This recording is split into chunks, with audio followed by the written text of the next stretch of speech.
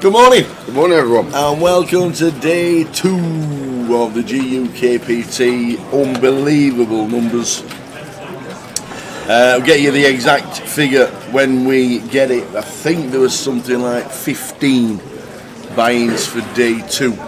We'll get you the exact figure of the runners, but it's well over 400. Right, Nick Marchinson's got a pint off me. Well done to Nick. He knew it was going to be mental. And that is the chip leader, and yesterday's chip leader was less than Thursday's, which I was very surprised at, very surprised. Jack Hardcastle was chip leader last night, Gary Miller was chip leader on Thursday, Martin Chan, we saw Robbie Bull on our feature table, Anthony Gardner going along nicely. So we are just about to start day 2. We'll get the prize pool when it's available, usually the first session, so sometime before 2 of the clock is when we will get the prize pool pretty much cemented for you when the guys over there send it to us. You ready for it, Jay? Yeah, ready, set to go. We've got a good feature table to start, so looking forward to it. Money day as well, another giveaway for you guys, so plenty going on today on Saturday. Ready? First hand. Let us do it. In the air. Morning, George. Run you through who we got on the featured table. And one's going to be Stephen Cahote, 2 Martin Chan, 3 Ron Wilkinson, 4 is Kellett, 5 Mitch Hynam, 6 Simon Zack, 7 Marcel Vonk, and in 9 is Anthony Sutcliffe. Is that Stephen Keogh from Liverpool? I don't know. If it is, he's good. Afternoon, everybody watching on social.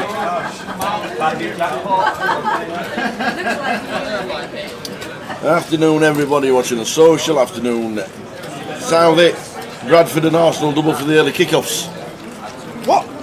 He's a Bradford City fan and he fancies Arsenal.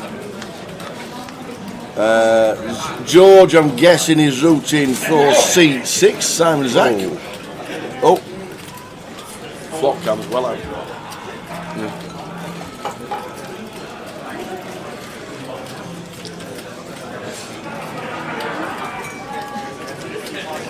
So we've actually just noticed.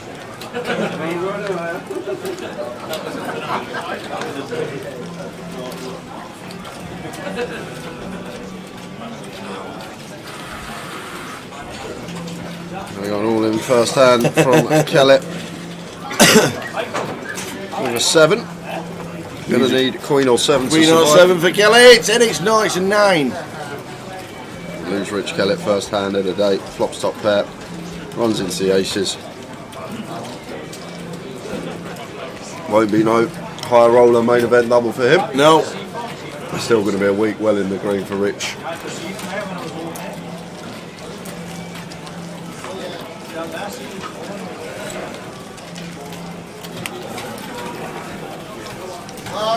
So before Martin Chan actually got here, Rich Kelly was eliminated.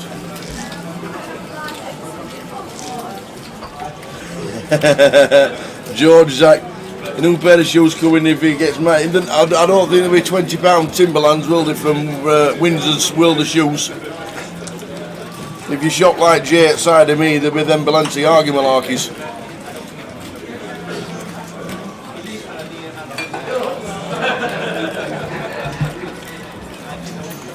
How many pairs of them have you got? Fair few. It's not like, to be honest, it's just not like Evander Marcos. I've got like wider feet than most, and like if I've got a pair of Air Maxes on, after like an hour and a half, like my feet work, like cramping with feet. Whereas with the Ballys, I like the most comfortable shoe I've ever worn. My with feet the don't Ballys, with the Ballys. So that's all it is. I'm buying them for comfort, and I just wanted a few different colours. That's all, Tower. It's more for comfort than anything. It's probably the most comfortable shoe I've ever worn. Wendy says she was bringing in a smoothie, and she has. Thank you very much. It's delicious, by the way.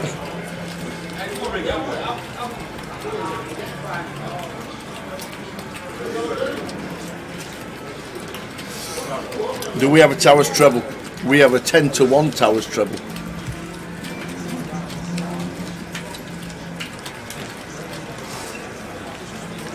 It'll be in the commands and everything at 1 o'clock. I've been in the lab all night.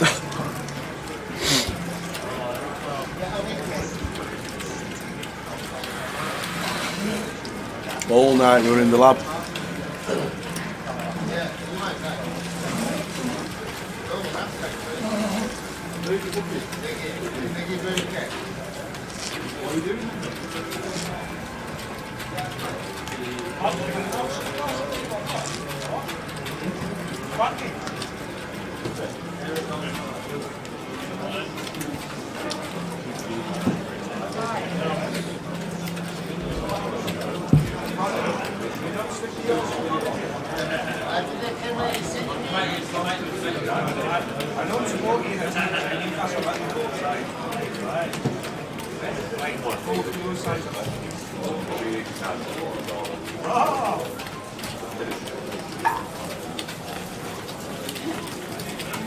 So the early stages of day 2, we'll be losing players from around the room at a rapid pace as always.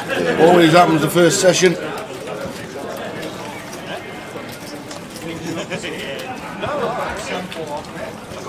Hiya Jonathan.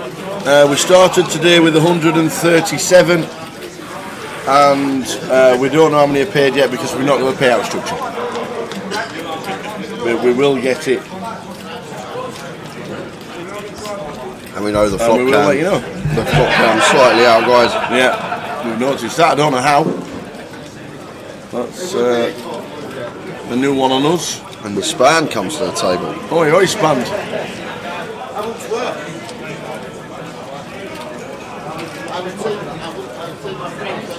So Rich Kelly wasn't the first out. Johnny Barker was. Johnny Anytoo.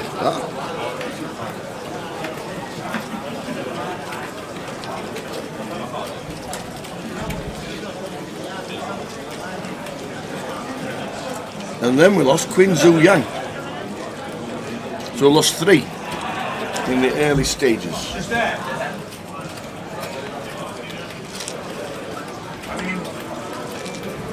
Towers treble will be with you at 1 o'clock. We'll command it. We'll do all sorts with it.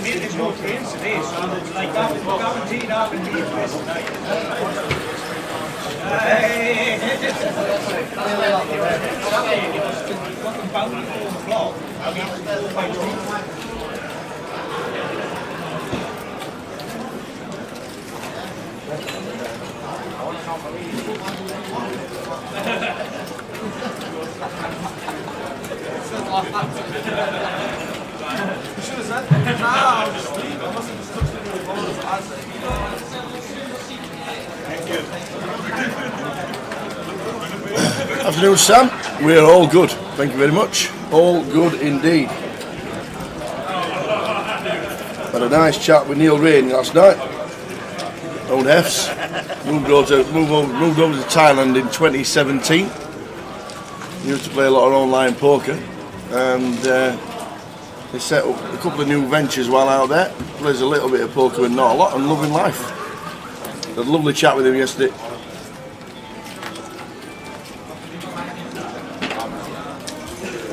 And now we're set for the day. Here for day 2.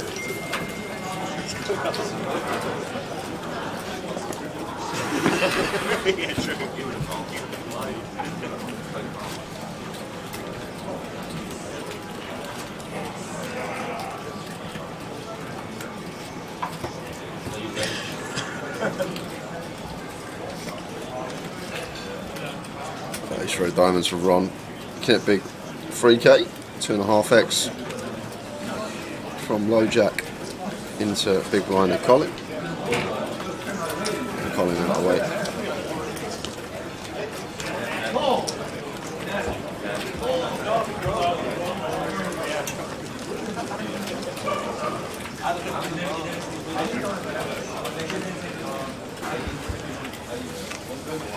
Might be around for the seniors tomorrow. Nice one, Sam. Be good to catch up. Usually quite popular, the seniors. Get between 80 and 100 runs.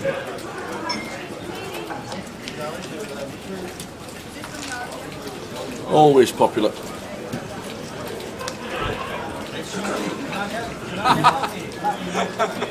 David Ledden and our very own favourite DA eliminated on the outer tables in the early set. I think Abdul's was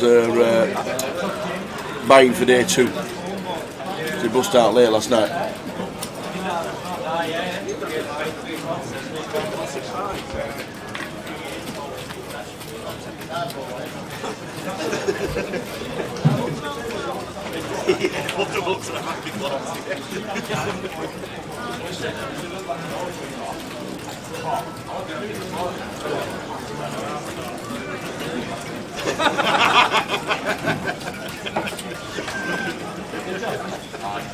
Martin has just sat down, looked at, pitched his cards under his stack, couldn't find the cards.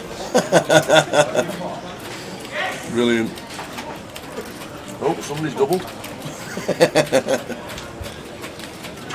Have you ever fist pumped to the table? I don't think I have. I didn't think you'd be the kind of guy that ever would. I don't think I can tell. Get it quietly.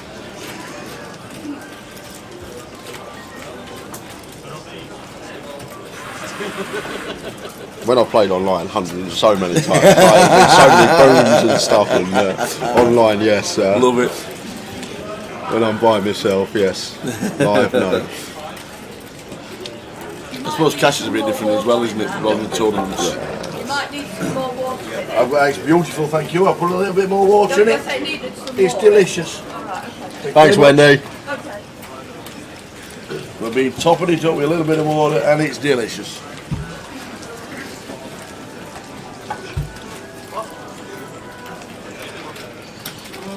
Would you like a smoothie? Yes, please. And 2 came. Fabulous.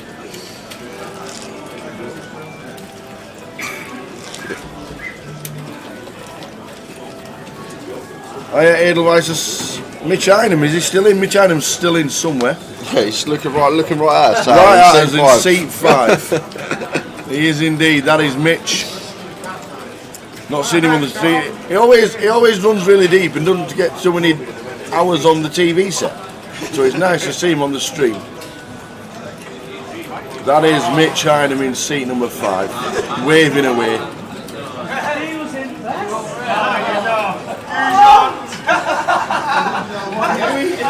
And a decent stack as well as Mitch.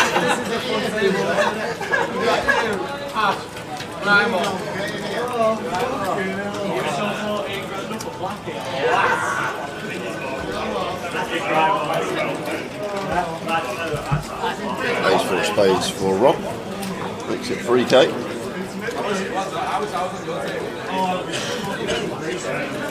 Yes, please. Did I get 10? Yeah.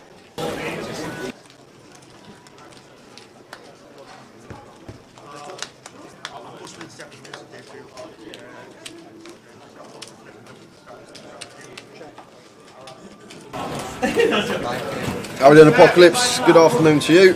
Oh, Tim, I'll be dreaming about this silly song in the background. I don't even know where it's based in the casino. Is it downstairs? What? This noise? No, it's just round the corner there to the Oh, right.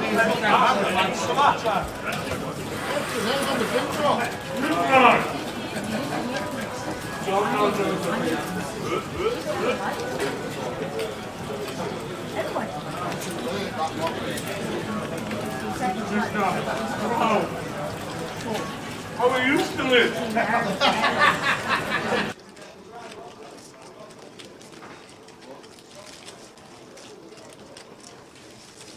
Morning, guys. Morning. Nice of you to show up.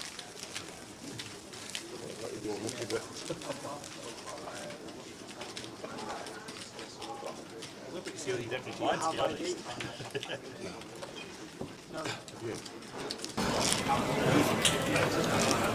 We don't know yet, Harry. When we find out, we will let you know how many are paid. Yeah. Prize pool's usually released when we come back after Yeah, the first break. first session normally. If it's not first session, it's, as Jay's just said, straight after the first break. Yeah, you can update us on the Spurs game, please, Apocalypse. Thank you very much. Who are they playing? Yeah. Oh, you said yesterday, wasn't it? Arsenal.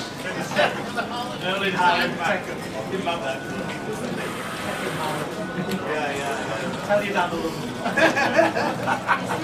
I know. You gotta fucking see that.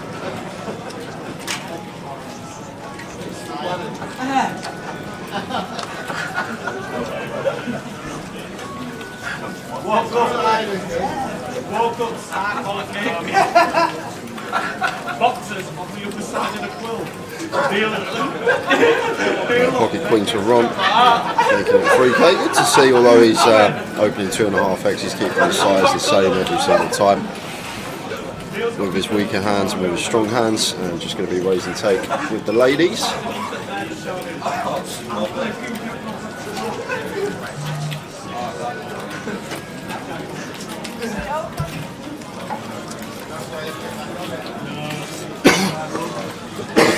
I wrote that grab one this cup.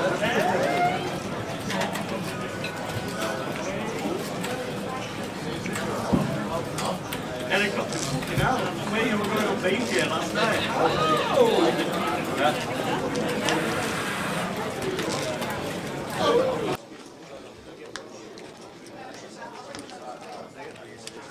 That's it. Fucking husband, you know, on this day. I don't know. So early stages, not as frantic as normal, but Anthony Miles has bust out. Andre Sadowski has bust out.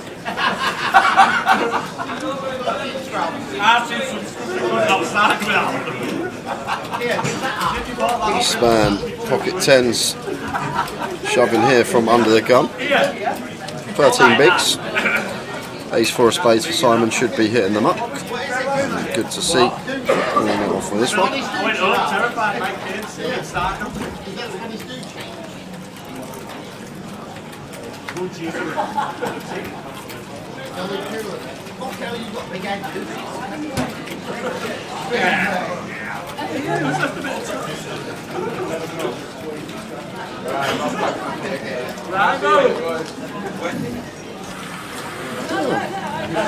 Cool. Not by Anthony, by Stephen with the ace queen.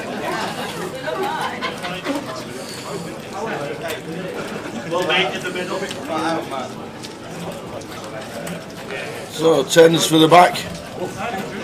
The Spand has got the tens. Stephen has got ace queen. Very standard. Who flips best?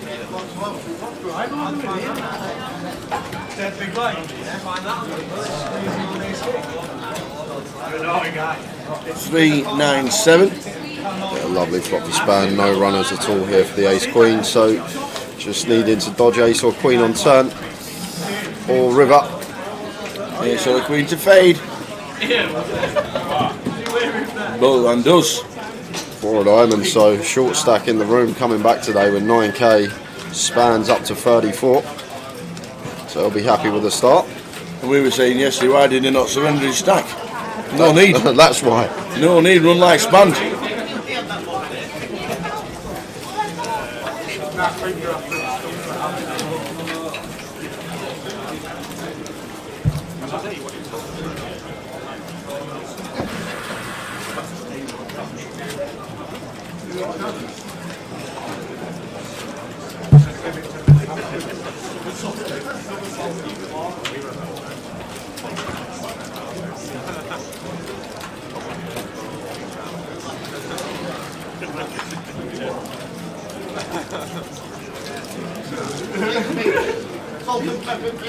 Here's the rest of Leeds.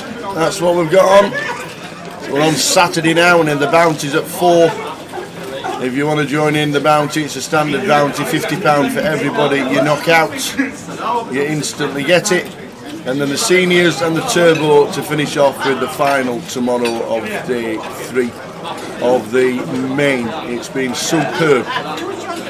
What a, honestly, it's been a superb event. Over 400 runners.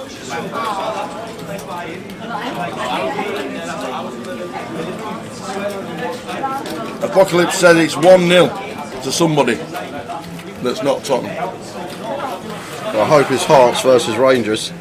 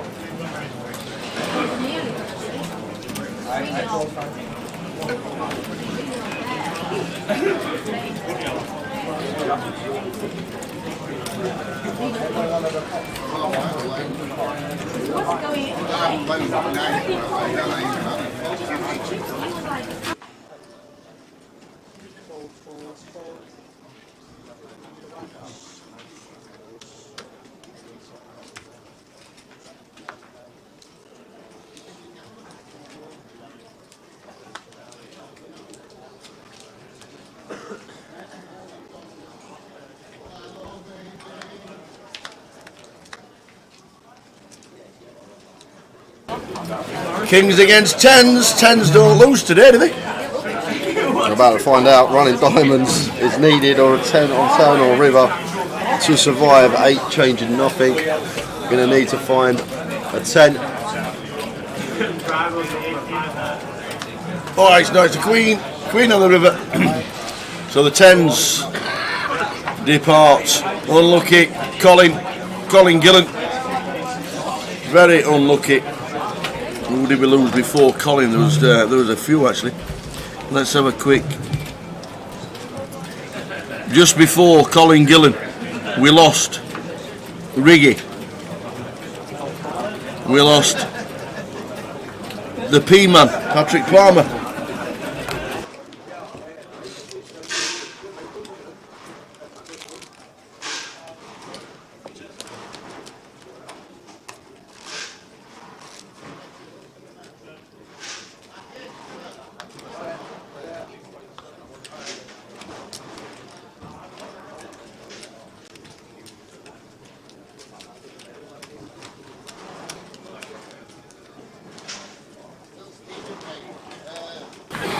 So we lost the P-man.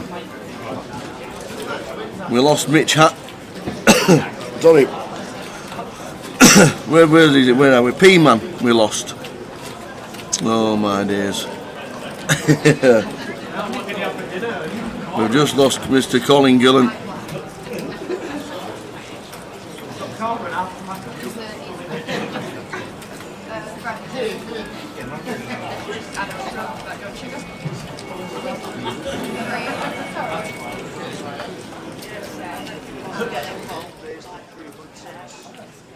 Yeah, good game. Always good to see him as well. He's such a nice fella.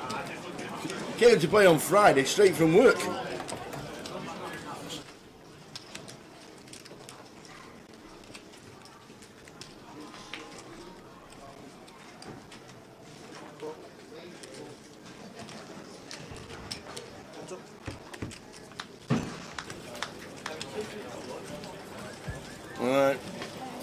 we go. King 9 ace. The flop cam does get fixed. It's sort of being fixed by PK. He is the top man.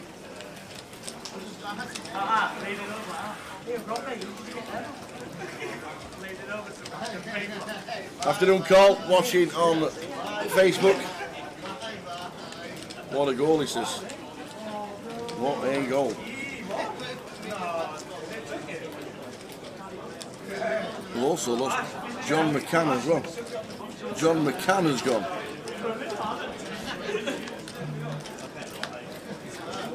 King 9 ace 10. So Span raising the jacks to 3x. Mitch calling with an ace in the big line. Continuing on the ace king high board.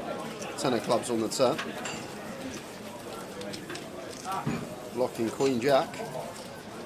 I think if we're not checking here and we are barreling the span, we're going to have to set up the free barrel with this particular holding, being the opener pre-flop, knowing that Mitch is going to set us in with some stronger hands as well. He's not going to have ace king, he's not going to have nines, even ace nines not going to be in there for Mitch. So on this board, Mitch is just going to be capped at one pair a lot of the time, and blocking queen jack here from Span. Really like this if we are firing river as well. Some of the time Mitch will rock up with a hand like 10-9 off, maybe king 9 or king 10, but more often than not he's just always going to have these one pair holdings, and king of clubs on the river, so may make Span slam the anchors on here, but does have the jack of clubs blocking the flush, blocking the straight with 2 jacks in his hand, but does elect to check. And Mitch with the ace of clubs probably going to do the same. Hard to get called from worse. Chopping with other ace x. Span shows the jacks. Mitch shows the ace 4. Would have liked to see a brick river there, see if that was the plan from Span. I think we only should be firing turn if we are lining up the free barrel on most rivers, but that king may be one that we're less inclined to go for it on, as Mitch will have some king x that call twice. Morning, chip leader on our tail 162. Ron 145. Simon 108.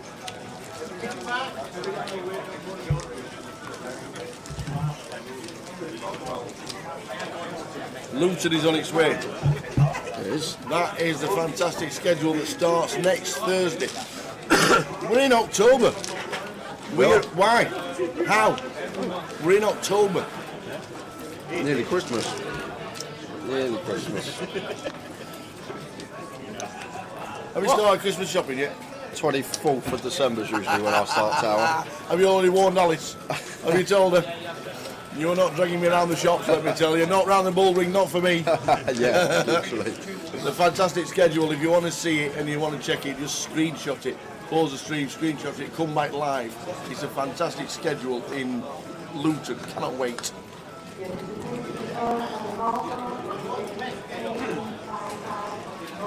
Towers Treble will be coming out at 1 o'clock. Yes. Only a few minutes. Yes.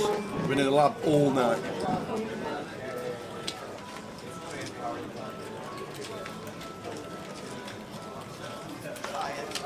Those 5 hearts for Stephen, making it 2.5 on +2. And Mitch in the small blind. Lets it go.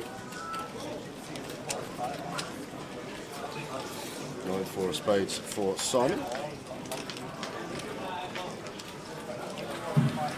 Fold as well.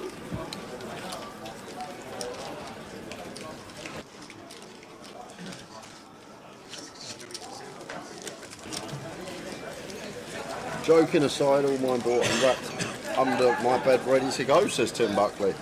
How'd you do it, Tim? How? My mum's the same. She'll probably have all the Christmas shopping done already and everything ready for the kids. And some people just like to get everything done early, ready for Christmas. Problem now, because of marketing and everything like that, it's just rammed down your throat from August. It really is. But to be fair, I even think that this year TV might slow down a little bit because of obviously the cost of living crisis is affecting everybody in the country. You never know, you might not ram it down your throat as much this year, but we shall see.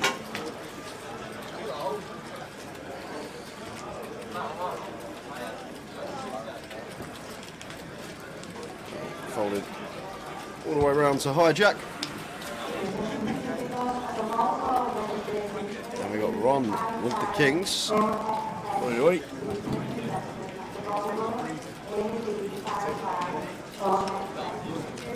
Ron's already picked up some hands at Queen's last orbit. Slam down the way. Mitch with the Queen 10 of diamonds. In for a call on the button. Fine from Mitch, this deep. Use the pill, the suited Queen 10 and go post with position on the opener. Heads up to the flop. Queen 10. What a flop for Mitch. Oh my word. They are deep as well, Tower. What a flop for Mitch. This is going to get interesting.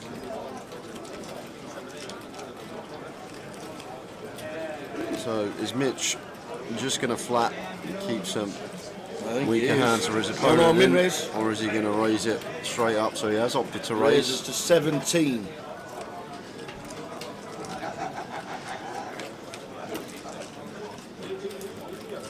Oh, a snap all in and a snap call. Mitch, it turns over the Queen. This is 10.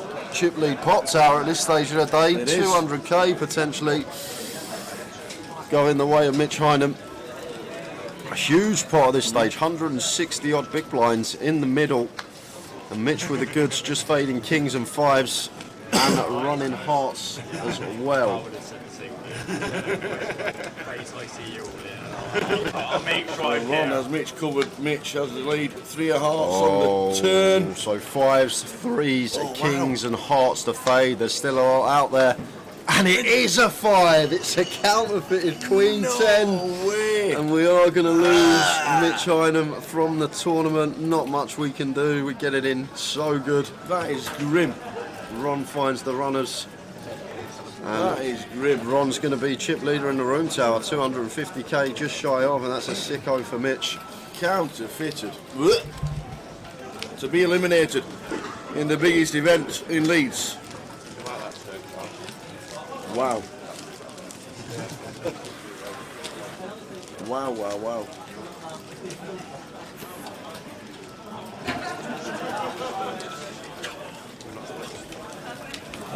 So we lost Mitch, we lost Marianne Dumitrach, we lost Phil Clark, we lost Mark Poole, we lost Mike Allen, we lost Guillaume Soumier and John McCann. And plenty of good news coming from the chat. What's happening? 1-1. 1-1. That's what we like. it one's either. It's just a dead Time two. penalty. How's me 3-2 looking? How's me 3-2 double looking? Yeah, that's a dead one. Oh yeah. What about the 3-2 now? Yes. Unlucky Mitch. Unlucky. Yeah. And the P-man has gone as well. Mitch on the feature table. That's the roughest of times, Tower. Yeah, it does indeed. Every Always time comes he's back. on it, it's just something happens.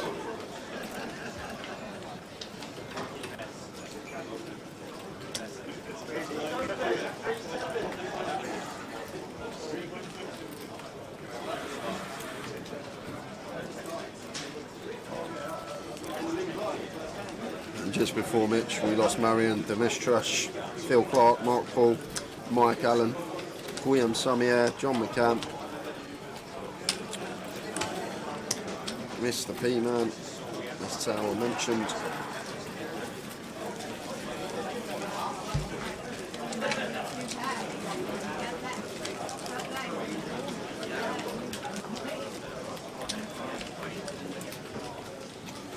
I'm not sure yet, Chris. I reckon probably going to be around 45 paid.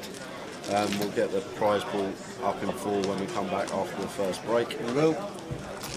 And then straight after this hand, we'll get a command in there and we'll do Towers treble. Straight after this hand. I think Mick's watching, so he'll probably be on the commands for me. So whatever. Give me an easy job. So whether you want to laugh or cry, you've got 2 hours to decide. We've got a 10-1 championship treble.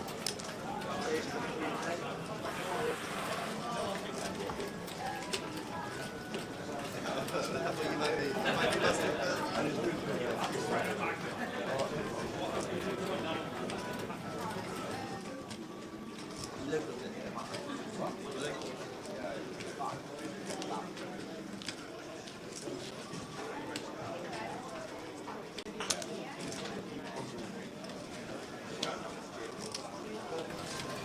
straight after this hand, we have a 10-1 Towers treble.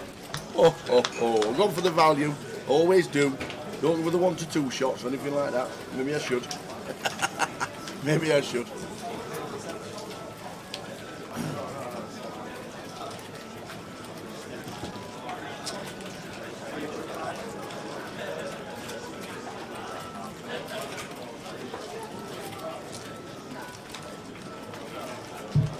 So this is it. I'm ready. Are you ready? I've got it down. I'm ready.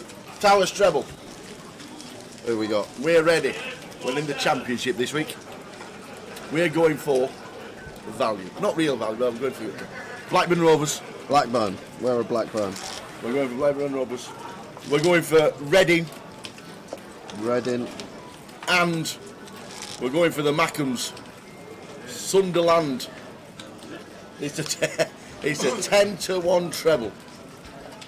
Get on it. 11-1 treble. 11-1 treble. Championship special. Blackburn Rovers. Reading. Sunderland. 11-1 treble. Get on, ladies and gentlemen. Towers treble is on. Right, we're on. We are on.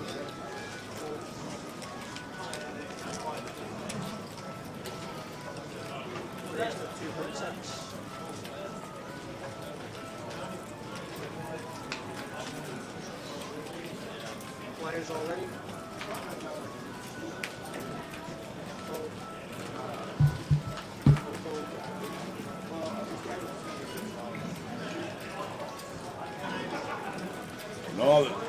No, Apocalypse. It was done last night. I could have given it you before the stream finished last night. No, I couldn't. I were in the lab all night.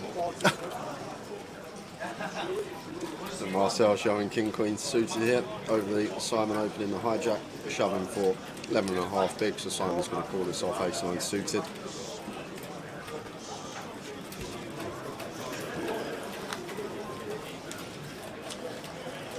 Oh my lord. Ace-9 against King Queen. The suits are covered. Yeah, the flop can be sorted in the next 5 minutes, I reckon, guys. Absolutely. Someone's just knocked it, and we obviously only see it on the half-hour delay. Ah, Simon. George is rooted for an ace or running clubs. Oh man.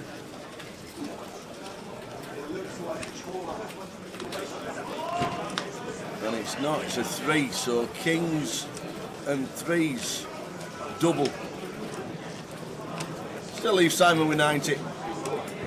We're still leaving Simon with 90. You didn't see the clubs, did you? Afternoon, Chef Brad. How are we doing, Brad? Afternoon, brothers.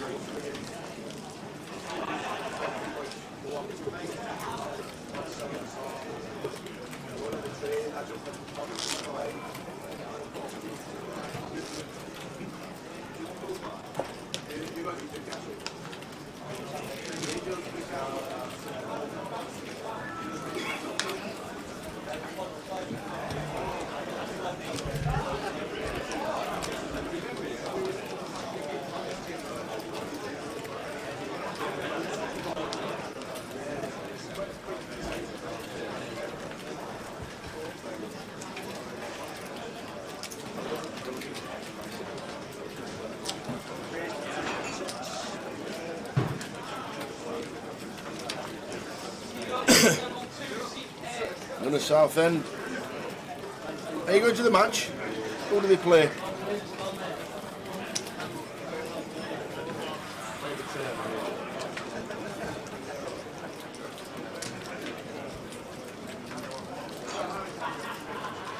I also like Sheffield Wednesday away from home, but they were odds on, and I didn't think an away team should be odds on.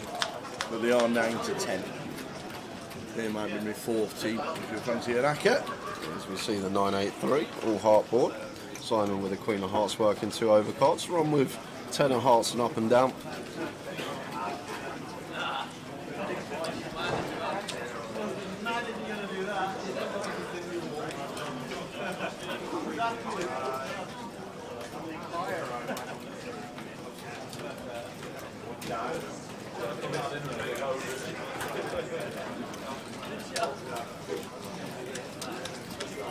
Ron going to check call.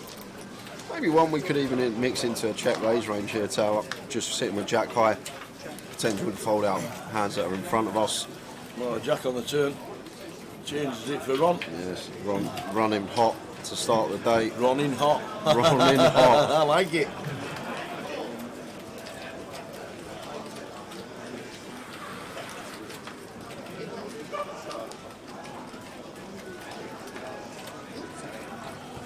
And Simon double barrel him after picking up the gut shot to go with his flush draw and overcards.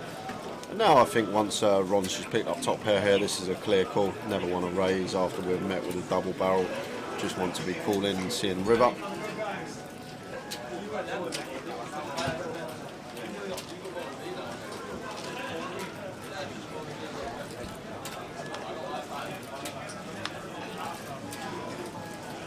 Which is the Jack of clubs. So lovely this for Ron. Great run out, and looks like Simon's going to go for it and just moves all in. Tower. Wow! Oh my word! What's the pressure on? Pressure? What's the pressure on? This is 260%. This is over 2.5x pot. This is, I guess we've blocked Queen 10, I guess we've got removal to some hearts, but this is a crazy jam, Tower. For heaps and heaps of chips. 2.5x pot jam from Simon, and Ron sitting there with trips with the 10 of hearts. Really good card to have. And I think this is probably our best bluff catcher. Jack 10 with the 10 of hearts specifically. Well, I thought he was just moving straight over the line, then he wasn't. Still counting. He's got a time bank used.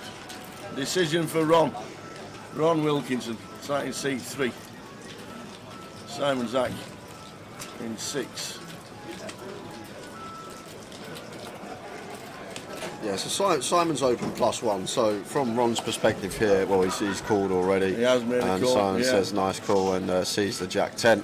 And we are going to lose Simon. Look at Ron's stack tower up to 340k. Yeah. And Simon just going for a lot. 2.5x pot on the river. And Ron takes some time and does come to the correct decision.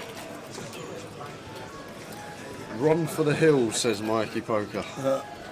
Unlucky Simon. George, you were going to Windsor's World of Shoes for them new ones.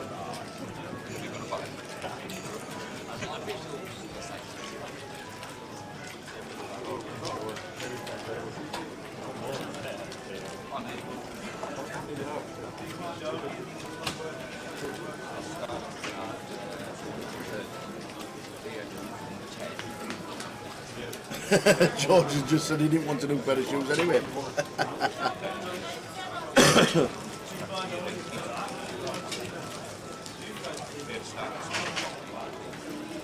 Good to see Simon back at the tables, and he said, as he left, see you in Blackpool.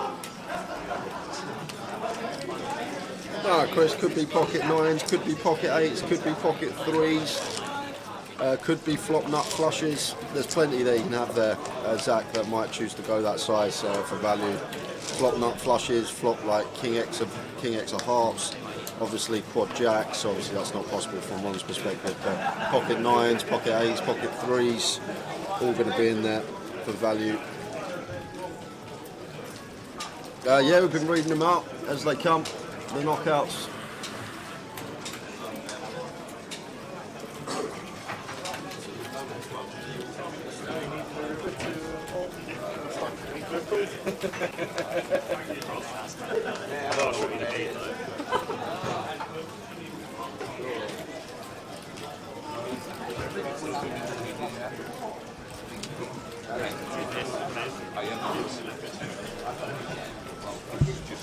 Then we lost Simon Zach. We lost William Kang. Oliver White's gone. Colin Gillen, Riggy, and the P-Man.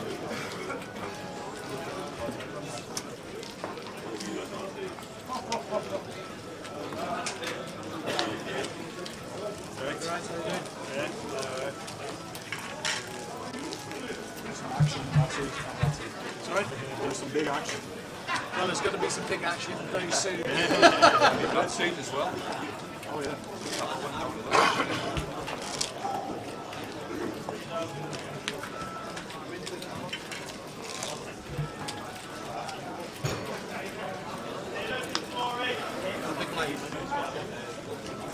Those tough cards are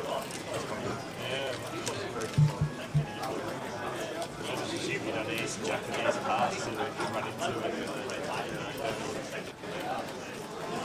Big jab on one.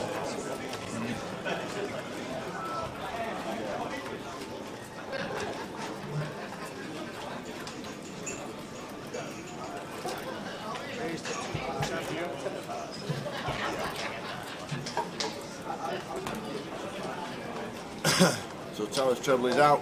Blackburn, Reading and Sunderland, a championship treble. 11-1.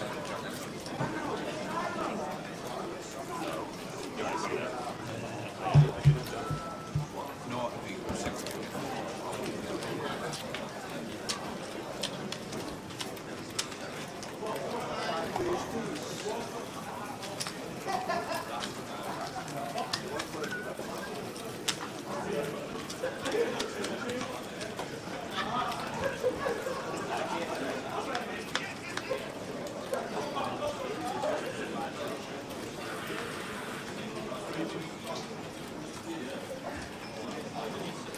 Here's 10 for Anthony. Marcel at the table as Charles Eel comes to the table.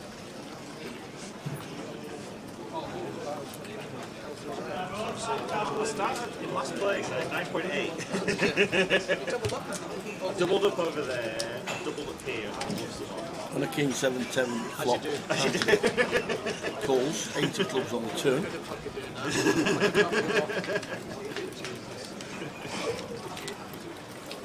We've just got the Murph involved. Good start for Murph, it looks like. Yeah. Was one of the biggest stacks yesterday.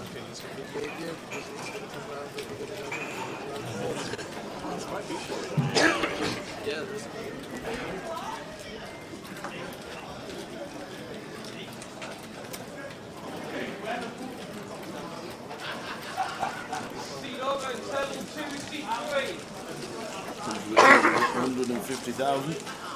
Andy Taylor.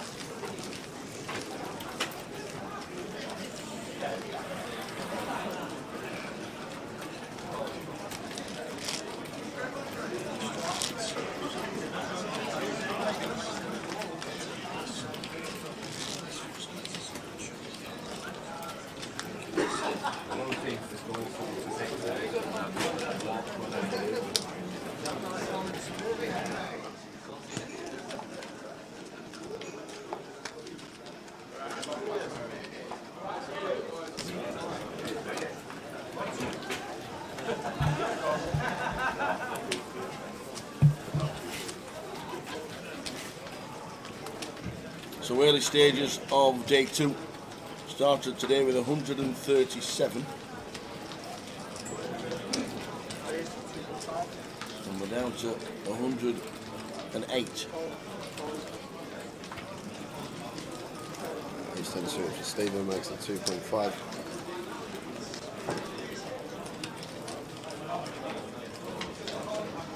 Marcel in the big line. Defending the deuces as he should be.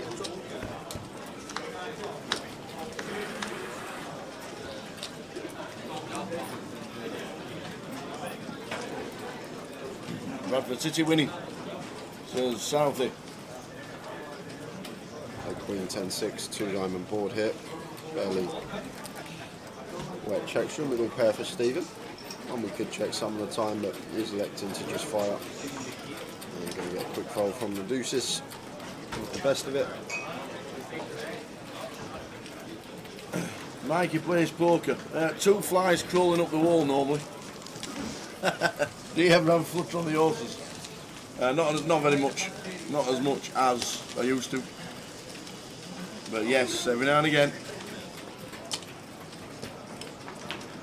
Back in the day. I'm glad we don't have towers tip every day on the horses. Yeah.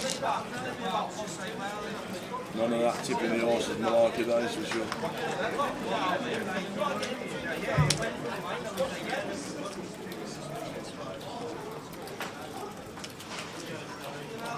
You don't very often see many teams away from home at 1 to 2, do you? Bradford City were today.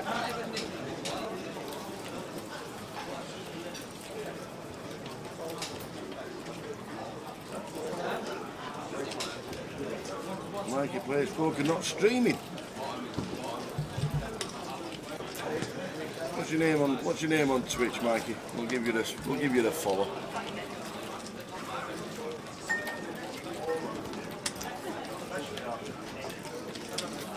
What's your name on Twitch? Might be Mikey Plays Poker. No, alright, I didn't know if you streamed under a different name. Do you not do that? Can you not do that? I didn't know if you could stream under a different name.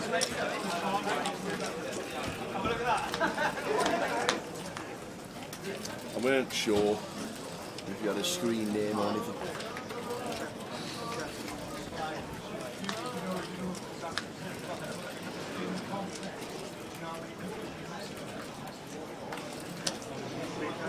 Here's 10 from Earth. Comes to the table with 150,000. Second in the high roller this week.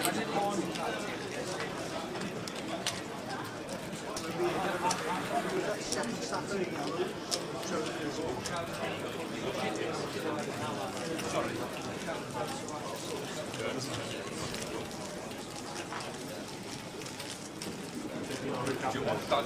Two yellows. I actually only noticed one big stack of yellows, so that's a good job if I did that out.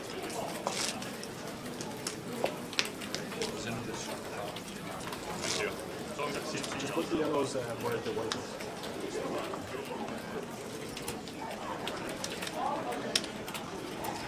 It takes that one.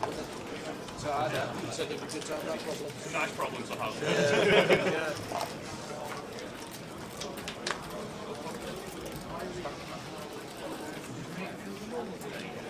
Mitch got it in for a 200k pot, Luke, on Queen 10-5 with Queen 10 against Kings, and they come 5 on the river to counterfeit him. So got it in first half hour of the day for a 200k pot with goods top 2 versus overpair, and coming 5 on the river to counterfeit Mitch Hynam. So Mitch is out of here.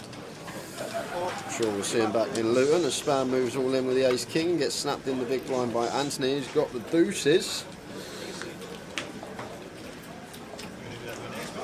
Who flips best? Flipping flips best. Ace king for Span. Okay, there might not be an ace. Two shorties. Pure 50. Might be 3-2 suited, okay.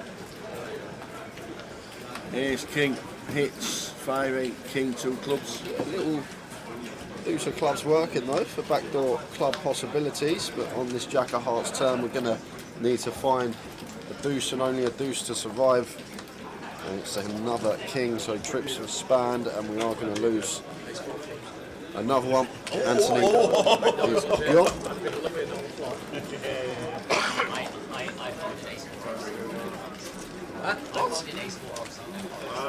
So Span moves up to 27.7. And before Anthony lost Jamie Nixon from an outer table. Sargent Kula, Justin Sui, Callegro Morial, Carl Hogg is gone. Now,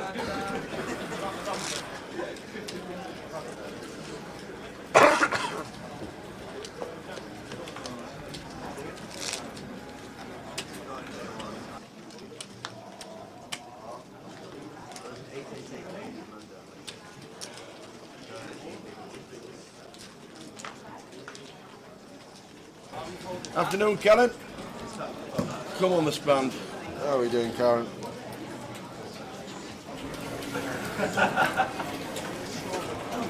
Hope you're well.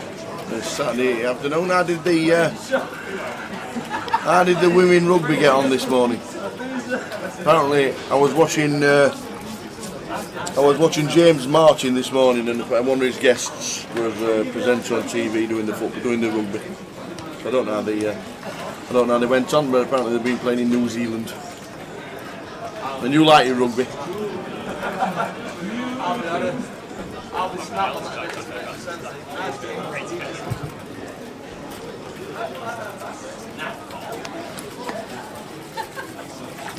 Afternoon, John. Watching on Facebook. I hope you are well. And Charles here, just open ripping tower for 20 big blinds, just sub. A little bit too many to be open ripping this hand. Nerf calls. So much better to just open, give it a little min click, coming for a still, but we're now getting looked up by Murph with the 8s. Yeah. And Charles still in okay shape, flipping here.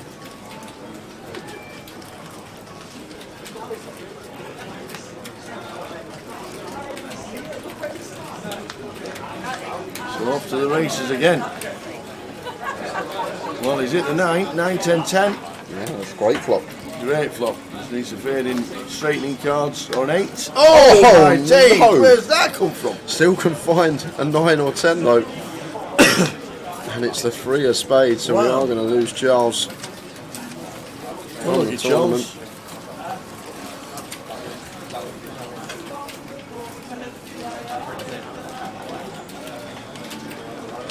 And at the same time, busting on table 2, we lost Middy. Tom Middleton Oh man.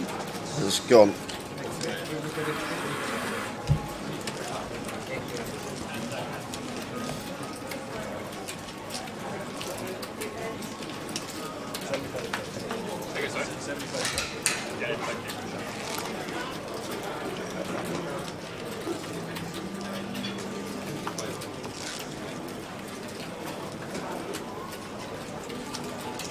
Well, the first hour is nearly over and we're 37 players down.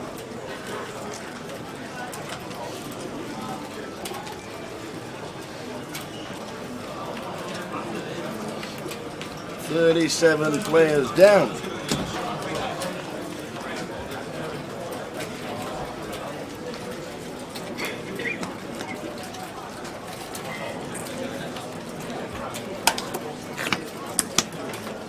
Pocket jacks for Andrew. Raises to 2.5 in the cut-off.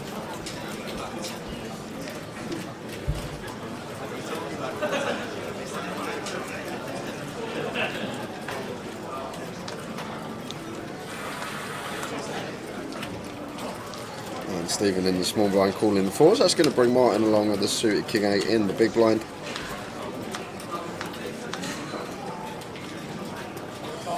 7, 8, 3. Smidge of action. Got top pair versus an over pair. So Murph going to continue and should be going heads up to the turn. Good fold from Stephen. And Martin's just got an easy call here with a King 8 versus cut off as well. We can even mix some raises in with these type of top pairs. The stronger top pairs versus cut off open. Can still get value from worse for sure. 2 of clubs on the turn. And flush completing. So Murph taking a freebie as he should be once the clubs complete versus big blind range, who's going to have a lot more club combinations in the defend range. But now Martin river in trip 8s, and it's going to be value betting this, it looks like. And Murph with the quick call, and going to see the bad news that he's up against the 8. Unfortunate for him. Well, losing a few, but not too many. They're still on 163. Martin up to 180. Martin Chan.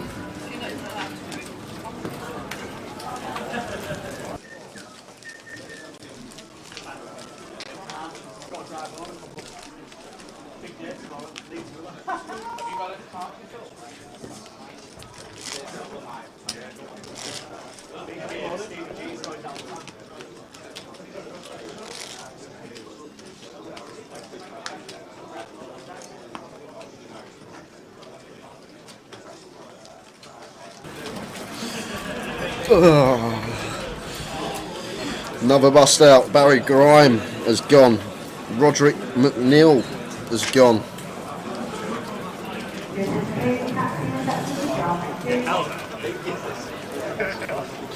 Yeah, look at this. These two sat next to each other. Aye, aye. Rigged.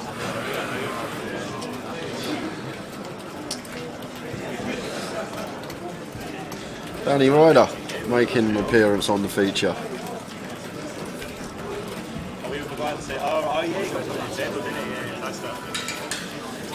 Yes, Wayneo. Jack was chip leader yesterday. Hardcastle bagged up the chip lead in Leeds. Former champion bagging up the chip lead. Won this event last year.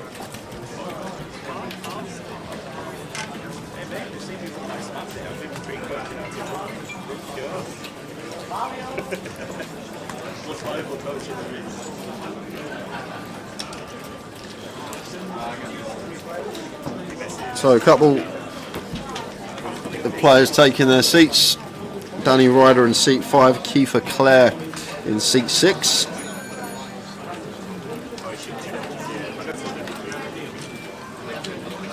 No, Mike Allen busted early on today, Danny. Fairly early on in the day. Blinds going up after this hand, guys. Move us into level 2.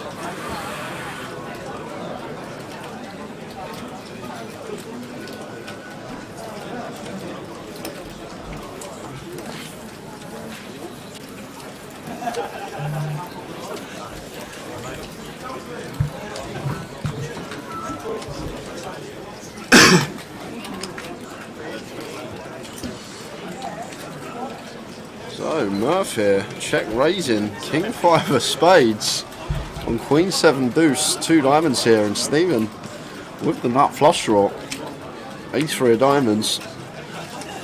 Going to be continuing, probably in the form of a call here.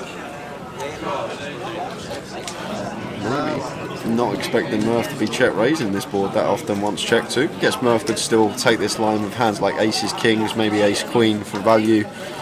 7 of spades on the turn. Not changing anything here. Ace high, Stephen still best. And probably going to take a free one here. Murph's a fairly tricky customer. And like say for example, we did go for like a 2/3 size in here and Murph shoved this just awful for us. So I think Stephen might elect to take a freebie some of the time with the ace 3 of diamonds here. Got to start thinking about Murph's check raise range. He can have some diamond draws himself, hands like king jack, jack 10 of diamonds in there, which obviously we want to keep in. Times to call them, the times it comes a diamond on the river. But looks like he is going to be firing here, Stephen, with the ace 3 suited, and a pretty quick fold from Murph. Is Mike Allen still in? Tell you. No, Mike's not in, answered that. Mike's out, is it?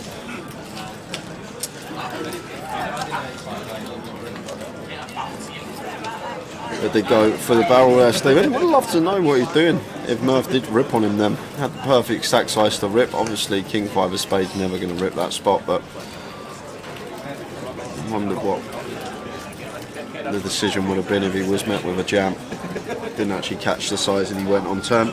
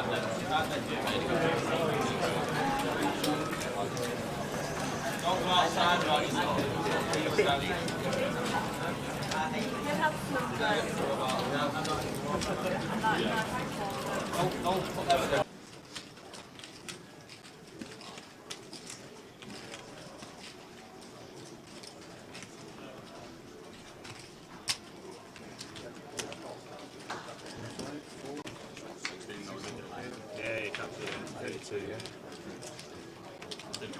I think it's 35. No, Ace King.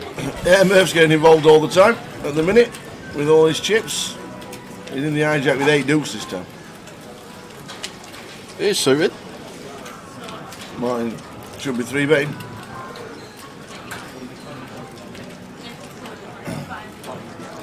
And he has done to 9.5.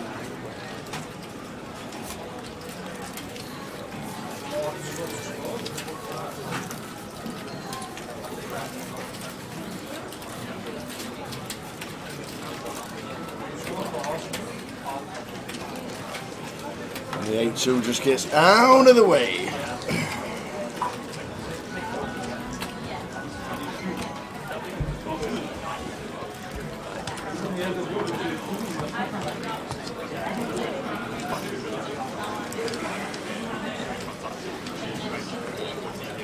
Couple more to tell you about. Dan Stancer and Dave Doherty both busting on table 5 at the same time. Oh my days. So someone over there might have a few chips in front of them, Tower.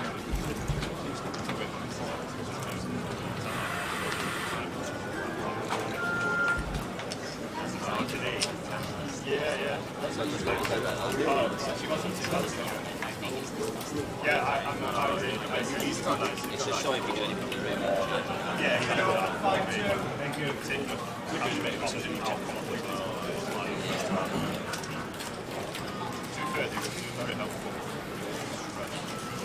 Suited ace for Andrew.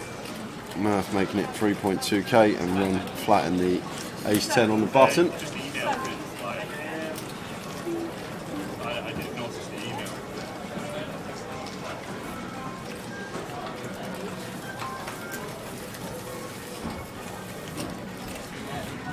King, King 2.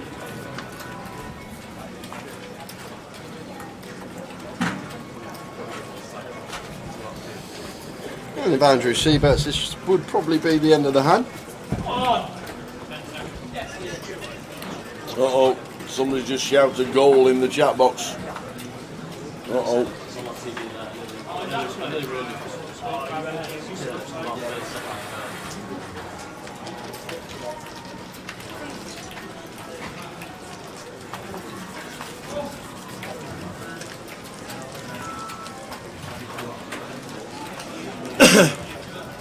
Lag all.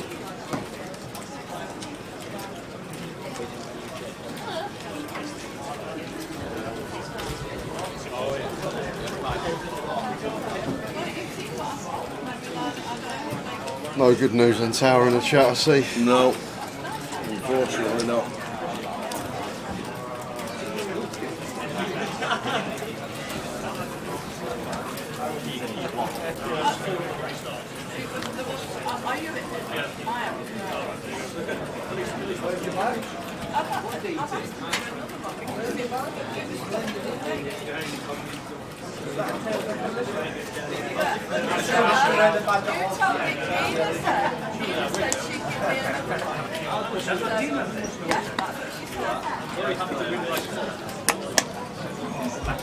Marcel King Queen suited raises to 3.5.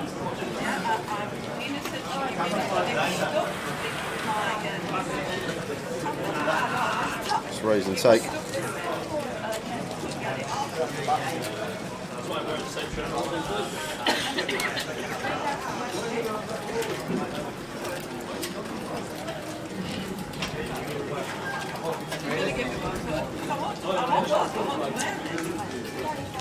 So we started the day with 137. What are we down to? 90? Oh, Just over 100. Just over 100.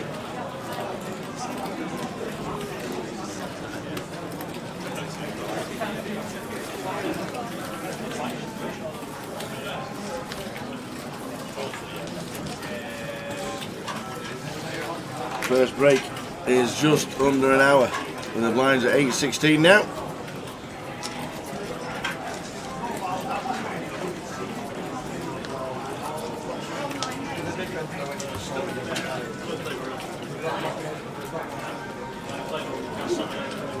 Kings for Ron.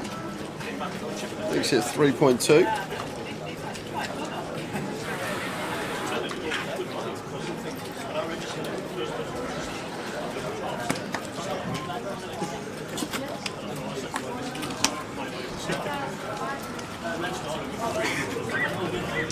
Afternoon, Bowbag. Hope you're alright. Not the best at the moment, Ballbag. No, he's watching watching the live. He's watching the chat saying it's 2-1 to Arsenal.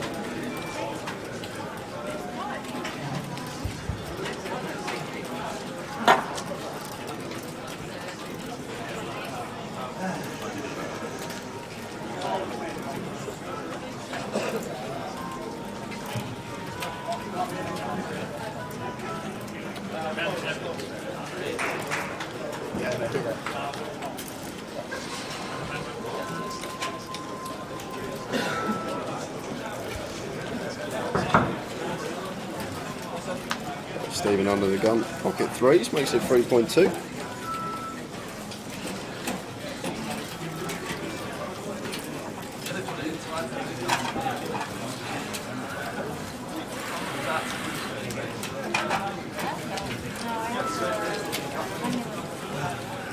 And Murph from the big blind, going to defend the king queen. I like the small raise under the gun. Ace King Queen is the worst flop you could see for pocket threes. He's still probably going to be continuing this one versus big blind range tower, fairly high frequency.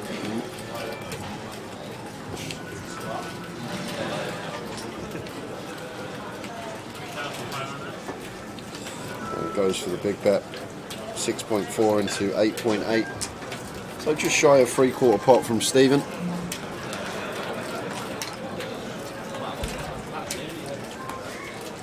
Seven of hearts on the turn. So this is where the decision's probably going to occur for us here as Stephen, whether we are just going to give up on this hand or whether we are going to start barreling this particular board, which is supposed to be so much better for us than our opponent, and he is going to go after it here, tower. It looks like near pot size on the turn. Is that 20k? Or is there, no, there's a couple of whites in there. Looks like 12, 16. So 3/4 pot, 3/4 pot is the sizing. 9 of clubs on the river. So it does bring in the flush, and Stephen with the 3 of clubs in his hand, I guess a slight block up, being that Murph is in the big blind and will probably peel any 2 suited cards versus a min click. He'll be probably well aware he's not going to have the best hand unless Murph has something like Jack X of hearts or 10 X of hearts, and Stephen does check and shows the pocket threes, and Murph's going to be good with the king queen.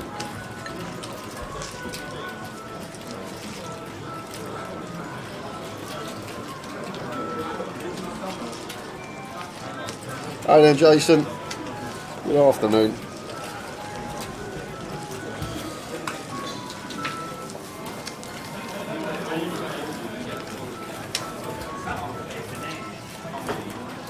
And even if Spurs do lose, guys, it's alright. I've got Towers treble to cheer me up. Yes. Champagne will be out later. Yes. Corking at 4:45.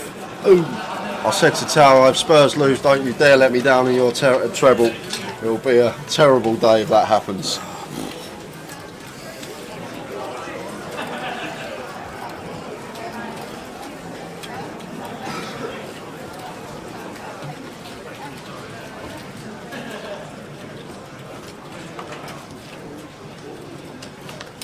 Yeah, if we lose. Well, we're losing now.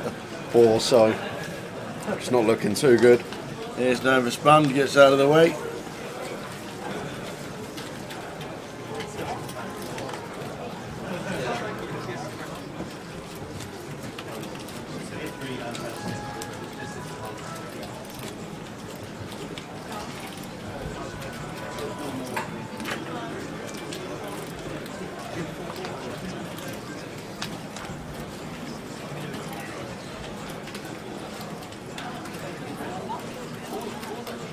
So blind on blind here, and Murph going to make it 5.5 to go. Nice big chunky sizing, out of position, just over 3.5x. And Stephen with king 8 shouldn't be going anywhere, and does call with position versus Murph. Flop time. 3 ace king. guess I could potentially see some chips going here, or do you expect Murph to be continuing on fairly high frequency and Stephen's just got an easy call with position? Can't be doing anything else as Stephen, never raising this spot, never folding, just always going to be a call. Facing this continue.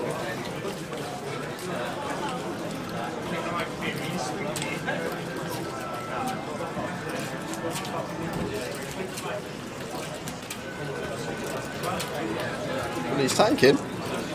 Just can never raise here. Like, look at the equity Andrew Murph's got here. Never. It's one of those situations where we're either well in front or well behind. So just want to be calling with our second pair. Maybe just tanking for a bit, making it look like doesn't have a clear-cut decision. Six of spades.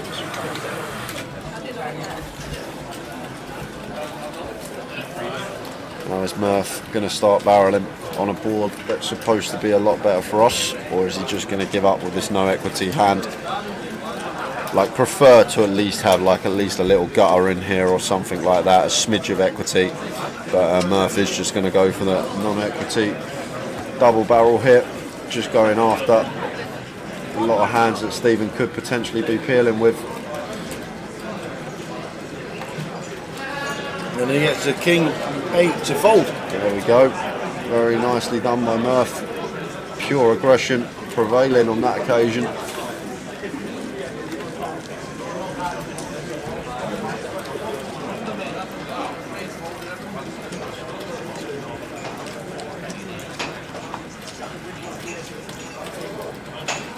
Yorkshire.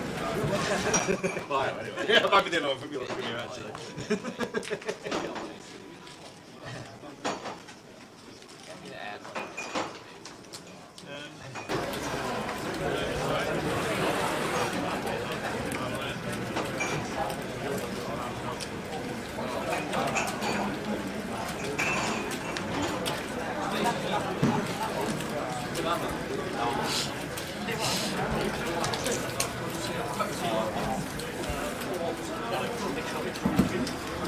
8-16 numbers dropped accordingly,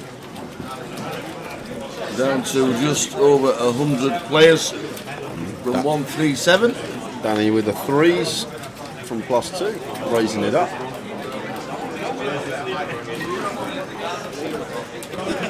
What new cap is it? Oh, show it up.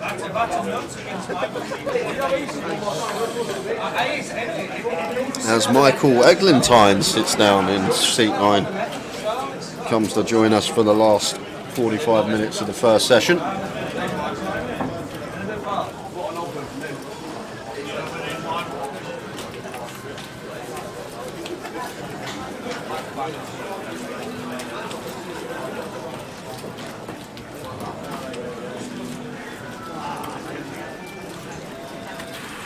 So tough spot here for Martin. I can't see the...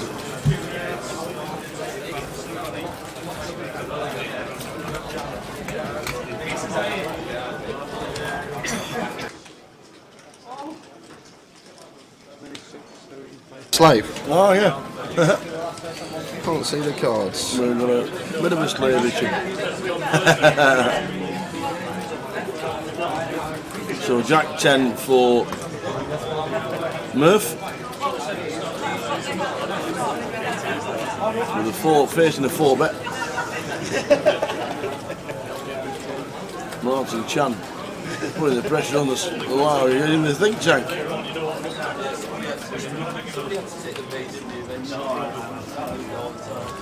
In the think tank, man.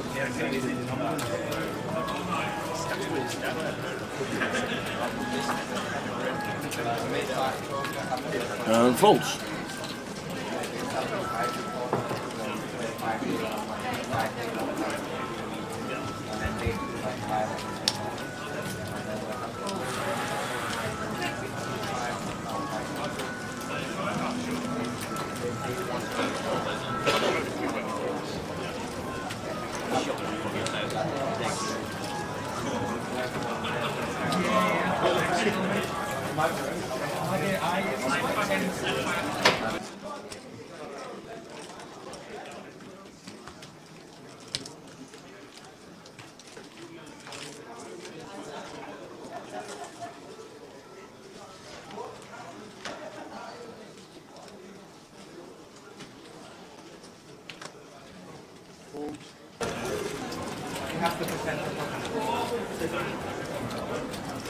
So 40 minutes away, as you can see on the left hand side, from the end of the first session. Numbers going down.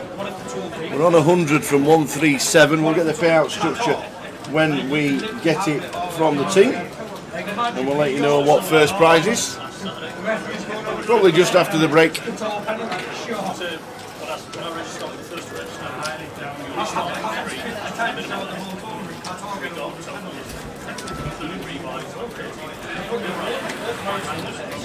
Red card for Spurs, down to 10 men. What's happened?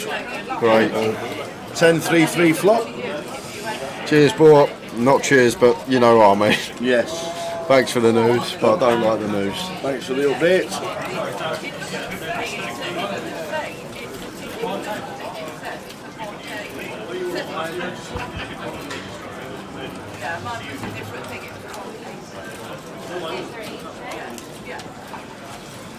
Updates on the Fruit Shoot Mafia. No, the pot washer spent his high roller earnings on a couple of bullets. Ewan's still in.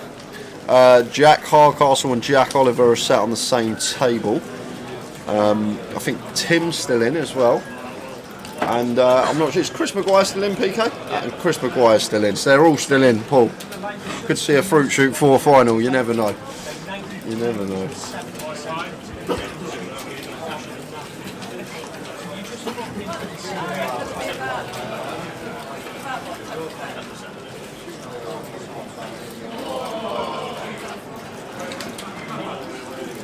No, Jamie busted very early on today. No, Jamie Nixon in the field.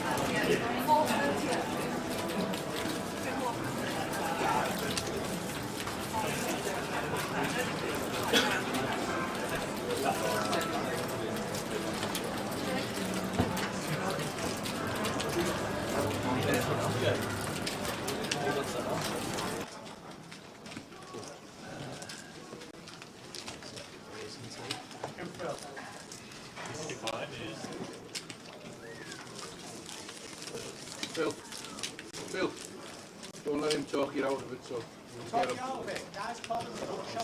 Oh, that's Phil all day. 20 games caught there, 5-2 off. River check full.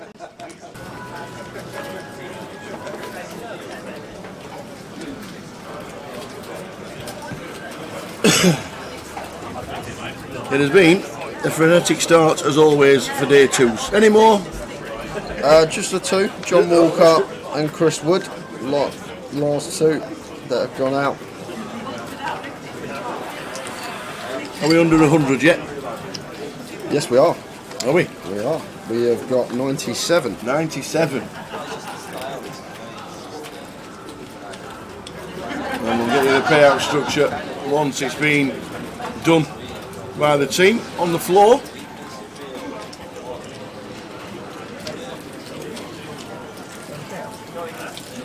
Oh yeah, he's 3 hearts for Andrew, just raising take, no action for him.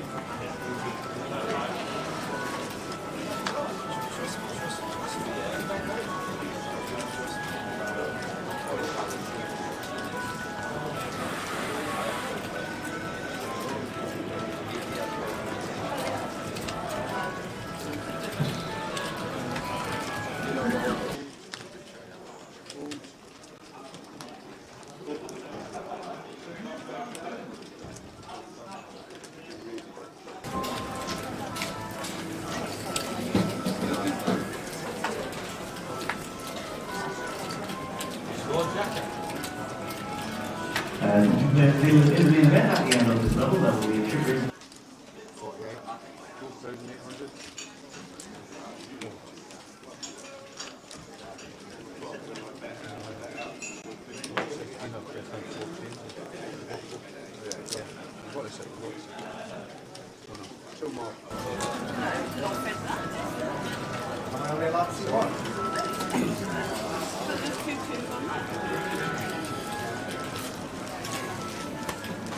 Starting at 4 o'clock today is the bounty, £170 in. Yeah, I agree, Mike. He plays poker. I said it last season. To be honest, he had a few good games to start the season, but didn't really have tough opponents. But saying he was Aurier's younger brother, Emerson Royal. That's what he's like. Just an accident waiting to happen. I think that's where we got one of our biggest problems right back at the moment.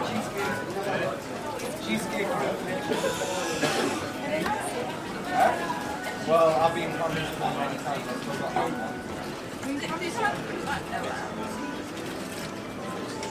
Stephen in C1. Raises 3.2 with the one gappers.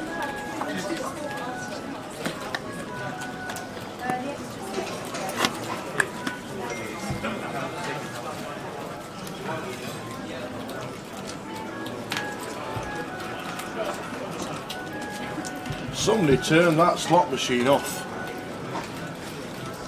God's sake, them slot machine noises are doing my head in. Surely there's a volume button where we can just turn it down.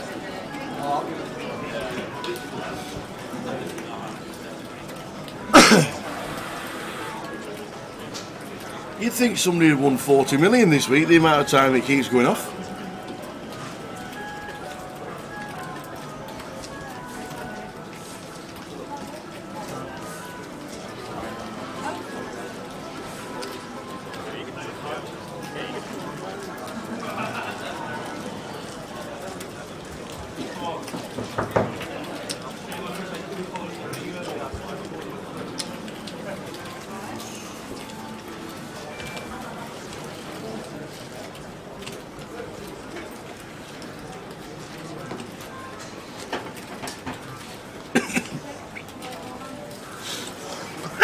Excuse me.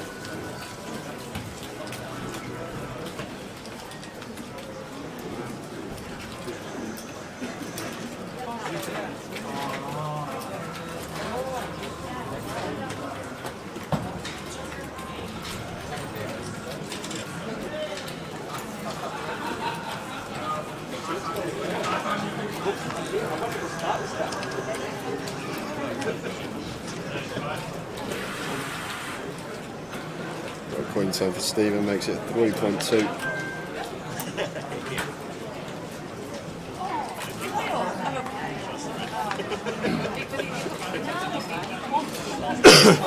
Keeper just letting the suited ace go on the button.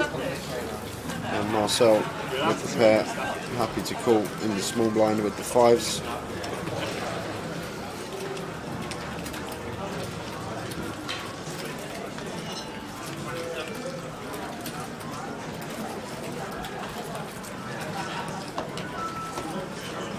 Ace, King, Jack, two spades. Don't get any better than that when you open the Queen 10. I'm not going to get any action here, Stephen. Flopping the nuts here. And just going to be bet fold fold.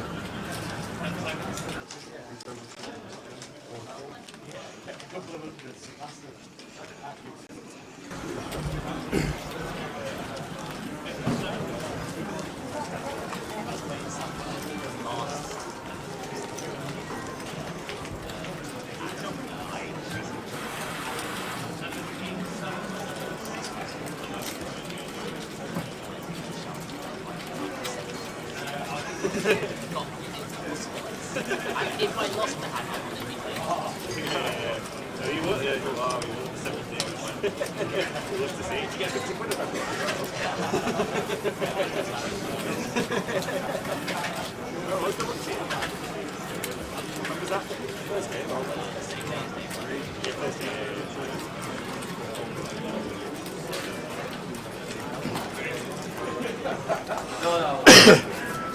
So Ron looks down at Ace King suited after initial raise from Stephen in C1 under the gun.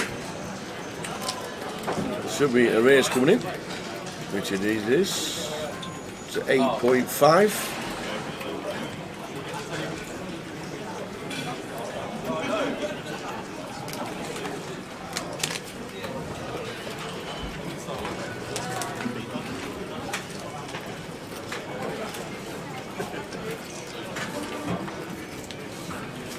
Back down to Stephen. Don't think he's calling with a king 9. Might do. He might just want to see a flop with king 9 suited.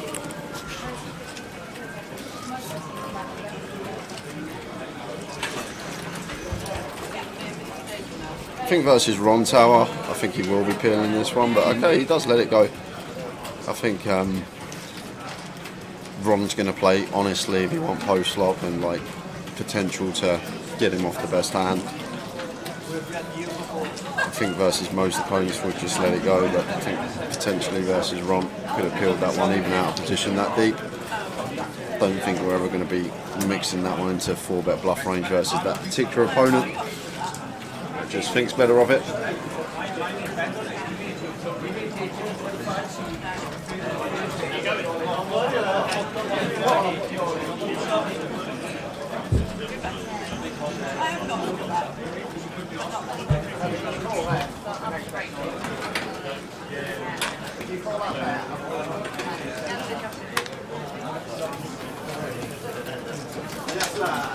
Players may well listen to sound in a 20-minute break. Once again, 20-minute break. We also bring you the winner relation. So please ensure you don't know what it is you want to do.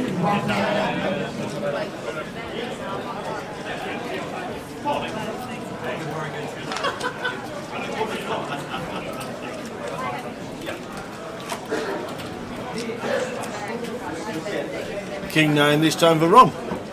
King 9 suited. And he raises to 3.2 again. This time he does get a call from Stephen. Stephen defending the big with 10-6.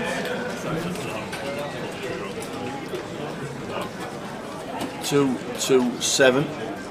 Flush draw for Ron. And that would probably be that. C-bet fold. Next hand.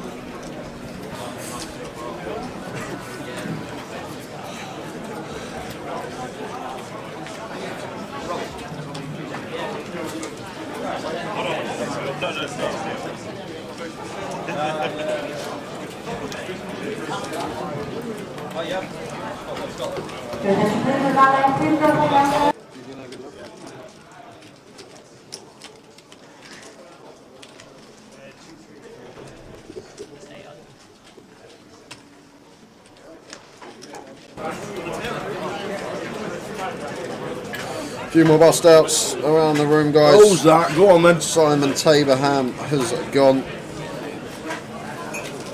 And a GDPR. So leaving us with 95. 95, 95, 95.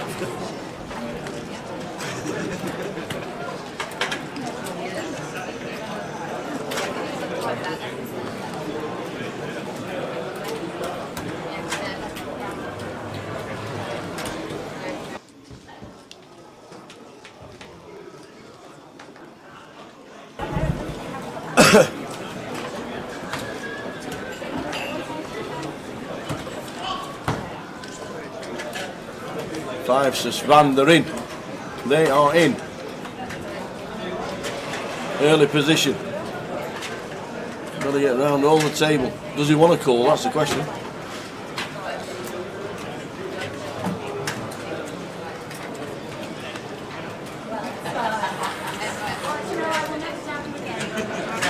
Gets it through.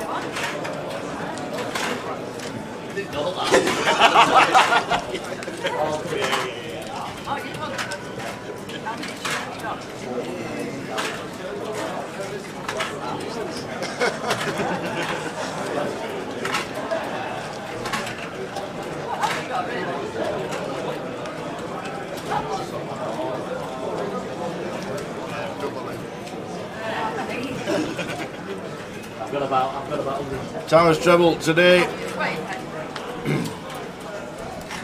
is Blackburn Rovers, Reading and Sunderland. 11-1 Championship Towers treble. I just realised your 3-2-3-2 double still on. Someone had a quid on it as well, didn't they? 800 odd to 1 or whatever it was.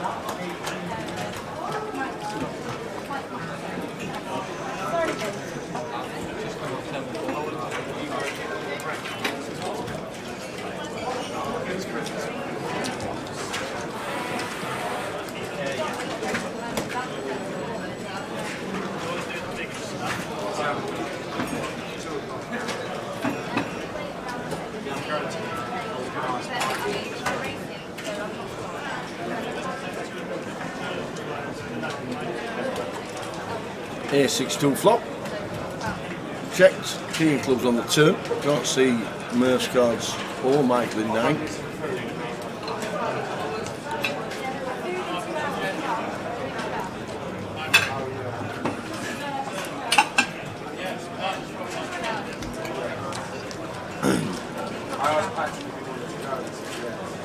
Bob says I can't back it because of Sunderland. Any other alternatives? Yeah, Sheffield Wednesday away at Port Vale.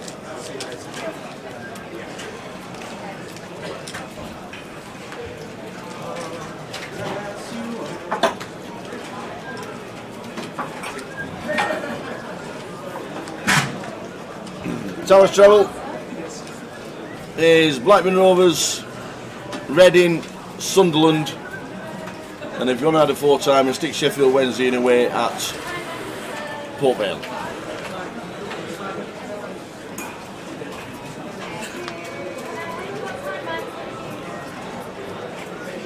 You say Sunderland's in the treble? Yes. They are. The one gappers again for Ron.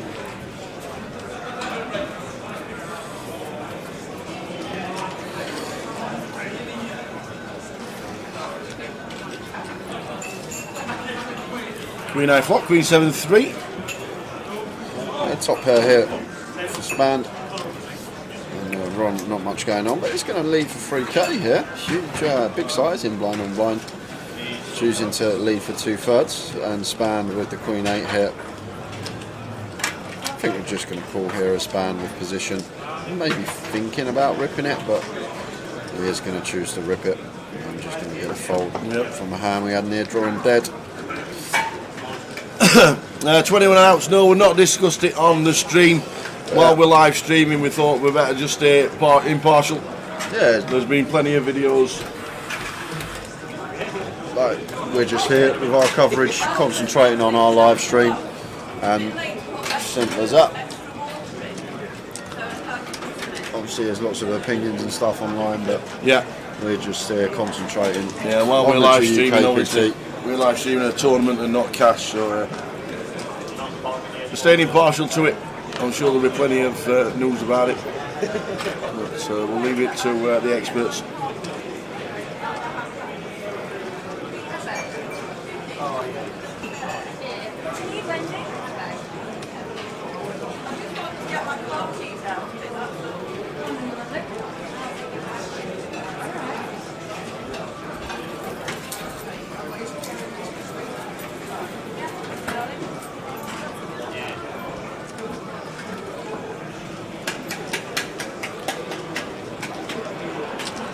Marcel's suited ace-5 from +1. Makes it 3.5. Stephen Peel in the 8-9 suited in the hijack, and Martin coming along too with the 10s in the cut-off.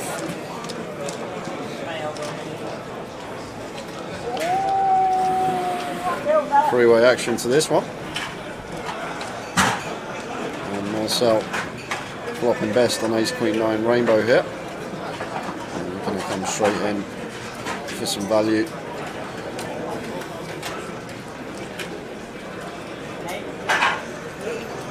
Stephen's out of the way with his bottom pair. And Martin might just let the 10s go as well here. And does.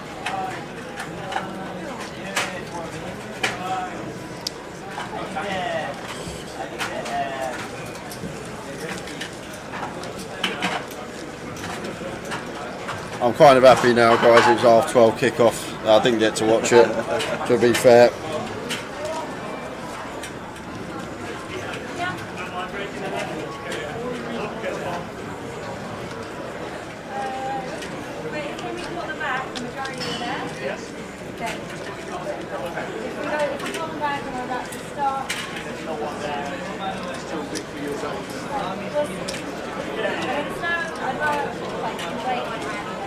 Yeah. 20 minutes to go, and then a 20-minute break. Oh, 20-minute breaks is it today? 20-minute breaks. We will get the payout structure the next session. The treble is Blackburn Rovers, Reading and Sunderland. And if you want to make it a 4-timer, add Sheffield Wednesday or Perm, any 3 of them 4. What a session it's been for Ron Tower. It has been He's had fantastic. queens a couple of times, he's had kings a couple of times, now he's got aces. He cracked 2 pair of Mitch for a 200k pot with his kings, counterfeiting him. It's just been one of them dream sessions for that man in seat 3. One of the chip leaders in the room. Tiny free bet here. This is the megaphone raise tower, it looks like. Announcing to the table he has aces or kings. Once we make it to just over 2.5x after an open and a call, it just looks like we're screaming for action. Murph still has the pills because the time that we flop a 7, we get the lot. But now both these players should just be folding. I think Murph's good enough to sniff this out. It is a raise from Rom. It basically turns its hand face up pre-flop. It's like, yep, I've got aces or kings, guys. If you want to come along, you can come along.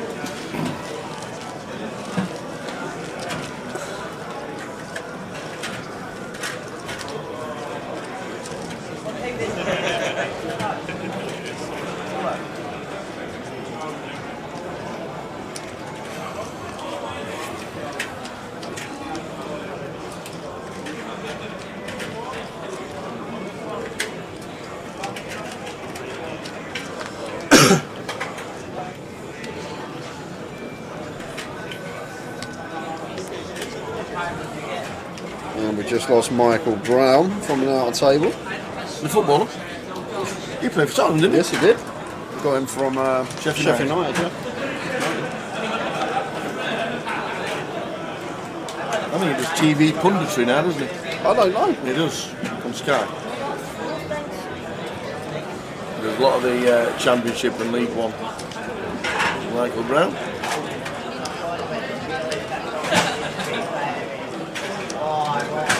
Big chip leader, 352,000 is Ron.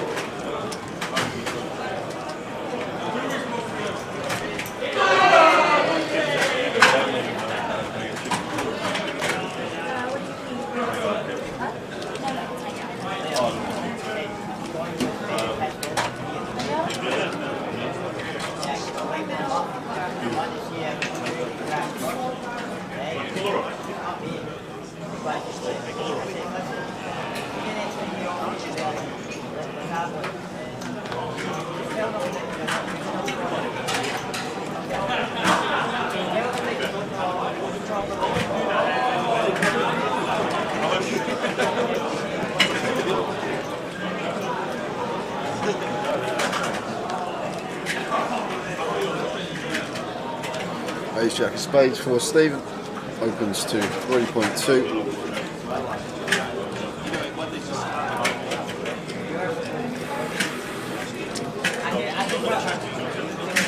And Danny peeling in the cut-off with the suited A7, and Murph's in the big blind with the 7-5 off. Gets a nice flop for himself here, Murph, on 9-6-4 rainbow, flopping up and down straight draw, one end to the nuts. And this one checks through. Queen of clubs on the turn. So I think on lower cards would have seen Murph lead this spot a lot of the time, but on this queen probably better to just check this over to Stephen and Danny, who can both plausibly have some queen X in their range. And now checked over to Danny Ryder, and only with A7 high hit, no equity to make a hand, but maybe thinking he can plausibly represent a queen, king, queen jack, queen 10, these type of holdings that he would have peeling in the cut-off versus Stephen, and he is going to try and represent here, firing for 3.8, and Murph making the call. Now Stephen is going to fold the best hand.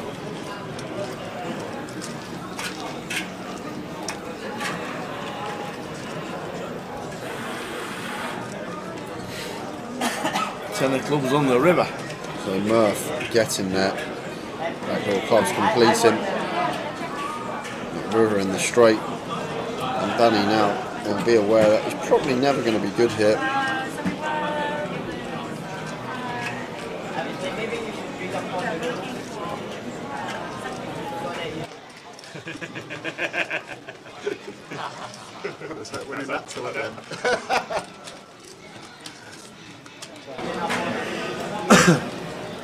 Michael had 7-8. No, no, Merv gave up. And he checks it back, ace high, it's good. What's happening down there? Oh, they must be in the pit.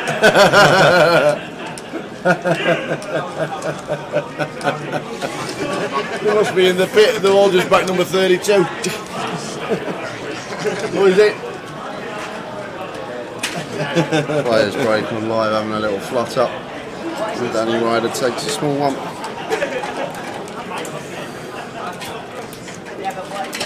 Oh.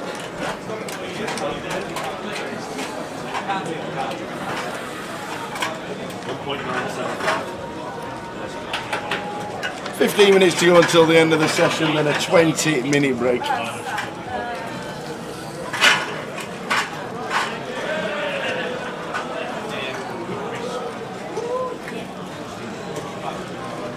Ace Jack again for Stephen, raising to 3.2. This time offsuit variety from under the gun. And Michael with 7s, just happily going to peel on the big line, just off sub 30. 9s or 10s could have potentially ripped off this stack size as Michael, but 7s just a little bit too low down, so just happy to defend and see a flop, which is check to Stephen. Looks like he is going to choose to continue here, and Michael quickly counting out calling chips. 6 of hearts. There's some antics going on in the pit.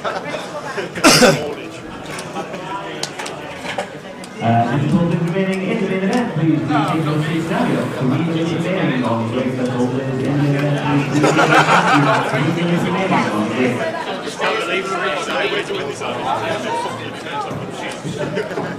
Check, check, turn, check, check, move up. 7s hold. 7s are good.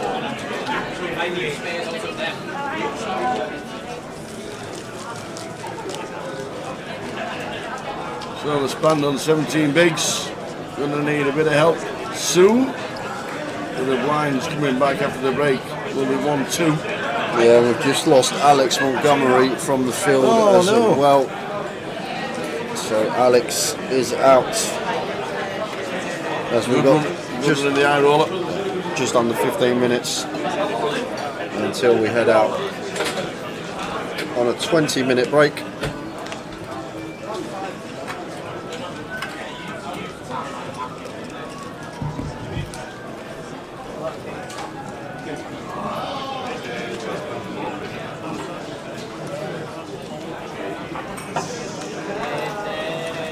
Keith up, who has been fairly quiet.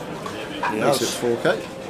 2.5x open from him in the hijack. And over to Stephen in the big, who is going to defend the 10 boost suited versus this 2.5x sizing.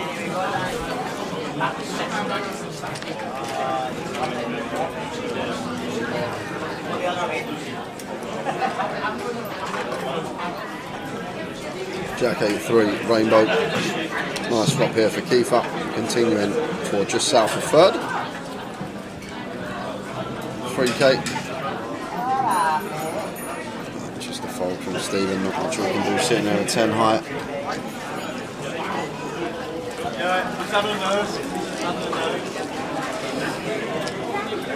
So 10 minutes to go until the end of this session, as you can see. Oh, well, okay, right, okay.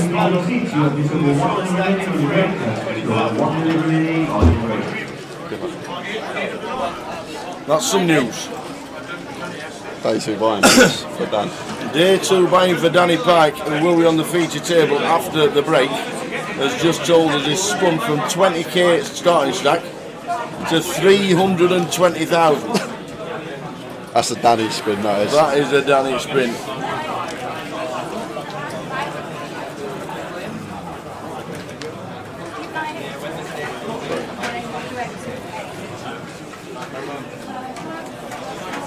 Oh, 6-5 suited for Danny Ryder.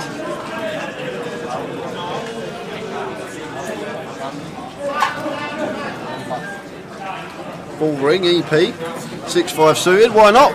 Makes it 3.2. Showing a bit more to his game. opening up the range a little bit and is just going to pick up blinds and ante.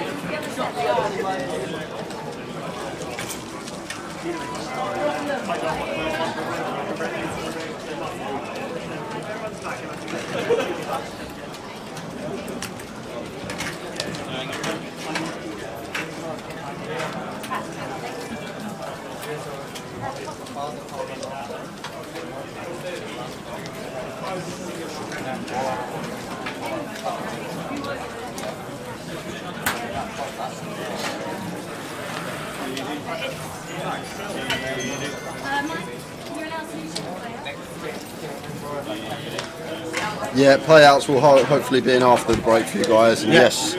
Yeah, the next session. Jack Hardcastle is still in. He is, he's got the hoodie on today. The multicoloured blue hoodie. Thank you.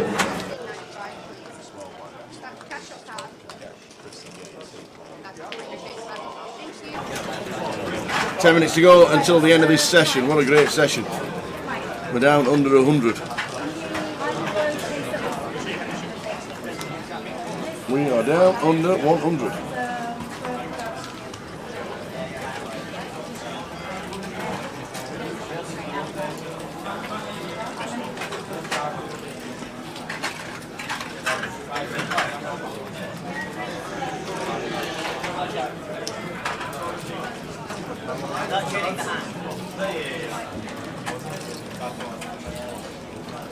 Nine, 10, 2 flop. 4 of clubs on the turn.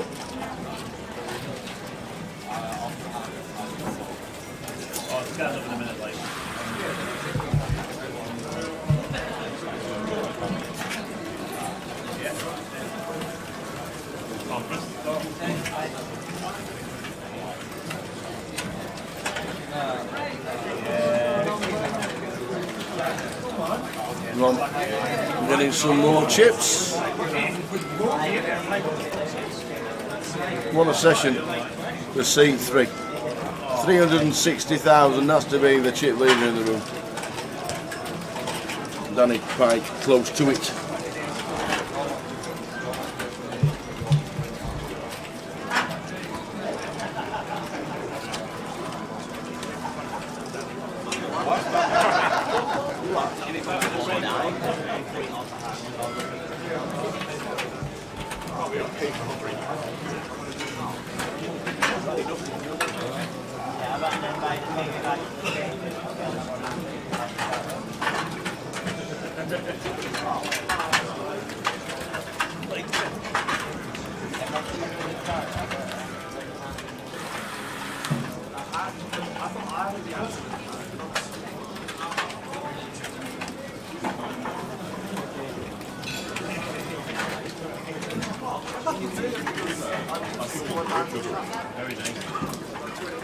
So Stephen in the cut-off, and we're able to see his holdings at the minute, raises it up.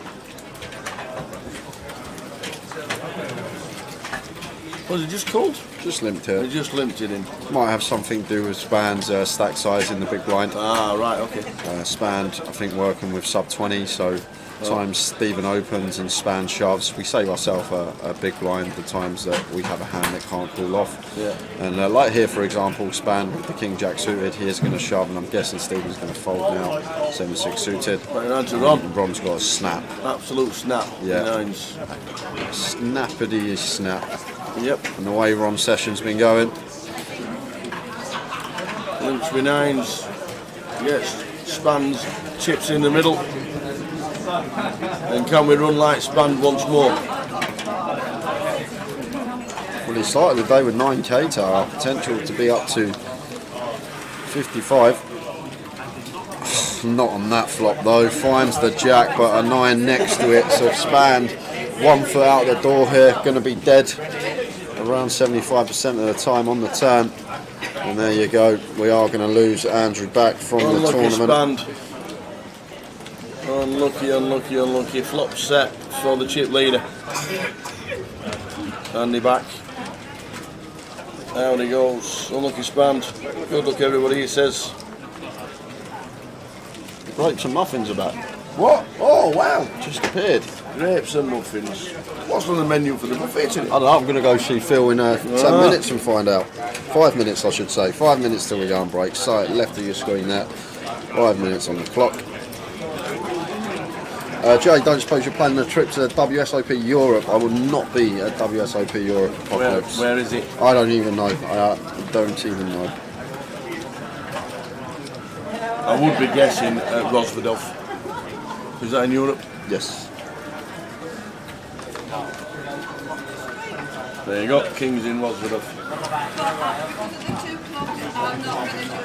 Has it been there a few years, the WSOP? They had 4 years in London when it initially started in 2007.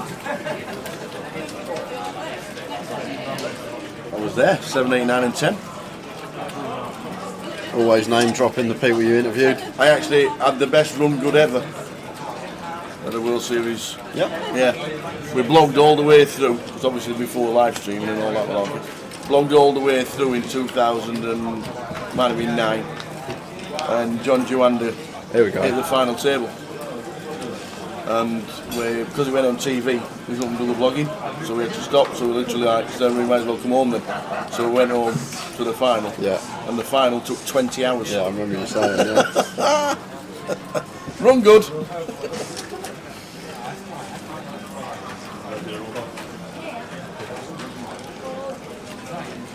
Another one going the way I run. Nearly at 400k this man. What a session it's been.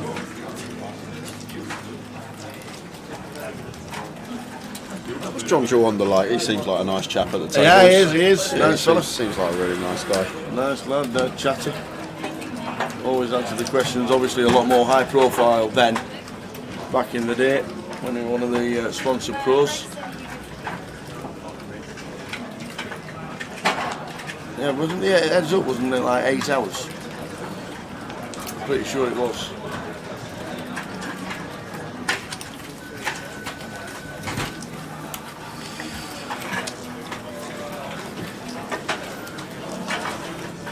It's Murph making it 3.5 and Michael with the King Queen +2, just calling. Guess versus Murph we could mix in a free bet here for sure with the King Queen. Definitely mix this into a free bet range, but just calling, bringing Martin in the hijack and both blinds getting out of the way. 10 Jack 2, 2 spades. Yeah, so action. Got Murph with the Broadway draw 2 overs. You've got Michael with the up and down backdoor flush draw 2 overs, and Martin's got top pair here in backdoor flush draw. So going to be going three-way to the turn almost always here. I think Murph's just going to have an easy over call with the ace king, take his equity and see a turn card.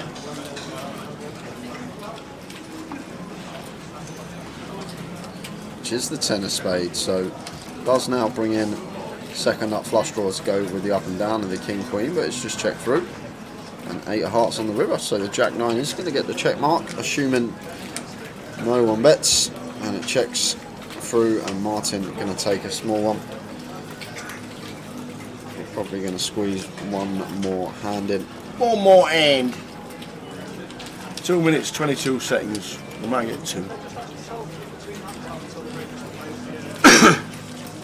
We might get 2 in.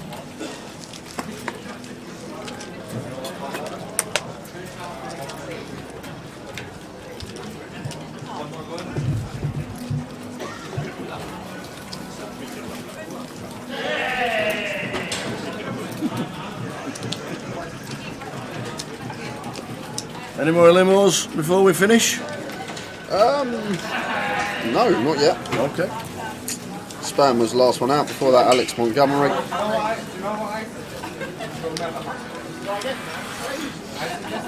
A minute and a half on the clock. Likely to be the last hand, assuming we go post flop. Yeah. If we don't, probably not. And we'll squeeze one more in.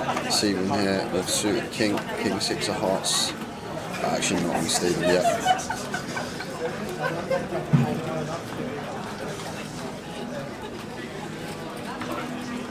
Yeah, so action tracker's a little bit ahead here, guys. There we go. Stephen, king 6 suited, is going to elect to open the suited king, even from +2. makes it 3.2 to go. Looks like Mr. Rider wants to get involved. King, Queen of Diamonds.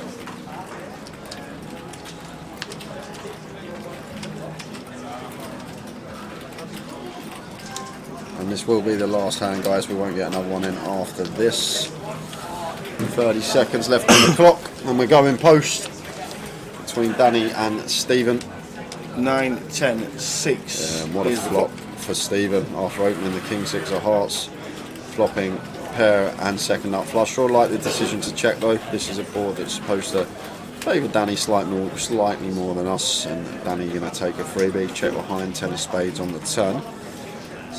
So now we might see Stephen start betting here with his 2 pair and second nut flush draw. Still some protection purposes for our 6 times that Danny does have some ace highs, king high type holdings.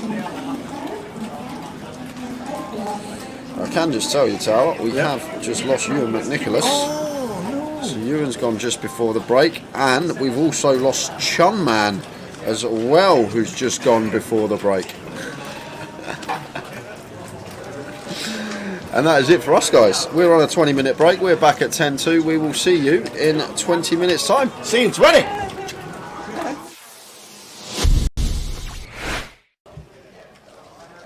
It's 10 for Ian.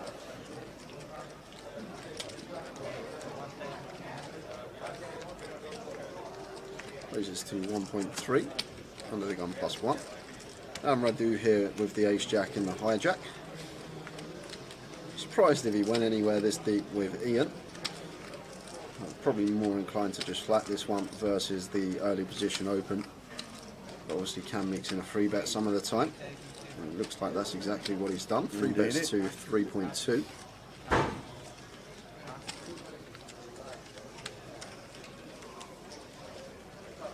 Julie, if you just give yourself a refresh, should be alright, because picture's crystal clear here for us. Yeah. So it's probably just connection at home or wherever you may be, but if you give it a little refresh, hopefully it kicks back in. Yeah, give yourself a refresh, Jules, and let us know that it's alright, because it's alright on both our laptops. Oh, so it's my word. word. 4 bet to 7.7. Wow, Ian. Oi, oi. Someone over the age of 50, 4-bet bluffing, Tower. Whoa, well, I'm snap folding. It's just you like, would be. Yeah, I would be. You'd be I'd be folding ace queen here, suited as Radu. It would already have hit the muck. But this is, I guess Ian just thinks Radu's at it too much. And to be honest with you, the ace 10 off Tower, it's a really beautiful 4-bet bluff hand. And maybe Ian's been amongst the solvers the last few months. You don't know. He might have been putting some work in off the tables. That could be the case. And he might have put in the low frequency 4-bet here with the ace 10 versus Radu, who's been fairly aggressive, and with the chips as well.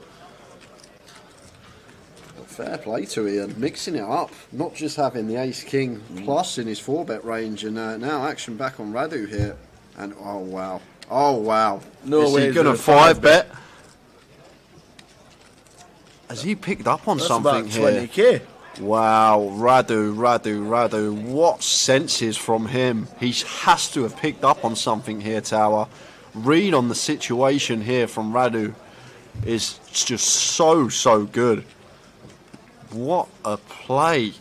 5-bet bluff, Tower. We just, no way. Do you know what? If Ian 6-bets here with ace 10, Tower, I'm done. I'm having an early finish. He's not doing it. There's no way Ian 6-bets here.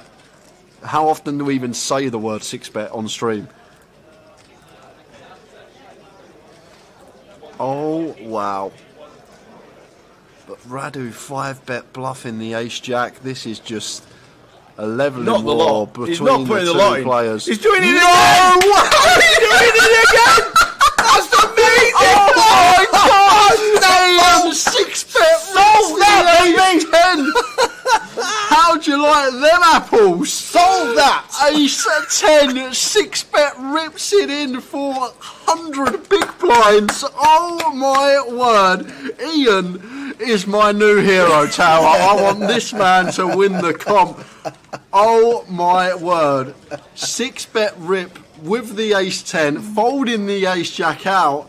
Where has Ian found that move from? Oh my word. How'd you like them apples?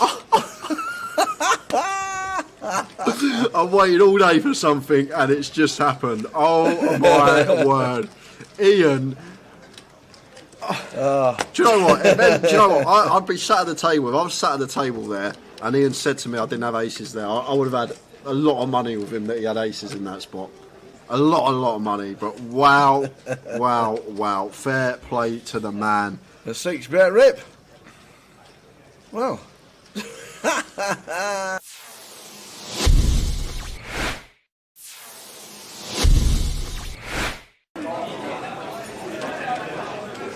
Ian can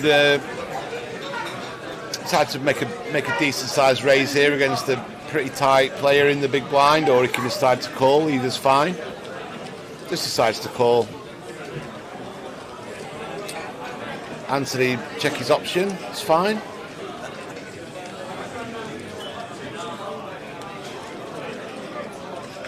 Whoa, this might be bad news for Ian because he's got the nut low, and he's going to decide to barrel this at least one street, and let's see if Anthony just decides to call. Good trap from Anthony here. I half expected him to raise it, Tower, but he's playing it well.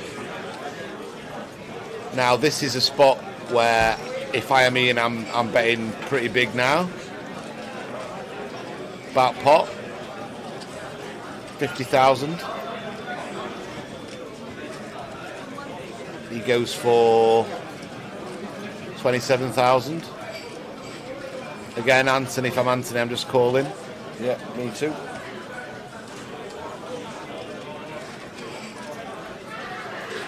Got such a disguised hand, Tower. Yeah. Yeah, he just calls again. Yeah, great play from any Anthony. Low sets really disguised, aren't they? Yeah. And now a queen. Queen of spades on the river. Are we going to rep the king? Are we going to rep something like ace, king, king, jack, king, queen? I'm betting massive here, Tower. At least pot, maybe pot and a half. We've got the nut low. Anthony can't have many kings in his hand. What can he really have? He can't have ace king because he just defended pre without squeezing it up. Wow, I like this play. I really like this play. I really like this play. And if Anthony finds the call, good luck to him. But I really like this play. There's not. Let's think about it.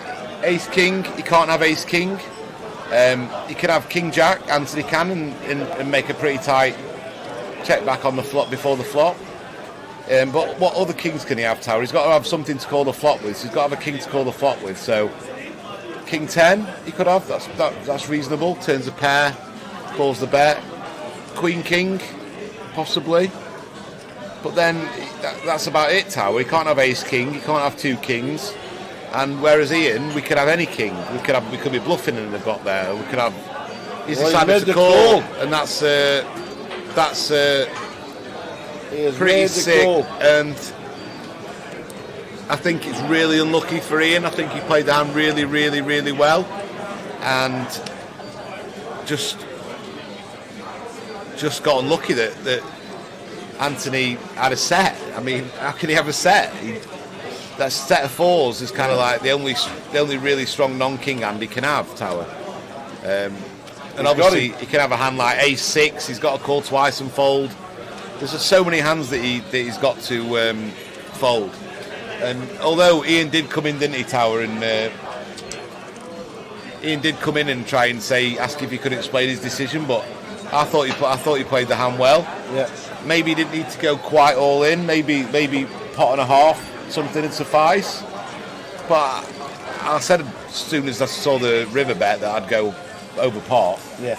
And I think it's a fine play. He just ran into someone who had a set and wasn't in the mood for folding it, Tower. Yeah. But if you think about the actual King X combos, it's not that many, Tower. It's not that many at all. Ian's got way more King X combos. If Anthony just had an ace, for example, he has to call the flop, he has to call the turn, and he has to just immediately fold the river. Yeah. Same with his two pair combos, but he had a set and he could have folded the set. He had a long tank about it. I think he played that hand well.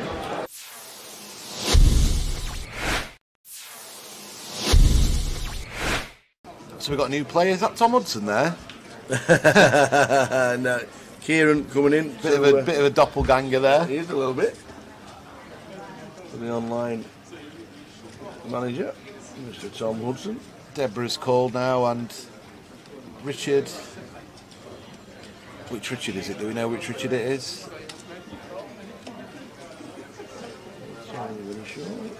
Hearts and Hearts fighting off again. 3 times. A lot of hearts been dealt out, Tal, but not many on the flop. I did well, he hit the straight flushing hearts, didn't he? Yeah. Kieran Davey comes to our table. Richard Griffiths in C1. Richard Griffiths? I don't think I know him. Oh, look, what the 10, hell? 9, 3, Tower, all hearts. 3 of them have flopped hearts. All flopped. Queen high, king high, ace high. Wow. This is going to be carnage. Oh my gosh. There's nearly every out on the board. The Jack of Have you Hearts seen is this? out for Richard. This could be a 3-way all-in, Tower, if it's played fast by any of them. This is absolutely ridiculous. When Kieran gets all this action, he'll have to check his cards back, see if he's bloody actually got the ace of hearts, Tower, and not the ace of diamonds. So Richard's just called. Oh, Richard's called just with a jack, with a king, with a jack. Yeah, he's got the redraw to the straight flush, he thinks. Blow me neck. So what's going to happen now? KK's going to squeeze it up. He's just called as well.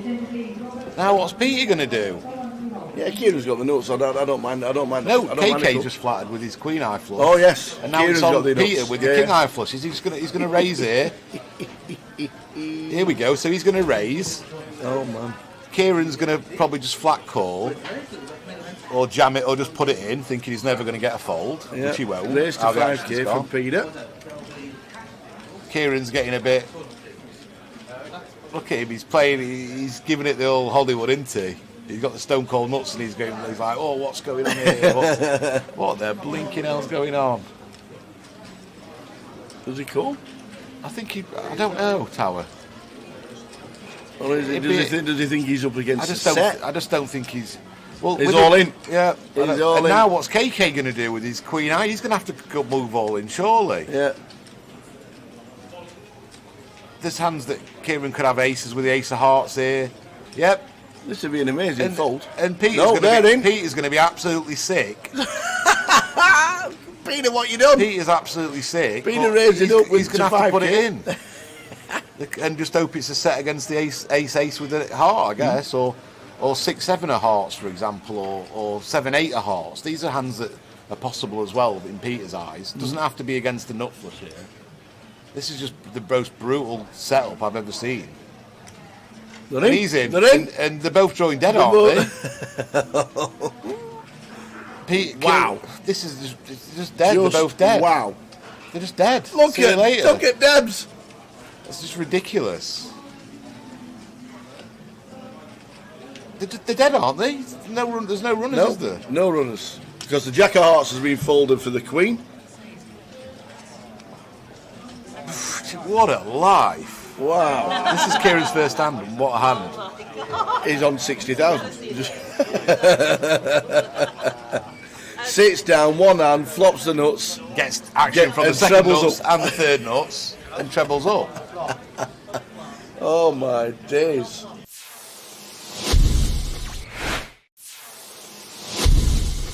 Nine players today, 209 and 307 in total.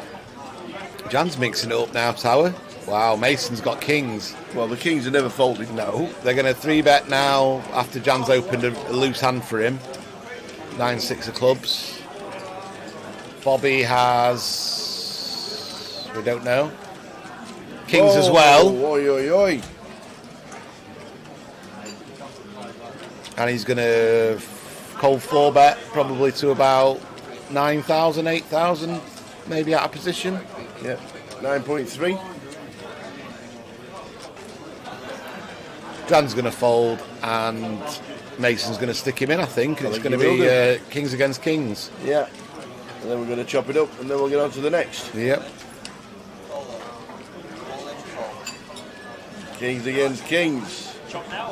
Nice answer. Yeah.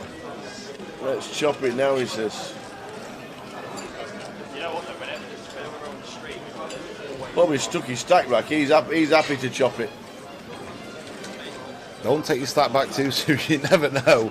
But he has got the king of hearts. He has got the hearts. Oh, he's got the hearts. He's got the free roll.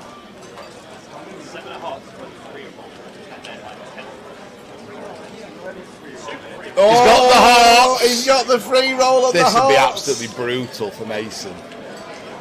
No way is it coming a heart. We've been saying hearts all day. It can't be again. Oh my God! It is. It is the day of the hearts. That is absolutely sick for Mason. Wow. That is brutal. Kings against kings and four. He's going to stand up and just have a minute there. That's just brutal.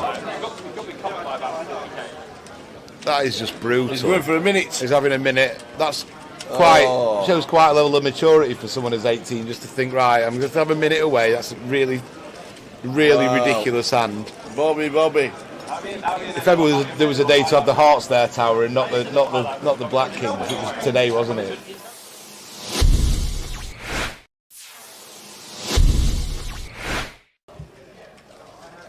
It's 10 for Ian.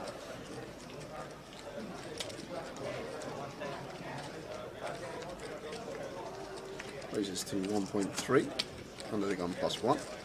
And Radu here with the ace jack in the hijack. Surprised if he went anywhere this deep with Ian. Probably more inclined to just flat this one versus the early position open. But obviously can mix in a free bet some of the time. And it looks like that's exactly what he's done. Free bets to 3.2.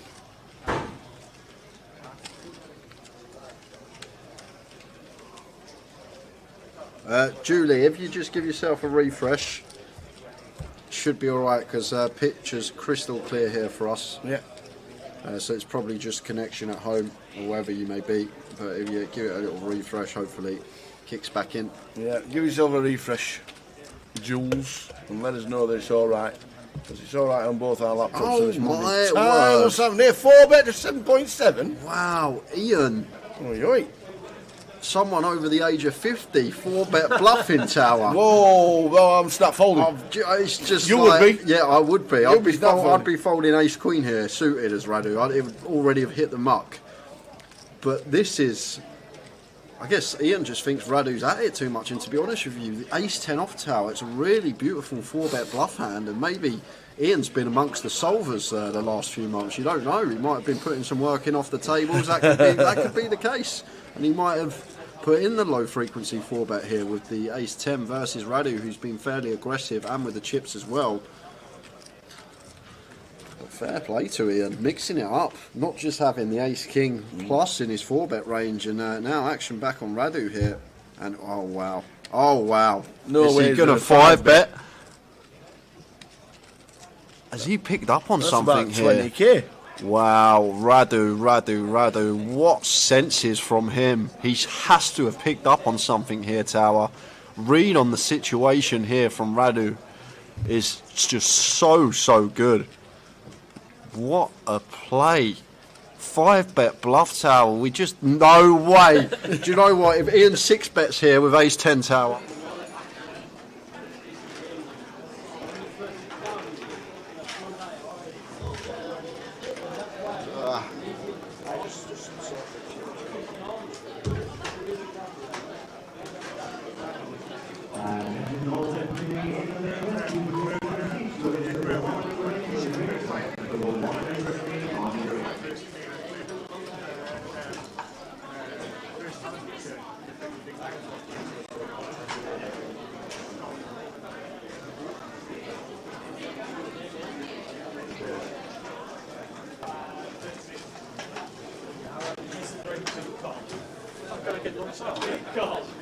Well, gents, can I take this, please?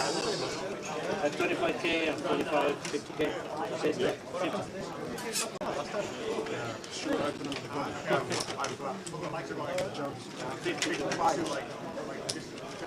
Give him a Mike Tyson.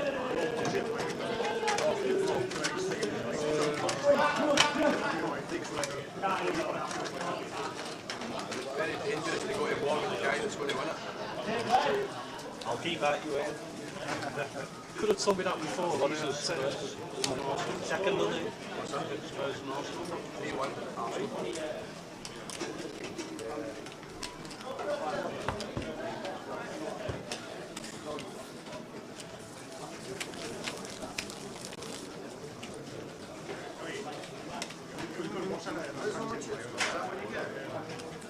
Welcome back, everybody. Good to see Anthony Gardner at the table. Rob Sherwood.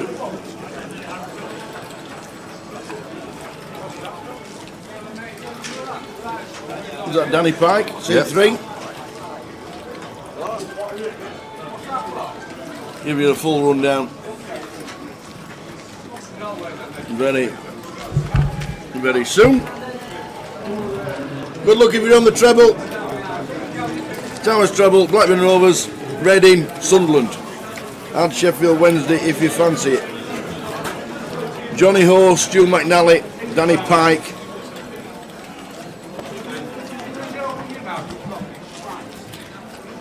Mark Foggin, Anthony Gardner, Rob Sherwood, Kevin Warrellow, and Bav Catrick. And Bav.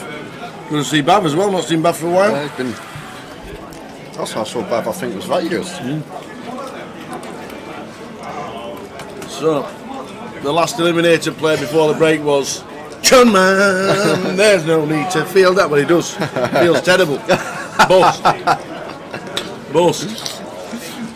So we'll update you on a regular basis who gets eliminated as and when. We've been told there's 44 prizes and just shy of 100,000 up top. We'll get that on a template and a ticket later, but just short of £100,000, and min cash is just over 2,000, and there's 44 prizes. Nice. So we'll crack on and enjoy it. Yeah, this session. The next session. This session will bring us up to the hour dinner break. I think we're going to have a giveaway for you guys at some point as well this session. So we'll find out what time. We'll probably say 3:30ish. That would probably be best, or maybe about 1:45 when the football's at half time. So we've not got people in the chat putting the football scores in there. Good shout. So we'll do half time at the 3 o'clock. The Millers. Good luck. I found out who was taking training this week. Richard Wood, who was our centre half. Yep. Who scored the winner at Wembley to get us promoted one year. And Billy Mercer, an ex-goalkeeper, who was one of our goalkeepers. Billy Mercer, who famously for Rotherham United got sent off at Everton when we played him in the FA Cup third round. Went to Everton, all hopes, 6,000 Rotherham fans, third minute got sent off. We got action here. End of the game. We got Danny with pocket jacks opening from gun. Stephen just flattened the ace queen. Mark coming along with the eights, and Kevin squeezing the kings up. Really small size from this, Kevin. This is the size that we might elect to go if there weren't two calls in between us and Danny. But with two calls, we could definitely choose a larger size in here. And Kevin, and look at this tower, 4-way in a 3-bet pot here. 5-2-3. And we got 3 over pairs here and a wheel draw for Stephen. So checks over to Kevin, who should be firing.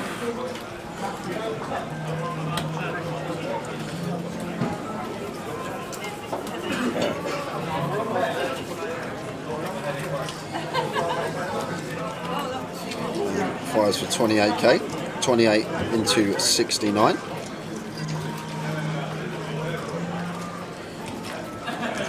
About 40% sizing choice here from Kevin, and Danny makes the call, and now Mark in a tough spot with the eights, but makes the correct lay down, realises it's a 3-bet pot.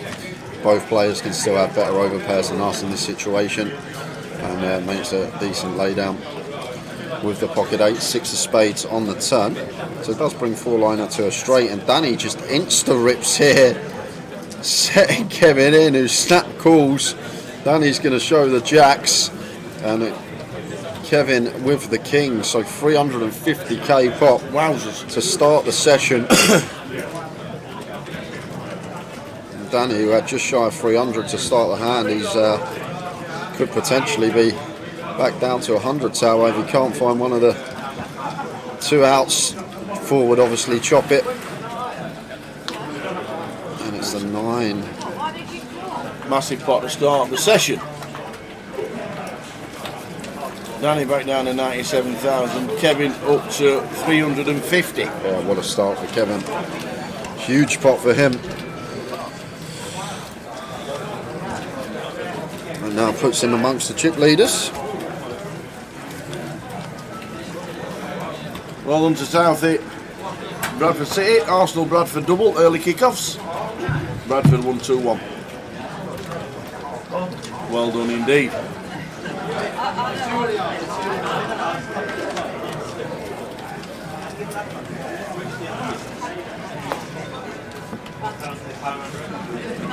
Good luck to Rotherham United. First game we outworn it.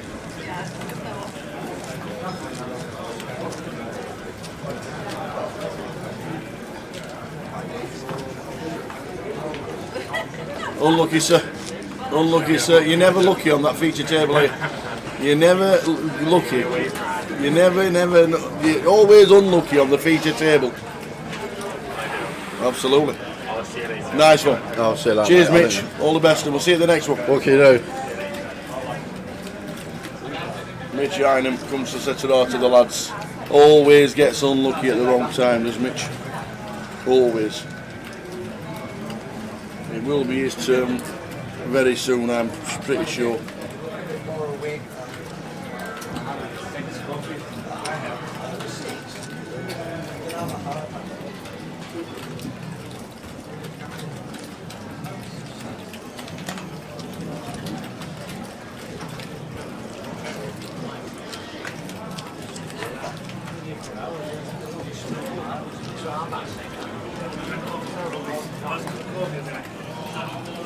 Queen Jack 7 flop.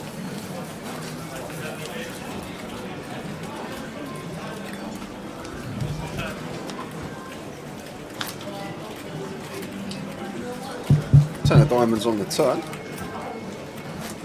So it does bring in double gutter for Danny. That's a inconspicuous double gutter there. Ace 8 on Queen Jack 10. 4 of hearts on the river. Danny checking once more. And over to Anthony here.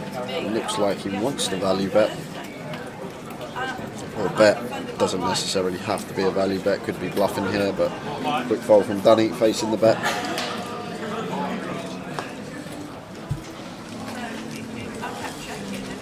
Towers treble today. Reading, Blackburn, Sunderland.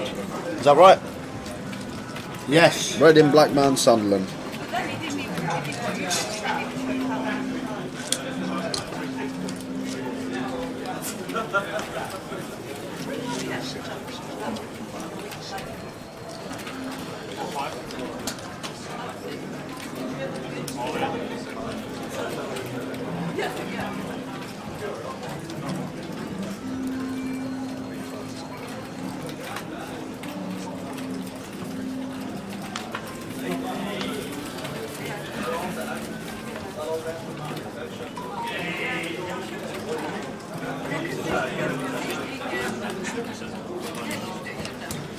Rob with Queen Jack of hearts, making it 4k, 4.5k.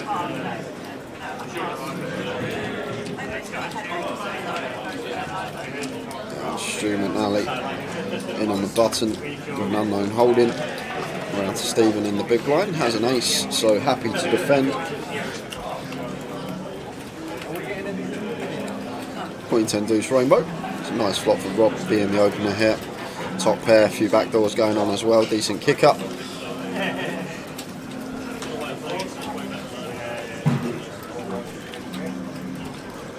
6k c-bet, so between 35-40% here.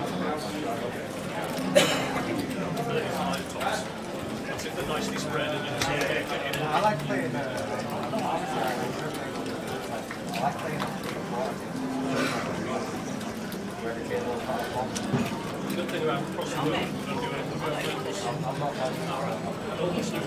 Five of diamonds on the turn.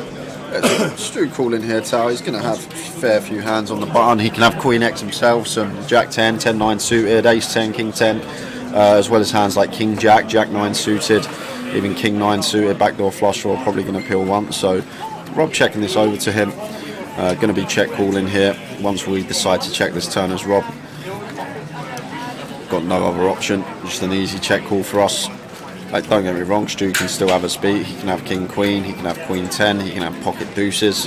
But then again, he could also have the same hand, maybe a queen 9 suited in there, as well as king jack and jack 9, which are the plausible bluffs on this particular board, and the queen of spades on the river.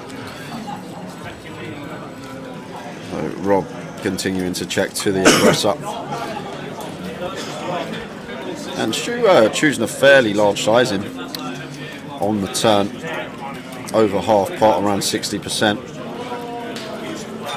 And from Stu's perspective, I know he can't see his cards, but may make the assumption that if Rob had a queen, he's going to continue barreling on this dry turn card. This is just going to be a snap for us as Rob. So 21k, third pot from Stu,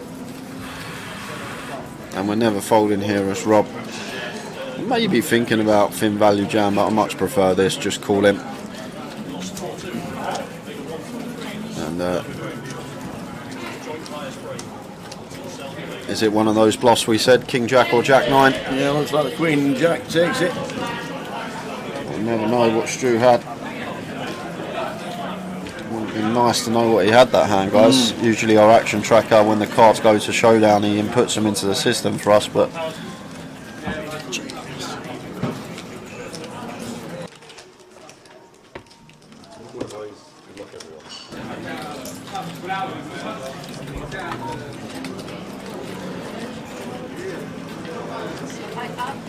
merit of incorporating some checks with your top pair. Sometimes we induce bluffs from our opponent who believes that we capped ourselves and can't have too many strong hands.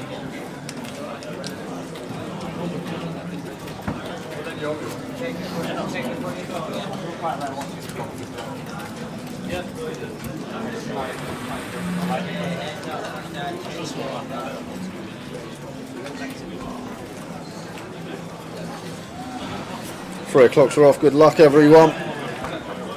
At half time of the 3 o'clock kickoffs, we are going to do a giveaway. Got another £110 closer seat to give away for the closer on Monday.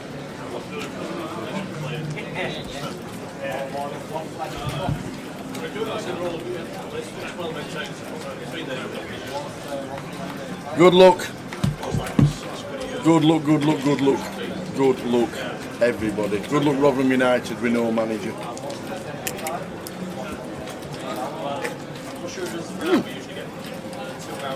Cold water? Yes. Where'd you get these from? Well, I'm not. I can't reveal my sources.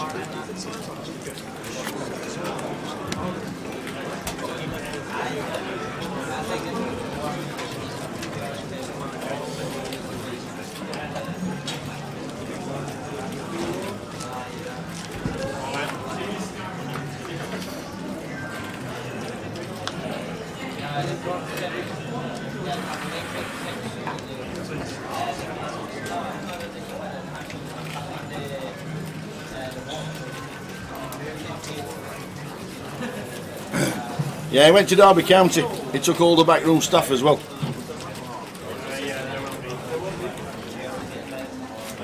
He took all the backroom staff, including the goalkeeping coach and everybody, so lost everybody. Bit of a shame, because I also think Richie Barker's very good as well as his assistant.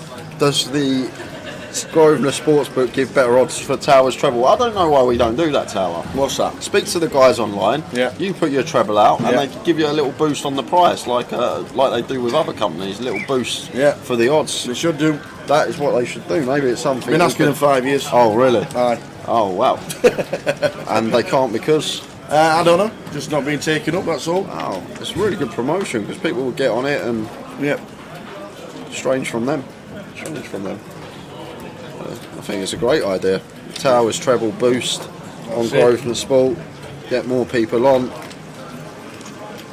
And if Grosvenor people from online of Grosvenor, if they know how well the Towers treble's getting on, then they should put it in a heartbeat.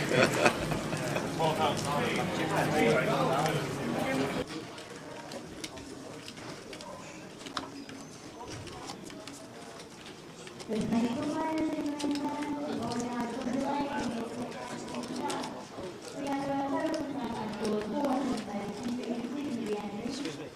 I get a cup of tea?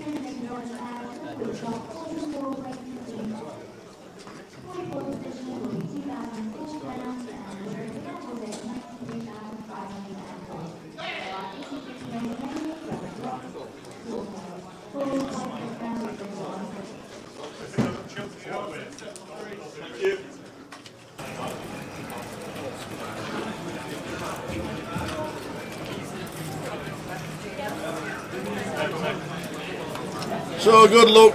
Mark Adair tells the Zookeeper's informed about the footy. Liverpool 0, Brighton 1. Thanks very much. Sorry, what? Liverpool aren't winning. Against Brighton at home? Yeah. So King 9 for Mark raises it to 4. Rob defends the big blind with 8-5. Jack 10-6.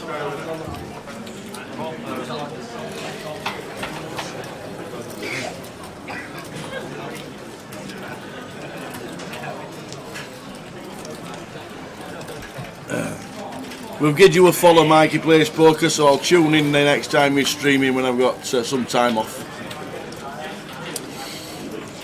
There you go.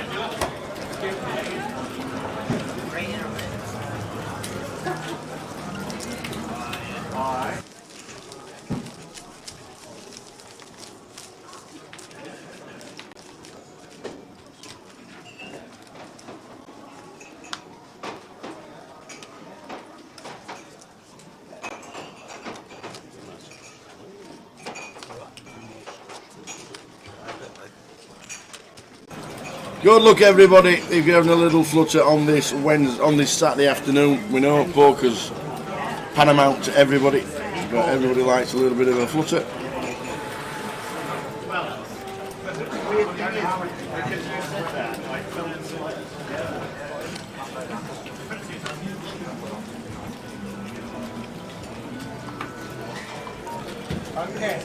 Danny raises the deuces to 4.5. We've got Rob with 7s in the small. Won't be going anywhere. Making the call. And Kevin Queen 6 off in the big blind. Yes, we've got lots of chips, but this one probably not the best candidate to be defending. Does think better of it. So heads up between Danny and Rob.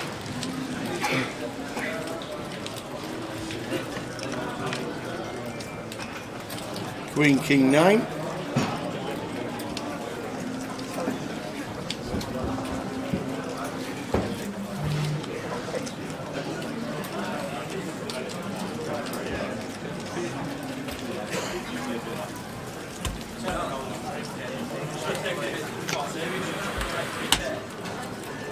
Eight of hearts on the river. So it's Danny. Going to choose to turn his deuces into a bluff. No, just checking. And 7s for Rob. Going to be good.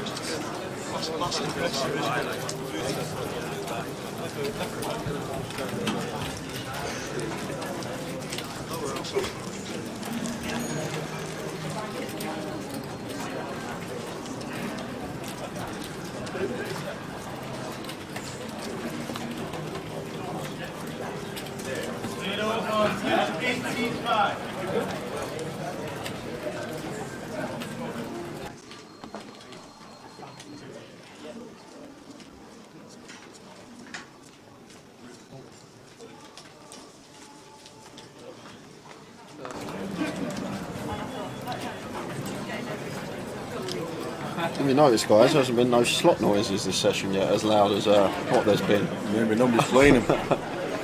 Any eliminations though? That's what we need to know. 44 get paid. We'll get the payout template on so you can look at it when we get the full payout structure. So we lost since Chunman. Quite a few. Majid Nadeem, Marcel Vank, Francis Oberdon, oh the trigger, Rick Trigg, Jack Oliver, all eliminated.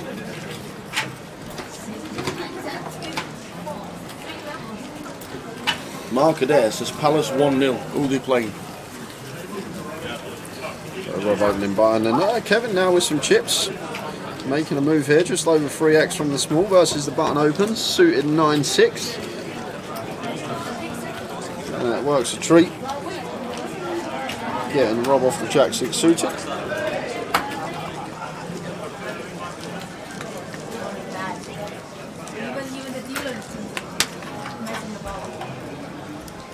Mark Adair's had the Palace Brighton double at 40 to 1. Wow. 40 to 1 double.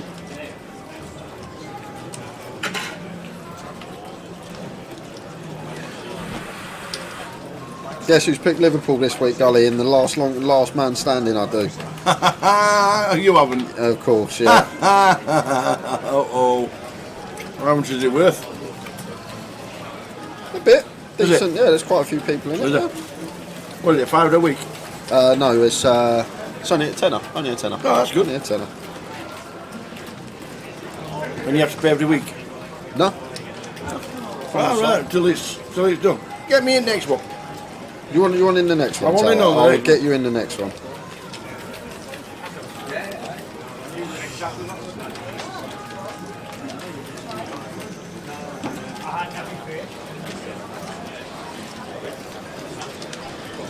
So Mark Foggin in C5, raising up mid position.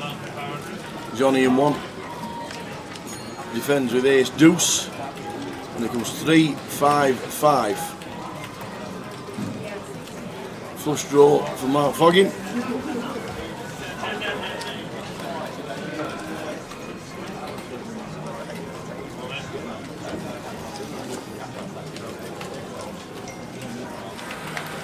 Mick the Mod. Is he playing the bounty today, Mick the Mod? He must be. Playing the bounty. Mick the Mod is playing the bounty.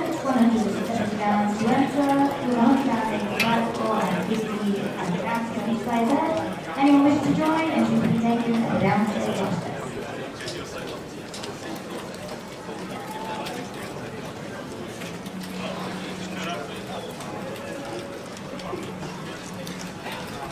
Well, we defended with the ace deuce, and we got there on the river as it's checked all the way down. That was winning anyway, Johnny. Newcastle are winning.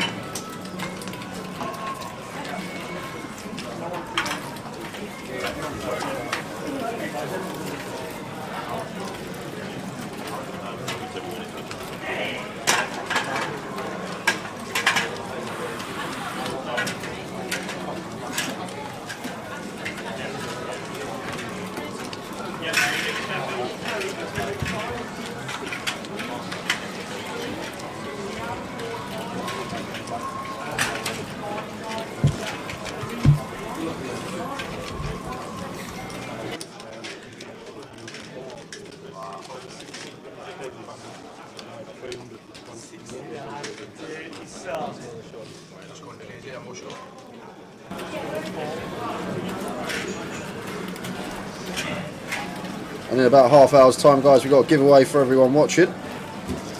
It's going to be giveaway time.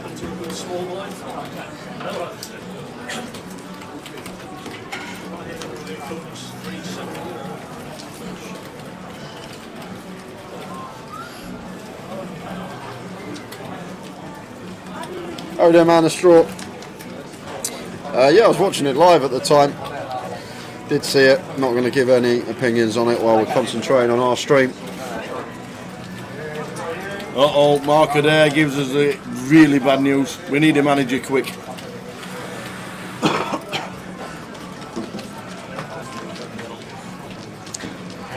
And after this hand, guys, we've got the confirmed prize pool coming up for you. See what everyone's playing for. As hijack open from Rob with the ace jack, makes it 4.5. Stuart with king jack in the big. Easy defend for him. Heads up. 8-4-4. Complete whiff here for both players. A lot of the time, pot going to be going the way of Rob, but looks like Stu McNally going to pull out the float here with King Jack high. Oh, well, he must have known, Tower. Straight on the turn, instant service, baby. He must have known. So King on the turn, and this is a card we could potentially see Rob double barrel on, start targeting some 8x, some potential pocket pairs in there. Deciding to check behind 6 of hearts on the river, and now Stu opting to lead for 10k, and we have an easy fold now as Rob. The 5-6, 6-7, 7-5 now will either make a pair or a straight. They're the hands on the flop when we're ranging Stu, but he's going to have the draws, and then he's going to have some 8x and 4x in there, which neither would be. So we're only specifically beating floats that now want to bluff river. I know we can see Stu capable of floating as he's rocked up with King Jack here on after calling flop, but it's pretty easy fold for us with the ace high, and good to see it doesn't get sticky and lets it go.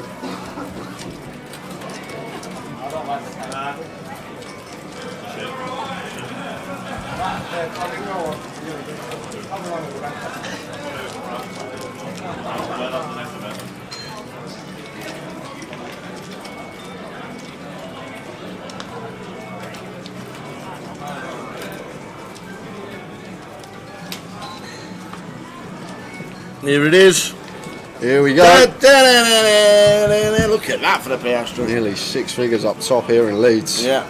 Get to the FT and you get £6,130. Beautiful. And 39 to 44 lock up a double your money min cash. £2,040 as a min cash. 44 players get the money. And first is a whopping 93,540. Someone in the fields had 9 bullets, Tower. They need to come 6th to break even. Wow. Need to come 6th to break even.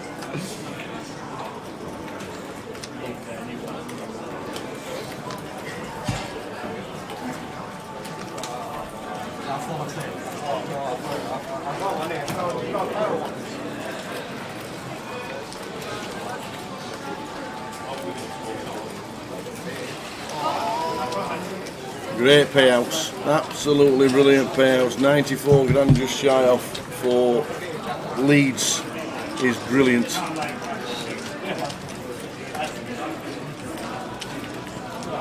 Mark Adair's keeping us up to date with the soccer ball. To say Brighton have scored again. Oh my days, man. So we lost Trigg and Jack Oliver. We've also lost Carl Shaw, Simon Higgins. Okay, won't be breaking even then. Oh, was that Simon? It was Simon. Wow. Simon was the man that maxed out. He's the last man out. Ah, you man, how are you? How are we doing? Nice to see you. Right. Wowzers. Unlucky Simon. Unlucky Simon. Yeah.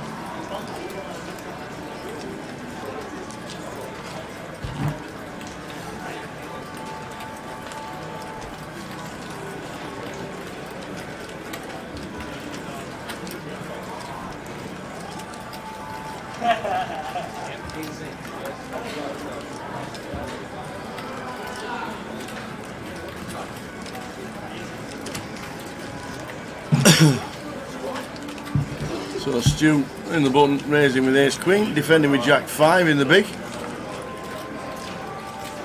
Bit of a light defend, but we do have 50 bigs, I suppose.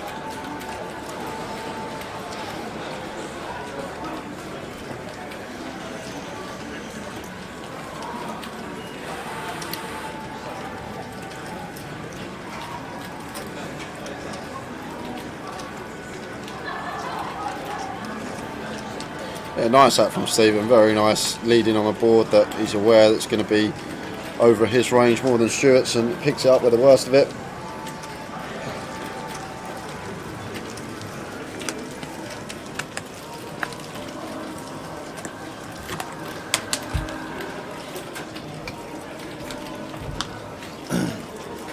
This pressure on every football manager if you don't get results, no matter how good, how big a team you are. Just ask Man, just see Man United. Well, they had 6 managers since Ferguson. I think Spurs have had more. Oh yeah? Oh, yeah, I think since Ferguson. It was, yeah,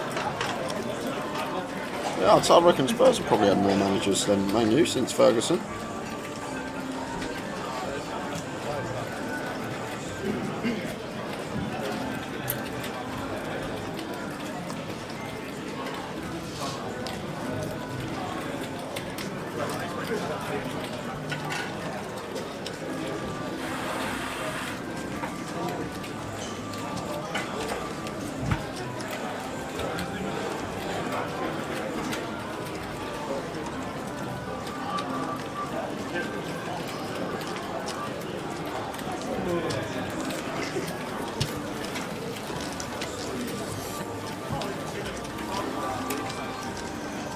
Ace King raising a 5, gets called in 2 spots. 3-4 Jack.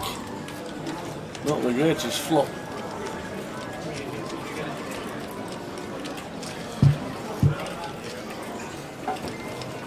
Sevens still in the, well, sevens were in lead pre-flop. Stephen Smith. Flops top pair, decent kicker. And fairly dry board here, so Anthony looking like happy to continue.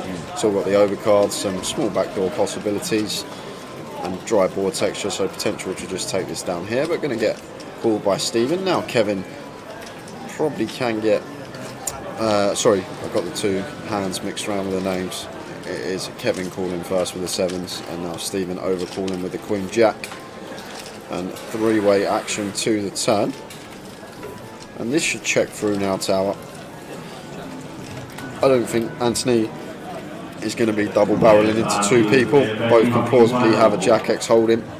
Small blind range going to contain a few as well as +2. And we're not going to be folding these out with a second barrel, so good to see Anthony slow down here. And we've got a clear check here as Kevin still need to think about hands that Stephen's going to be overcalling with here on the flop. Like, he's going to fold 5, 6s, 4x, these type of holdings. So if we're Kevin here, I think it'd be a bit of a misstep to start firing the 7s unless we're trying to turn them into a bluff and go in 2 streets.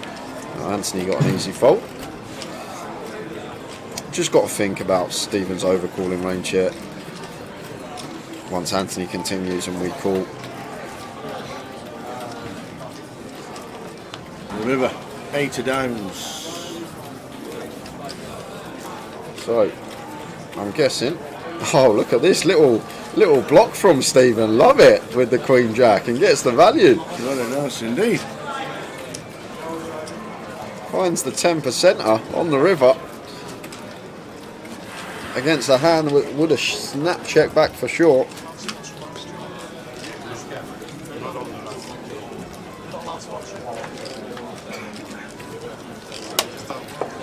I wondered if you were getting told off for that. Afternoon, Neil. Good afternoon.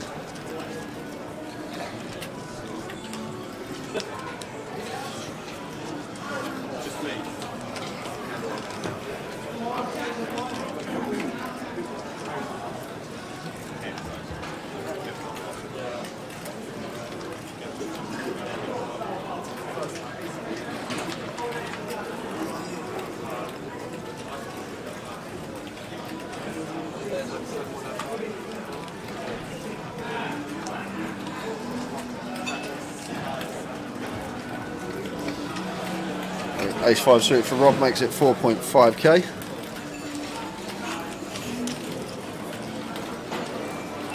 And Anthony in the big blind with the same hand versus gun, just going to be a clear-cut call for us here. Versus this position, don't think we're going to be free betting too often. Just once in a while might mix in a bluff, but this is what we expect to see almost always, just the call and seeing a flop heads up. Afternoon, Neo Tintin tuning in on Twitch. Afternoon to you. This is day 2 of our main event. So we do have a flop. 5, King 3. little bit of 4K from Rob, and Anthony with the ace-5 suited. Never folding this one. Calling and seeing a turn.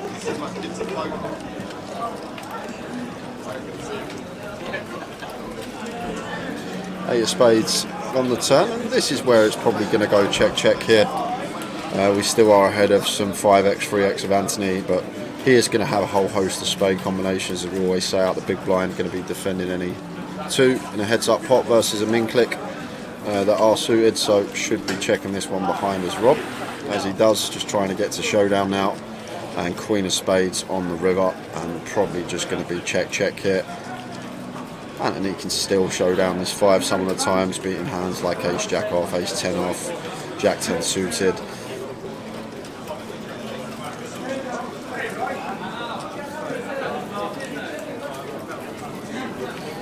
It looks like he is going to elect to turn his 5 into a bluff here, maybe going after some of the check back king X that Rob would perceivably check back on the turn.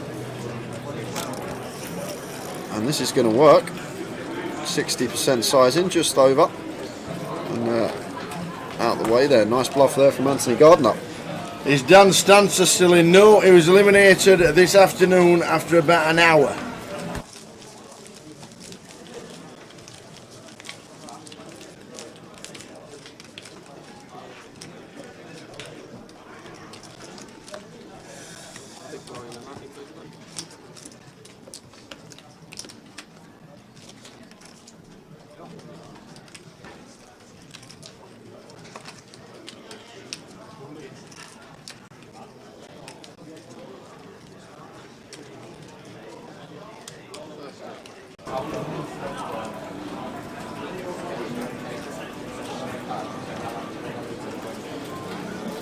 So Dan Stancer was eliminated, and the last couple of people to be eliminated after Dan, we've had a few.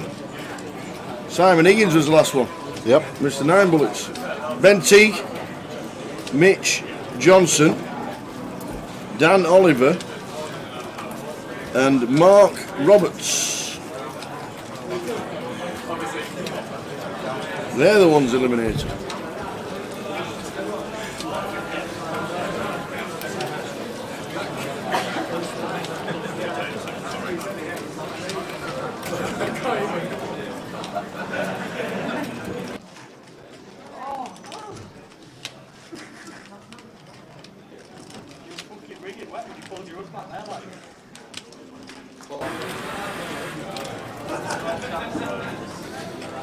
Ace jack for Stuart, raising in low jack to 4.5. Rob deciding to defend the offsuit king and flops best on king 10-6 all club board.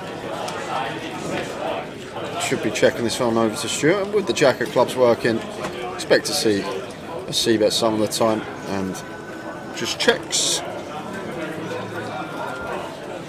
5 of diamonds on the turn. So Rob here now turning 2 pair, kings and 5s, and going to come straight out for a lead. And if we're checking back flop, we're checking back flop to call turn leads as Stuart. We're never folding here, even versus half pot. This is just an easy call with position.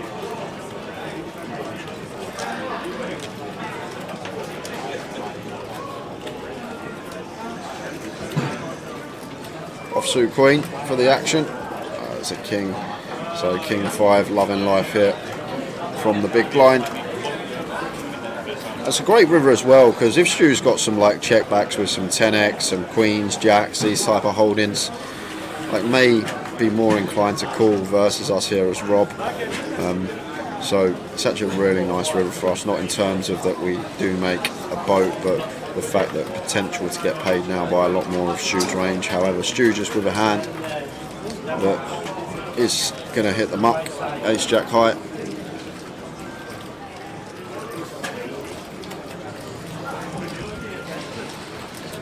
Thinking about the hero. So we do beat some bluffs, 7-8, 7-9, 9-8 with a club, jack 9 with a club, although removal to that, queen jack with a club.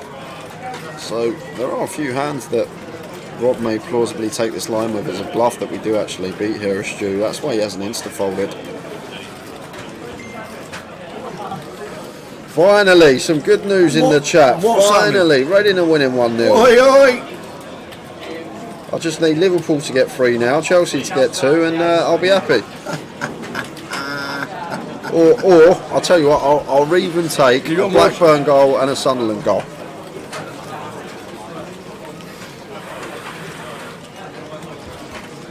More chance of me winning a bracelet. And there is the fold eventually, as we thought, from Stu McNally.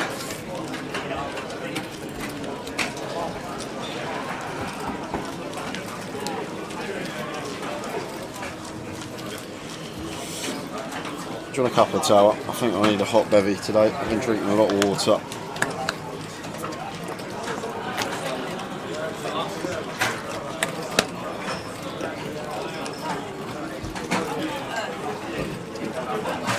No, I'm alright. Tea? No. Thank you very much. I've got some water. I'm a water boy today. You saw the all of the moon.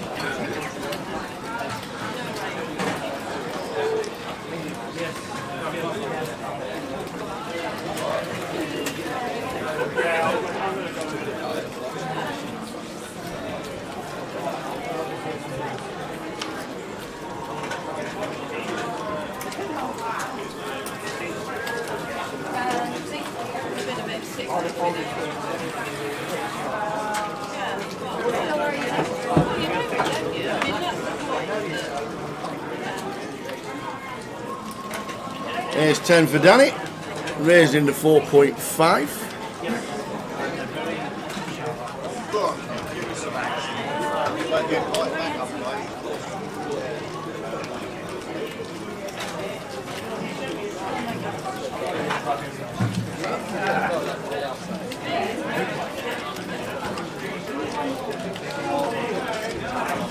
Queen 5-5 flop when you defend the big blind. That is delicious from one of the chip leaders in the room. Now waiting for Danny or Anthony Gardner to get aggressive.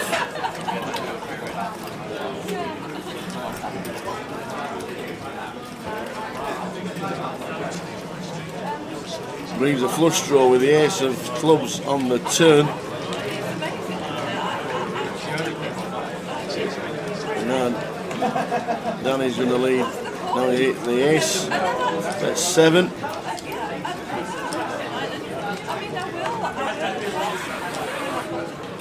Anthony Gardner with a flush draw calls. And Kev in C number 8.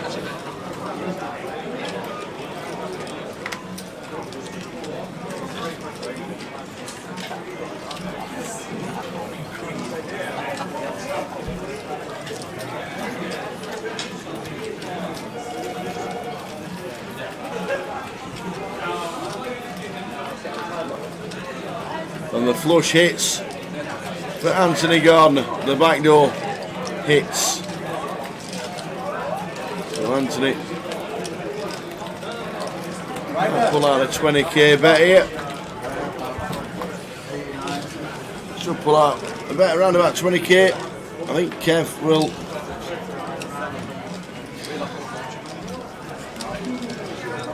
I think Kev will call. Oh, I missed out. The back door flush for Anthony Gardner. There's the min raise from Danny. Gets everybody involved. And it is that 16 or 20? 12. Pretty small. Yeah, Kev's not folding versus this size, especially with the 5 of clubs.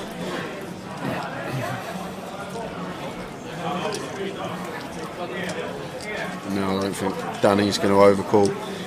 He is getting 5-1, but like at least we're going to be up against an ace, so odds are cut to 2.5-1, and is going to overcall, and Anthony shows the 9-8 of clubs. So small sizing actually gets him called in 2 spots. Marker there says Liverpool 2-1. Well, there you go. Your dreams might be coming true, kid. Oi, oi. Only 2 more. Chelsea 2 goals, and we're laughing.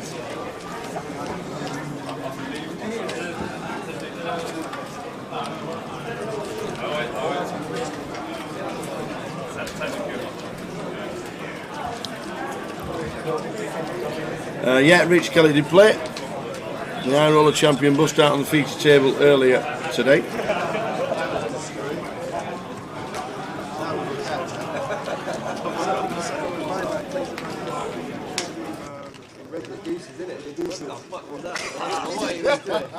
I was like, what? Yeah. I'm not expecting that for that. He's mad, man. Yeah,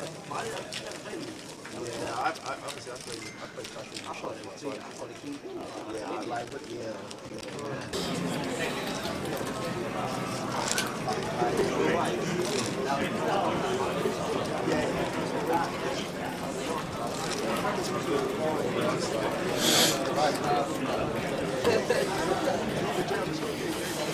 All the good news coming in. What's happening? Reading 2-0. No way! Reading 2-0. Go on the Reading!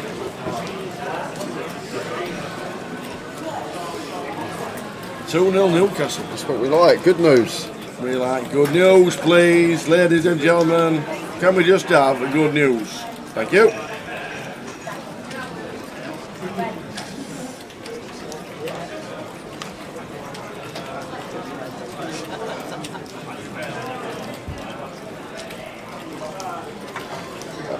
AA says good luck, Stephen Smiter. Yes, Smiter in seat number 4.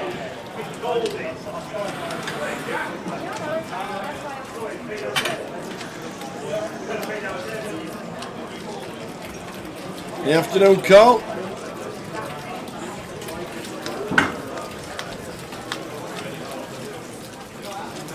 So both of you, Danny, will know each other very well. King A4, 2 club board. So both flopping flush draw here. I'm going to check call C bet at Danny. So we're going to play this one from Bav's perspective. Flush draw. Hit from Bav. That's a turn in the second nuts. I wouldn't mind seeing a check here from Bav now, because we have the Queen and Jack of clubs in our hand here, Tower. Like it's a river that Danny's probably going to bluff fairly high frequency when check to, when he's not sitting there with anything. So I was going to say, because we have the Queen and Jack of clubs specifically, like we're only really targeting the 10 and the 9 of clubs. Danny's open from EP. I don't think there's going to be many more bare clubs in there, but I think with that particular combo, it's going to be a really nice check spot there, blocking obviously the second nuts from calling, as it's not possible. So maybe a potential check for Danny to fire on a board, which he may represent when check to. Golly, you know it's a bad start when you're relying on Towers treble. Oh dear, apologies.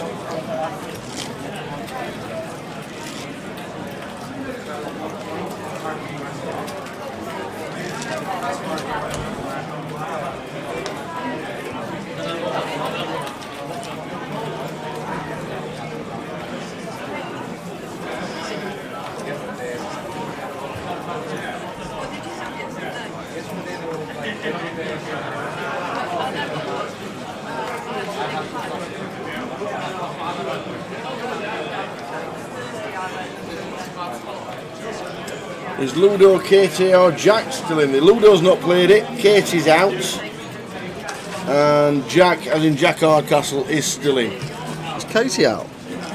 Katie was out early doors, wasn't she? No, she wasn't. Was she not? Well, sorry Katie, apologies. I thought Katie was out early doors, or was that last night? That would have been last night. Would it? Sorry Katie. I'm sure she's still in. Jamie Nixon was out.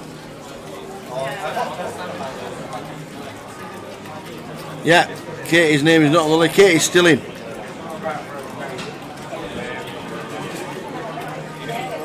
Jamie Nixon's out. Yeah, sorry about that. Apologies. No, Katie didn't play today. Oh, okay. Katie didn't make day 2 and didn't choose to buy in for day 2. Okay. Katie's out. I've just looked. Jack has the lottie. Yes. Hey, nice one, Jack. Back to back, anybody? 6 p.m. tomorrow, Jack. Would be nice. I'll take 7. I won't be greedy. Get us home early, that would be nice.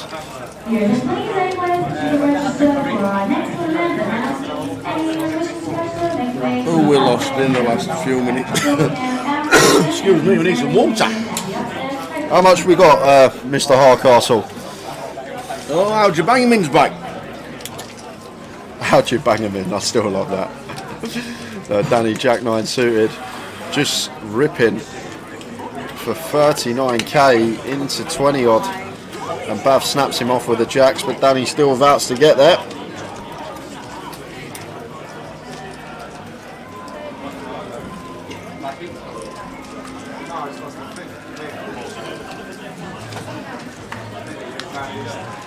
And that is dead on the turn, so we are going to lose Danny Pike, come to the table with 300k. Unlucky Danny. When the session started. Yeah, Danny Pike.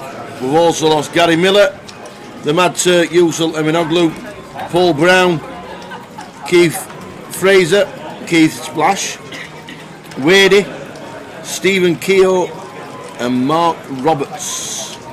They've all been eliminated since Danny Pike has just gone. Jack's got just over 100 big blinds, nice, so probably around 260, 270k. Very nice stack at this stage of the day, but you can see, which you saw from Danny, you can have 300k and it can go in an instance in this game. Yep. It's the way poker goes sometimes. Did the claimer Rick Trigg bust early? Yes. In the money's 44. You've got around 70 odd left, Stevie K.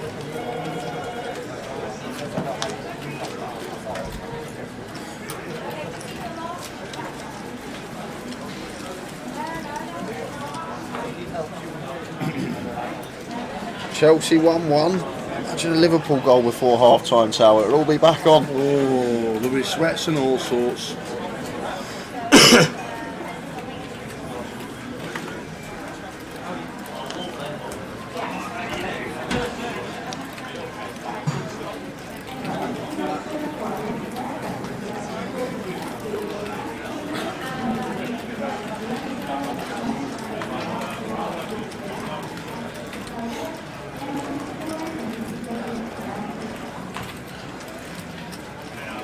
King 5 suited for Bav on the bunt and just doubled up.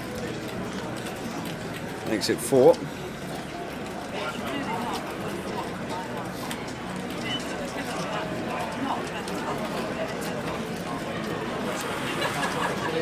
And Schumann Alley here, pocket sixes in the big line, just sub 30, 29 to be precise.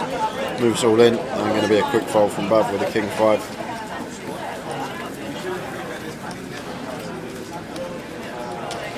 Blinds going up in 9 minutes time, just under 10. You'll see on the left hand side of the clock. And then another hour and that'll take us to dinner. They will. Are we going to be having a bowl or a banquet tower when it comes to the dinner break? What do you think it'll be? Hopefully the latter with the treble still with a shot coming in.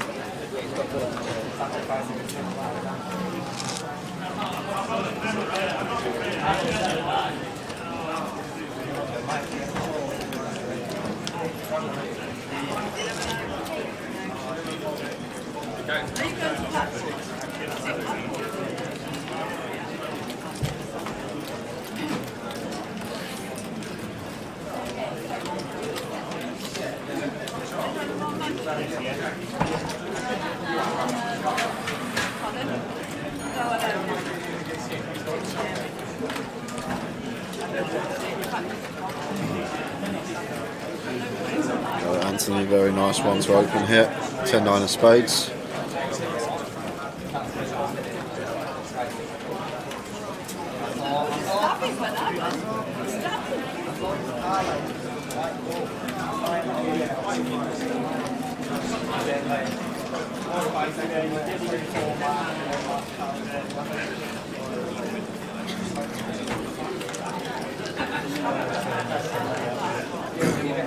Clock time. Steve Smith. King Queen 4 rainbow, and one that Anthony just wants to be c-betting almost always. Double Broadway rainbow board, just going to be third here, 4k, something like that. What I'd like to see.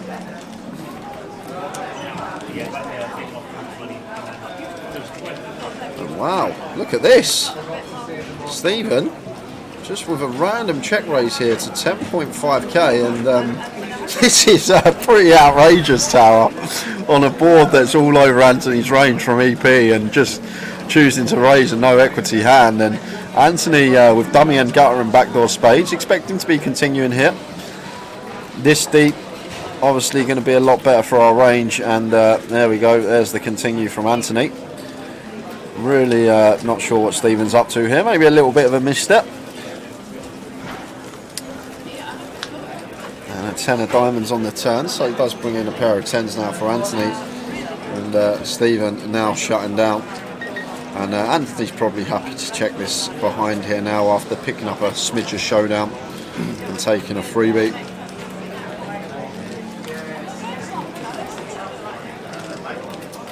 Six of diamonds on the river.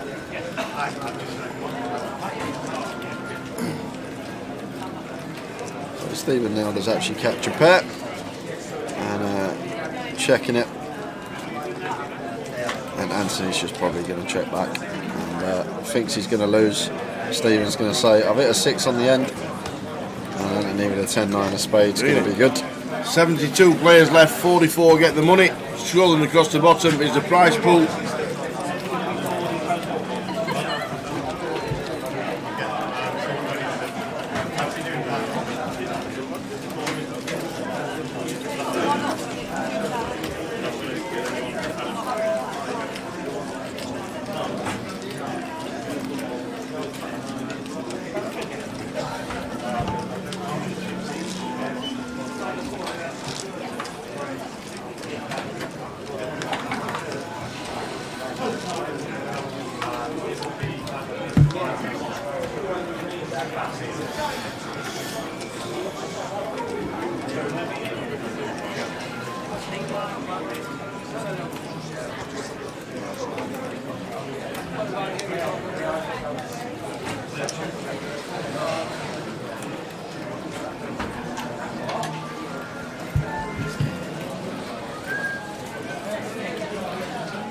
And after this hand, guys, we are going to have a little look around the room. Awesome.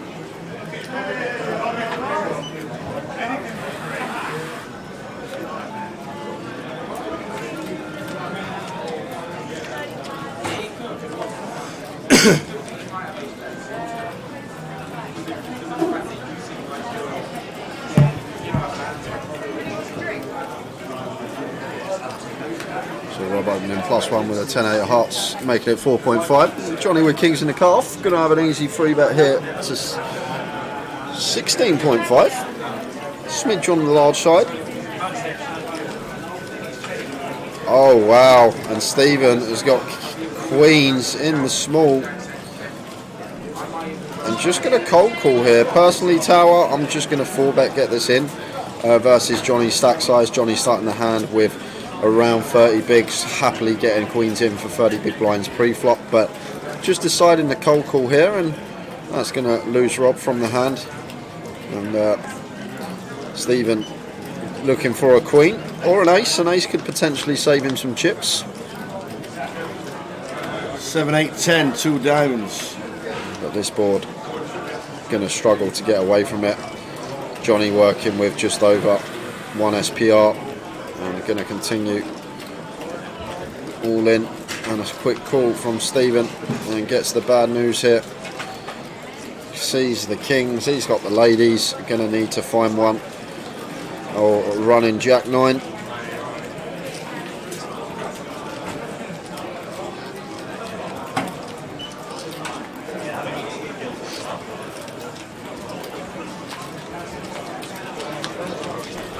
That's dead. And that is dead. So double up, courtesy of Stephen. Not much Stephen could do there with the queens. Nope. Just a call up, call as part of poker. We just move on. Next hand, Johnny up to 130k.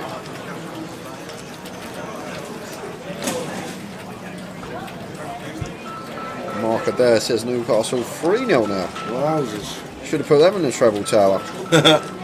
They odds on against Fulham, I'm guessing. Nah, I don't think they were, but Fulham had a man sent off in like 2 minutes. I never knew that. Aye. They did. One of them red cards came up. So 72 players left, 44 get the money. And we're off to round the room. Yes, we are. Who's that? Oh, Whoa, what's well, happened there? Can't be right. Whoa, that's somebody else's stack. Must be something wrong with the lens. Bouncy with 250k. He must have asked Jack if he could borrow some chips while PK was doing the pan. That's probably what's happened there. Where's Bousey got them from? You never see Bousey with a huge stack. 10 bigs and grinding away. There he is, National League leader Matt Davenport. Sitting pretty, still looks like he's getting on okay, 70, 80k. There's Macapac, Chris Johnson. And Bixie. Yeah, Bixie. Still in Maxwell. Chris looks like he's going well as well. What, he's got about 175 there just in oranges. Probably near 400k for Chris Johnson. And the red chips at the bottom of the 25k's. There's the bounty that's going to take place very soon, and there's a queue down the stairs. Is there? Yes.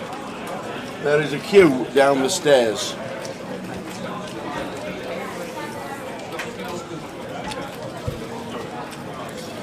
Blind's going to be going up after this hand. Takes us into the last hour of the session before the dinner break.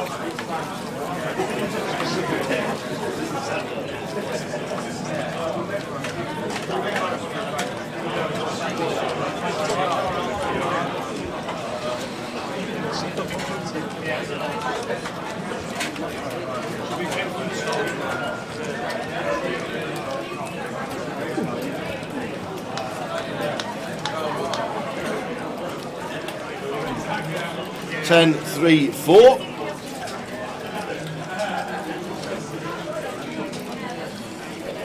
Just a little bit of action here. Top pair nut kicker versus second pair nut kicker.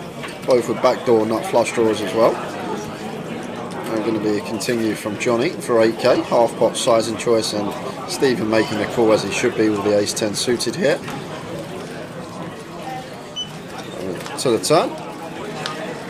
Which is the 9 of diamonds, so the ace 4 now picking up nut flush draw to go with their pair.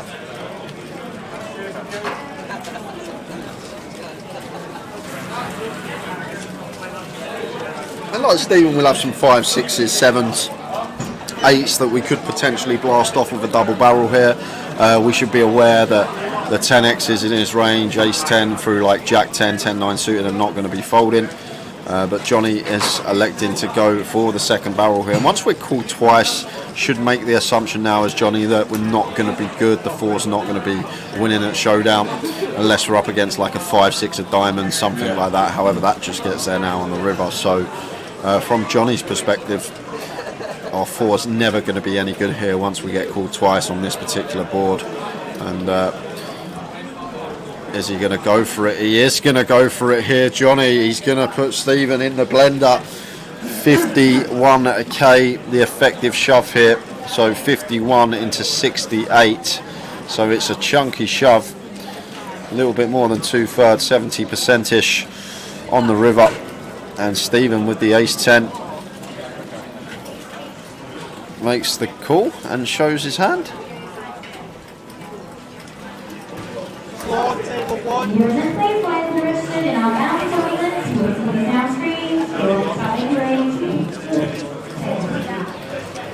What's going on here? Get your earphones in, Tower. What's happened here? This is a strange one. So Stephen done a forward motion. The chips didn't go over the line, but it was forward motion. He pushed them towards the line and left them just before the line, and turned his cards over, because wanted to show as all in the call, and it is classed as a the call. line is not an action line. Yeah, it's just part of the design. Of the we could see he moved his chips forward and turned his cards over. You don't move your chips forward and turn your cards over if you're folding.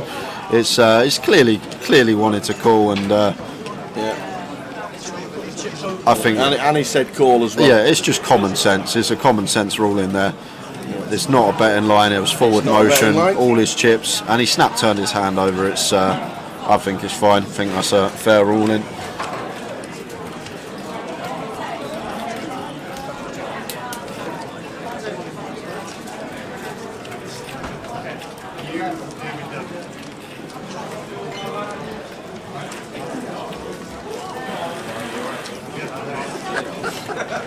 Yeah, he done the forward motion first, said call, and then turned his hand over. I'm just watching it back now. Yeah. I think it's fine. I think there's a massive difference, isn't there, when you turn your cards over and then wait for Yeah. I don't even think he looked at C1, did he?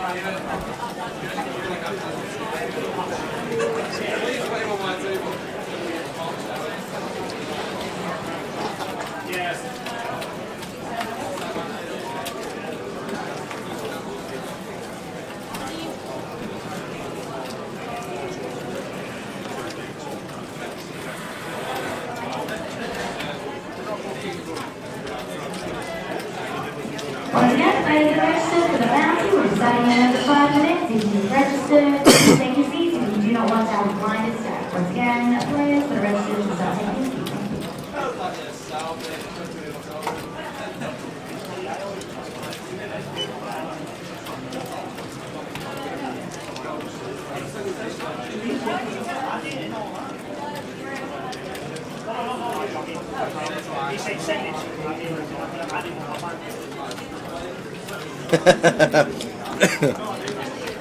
Razor Kez having baked beans, but he's not going to count.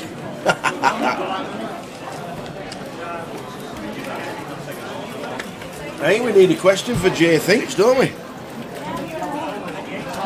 We need a question for Jay Thinks. What we'll do is we'll do it at full time in the football, because Jay's just nipped out for 2 minutes. Gives us time to get a question ready for Jay. We'll do it at the full time of the football, as you guys have been keeping us up to date with the scores. So we'll do it at when's the dinner break? We might have to do it sharpish. Might have to do what sharpish? We might have to do it sharpish. What Jay Thinks? I forgot. Get your pen ready. I've got a question. Oh, you got a question. We're doing it now. Right, just put on the spot like that.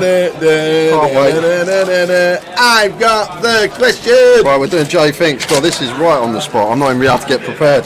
So we'll finish it at 10 past. 10 past. We'll reveal the correct answer at 5 past, and then you've got another 2 or 3 minutes to get yourself in for a £110 closer. Are you ready? Yeah, no double guesses, guys. I have to say it every time. If it's your first time watching, don't guess. Only one guess per person. The closest person to my guess wins the closer seat. What you got, Tower? Guess until we tell you. Are you ready? Yeah, I'm ready. I've got. It's Saturday. Is this big enough, or is it going to be a long? No, that's big enough. It's it might not be. It's big enough. It's Saturday. It's obviously football day. Towers Treble's not losing at half time, so we're going to celebrate. The question: how many Towers Trebles have been up over the years? You don't need to write that down. The question is for you: what is the lowest attendance at a Premier League match ever? Ever? Don't put your answers down just yet. Don't put your answers down just yet. What is the lowest attendance for a Premier League match ever?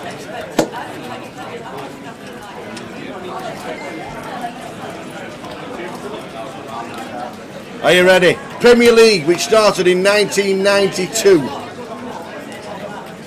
Are you ready? I'm in. Are you done it? I'm in. Go!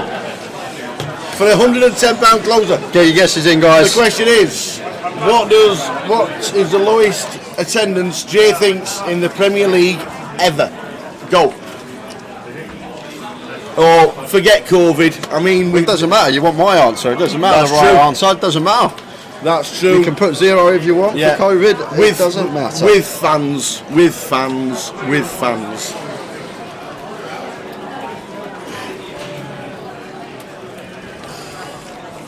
Forget COVID.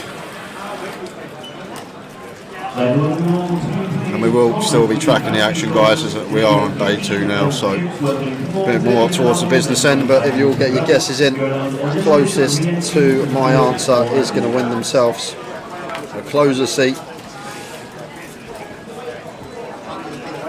There are no chips in this tournament. As soon as you eliminate a pair, you will be handed £50 in cash chips. So again, no value chips as soon as you eliminate. So we mark here with position. Expect to float this one, 2 overs, really nice backdoors, especially versus this quarter pot size from Kevin. And does choose to float. Good to see. It's alright, Sophie, just have a guess. Queen of Hearts on the turn. Everybody else is. So Kevin now up and down, and Mark turning top pair. So this could get spicy here, because maybe a card that Kevin wants to start barreling on, and we know Mark's never folding after getting this turn.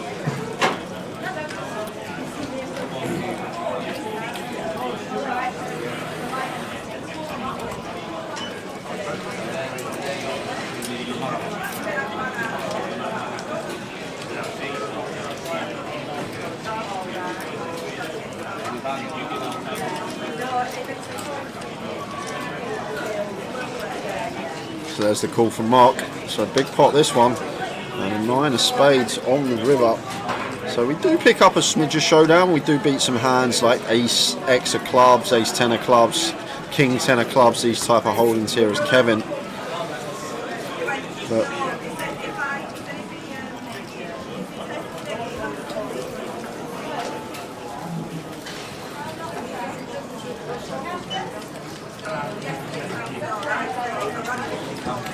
so is Kevin going to go for it here? And he's going to use a time bank, weigh up his options. Blocking king 10, I guess. Obviously blocking some 2 pairs, however it is on the river, this 9's rolled off.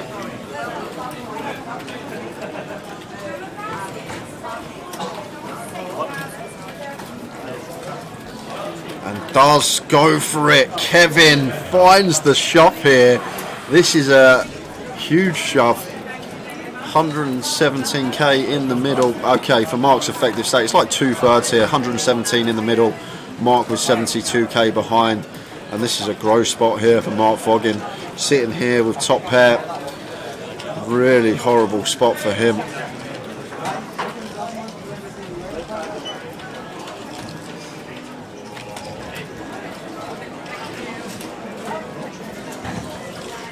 Like obviously here Kevin is going to have the aces and the kings. They are hands that he can have for value here. Ace queen might be in there as well. That just goes bet shove. And then bluffs in here, maybe hands like ace king with no club in it. Ace 10 with no club in it, hands like that.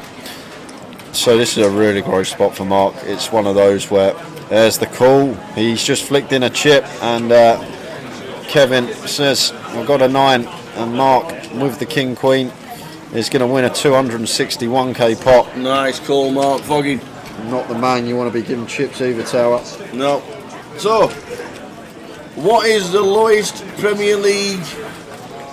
What does Jay think is the lowest Premier League attendance of all time? The Premier League started in 1992. I was there.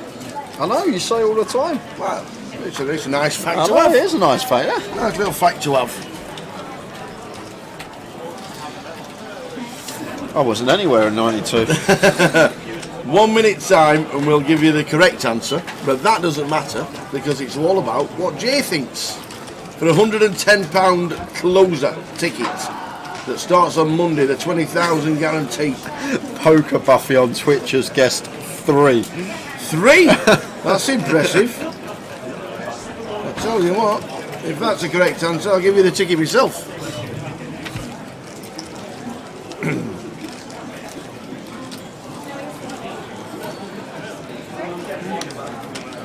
So after this hand, Tower's going to reveal the correct answer. Yep, after this hand. And then we'll have a couple more hands, let a few more guesses come in, and then we will reveal the winner. Correct. Indeedy. That's exactly what we'll do.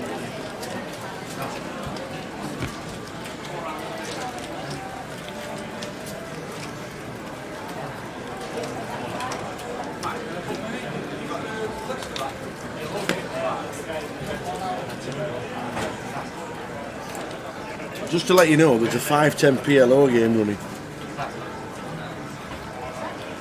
There's a 5-10 PLO game running, and it's full with 6 alternates. Oh.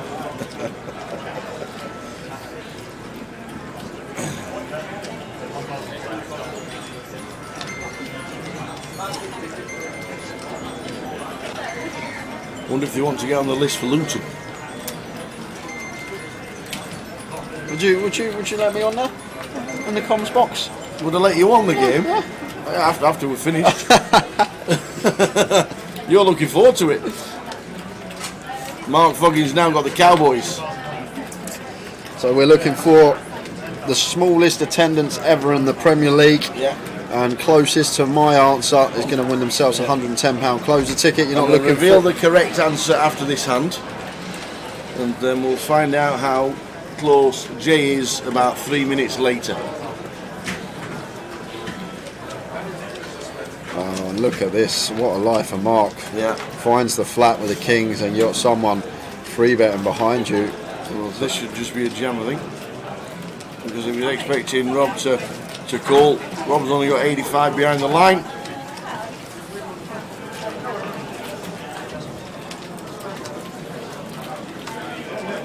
He's going to continue the trap, which here is Mark. It's the perfect play up against this specific hand, but gonna love to see this as Mark Foggin as well. What a couple of hands for him. Just going to be checking this over to aggression. And Rob should still continue here, I think, more often than not. Fairly small, don't have to go too large. Could even go 15k here, quarter pot on the 10-4-4 rainbow. Even as small as 20%, 11k.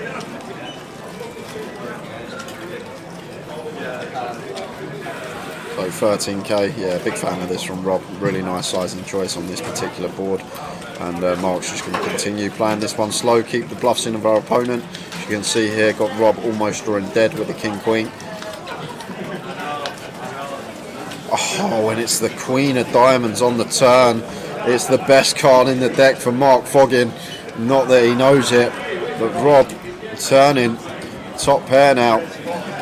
And gonna quick count his stack size and could just see it go in tower. Yeah. We'll be aware that Mark's never got any 4x here, so from his perspective, we're only really losing to pocket 10s or some traps. And Mark does have one of these traps here, so we could just see an all-in. It's going to be a snap from Mark. He's going to hate to see that. King Queen versus the kings, and Mark Foggin played the kings perfectly here. Going to get the reward, assuming it's not a queen on the river.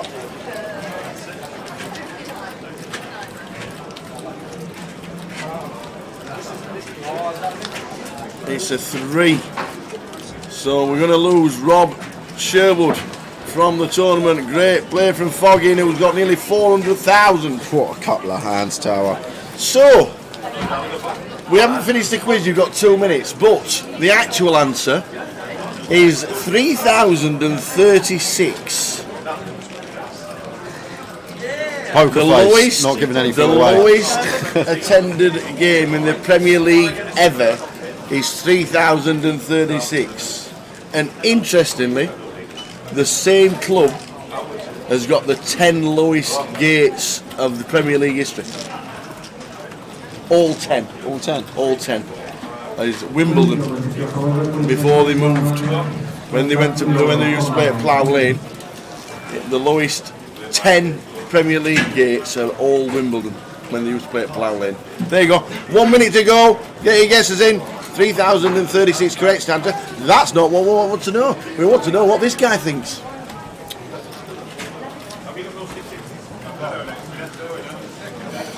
Plough Lane, wasn't it? Is that when they moved to Selhurst Park? Look at the chat. A lot of people wait now. They're clever. They wait the 5 minutes. They wait till you give the answer. They see our reaction, face here. and they see the reaction, and then they put their guesses in. Yeah. Well, if you guess lower than 3,036, I'll tell you what, you know your football. 1 more minute. After this hand, ladies and gentlemen, we'll give you the winner of the £110 closer, Wimbledon. Was was the lowest attended club at Plough Lane.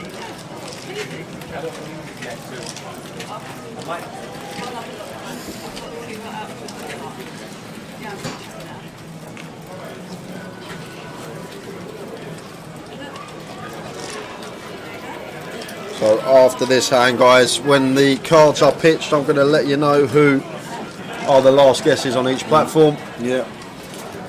Yeah, Plough Lane had been abandoned, so they moved to Selhurst Park, and none of the fans went across. That's the thing.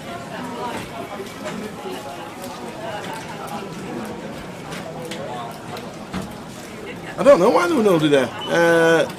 Plough Lane had been abandoned and shut down.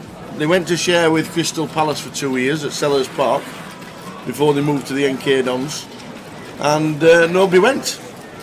And they had the top 10 lowest attendances ever.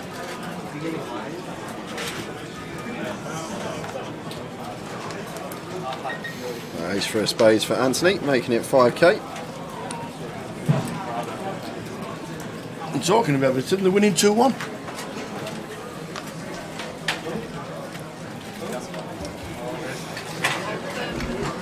And raise and take. So it's time. Have we got a winner? Last 10 seconds to get your guess in. At the moment, Deck's hand. 1,789 is the guess, the last guess. Right, everyone's in. Last guess on Facebook was Tom Gregson. Last guess on Twitch, Scarra Manglina. And last guess on YouTube is Deck Sand. So we're done. That's it. Finished. So 3,036. Wimbledon versus Everton at Selhurst Park was the lowest attended figure ever.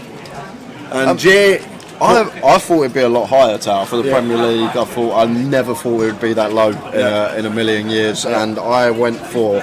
He went for 12,000, which is actually a good guess because Bournemouth has got a very low stadium and things like that, so yes. So I went for 12,000. Well, 12,000, and the closest is... Peter McCormick on Facebook, 12,300, 300 out. Well done. eBay on Twitch was winning right until the end, until Peter put his guess in on Facebook. And Peter McCormick, if you are watching on Facebook, can you please drop your alias for the Grosvenor software in the chat box, and then what we'll do, we'll get you that closer seat sent to you on Monday. They'll be in the account on Monday. Well done to Peter McCormick. You've got to put your alias in for us. Yeah, we need, and you're playing the closer. Yep. With a chance of winning a share of £20,000. And it's Liverpool 2-2 apparently. Oh, he's getting excited now. Chelsea goal, Liverpool goal. He's getting excited now. He's got a £6,000 double going on this. Yeah, really. Gamble responsibly.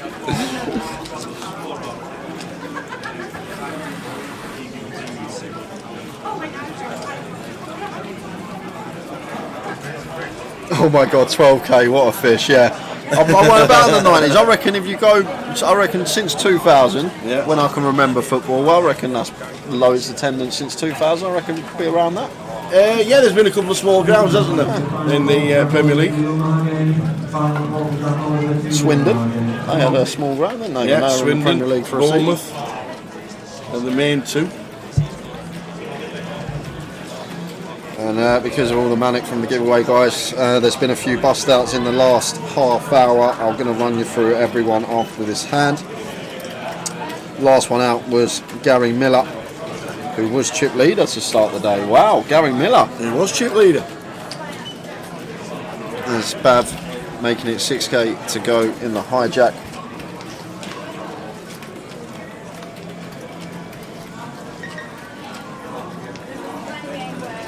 Queen 10 9, 2 spades, so Bav flopping up and down here, backdoor spade draw, and Stephen here with just the gut shot and king height.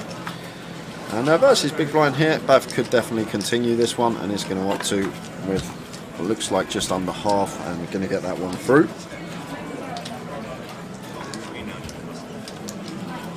Exactly, Gully. People didn't think about that. Jay watches a side who's had a full house every week for years. He should have put that in theory. Carl Bellis watching the Liverpool game on the. Must be watching it on one of the TV streams. It's a spoiler alert on the Liverpool match. So guys, just going to run you through the bust outs. After Danny, who we saw in the feature, Danny Pike, we lost Rennie Z, Philip Cassie, James Parker, Daniel Habib, Jack O'Neill, Rob Sherwood, Joe O'Donnell, NR, who is GDPR. And that brings us up to now, Tower. We have got 65 remaining, getting there. 65 remain, and last out was NR, GDPR.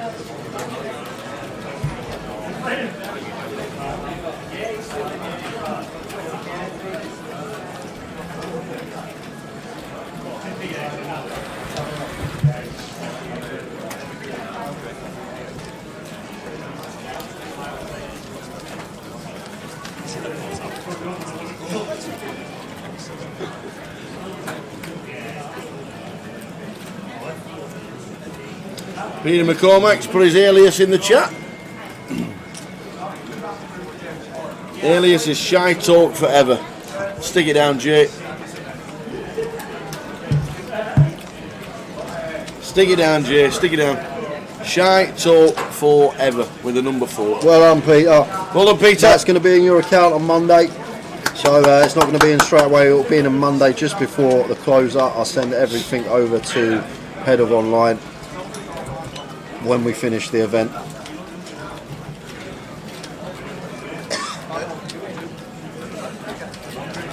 Congratulations, and still another closer ticket to be given away over the weekend, guys. I think maybe 2 as well. I've got a message to Tom, see if we can squeeze another one in for you guys. My answer was 12,000. 12,000. Well out.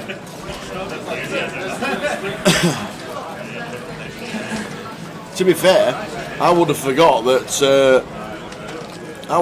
Wimbledon were in the Premier League. I thought they were just in Division 1.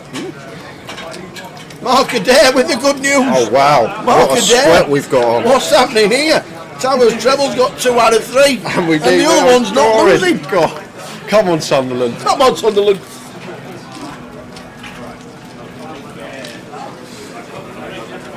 We like good news. We love good news. And we got just over half hour before we head out on the dinner break. Not sure what's on the menu today. No, not been asked today.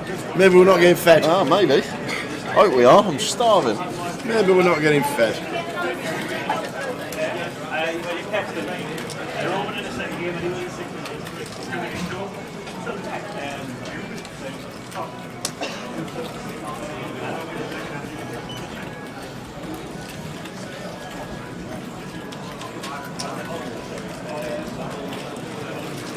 So Bav's going to hear our way off with the King Queen. Sees the bad news.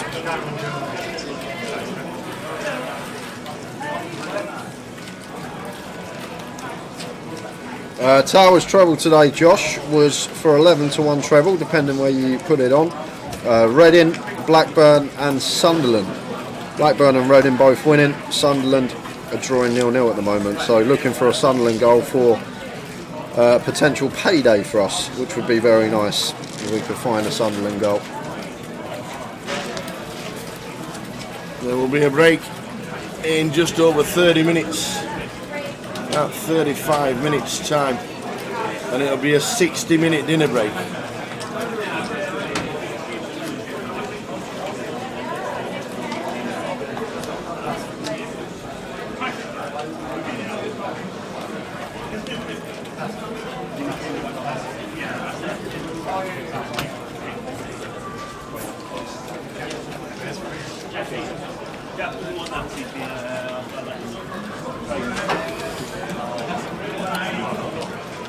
You've got Stu McNally, Josh, who's in seat 2, very, very good player from Scotland.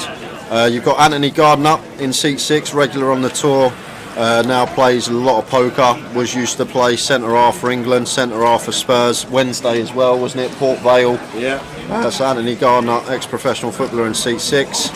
Obviously, you know, Bav, but other than that,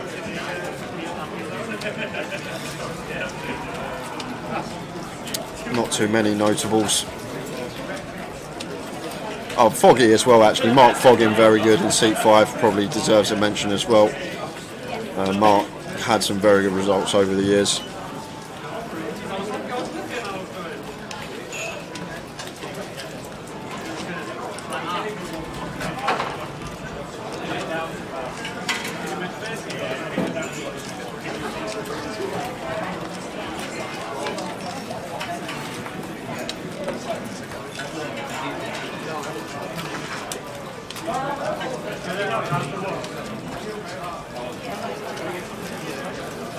So interesting turn card here. After Mark chooses to check call the top pair here on the flop, and Anthony mixing in a check back with top pair himself on the turn here. 6 of hearts on the river.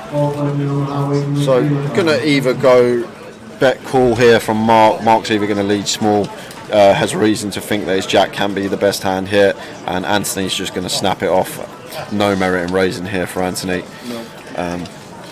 4.5k from Mark, and I think it's just always just going to be a call here from Mr. Gardner. There's the call, and Mark sees the bad news. Anthony has the queen.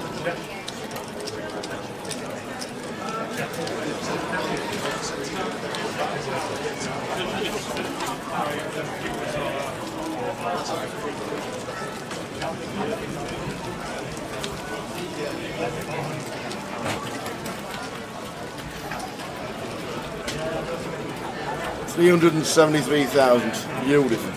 What a chip stack that is.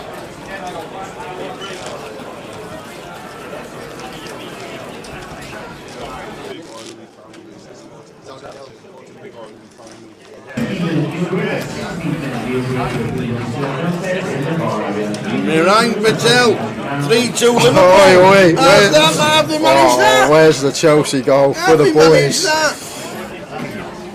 Where is the Chelsea goal for the boys? Hey Josh. Josh Manley tuning in. How are we doing, Josh? Well, on this Saturday afternoon.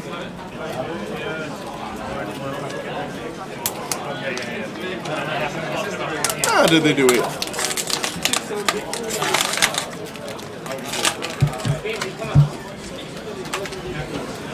How did they do it?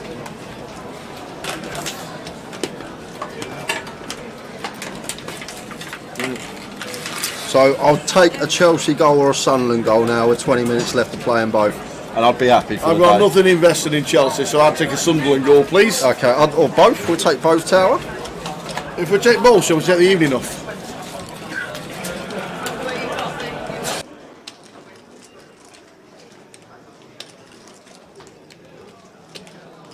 Ace Queen 4, Rainbow.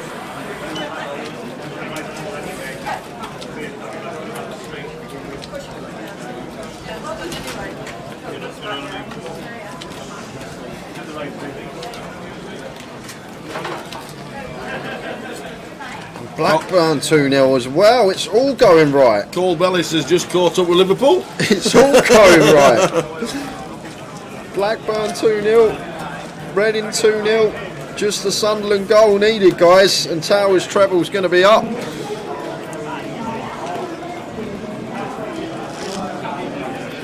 Wow. Wow. It's a sweat. It's a real sweat.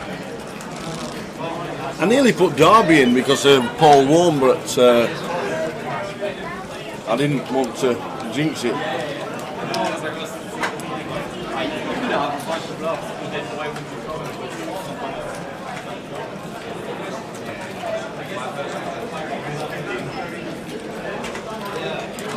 Oh, and Sheffield Wednesday have scored for old Bov, and whoever made it a fourfold, Wednesday have scored. And he changed Sunderland for Sheffield Wednesday because he didn't want to put Sunderland into the treble. Oh. Marker there says Chelsea are battering Palace. That's what we like to hear. Wowzers. Ace King for Stephen. Just calls the blinds in the hijack. Bit surprised there, to be fair. Yeah, me too, so I'm not sure why Stephen's not opening Ace King suited. Let him bav in for free in the big blind.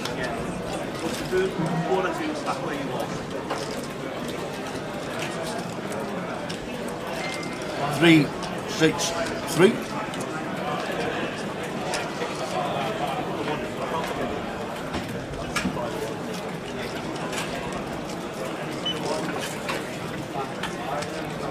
Stephen choosing to bet, and Mark with overcard here and nice backdoor possibilities, but just going to let it go. And Bav will do the same with the Jack 4. Throws the Ace King.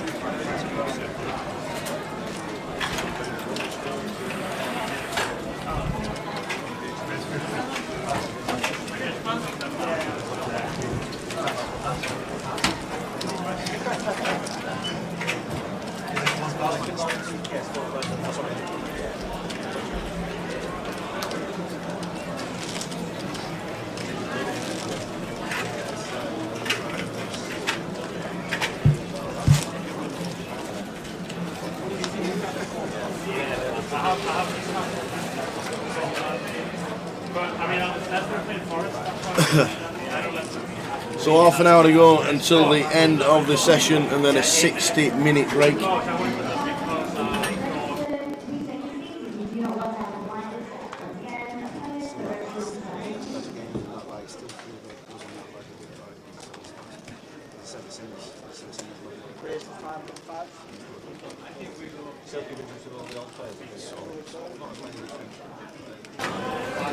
Hoo-yah! So 30 minutes to go until the 60-minute break.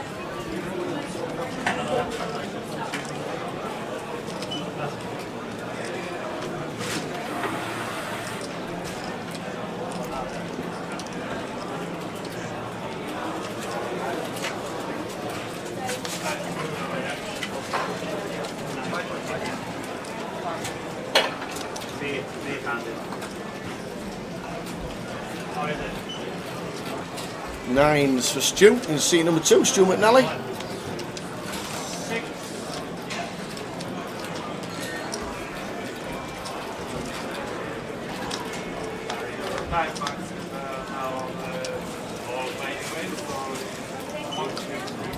Queen 7, 2.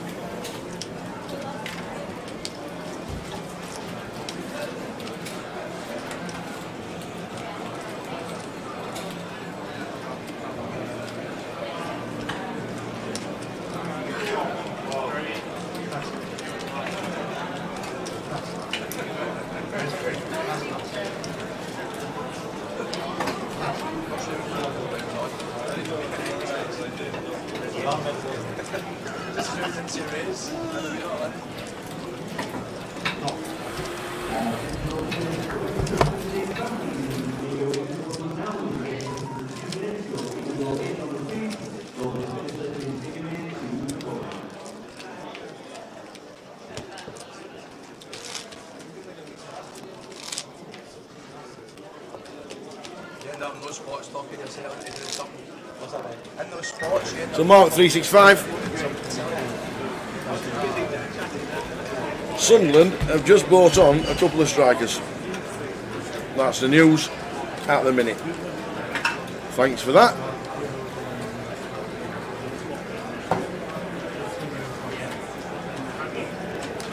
So 44 get the money. Strolling across the bottom. Here's the money for the GUKPT Leeds. Fantastic effort by everybody.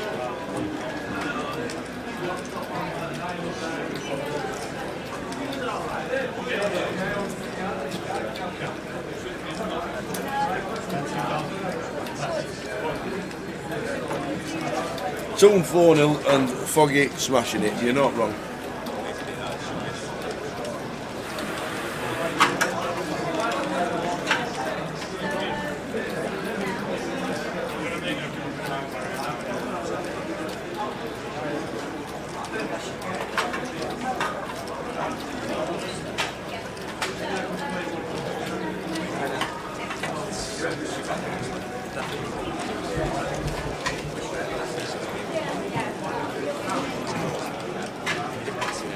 So Johnny, small blind, big blind, raising up. Oh, you're doing well.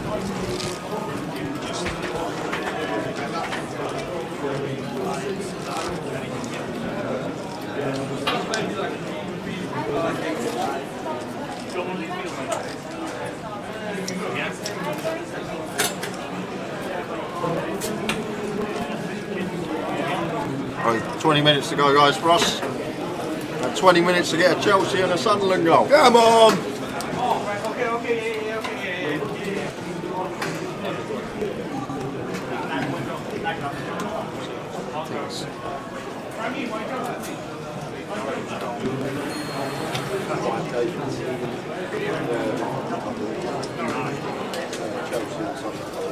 Ace Jack for Mark. Looks like a race of 5.5.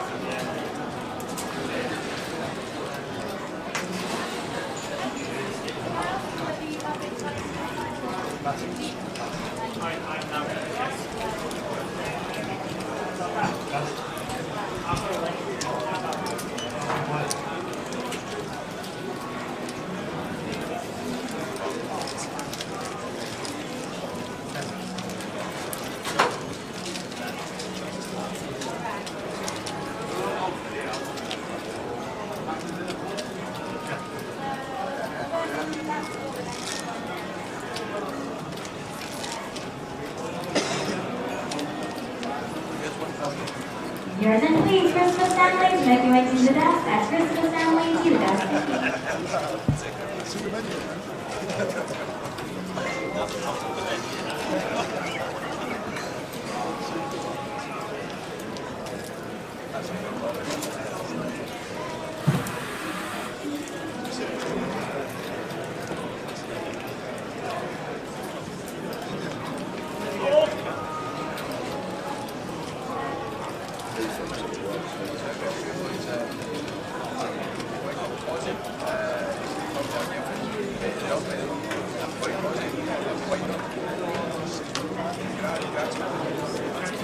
Kevin out with a Jack 9, making it 6.5 from +2. Johnny Boy gets out of the way with 2s. Stu McNally gets no. You did, Bob. We've already mentioned that. Well done.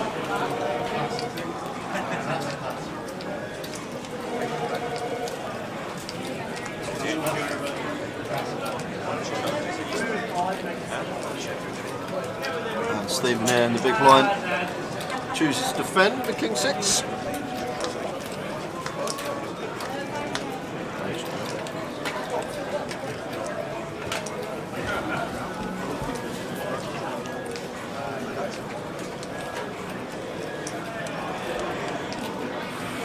Those players winning on the list for the 5-10 PLO, make your way to table 21 in the vote room.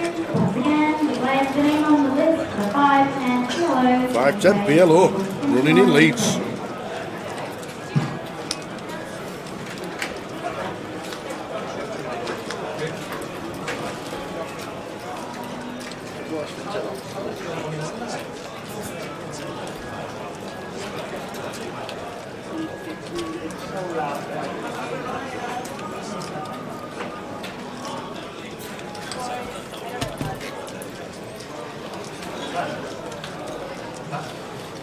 Then a check flop, delayed c-bet turn.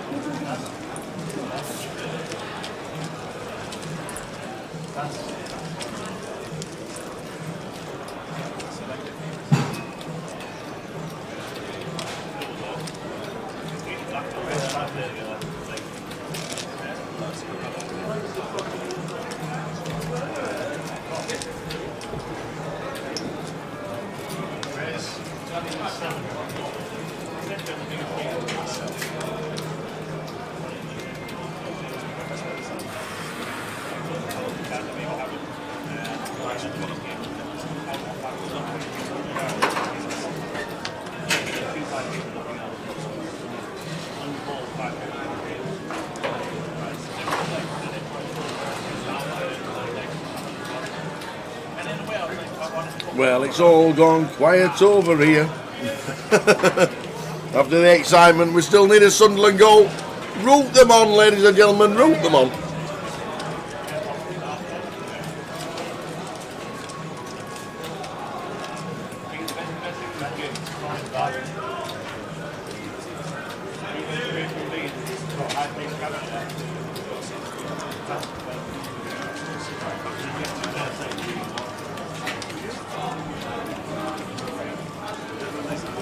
Queen, Jack 3.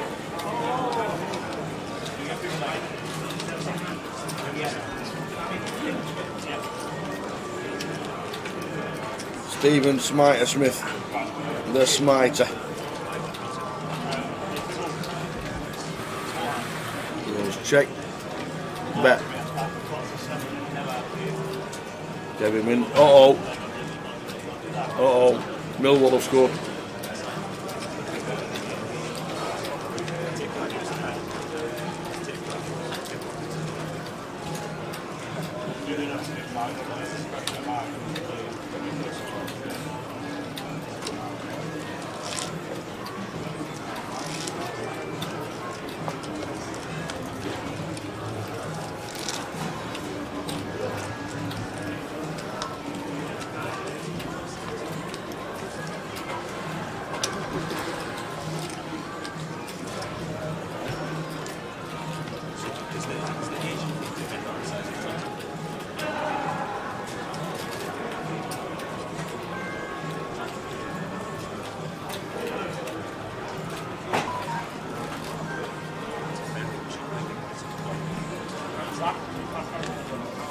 Mikey plays poker, says there's a possible goal here. Where's that?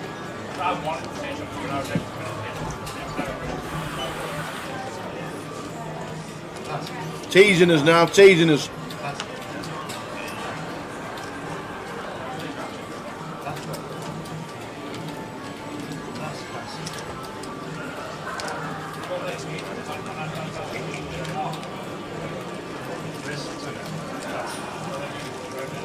Not at Sunderland, says Gullymath.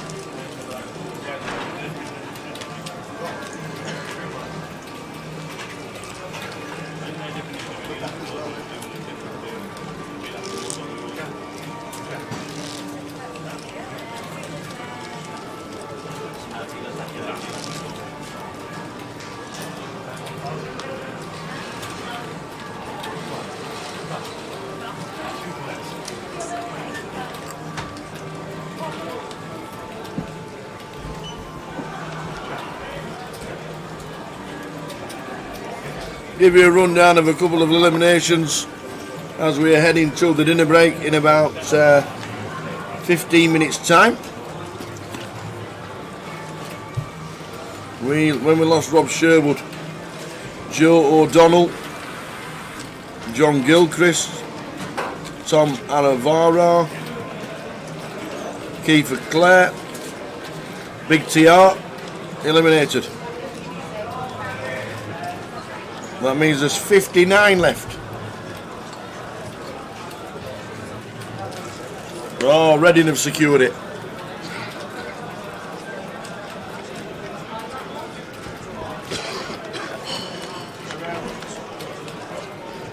Blind on blind here. Anthony with the Queen 9. Flopping gut shot, backdoor flush draw.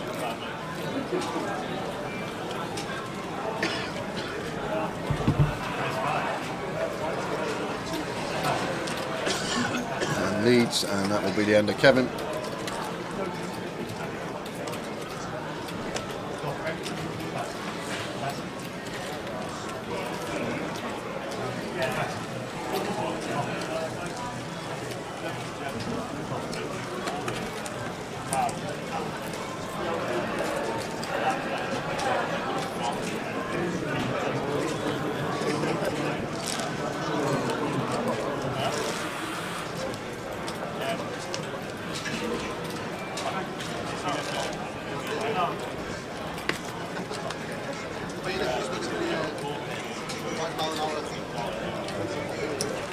Any chance of getting a player counter put in the top right corner?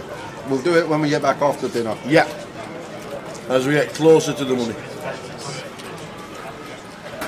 Still, what are we on, 59? 15 off the money.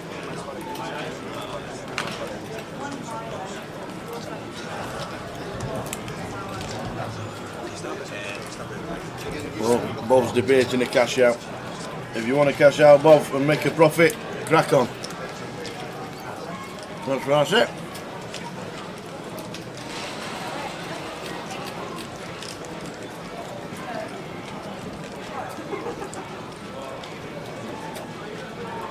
Pocket ace for Mark in the cut-off. Makes it 5.5. Really good session for Mark Foggin so far.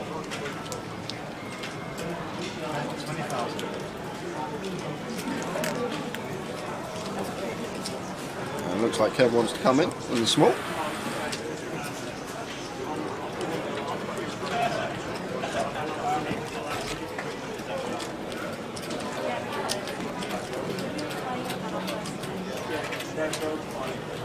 What is this?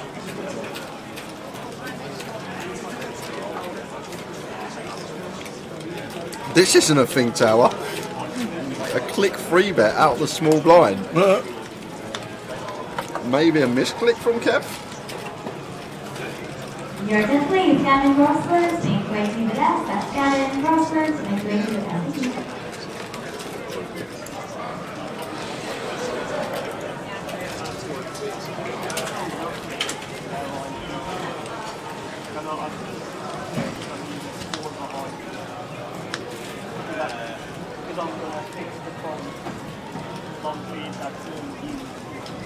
So check on the flop.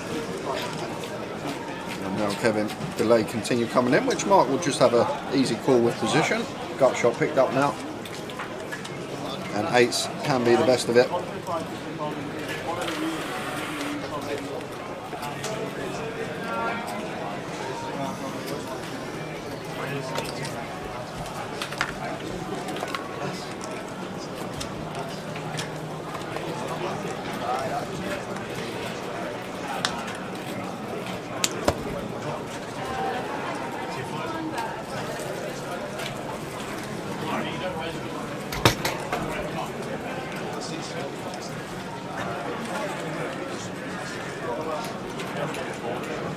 Thank you.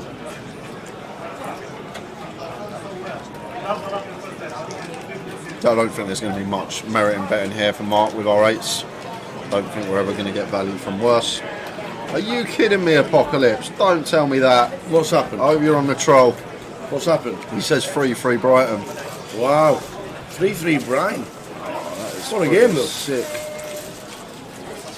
There you are. What a game. Just a Sunderland goal then. You know Chelsea in the score now, don't you? You know it. You know it, Tower.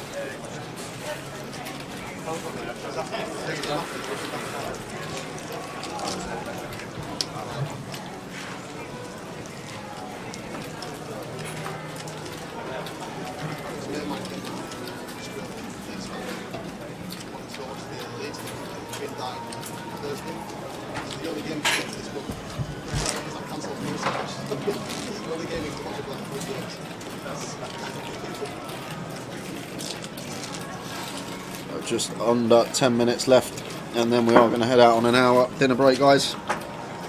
Your turn, please. Under is Lucy. You have a seat. Please make way to the left. That's Anders. Make way to the left.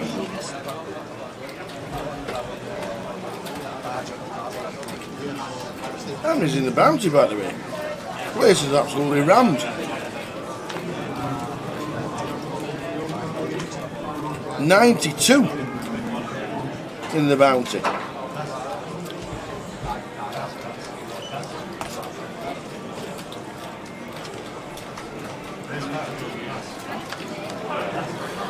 The King Queen raising to 5.5.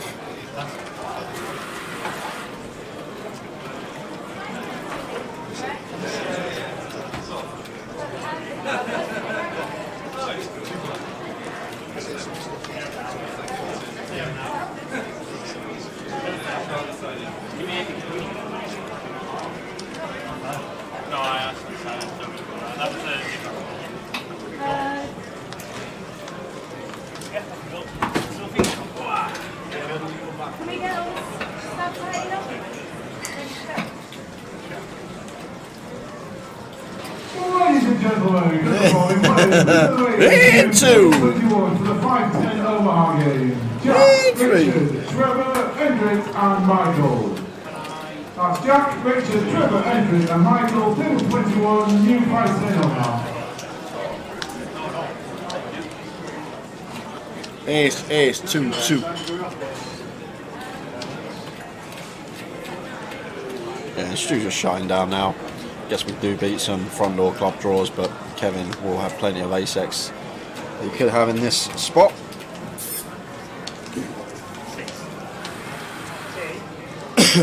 No, it's probably just going to be check, and pot down the way of Kevin.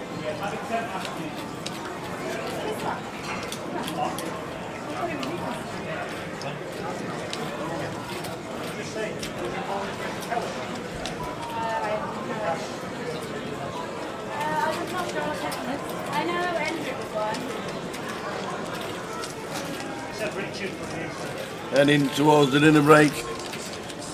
What was that, so 6 minutes? Or 16? That's 6 minutes? Yeah, we go on break at 10-2. Well, by the time we go on the break, we'll know whether the tower travels up or down.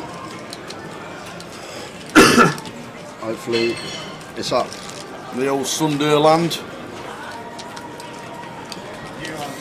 We've been here before though, Tower, when it's not been in at this stage, and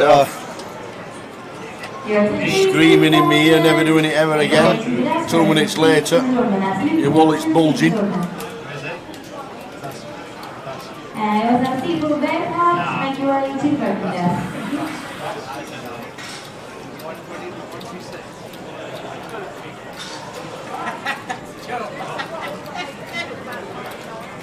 All the hair did say a team about that night.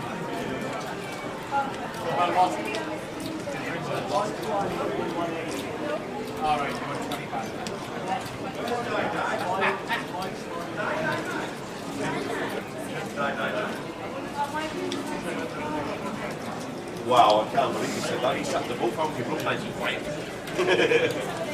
9. I see 9 like this. Yeah, oh no, Wigan have scored again. Rotherham United losing 2-0. We need a manager sharpish, like tomorrow. Is Pochettino free?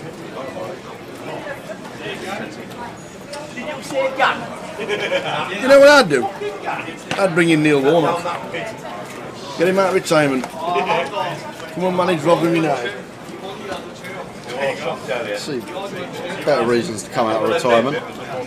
He's a Rotherham lad. I know he played for Rotherham United in the 60s.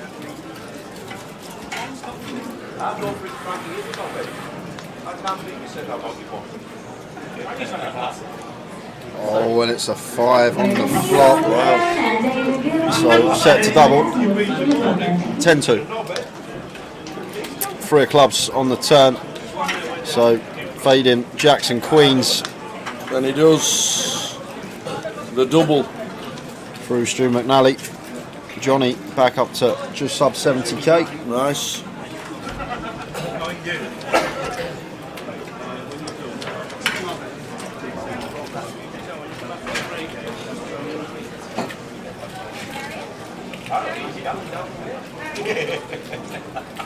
The gap. Oh! Oh, well. God, I want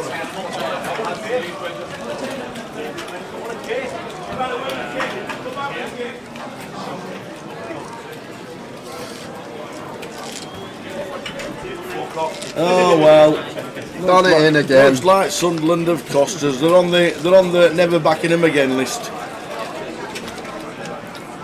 We'll get to a point, all the teams on that list now, Tower, we won't be able to do a treble. We're doing Conference North. Hey dear.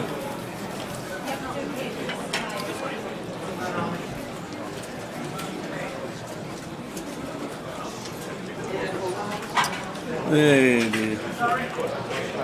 Probably going to squeeze a couple more hands in, and then we are going to head out on the break. And they'll have a new table. We'll have plenty of chip counts coming your way as well. Here's a place for Benoshe and Dillison. Julian Hepburn. And William Taylor. Make way to the down. You'll see the tournament.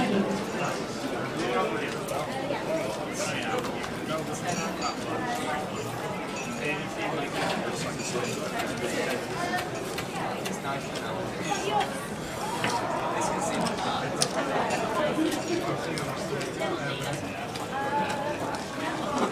you. Harvey, I think Katie was in for 3. I think she was in for 3 bullets, maybe 4 actually. I think she had one in the turbo as well. Who's that? Harvey. Katie. Asking how many bullets did Katie have. I think she had a bit of a rough day yesterday. It goes like that sometimes. It does. It does indeed.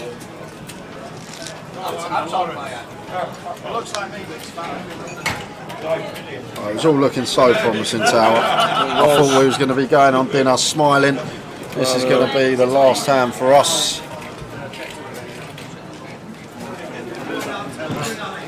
Won't be no Hunter's chicken for me tonight.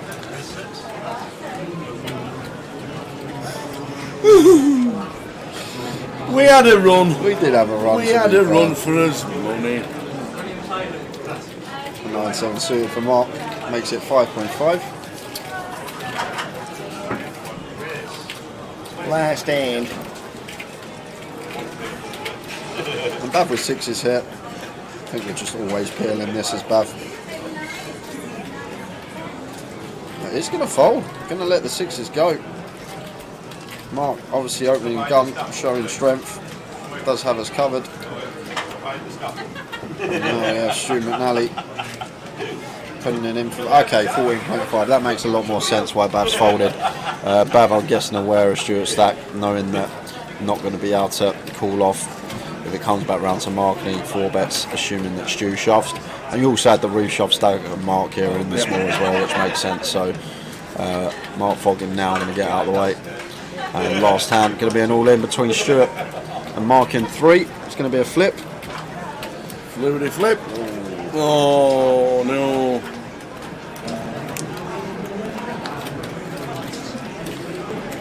We tried. We did. We definitely tried. Sorry guys, we did. But Bob got it in. Sheffield Wednesday. So can McNally survive with the 3s versus the ace queen? That's a good flop to start. So it does add some kings to the outs he needs to fade. River is a 2 which he fades. So Stu McNally doubling up last hand of the session. We're back at 10-6, guys. We will see you then. See you then. I'm done. I'm having an early finish. He's not doing it. There's no way Ian 6 bets here. How often do we even say the word 6 bet on stream? Oh wow. But Radu 5 bet bluffing the ace jack. This is just a leveling war between He's not putting the 2 players. He's doing it again! He's doing it again! That's amazing! Oh my god! Damn! 6 bet roll that, baby! 10! How'd you like them apples? Solve that! Ace 10, 6 bet rips it in for 100 big blinds. Oh my word. Ian is my new hero, Tower. I want this man to win the comp. Oh my word. 6 bet rip with the ace 10, folding the ace jack out. Where has Ian found that move from? Oh my word. How'd you like them apples? I've waited all day for something and it's just happened. Oh my word. Ian. Do you know what? I'd be sat at the table. If I was sat at the table there and Ian said to me I didn't have aces there, I would have had a lot of money with him that he had aces in that spot. A lot of money. But wow, wow. Fair play to the man. A 6 bet rip. Well.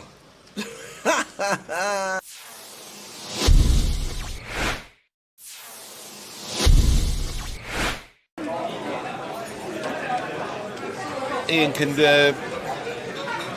decide to make a decent sized raise here against a pretty tight player in the big blind, or he can decide to call. Either's fine. Just decides to call. Anthony check his option. It's fine.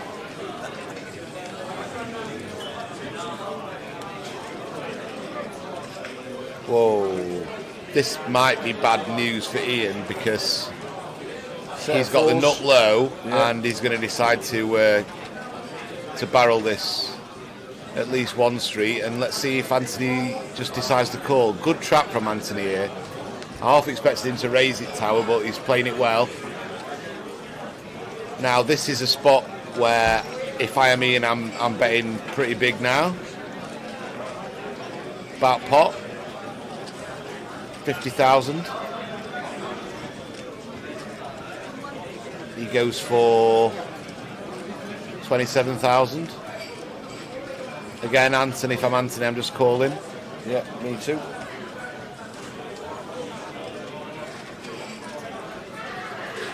Got such a disguised hand tower. Yeah. Yeah, he just calls again. Yeah, great play from any Anthony. low sets really disguised, aren't they? Yeah. And now a queen. Queen of spades on the river. Are we going to rep the king? Are we going to rep something like ace, king, king, jack, king, queen? I'm betting massive here, tower. At least pot, maybe pot and a half. We've got the nut low.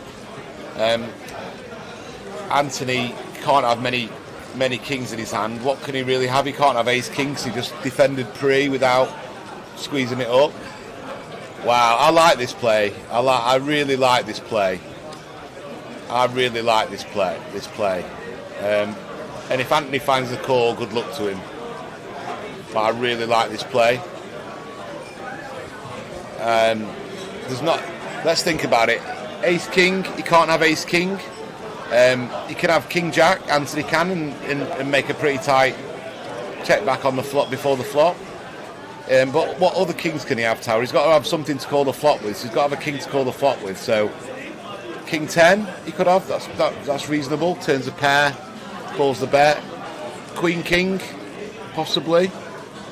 But then that's about it, Tower. He can't have ace king. He can't have two kings. And whereas Ian, we could have any king. We could be bluffing and they've got there. We could have. He's decided to call, and that's pretty sick. And I think it's really unlucky for Ian. I think he played the hand really, really, really well, and just got unlucky that Anthony had a set. I mean, how can he have a set? That set of fours is kind of like the only really strong non-king hand he can have, Tower. And obviously he can have a hand like ace six. He's got to call twice and fold. There's just so many hands that he's got to fold. And although Ian did come in, didn't he, Tower? And Ian did come in and try and ask if he could explain his decision, but I thought he played the hand well. Yeah. Maybe he didn't need to go quite all in. Maybe pot and a half, something would suffice. But I said as soon as I saw the river bet that I'd go over pot. Yeah. And I think it's a fine play. He just ran into someone who had a set and wasn't in the mood for folding it, Tower. Yeah. But if you think about the actual King X combos, it's not that many, Tower. It's not that many at all. Ian's got way more King X combos. If Anthony just had an ace, for example, he has to call the flop, he has to call the turn, and he has to just immediately fold the river. Yeah. Same with his two pair combos, but he had a set and he could have folded the set. He had a long tank about it. I think he played that hand well.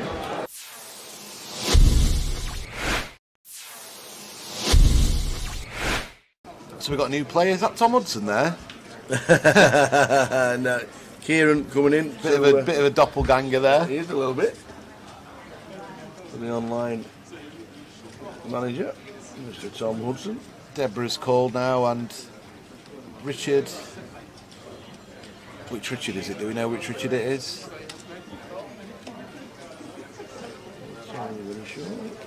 Hearts and hearts fighting off again. 3 times. A lot of hearts been dealt out, Tal, but not many on the flop. I did well. He hit the straight flushing hearts, didn't he? Yeah. Kieran Davey comes to our table. Richard Griffiths in C1. Richard Griffiths? I don't think I know him. Oh, look, what the 10, hell? 9, 3, Tower, all hearts. 3 of them have flopped hearts. All flopped. Queen high, king high, ace high. Wow. This is going to be carnage. Oh my gosh. There's nearly every out on the board. The jack of Have you hearts seen is this? out for Richard. This could be a 3-way all-in, Tower, if it's played fast by any of them. This is absolutely ridiculous. When Kieran gets all this action, he'll have to check his cards back, see if he's bloody actually got the ace of hearts, Tower, and not the ace of diamonds. So Richard's just called. Oh, Richard's called just with a jack, with a king with a jack. Yeah, he's got the redraw to the Oh. straight flush, he thinks. Blow me neck. So what's going to happen now? KK's going to squeeze it up. He's just called as well. Now what's Peter going to do? Yeah, Kieran's got the nuts. I don't mind. I don't mind. No, I don't mind KK it. just flattered with his queen high flush. Oh yes, And now Kieran's it's on got the Peter nuts. with Yeah, the king yeah. high flush. He's gonna raise here. Here we go. So he's going to raise. Oh man. Kieran's going to probably just flat call, or jam it, or just put it in, thinking he's never going to get a fold, Yeah. which he won't. Raise to How the action's 5k gone. from Peter. Kieran's getting a bit. Look at him. He's playing. He's giving it the old Hollywood, isn't he? He's got the stone cold nuts, and he's like, "Oh, what's going on here? What the blinking hell's going on?" Does he call? I think he. I don't know, Tower. Or is it, does he think he's up against the set? I just don't think he's. Well, He's with all it- in. Yeah. He's and all in. now what's KK going to do with his queen eye? He's going to have to go move all in, surely. Yeah. There's hands that Kieran could have aces with the ace of hearts here. Yep. This would be an amazing fold. And Peter's No, they're in. Peter's going to be absolutely sick. Peter, what you done? Peter's absolutely sick. Peter but raised it up with he's going to have to put it 5K. in. And just hope it's a set against the ace with a heart, I guess, or 6-7 of hearts, for example, or 7-8 of hearts. These are hands that are possible as well in Peter's eyes. It doesn't have to be against the nut flush here. This is just the most brutal setup I've ever seen. They're And in. he's in, They're in. and they're both drawing dead, aren't they? Wow. This is just dead. They're both dead. Wow. They're just dead. Look See you at later. look at Debs. It's just ridiculous. They're dead, aren't they? There's no runners, No, is there? no runners. Because the Jack of Hearts has been folded for the Queen.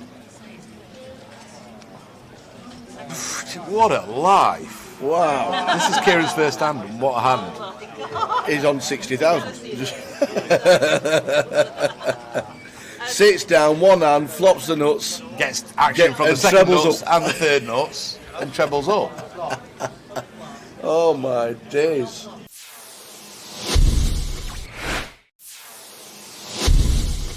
Nine players today, 209 and 307 in total. Jan's mixing it up now, Tower. Wow, Mason's got kings. Well, the kings are never folded. No, they're going to 3-bet now after Jan's opened a loose hand for him. 9-6 of clubs. Bobby has... we don't know. Kings as well. Oi, oi, oi. And he's going to cold 4-bet probably to about 9,000, 8,000, maybe out of position. Yeah, 9.3. Jan's going to fold and Mason's going to stick him in, I think. It's going to he will be kings against kings. Yeah. And then we're going to chop it up and then we'll get on to the next. Yep. Kings against kings. Nice answer.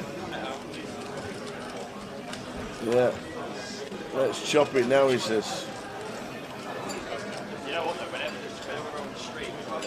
Bobby stuck his stack back. He's happy to chop it. Don't take your stack back too soon, you never know. But he has got the king of hearts. He has got the he's hearts. Oh! He's got the hearts. He's got the free roll.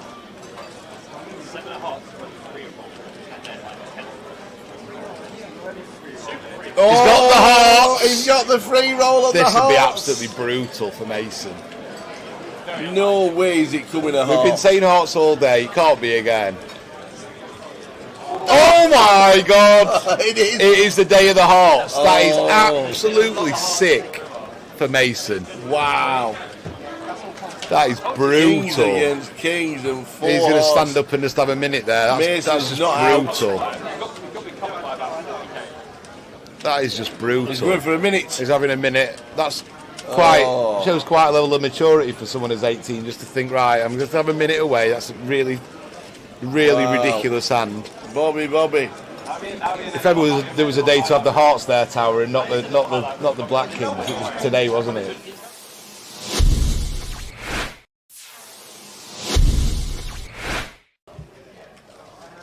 Ace 10 for Ian.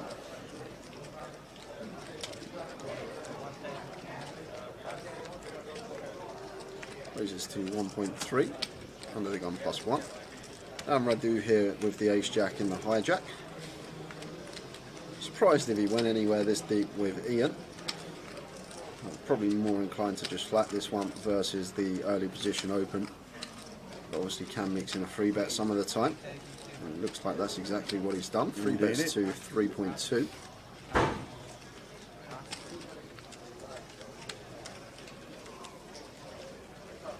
Julie, if you just give yourself a refresh, should be alright, because picture's crystal clear here for us. Yeah. So it's probably just connection at home or wherever you may be. But if you give it a little refresh, hopefully it kicks back in. Yeah, give yourself a refresh, Jules, and let us know that it's alright. Because it's alright on both our laptops. Oh, so it's my word.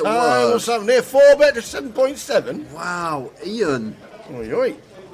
Someone over the age of 50, 4-bet bluffing tower. Whoa, well, I'm snap folding. It's just you like, would be. Yeah, I would be. You'd be I'd be folding ace queen here, suited as Radu. It would already have hit the muck.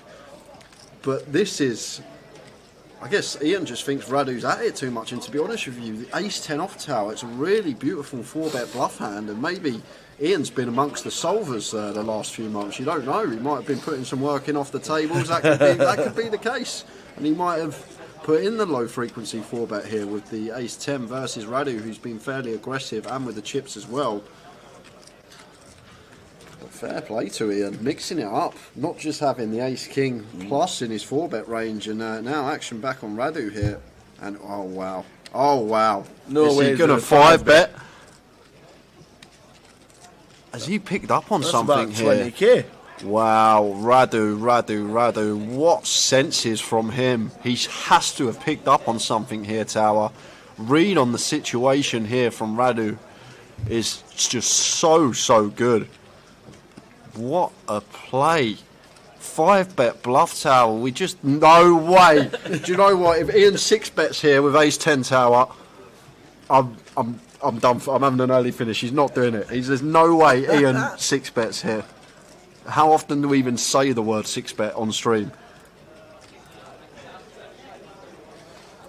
Oh, wow. But Radu 5-bet bluffing the ace-jack. This is just a leveling war between the two players. He's doing it again! He's doing it again! That's amazing! Oh my God! Damn! 6-bet Solve that, baby! How'd you like them apples? Solve that! Ace 10, 6-bet rips it in for 100 big blinds. Oh my word. Ian is my new hero, Tower. I want this man to win the comp. Oh my word. 6-bet rip with the ace 10, folding the ace jack out. Where has Ian found that move from? Oh my word. How'd you like them apples? I waited all day for something and it's just happened. Oh my word. Ian. Do you know what? Do you know what? I'd be sat at the table. If I was sat at the table there and Ian said to me I didn't have aces there, I would have had a lot of money with him that he had aces in that spot. A lot of money, but wow. Fair play to the man. A 6-bet rip. Well.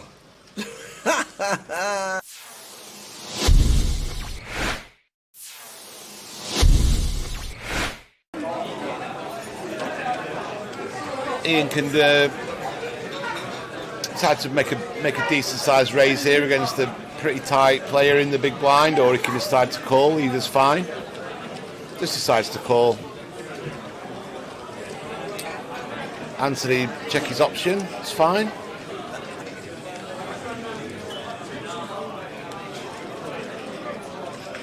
Whoa.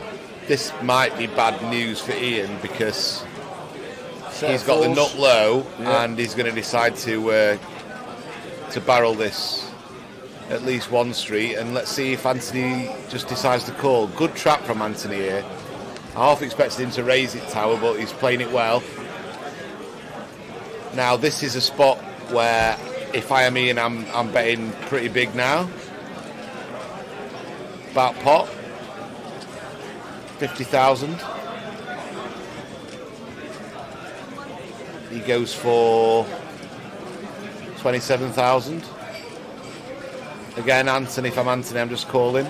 Yeah, me too.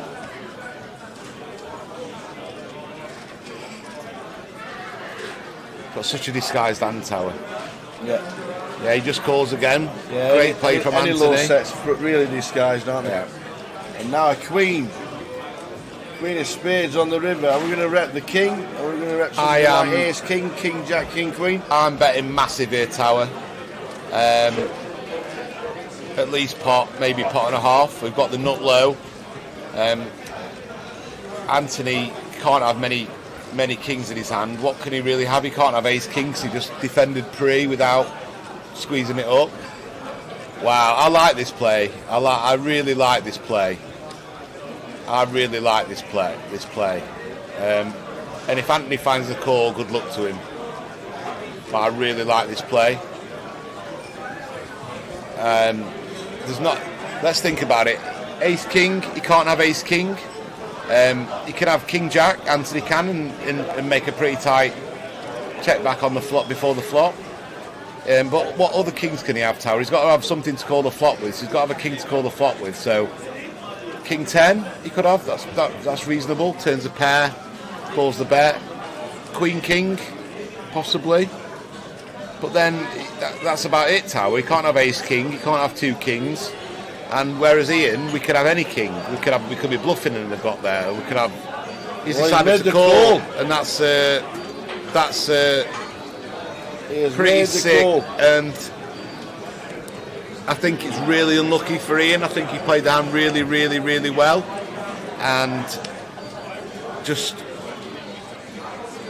got unlucky that Anthony had a set. I mean, how can he have a set? That set of fours is kind of like the only really strong non-king hand he can have, tower. And obviously he can have a hand like ace six. He's got to call twice and fold. There's just so many hands that he's got to fold. And although Ian did come in, didn't he, tower? And Ian did come in and try and ask if he could explain his decision, but I thought he played the hand well. Yeah.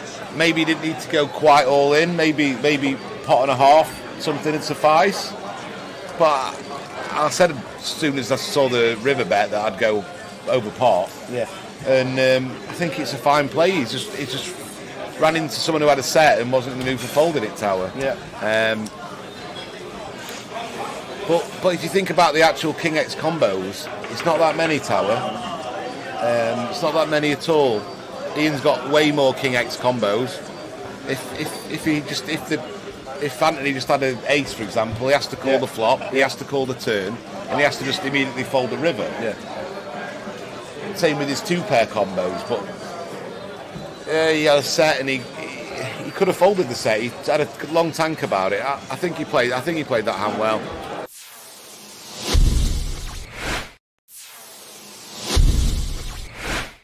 So we've got new players. Is that Tom Hudson there? No. Kieran coming in. Bit of a doppelganger there. He is a little bit. For the online manager, Mr. Tom Hudson. Deborah's called now, and Richard. Which Richard is it? Do we know which Richard it is?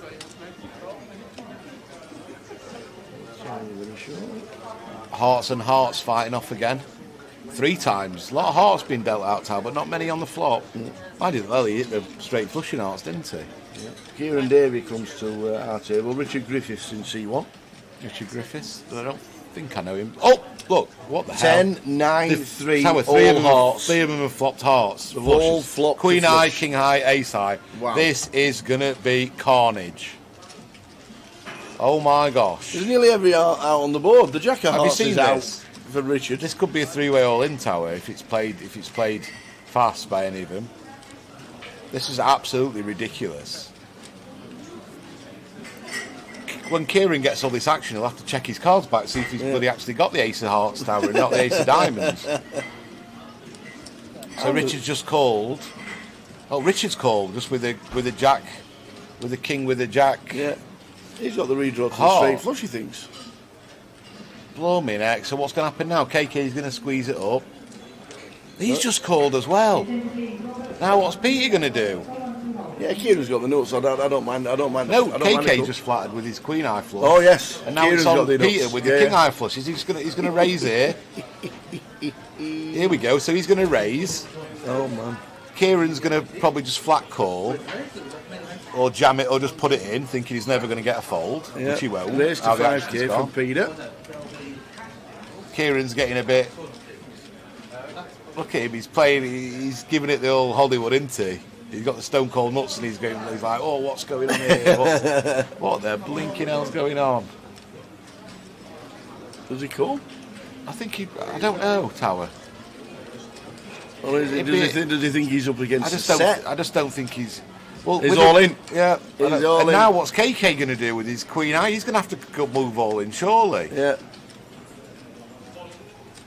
There's hands that Kieran could have aces with the ace of hearts here. Yep. This would be an amazing fold. And Peter's going to be absolutely sick.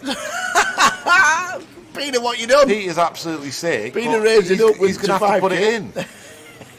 And just hope it's a set against the ace with a heart, I guess, or 6-7 of hearts, for example, or 7-8 of hearts. These are hands that are possible as well in Peter's eyes. It doesn't have to be against the nut flush here. This is just the most brutal setup I've ever seen. They're and in. He's in, They're in. And they're both drawing dead, aren't they? Wow. This is just dead. They're both dead. Wow. They're just dead. Look at Debs. It's just ridiculous. They're dead, aren't they? There's no runners, is there? No runners. Because the Jack of Hearts has been folded for the Queen. What a life. Wow. This is Kieran's first hand, and what a hand. He's on 60,000.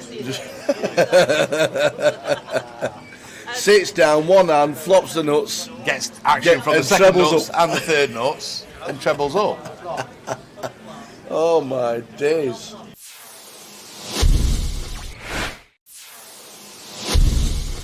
Nine players today. 209 and 307 in total. Jan's mixing it up now, Tower.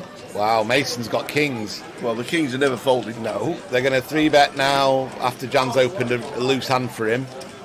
9-6 of clubs. Bobby has... we don't know.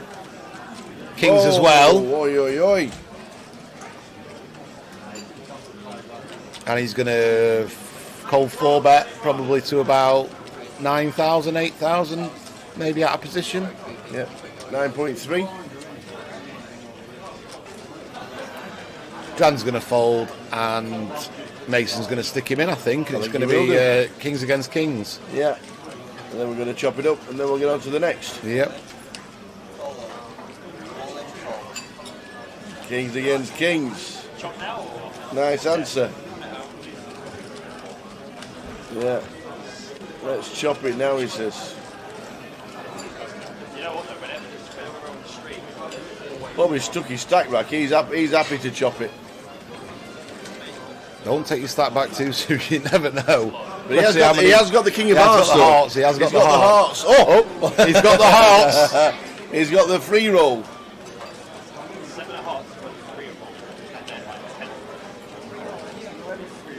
He's got the hearts. He's got the free roll of the hearts. This would be absolutely brutal for Mason. No way is it coming a heart. We've been saying hearts all day. It can't be again. Oh my God! It is. It is the day of the hearts. That is absolutely sick for Mason. Wow. That is brutal. Kings against kings and four. He's going to stand up and just have a minute there. That's just brutal. That is just brutal. He's going for a minute. He's having a minute. That's quite shows quite a level of maturity for someone who's 18 just to think, right, I'm going to have a minute away. That's a really ridiculous hand. Bobby. If ever there was a day to have the hearts there, Tower, and not the black kings, it was today, wasn't it?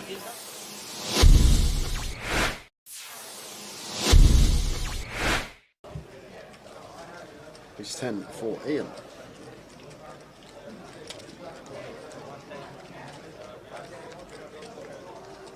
raises to 1.3, under the gun +1. And Radu here with the ace-jack in the hijack. Surprised if he went anywhere this deep with Ian. I'm probably more inclined to just flat this one versus the early position open. But obviously can mix in a 3-bet some of the time. And it looks like that's exactly what he's done. 3-bets to 3.2.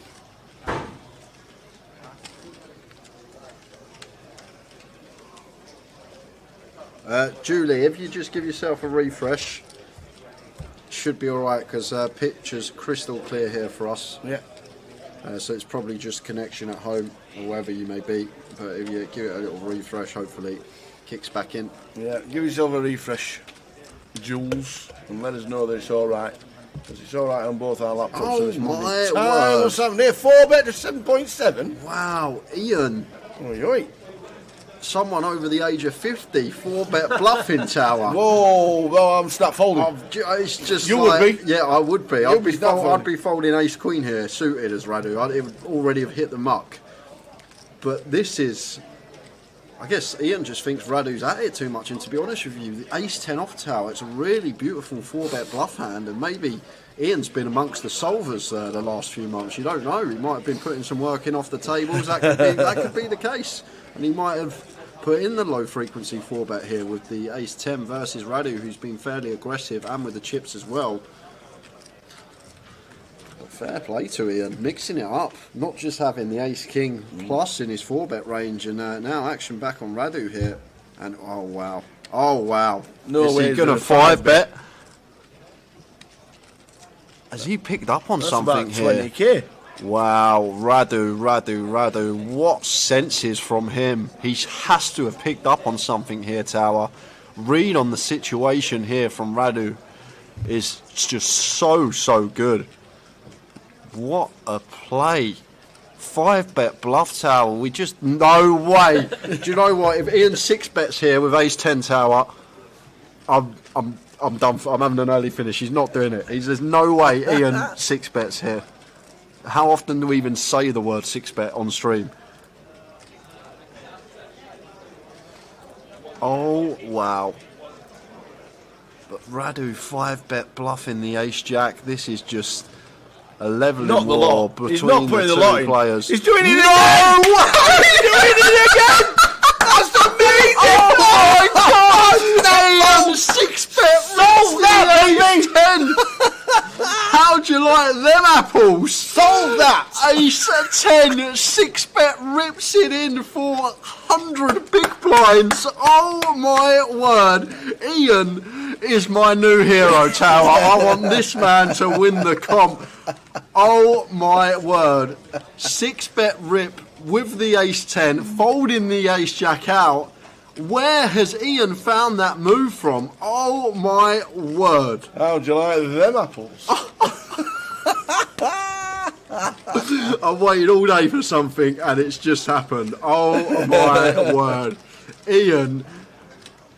Do you know what? I'd be sat at the table. If I was sat at the table there and Ian said to me I didn't have aces there, I would have had a lot of money with him that he had aces in that spot. A lot of money. But wow. Fair play to the man. A 6-bet rip. Well.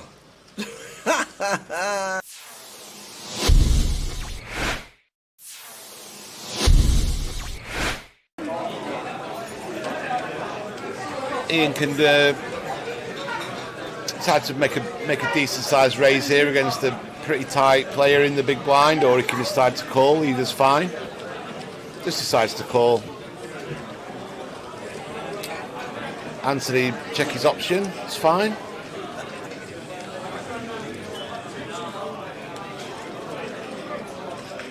Whoa, this might be bad news for Ian because he's got the nut low, and he's going to decide to barrel this at least one street, and let's see if Anthony just decides to call. Good trap from Anthony here. I half expected him to raise it, Tower, but he's playing it well. Now this is a spot where if I am Ian, I'm betting pretty big now. About pot. 50,000. He goes for 27,000. Again, Anthony, if I'm Anthony, I'm just calling. Yeah, me too.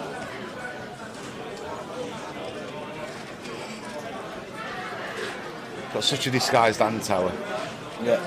Yeah, he just calls again. Yeah, great play from any Anthony. low sets really disguised, aren't they? Yeah. And now a queen. Queen of spades on the river. Are we going to rep the king? Or are we going to rep something like ace, king, king, jack, king, queen? I'm betting massive here, tower. At least pot, maybe pot and a half. We've got the nut low. Anthony can't have many kings in his hand. What can he really have? He can't have ace king, so he just defended pre without squeezing it up. Wow, I like this play. I really like this play. I really like this play. And if Anthony finds the call, good luck to him. But I really like this play. There's not. Let's think about it. Ace king. He can't have ace king. He can have king jack. Anthony can and make a pretty tight check back on the flop before the flop. But what other kings can he have, tower? He's got to have something to call the flop with. So he's got to have a king to call the flop with. So king 10 he could have. That's reasonable. Turns a pair, calls the bet. Queen king, possibly. But then that's about it, tower. He can't have ace king. He can't have two kings. And whereas Ian, we could have any king. We could be bluffing and they've got there. We could have. He's decided to call, and that's pretty sick. And I think it's really unlucky for Ian. I think he played the hand really, really, really well, and just got unlucky that Anthony had a set. I mean, how can he have a set? That set of fours is kind of like the only really strong non-king hand he can have, tower. And obviously he can have a hand like ace six. He's got to call twice and fold.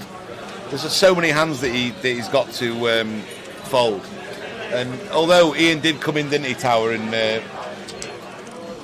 Ian did come in and try and ask if he could explain his decision, but I thought he played the hand well. Yeah. Maybe he didn't need to go quite all in. Maybe pot and a half, something would suffice. But I said as soon as I saw the river bet that I'd go over pot. Yeah. And I think it's a fine play. He just ran into someone who had a set and wasn't in the mood for folding it, tower. Yeah. But if you think about the actual king X combos, it's not that many, tower. It's not that many at all.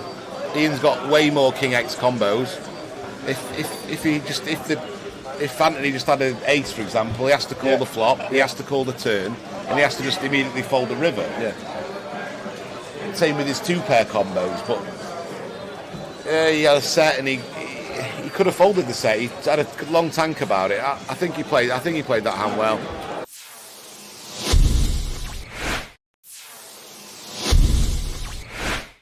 So we've got new players. Is that Tom Hudson there?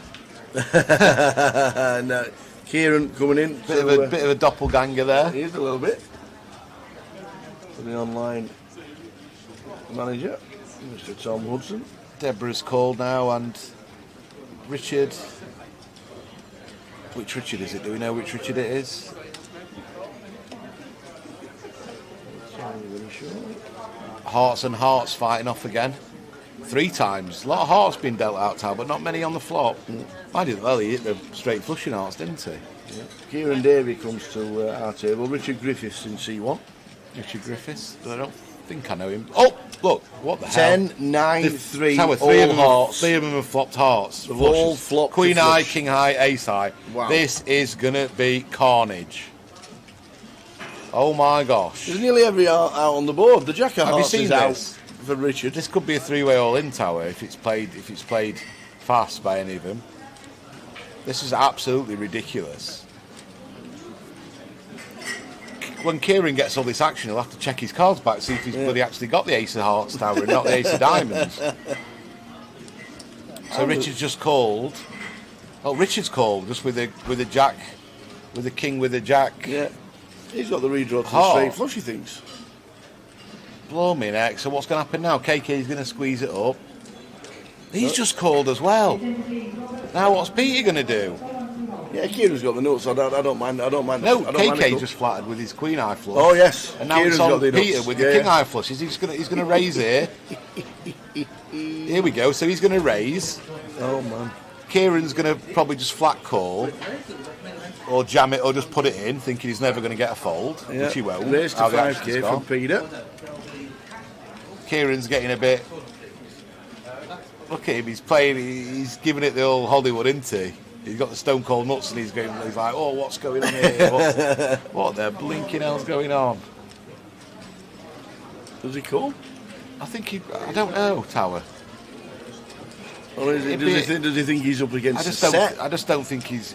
Well, he's all in. Yeah. He's all in. Now what's KK going to do with his queen eye? He's going to have to go move all in, surely. Yeah.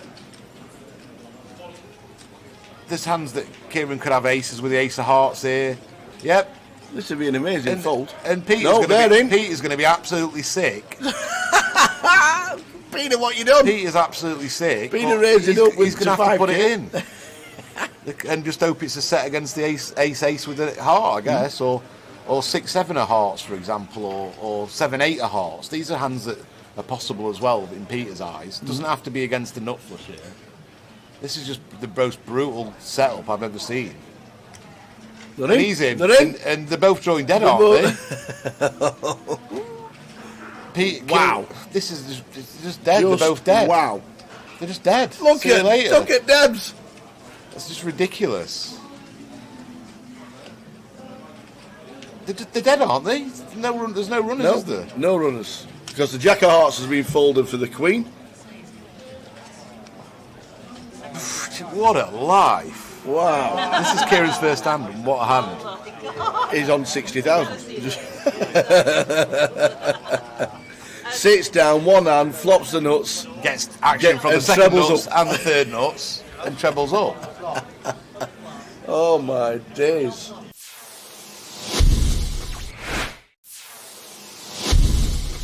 Nine players today, 209 and 307 in total.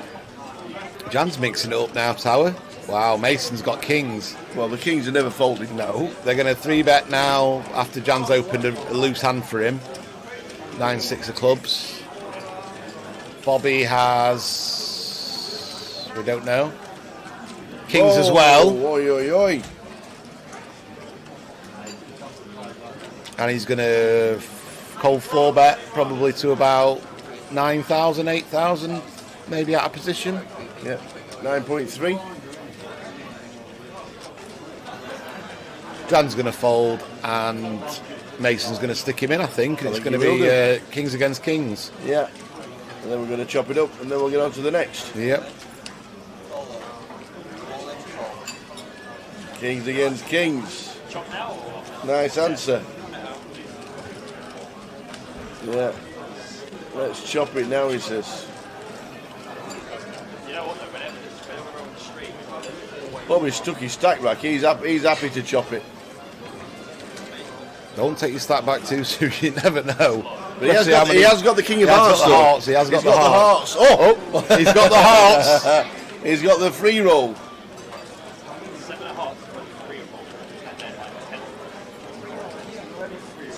He's got the hearts. He's got the free roll of the hearts. This would be absolutely brutal for Mason. No way is it coming a heart. We've been saying hearts all day. It can't be again. Oh my God! It is. It is the day of the hearts. That is absolutely sick for Mason. Wow. That is brutal. Kings against kings and four. He's going to stand up and just have a minute there. That's just brutal.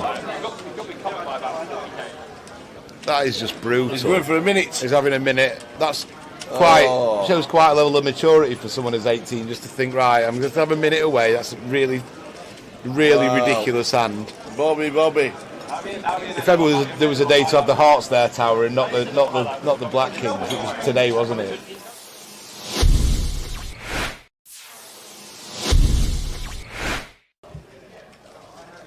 It's 10 for Ian.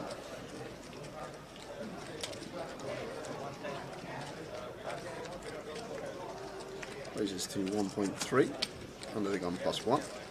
And Radu here with the ace-jack in the hijack. Surprised if he went anywhere this deep with Ian. Probably more inclined to just flat this one versus the early position open. But obviously can mix in a 3-bet some of the time. And it looks like that's exactly what he's done. 3-bets to 3.2.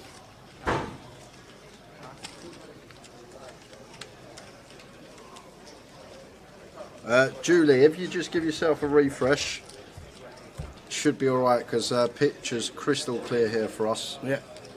So it's probably just connection at home or wherever you may be. But if you give it a little refresh, hopefully it kicks back in. Yeah, give yourself a refresh, Jules, and let us know that it's alright.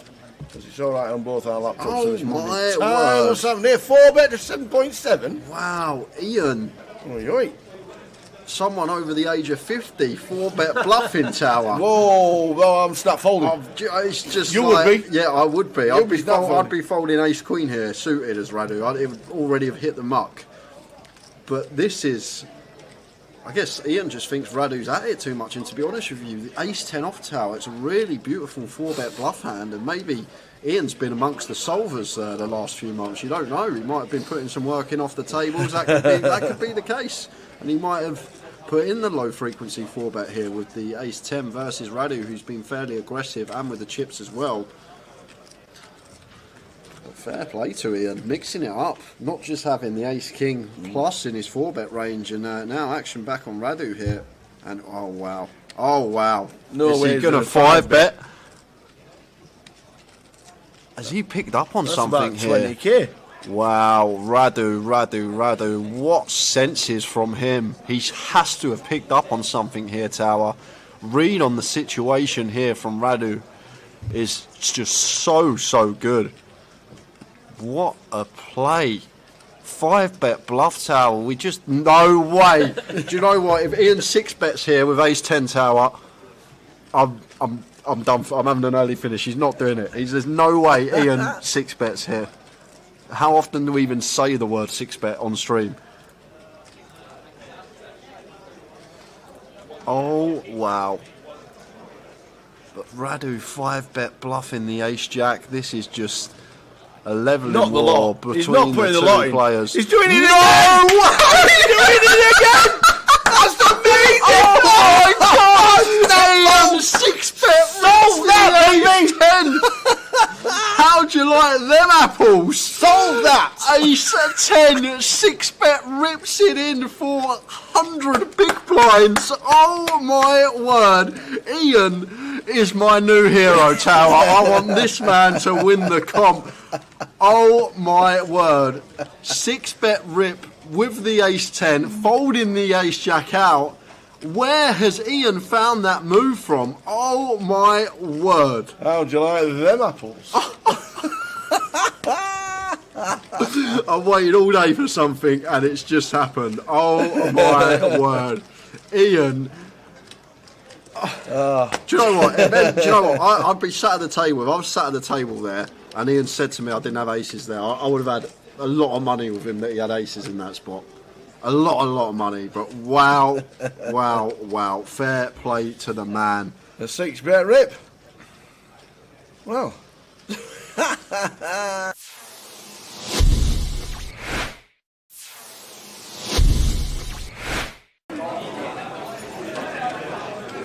Ian can decide to make a decent sized raise here against a pretty tight player in the big blind, or he can decide to call. Either's fine. Just decides to call. Anthony, check his option. It's fine.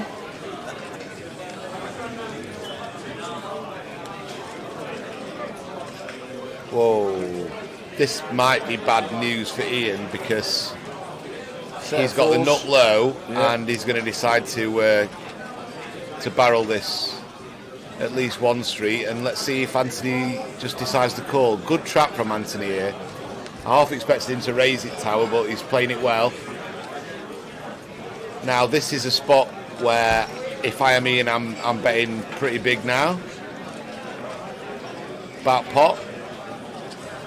50,000. He goes for 27,000.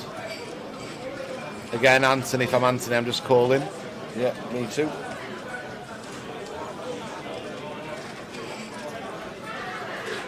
Got such a disguised hand tower. Yeah. Yeah, he just calls again. Yeah, great play from any Anthony. low sets, really disguised, aren't they? Yeah. And now a queen. Queen of spades on the river. Are we going to rep the king? Or are we going to rep something like ace, king, king, jack, king, queen? I'm betting massive here, tower.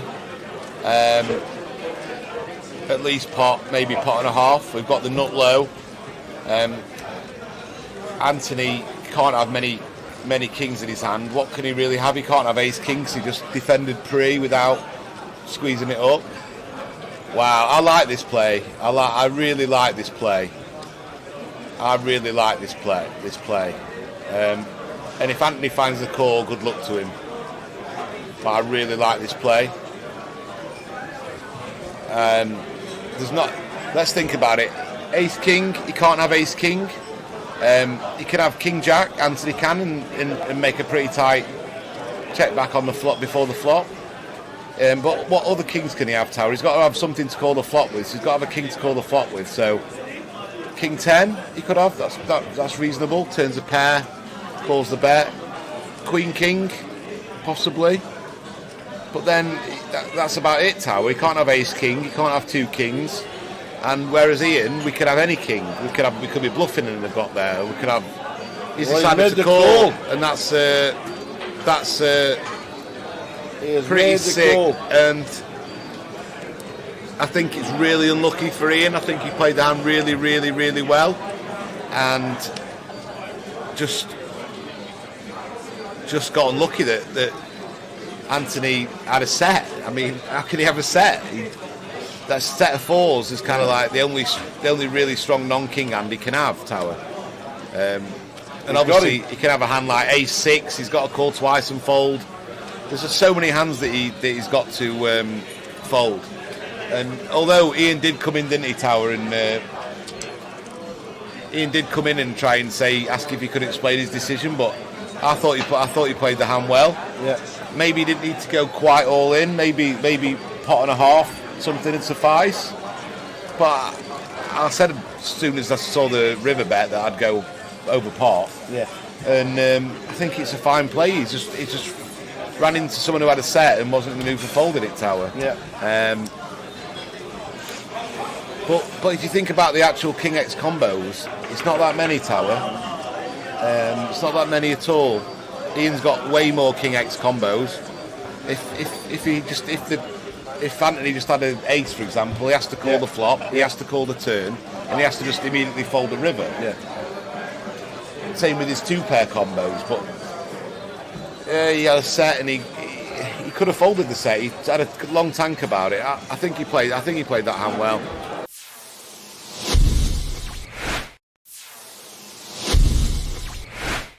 So we've got new players. Is that Tom Hudson there? No. Kieran coming in. Bit of a doppelganger there. He is a little bit. For the online manager, Mr. Tom Hudson. Deborah's called now, and Richard. Which Richard is it? Do we know which Richard it is?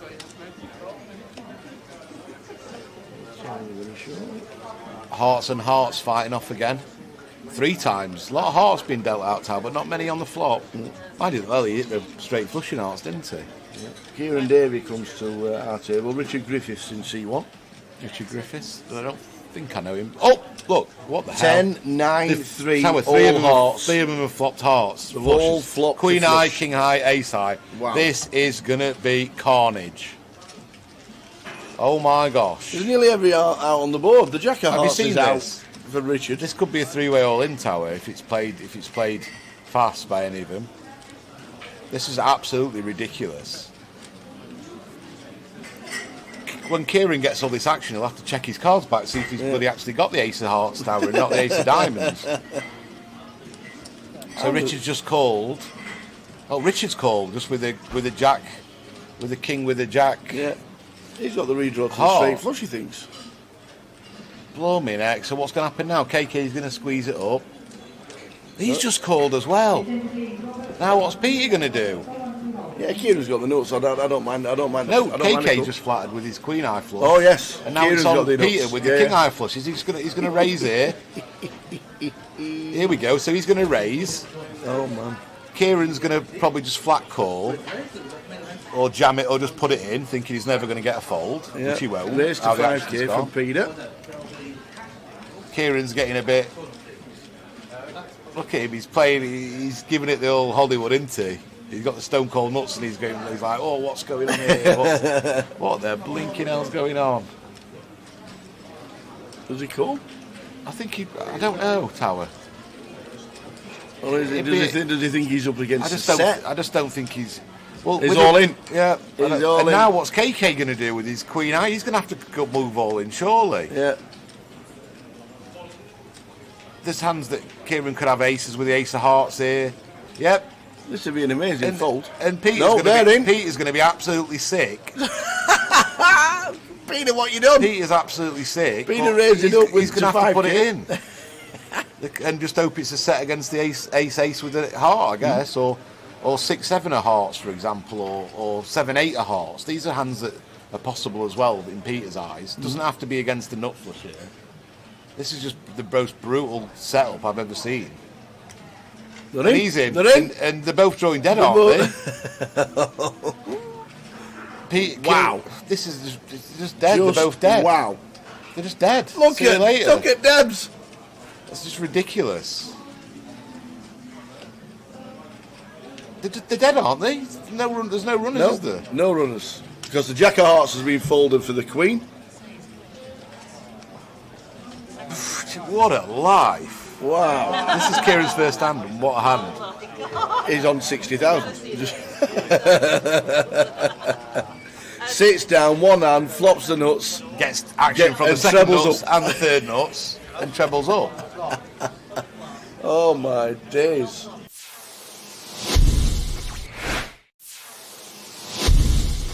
Nine players today, 209 and 307 in total. Jan's mixing it up now, Tower. Wow, Mason's got kings. Well, the kings are never folded. No, they're going to 3-bet now after Jan's opened a loose hand for him. 9-6 of clubs. Bobby has... we don't know. Kings as well. Oi, oi, oi. And he's going to cold 4-bet probably to about 9,000, 8,000, maybe out of position. Yeah, 9.3. Jan's going to fold and Mason's going to stick him in, I think. It's going to be kings against kings. Yeah. And then we're going to chop it up and then we'll get on to the next. Yep. Kings against kings. Nice answer. Yeah. Let's chop it now, he says. Bobby's stuck his stack back. He's happy to chop it. Don't take your stack back. It's all right, mate. I'm only here for sure.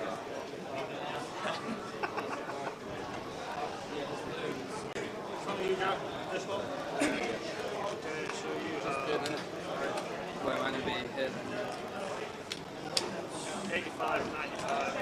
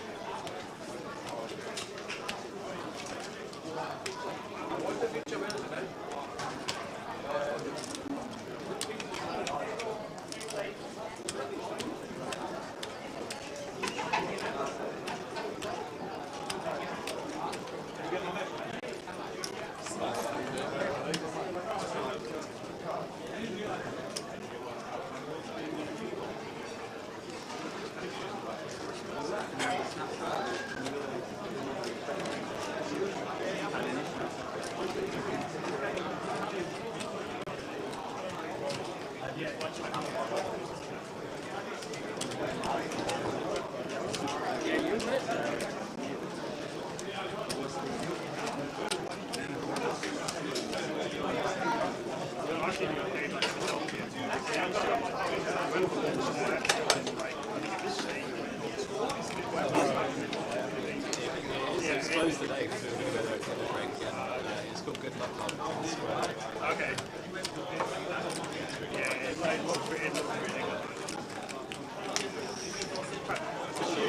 Again.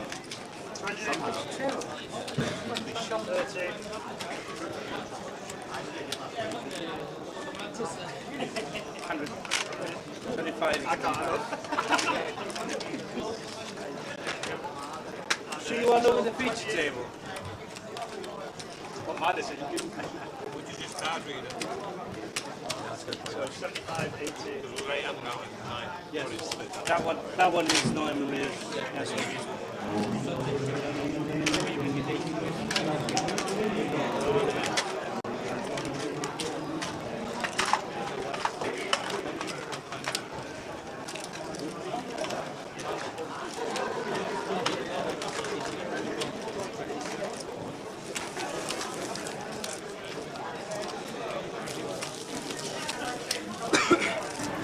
Welcome back, everybody. 57 and a 430. Sorry about Towers Treble. Close. Sunderland, you're on the list. Wanted to put Derby in because Paul won't go in. Wanted to put Sheffield Wednesday in. Bob got Sheffield Wednesday up with the other two that came in easily. Damn. There's always next week.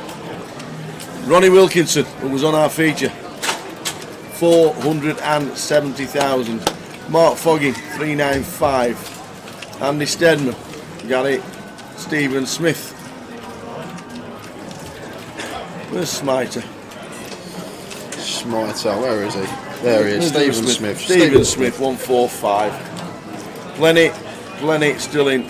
Carlo down at 12k. Needs a bit of help. There's old Carlo. And we are just about to start the next session. Johnny Ho's got 70,000. Session we're probably likely to get to the bubble. Whether we'll be in the right side of the cash, we'll see. But this one, yeah, usually it's level 16 or 17 usually. So back end of this session, I reckon, could be on the bubble. But we will see how things go. Feature table coming up for the next couple of hours, guys. We've got a cracker for you. Andrew Stedman in 2, Craig Rimmer in 3, Dan Laidlaw in 4, Ben Bond in 6, Michael Howard in 7. Dowsey is in 8 and Jack Hardcastle is in the 9 seat.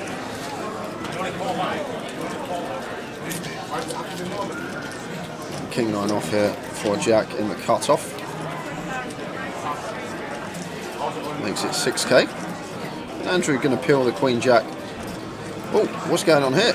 Oh,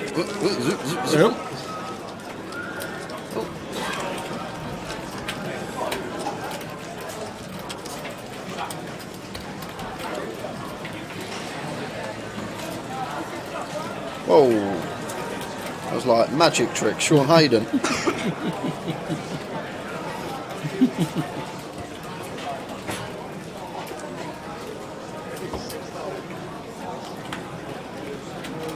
So, ace queen of spades for Michael, making it 6k.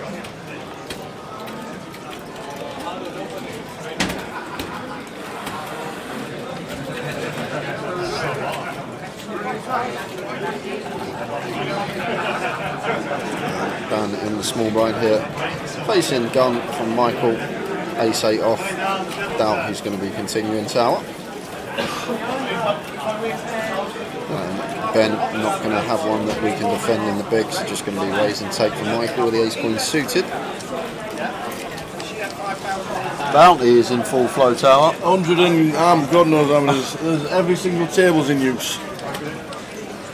The Leeds Festival has been an absolute bonza. It has been so good. So there's a 510 Omaha with 20 weighted. Yeah, looks good. I saw it. It looks like a very good game over there. There's 2 tables now of Omaha. And the Bounty's got 142. Flipping heck. 142. Southend have won again. Well done to The part-timers in Southend. Well done, boys. And this is going to be a shove for Craig. 18 bigs versus a Hardcastle Open when Jack's got all the chips nearing the bubble. Well, he's going to not take the spot. He's just going to elect a call. I think 13 off the money. Still got a while till we get there. Could definitely shove this one here as Craig off of our stack size, especially versus a Jack Open. When Jack's got chips this close to the money, I think he's going to probably be opening a little bit wider. Other thing to take into account, we are 7-handed, so jamming range can become slightly wider. But Craig just going to call and see a flop in position with the Ace-Jack suited. 4, 5, 9 rainbow board here, and Jack checks it over to Craig. We've got the worst one to continue with here, with the 2 overcards and some really nice backdoor possibilities, but just electing to check behind. And now Jack may take the initiative after picking up an up and down straight draw, but going to check once more on this 6th turn. And Craig checking as well, and King of Clubs on the river. So the Ace-Jack's going to get the check mark, but is Jack going to fire here on this King of Clubs? He's not, and it's going to go check check and shows the Ace-7, and Craig with the Ace-Jack going to take it down.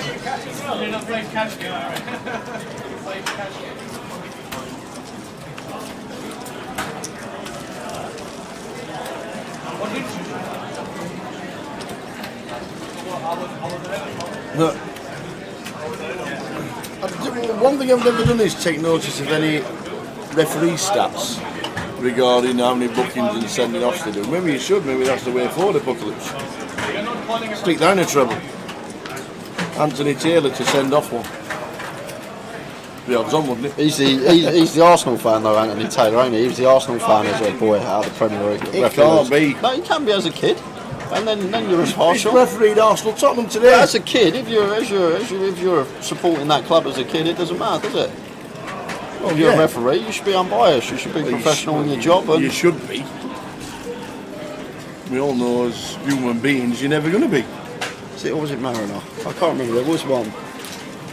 Mike Dean's Tranmere, isn't it? Is it really? Dean, yeah, Mike Dean's Tranmere. But that'd be an interesting stat, seeing who all the referees supported when they were younger, or who they even support now. I'd like to see that. I can just imagine Chef Brad as a referee running round like he was at Goliath when he won a hand. What happens when his lad's team scored? Does he run round his head showing no biasism? My lad scored, yay! Yeah, I don't think there's any bias in it, no matter who they supported or who they support now. I think they have to be professional in their job as a referee. And Norwich, Sheffield Wednesday and Bradford came in for a 7-1 treble for Ian Needleman. Well done, Ian.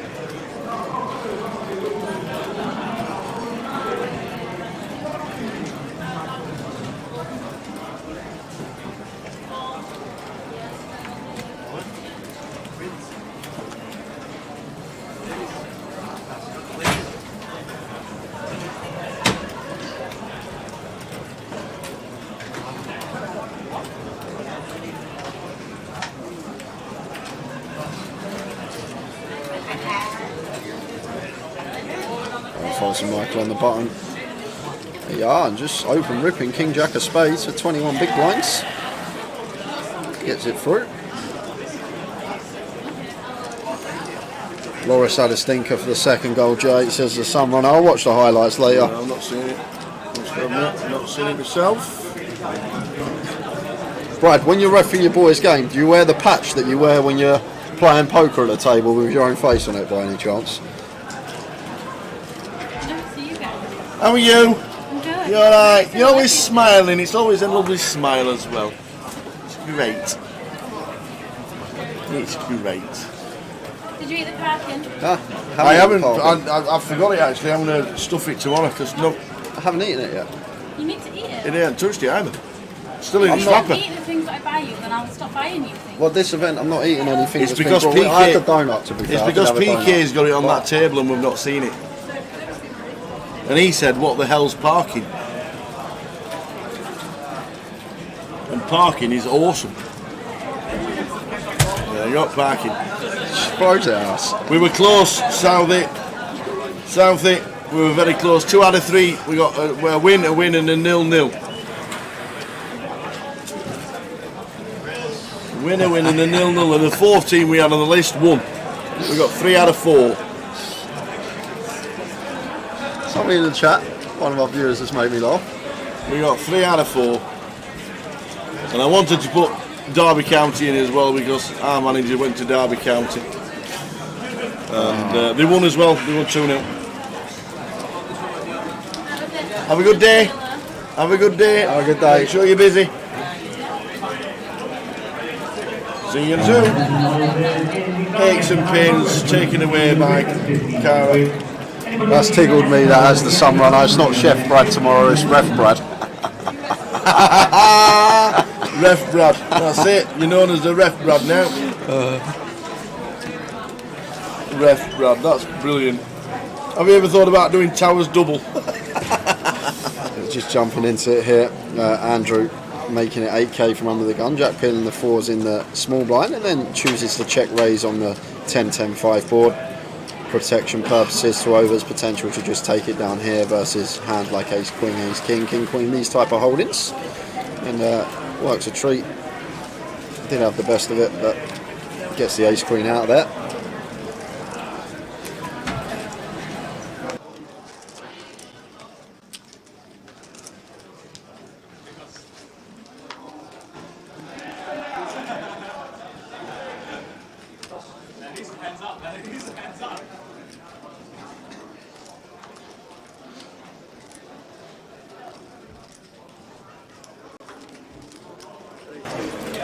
So, 57 out of 430 will give you the eliminations in order from now on in as we get closer and closer to the money. And Michael here, 23 big blinds just over.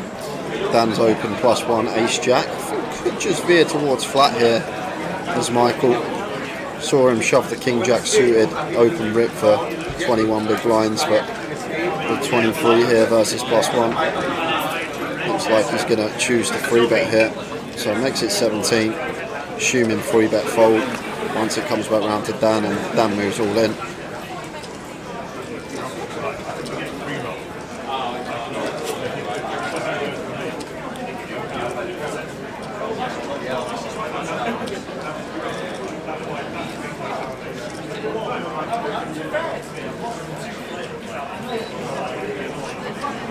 Should see a snap fold from Michael. There it is. So at least he knew what the play was as soon as Dan 4-bet. He made that decision already. We're going to 3-bet small and then fold to a 4-bet rip. And maybe if we come to that conclusion that if we 3-bet and get 4-bet ripped on, surely maybe flatting could be the best way to proceed there off the 23 bigs. I think if it was versus LP, we could have definitely just ripped that one over the open, but versus gun +1, just choosing to 3-bet small and then fold to Dan's 4-bet rip.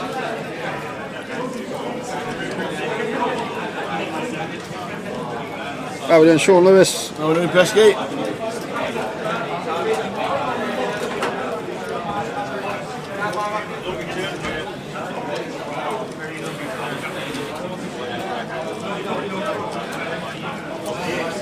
David Doherty, you're always welcome, my friend. If you want to come and do some comms, if you want a little session, you can come in at any time. Me and Tao are always happy to have a little rest, so you know you're always welcome here, Dave. Thought you might be here for this particular table. I know you know Jack and Dan very well, so I'm sure you're just at home, feet up on the bed, stream on, watching the boys.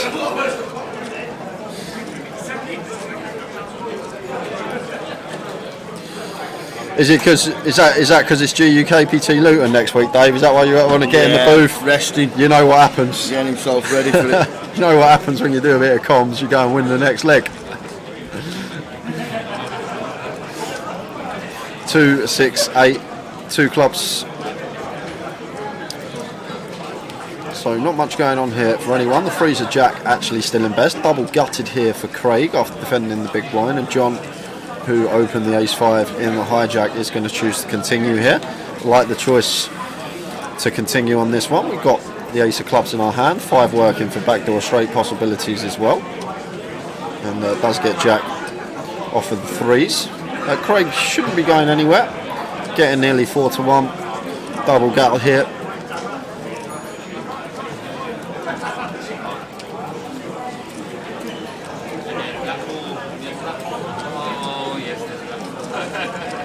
Oh wow! It's out of the way. Just folds a double gut shot there, getting 4 to 1, just under. Surprised to see that from Craig.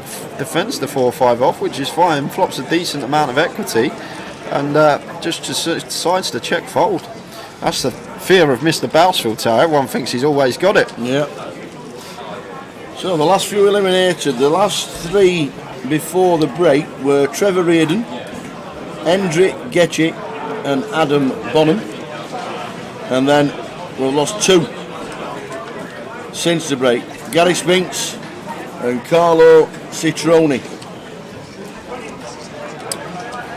Dave says we was going to pop round, but rain started lashing it down, so turned back around. I'll take min cash with 1 at the moment. It will come, Dave. So 55 left. I'm sure it will come around again. Evening, Mum. How are we doing, Mum? Oh well, all things well, Gail.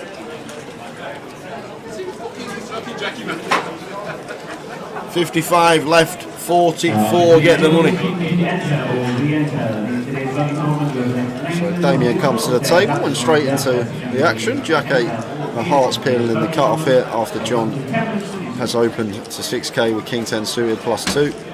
And Dan in the big blind here, King Jack of diamonds. I think this is just always going to be a defend for us. Bouncy EP open, it's always scary. No, he's going to jam. Just going to rip it here for 40 bigs, effective, and 2 quick folds. King Jack of diamonds, 40 bigs, just over after an open and a call from Dan. He doesn't fear the Bousey. That's a lot of big blinds, Tower, on this structure. That's a lot of bigs to rip it in. King Jack of diamonds.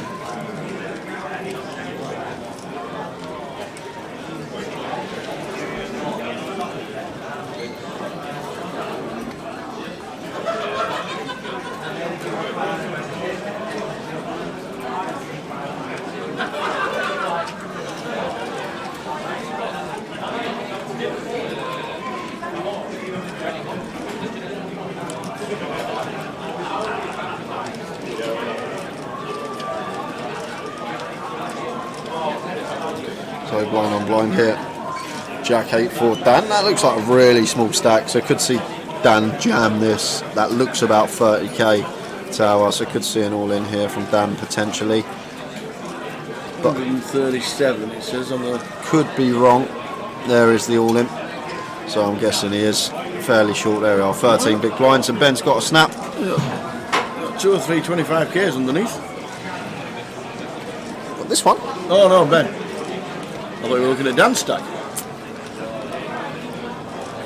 So Jack 8 against the 7s. Likes to see the 7s when we're snapped here as Dan.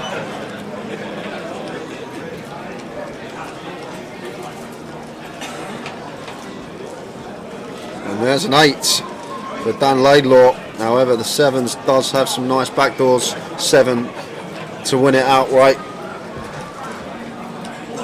Well, there's one of the back doors. How many outs would you like? Well, 10 Tower. Any 9, any 4, any 7 to survive. Yes. And it is a 7. Always coming 7. Wow, it is. And Ben lives to fight another day. Sit back down. And the unfortunate river there for Dan was a flip pre.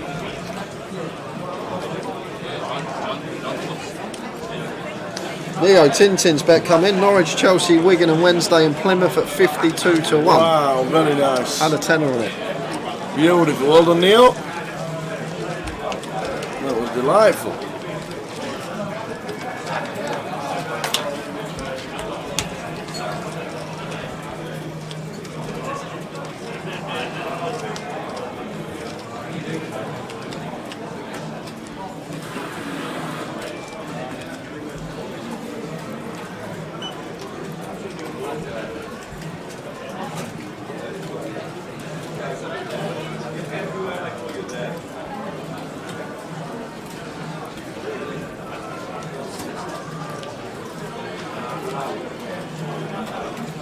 Jack with Queen Jack, opening +1. And Damien here, 30 bigs just over with the King Queen. You could see all three options here from Damien Tower. I think 3-betting would be fine versus Jack. Don't think folding's ever going to be bad. I think flat probably the worst option. Oh, he has 3-bet to 17. Good to see. Just choosing to mix in a 3-bet here with the King Queen off. That's going to get Dan out the way with the Ace 10 on the button.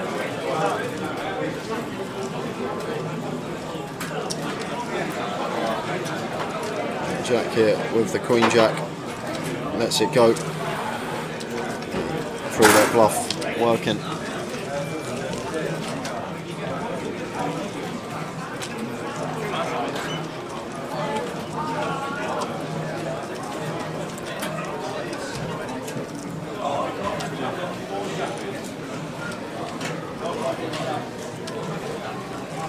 So we are 11 off the money. 11.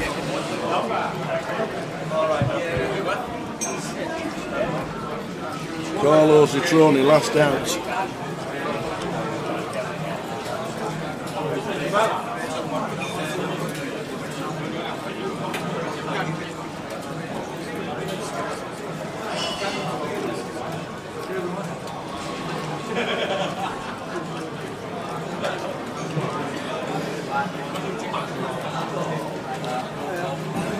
Scrolling across the bottom, payouts as we get close. Wow, that's a shock to see. Folded toss on the button, 9-7 of hearts. Like, just lets it go. Could even limp here, maybe aware of what Michael's stacking the small, but if we're worried about Michael shoving for 15 bigs, then can definitely limp the 9-7 of hearts there on the button as Ben. But Ben just letting it go, that's a real tight laydown tower.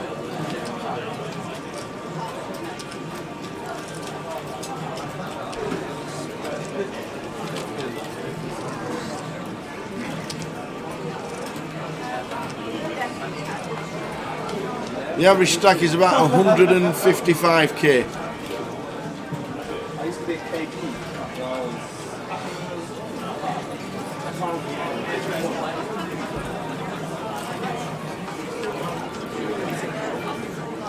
Andy Hills is in the side events. I've not said hello to Andy at all this week. And he's on the Guinness. I've not even seen him. Tower. On the Guinness. I've seen him actually, but I've not like caught eye contact with him and said hello. I've never seen him drink Guinness before.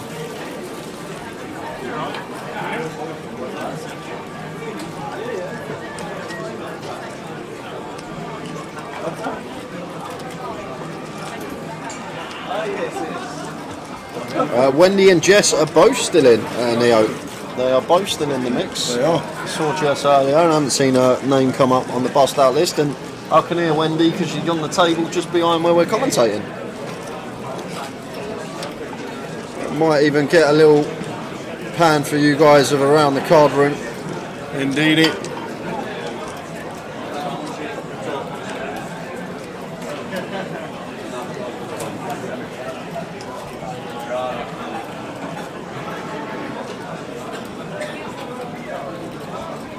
Lost two more. Aria Sarkashik and Kevin Warrilow. Wow, Kevin had chunks on the feature when he was here last session. What's happened to Kevin? Out. Gone. Which means we're down to 53.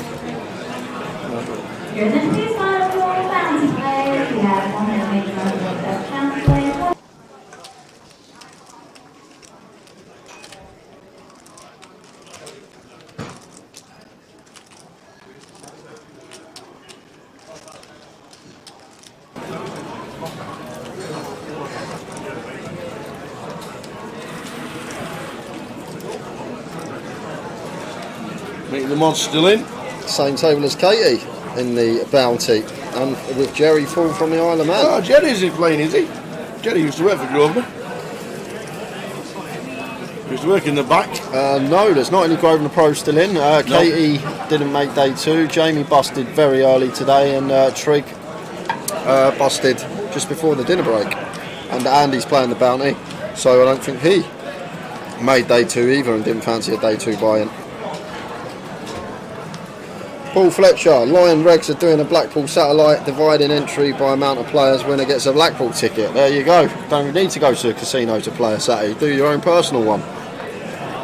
It's not a bad idea, really. If you've got 10 mates that all wanna put in 100 quid and winner takes it, all with a seat. Great idea.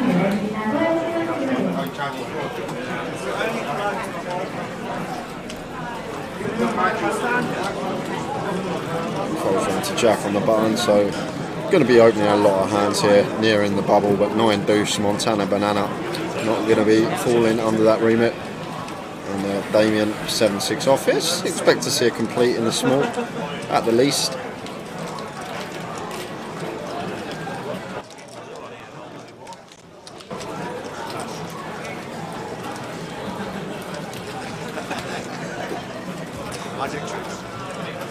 Queen, King, 3.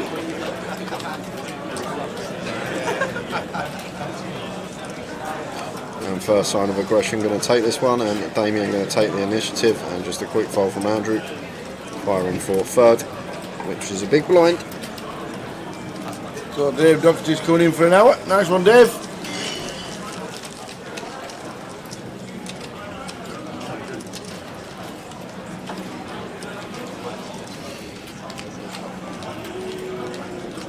Alright Dave, we'll see you in a bit.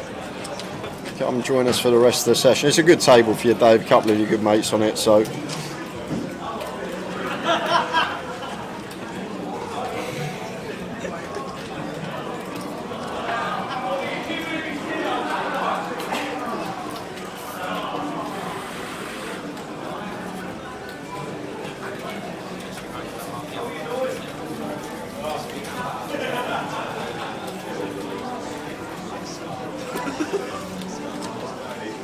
All in for Michael.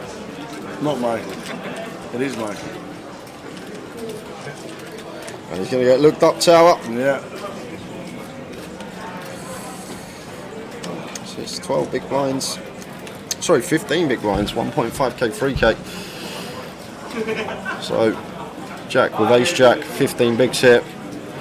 Going to let it go with the ace jack.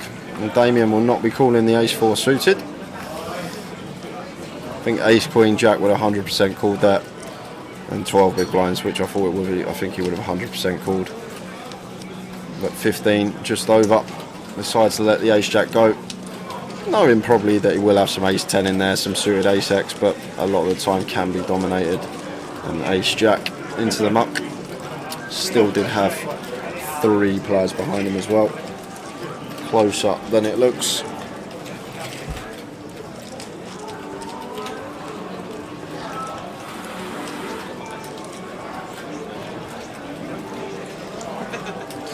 Someone's going to be taking home £93,540 come tomorrow. Indeed, indeed. And we're down to the last 53.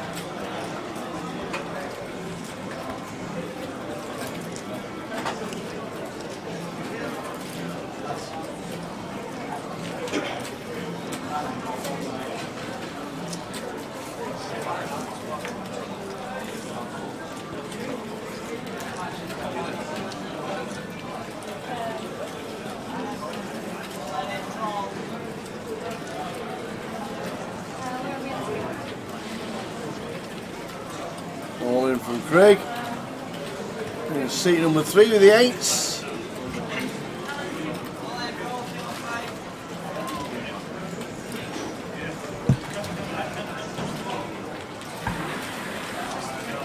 Dan's asked for a count. 10 jack suited. 10 jack off.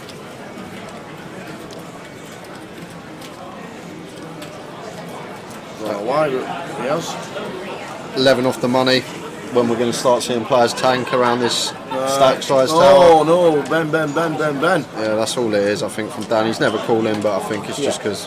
Fair enough. Well, these should be going in.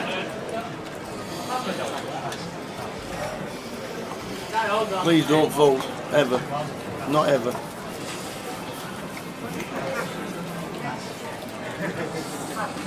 Queens against 8s for Craig. And we just saw an 8 in the muck, so only the 8 of clubs going to be working for Craig. So could be losing him from the tournament. Craig Rimmer. 5, 6, 7 flop, anybody?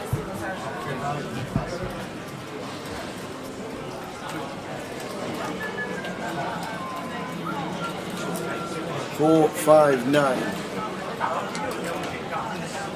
No help for the 8s. Needs a 6 or a 7 for a sweat. Well, that's not it. We're down to an 8 and there's only one in the deck. Case 8 needed.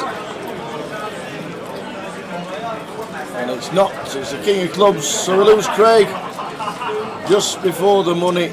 Unlucky Craig.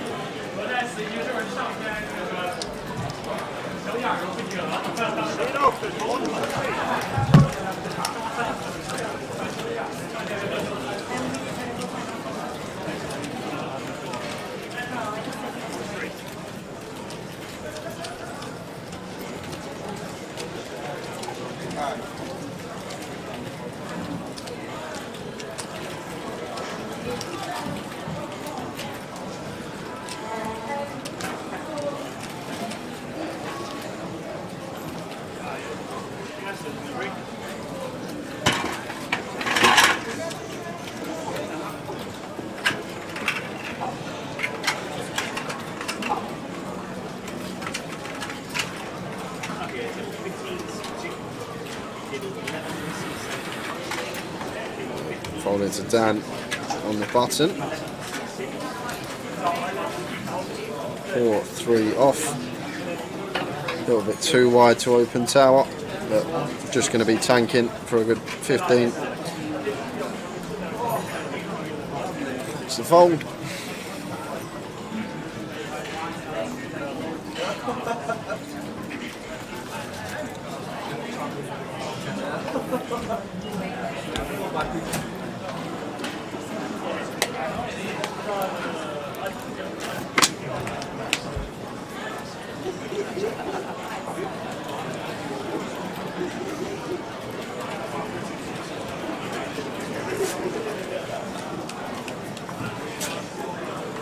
Ben makes it 9k with Jack 4 off here out the small, and Michael's just got an easy shove here. And there's the all in and snap fold here from Ben. How doing, Lee? Evening, Lee. Watching on Facey? Probably not. To be honest, I get asked that question all the time regarding coaching. I just don't think I've got the time really. I'm just happy doing my own thing most days and just doing what I'm doing. And I think coaching at the moment not going to be on the agenda, at least for a long while. And to be honest, it probably wouldn't even be hold'em coaching. I think it'd either just be PLO or just even 6-card PLO nowadays. I think if I ever went into that realm.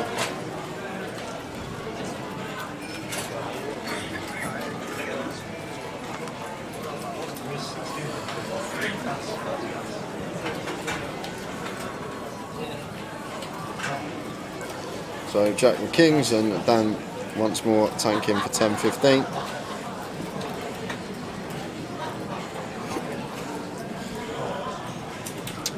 Towers treble today was Reading 1, Blackburn 1, Sunderland drew. Boo. Surprisingly, they finished 0-0 because they were playing Preston. thought they were playing. I thought Sunderland and Blackburn were playing each other then. Not Blackburn, Reading and Blackburn. You went Reading won and Blackburn won. It was a draw. Yeah, that's what I mean. It sounded like that. Hit the wire on the treble. Really did today.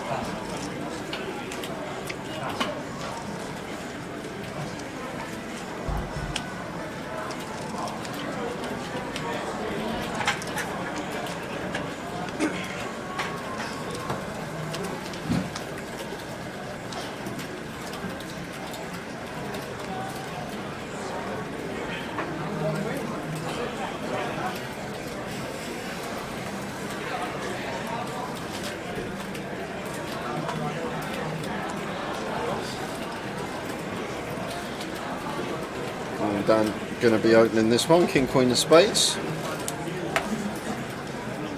The doc's here. Oh, you're here? Mr. Dave Oh, D. where are you staying? It was raining. You next door? Oh, okay, fair enough. It was raining, he's got a taxi. You coming in now? With the boys on? Okay. The Dave Doc's coming in. Come in now. Do you want, what we got, an hour and 20 left of the session. Do you want first 40 or second 40 tower?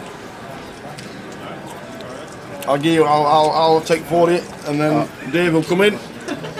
Dave and Jay to start the session. Mr. Dave Doherty is coming in. He was laid on bed. He got nothing else to do, and he just said, "You know what? Come and do some calls." So we're going to get Dave Doherty in the chat for just over an hour for this session. Right. Band's already on the starter problems. That should get messy later.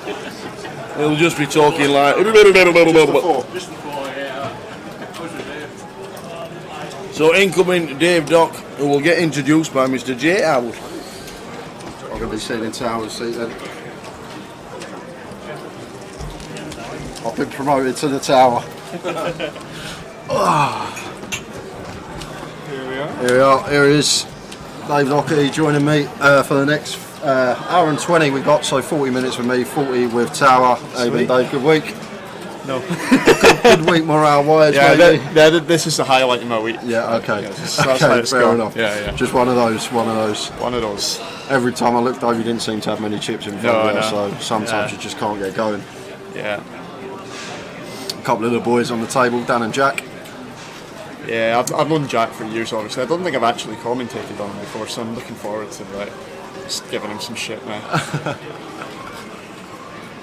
Should be playing alright.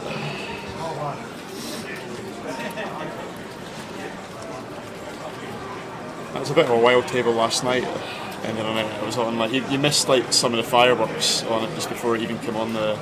Oh really? The stream. It was going. Yeah, we all thought it was going to be on like the feature table just because of how wild it was. So like Frankie was obviously keeping an eye on it. Yeah. So like push us forward.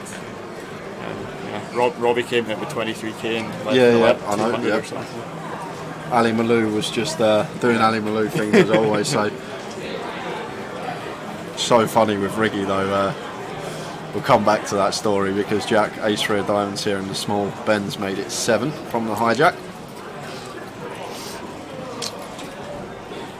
Yeah, he's gone straight for a 3-bet in the bubble. He's going to heal this to some degree as well, but like I think he's always leaned towards the aggro side on the bubble. Yeah, and just shy of 4x and snap fold from Ben with the 8-9 suited. Not wanting to get involved versus Jack when Jack's got him covered. But did you see the hand yesterday where it limped round to Riggy in the big blind? He made it 6 bigs, and Ali Malou just ripped for 70 plus big blinds. I didn't see that. So is that after I busted? Yes. So Ali's ripped for 70 plus big blinds. Riggy's got ace queen.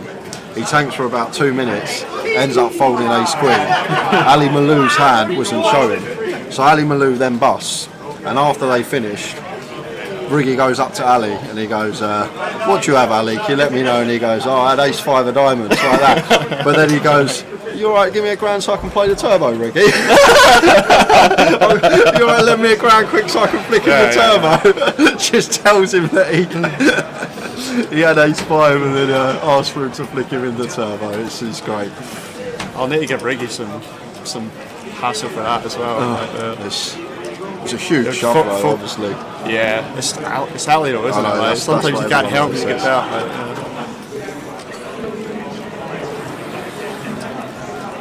Balsy 3-betting ace king versus Dan, who's open king queen under the gun. Third time Dan's been 3-bet. Everyone's had a hand.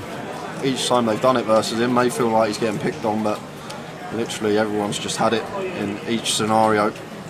And hopefully we'll just let this one go once Balsy 3-bets his gun open. Yeah, against Bowsy as well, like he's obviously capable of identifying a spot as a good leg, Bowsy, but like he's still always going to be veering on the tighter side, and king queen off's not the hand you want to be sticking it in with for a 4-bet as opposed to the bubble. But yeah, like that same thing that's happening to Dan then was sort of happening to me in the feature yesterday as well. I just, like, before I busted, I got 3 opens and I got 3-betting all of them, and like sometimes you just get distribution like that, you know, you can't help it. It does feel that people are maybe targeting you, especially if you've shown down a live open at some point, but yeah, distribution wise, you just can't help it sometimes. Seat 1 is Damien Pilkington Lewis. Brad?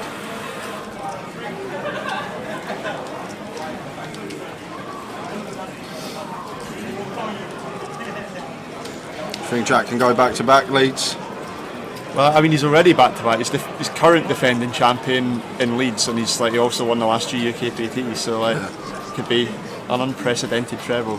I mean, he definitely can. Like, he's just always got chips in these things, like, and he knows how to close them out. You know, a lot of people are capable of getting chips and then maybe freeze a little bit with the top heavy payout structures in the GUKPTs. But Jack's just like been there and converted it so many times. So Dan with a nice one to defend. Oh, here we go, here we go. Oh, give us fireworks. Give us like the 4, 5, 6 flop. I know, I don't do that actually. Not to Dan. Like, yeah, I want Dan to have the best hands. Like, 7. Jack's got enough already. Yeah, Jack's exactly. got. He doesn't need any more. 7 deuce 3 all heart board. This is actually quite interesting because like Dan is not going to fold to 1 flop bet here, but he could have like some potential turn cards where he wins this on that don't involve an ace or a 6. Jack's always c-betting. Well, he's gone for. No, that's not right. Yeah, I was going to say. It looked like he's gone for a pot size bet. Yeah, it's like, yeah, just like 20%. Dan's got it very easy. Well, he's raised. Yeah, I don't mind this either. Makes it 8.5, really small. He's certainly going to have a lot of flushes out the big blind. I think he can go both ways. He can either raise straight away, or he can peel in like just expect to win on some turns. Yeah, this is a danger. Like, yeah, get in the bin, student. The master versus the student. Well, Jack's now turned double guard. So the reason I think I marginally prefer a peel on the flop, and the reason being that Jack's in the cutoff, and like while Dan has a lot of flushes in the big blind, and this would work versus a lot of players, Jack's going to be opening very, very wide on the bubble, and if he's got like the 10 of hearts in his hand here, he's not folding it, you know, like, let alone obviously he's got a gutter, like he's got the bottom of his range, as we always say, and like he's probably going to open 10-9 off, 8-9 off in the yeah. folded too. So. Yeah, and he's not folding that to a small check raise when he can just apply heaps of pressure in the bubble. And I think as well, honestly, like if you have a flush in Dan's shoes at the stack depth, you might want to check call on the bubble, because like you want to sort of leave some rope for like Jack to hang himself with how wide his range is going to be. This sort of makes it very hard to play your hand. Like your value hands become very face up after you've taken this line, so it becomes quite tricky to play. But yeah, Jack takes it down. First battle between the boys. Jack with a float with a gut shot just 6 high, and then picks it up on the turn once check 2. I mean, very typical of Jack Hardcastle. Like, he's got 6 high and he's been check raised in the flop, and he still somehow has the best hand. You know, like. Yeah, I know. Yeah, run like Jack.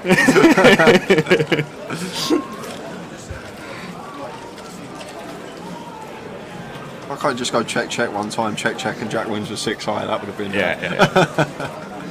I'll get done for collusion one day.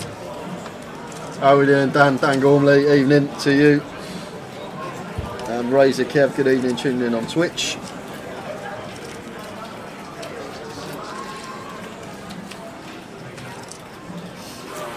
This is a tricky seat for Bowsy actually, because like he's got a very big stack and he's going to want to apply pressure of his own. But you know, having Jack direct position on you with a very similar stack, they both got like 80, 90 bigs. It's not ideal. Like Bowsy probably can't be as wide as he wants to be.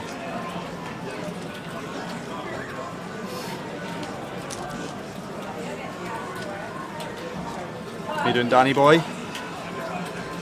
Danny was with us in Barca. Stay in the house with me and Jack and Dan and Robbie Bill in Barca. Are you coming down to Luton, mate?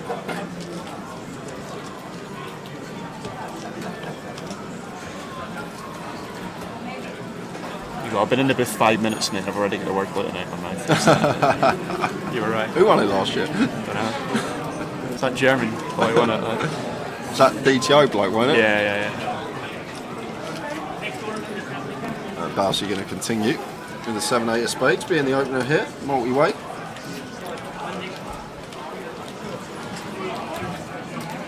I think there's two trains of thought here. I think it's okay to just like, we're going to have hands like jacks, tens, nines and stuff that aren't thrilled betting, so it's like, it's not like we need to not have a hand, or we could have like a wheel ace or something that wants to check this flop. So like, well we have like no hand, no draw, even though we've got the chip lead and we want to put some bubble pressure on, it's not maybe the worst thing to just, you know, take a delayed stab at the pot and see what happens before we put some more chips in. So especially three-way, I think heads up, obviously we're gonna bet more often. Yeah, I think as well, like based on like opponent stack sizes, like the other two had like 40 bigs plus, so like you're less inclined to bet into those because they can continue with a bit more ease. Like they're not under as much immediate pressure. If you've got people peeling you off at maybe like 30 bigs, 25 bigs, they're getting very nervous with their queen X already on the flop, you know. So more likely to get it through against those sort of stacks.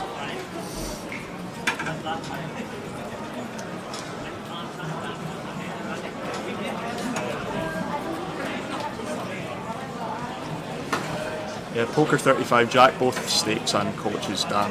I'm sure you wouldn't mind me saying that on stream. So like, that's an interesting hand to watch, like student versus teacher.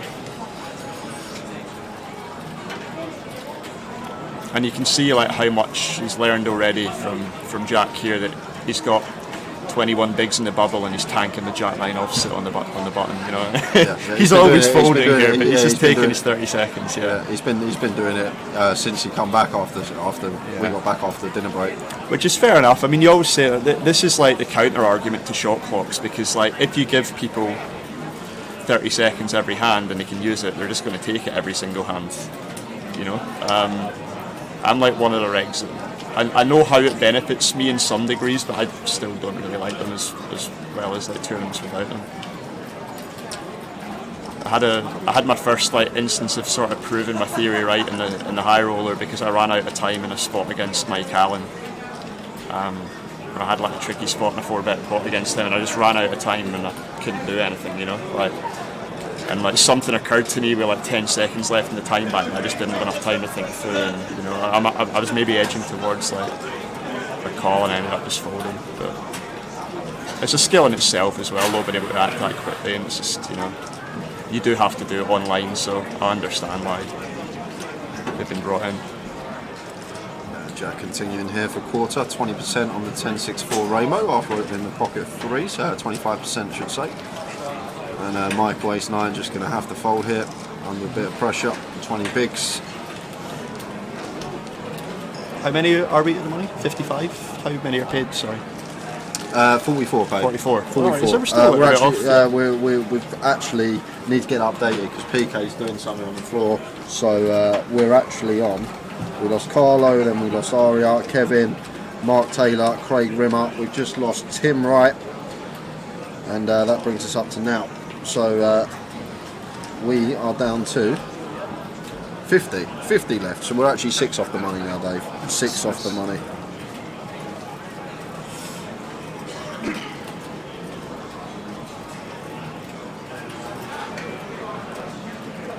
It's usually me that gets the clock called on me, Danny. I'm not the other way about. I'm not shy to call the clock when I need to, but yeah.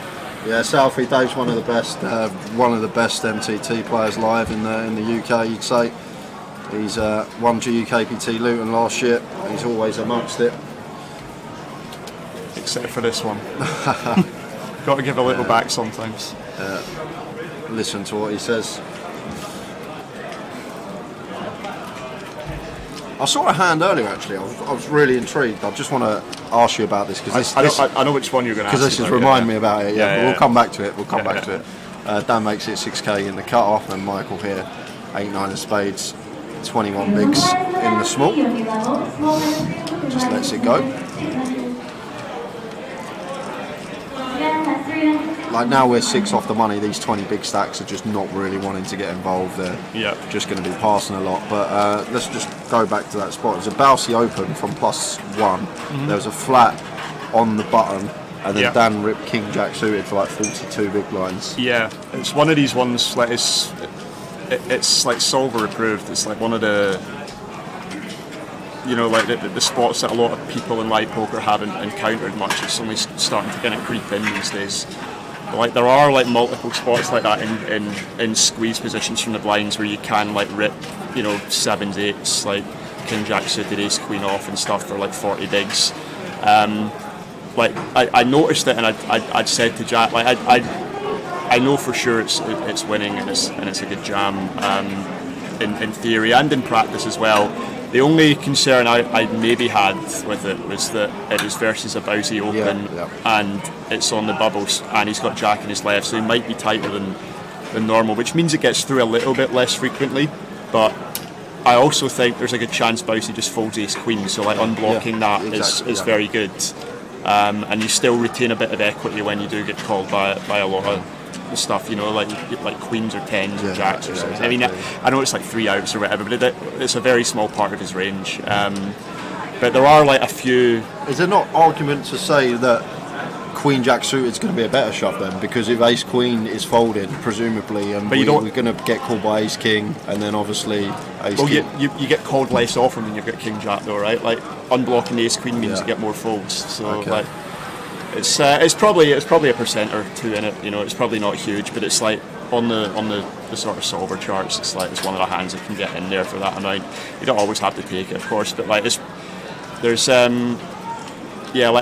are spots, not just in that particular one. Maybe it'd be like King Jack suited, and like not a lot of the other ones, but like there are spots where like the suited Broadway hands just print by like shoving that many big blinds, and like not a lot of people ever identify those spots or anything.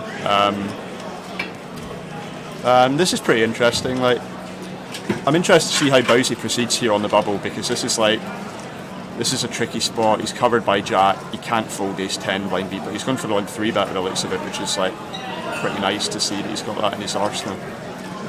Jack with a smile in the fold. bowl. Yeah. He's reeled in his customer well there. It sets up the dynamic as well, coming to the bubble with Jack, just letting him know I'm going to limp 3-bet you sometimes when he's folding around to me in the small, and just meaning you can complete a little bit wider, meaning that Jack might choose to check some of the trash hands that he'd usually raise up in the big. Yeah.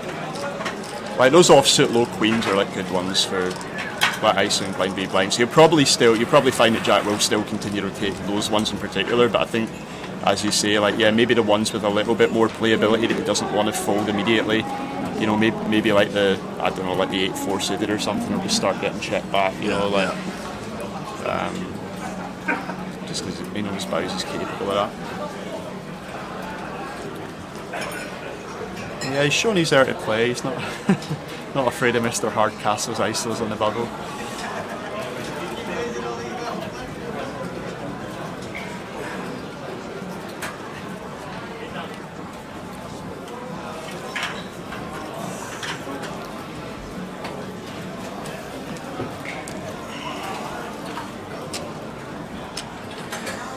What's the plan next, Dave? Off to London, I'll take it in Luton, sorry, in a couple of weeks. Yeah, I'm barely stopping. I'm barely at home for the next 3 months. I'm going from here. I'm going pretty much straight to Devon in France for like basically their equivalent of the local tour there. Okay.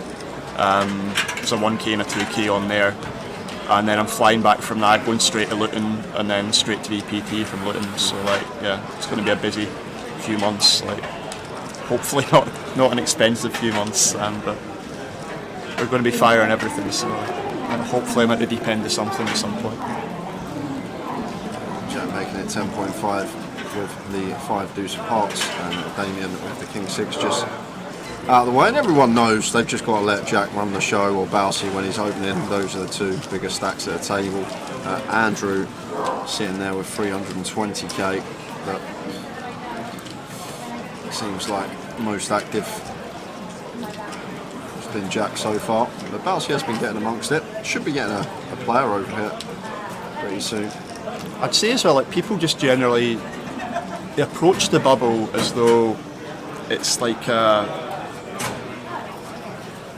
as though there's like an ego thing in terms of cashing. You know, a lot of people want to prove that they don't mind bubbling, and you know, they maybe get it in too wide or whatever. But if you're on a short stack on the bubble, a lot of your equity in the tournament is tied up in just making that min cash, especially in a tournament like the GUKPT where the payouts are really top heavy on the final table. That means it's going to be more staggered before then, which means that you're going to have to wait a long time before you get such a pay jump again. So this is a 1k tournament. I'm not sure what the min cash is. Do you know? Is it? Yeah, no, £2,000. 2,000, double, yeah, 2,000. Well, I was thinking the high roller. 2,000. So it's actually a 900 plus 100 tournament. So that's an enormous min cash, £2,000, and you're probably going to have to wait until maybe I think 9 players left in the tournament before you get like a £2,000 jump. Yeah. So like, you need to think of it like that. Like there's as much ICM pressure on you now if you've got a short stack as there would be with 10 left in the tournament. And a lot of people don't approach it like that. They want to just gamble it up to try and go deep, but you need to lock that money up first. Like, that's such a good way of putting it, Dave. Yeah. That's a really good way of breaking it down for casual viewers that aren't really, say, pros or just like playing once in a while. But basically, when you're on the bubble, what Dave is saying, that you're basically like a 2k ladder. That's effectively what it is if you just fold and wait. And let's have a look. Oh, this is going to be interesting. Like Dan's always folding here, and it's really unlucky. Like distribution-wise, he has been unlucky since I've joined here because he's got a lot of good opening hands, like with good blocker potential, but they're not hands that he can continue with against a 3-bet. So Dan's again just wasting a little bit of time here. He's going to fold ace-10 off, but it's a fine open. It's a really strange call from Andrew in the big, cold calling the 5s when Dan's got that stack still to act behind. It's really optimistic pill with the 5s.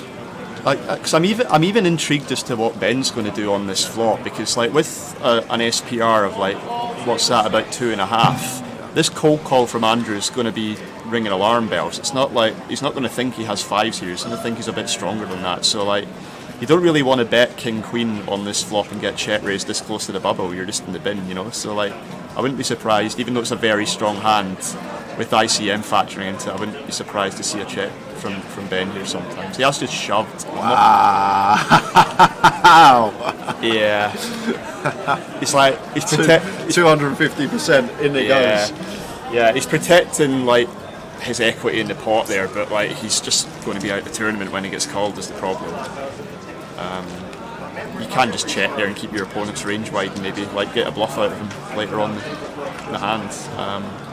But it does take it time. And you have to wait 6th to 7th is when you're going to get a 2k ladder day. So even lower down. Between 6th and 7th is when you're going to get a 2k ladder.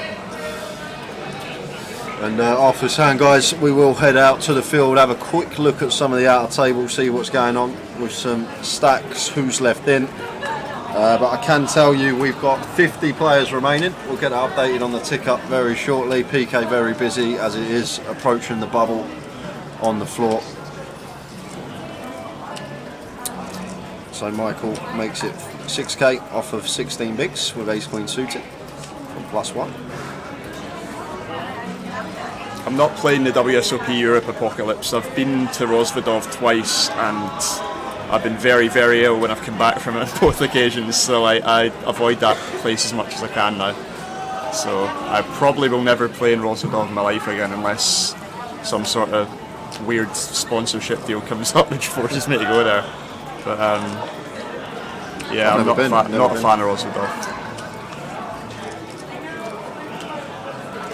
Tricky spot for Damien this as well, because like obviously Michael's going to be very tight off of his stack this close to the bubble, but ace-10 suited in position is still something with like strong playability, can still be ahead of some of Michael's opening range. So like I don't mind the peel, but it's like it's very, very dicey at this point. And thanks for 15 seconds again. He keeps looking at it every time Dan falls out. He keeps looking up. Is anyone else busted? Is anyone else busted?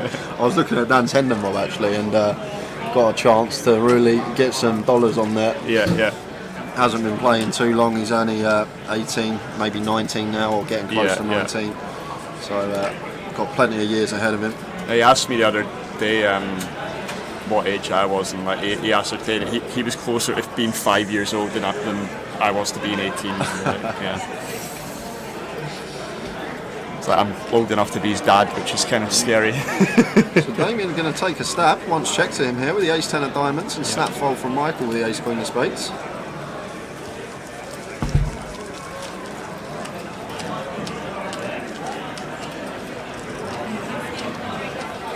That's the power of position again. Like, that's why I don't really mind the peel, because you can just dictate the action if you ever get it checked. It's like pretty cheap to just have a little stab and put a lot of ICM pressure on.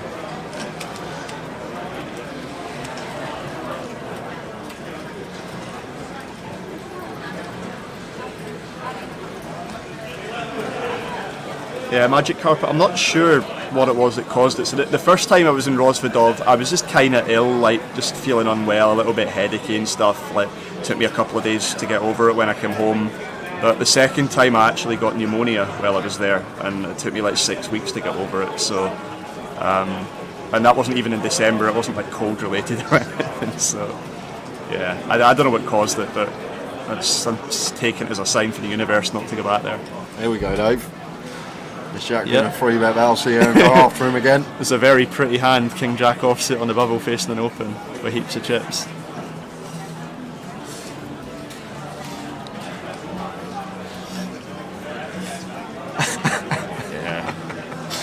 Not the best seat for Valsy with that stack, unfortunately for him.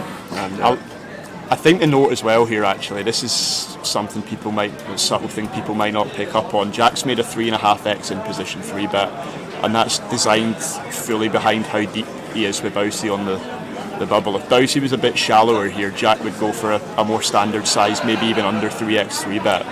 But he's making it as expensive as it can be for Bousey to continue, meaning that he'll be able to threaten his stack on the turn and river, like if it goes that far into the hand. So, like, Jack's already planning ahead in the hand just by adding that extra 3k or 4k onto his 3-bet pre already. Ben's got a decision here, actually. I mean, this is, how many bigs is this? Just 47? Yeah, 47 spot. Yeah, this seems like a brilliant 4-bet fold spot to me. He could just rip as well. It's pretty hard for Jack to call. You know how wide Jack's going to be. He could rip or 4-bet, just folds. It's nothing wrong with that, of course. Like, it's on the bubble. He's got a stack that's locked for a money. We're 6 places off, so precisely. Yeah, you never have to take all those spots. That's just like, if you're ever going to take it, that's like probably the best hand to do it with. And like, you know, there's a man in the pot who's going to be folding to a lot of 4-bets. You know, Bousey's forced to peel here, so we're going to C3 in a really interesting situation. Just give us like that ace high, ace 4, 6 or something like that. I think he'll just do what Jack Hardcastle does. Yeah. Standard Jack Hardcastle. It's so flop. boring, mate. Like, I want to see what you do on the 6, 7, 8 flop. Come on.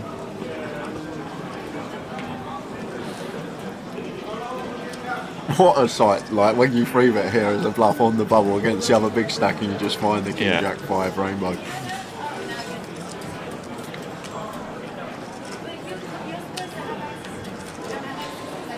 Small C-bet. Yeah, no need to go any bigger than that quarter here, which is exactly what he's done.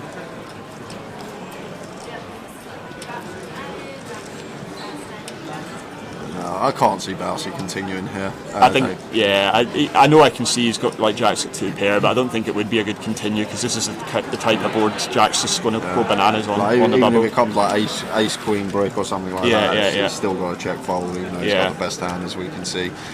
But very nice explanation from Dave as well about the sizing from Jack Pre, just an extra half a big blind, and explaining why. Yeah, it doesn't seem like a lot pre, but once you factor that in, you know, it means the pot's if he's 3-bet to 21k, the blinds are what, 1.5, 3 at the moment. So there's 7.5 in there from the from the blinds. If Jack 3-bets to 21 pre, that means there's going to be 49.5 in the pot. Compared to if he 3-bets to 18, there's going to be 36 plus 7.5 is 43.5. That's an extra 6k.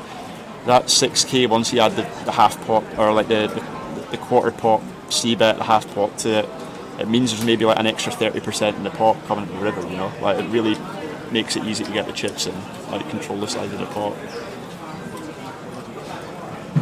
And of course it just makes Bouse, like if Bousey's got something like Ace Jack, he might be willing to continue against like a normal size 3-bet. Yeah. That extra half a big blind makes it really dicey. So Jack opening 8-5 of clubs from +1.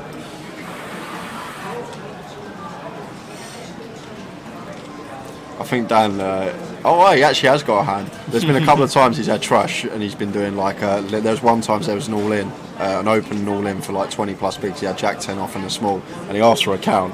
Like, he literally asked for a count, knowing that he'd be folding, but I think still at that young age doing all the posturing. Yeah. But everyone does it now. Well, anyone that's understands why you should be at least tanking for a little bit of time. And Michael here just got the clearest jam.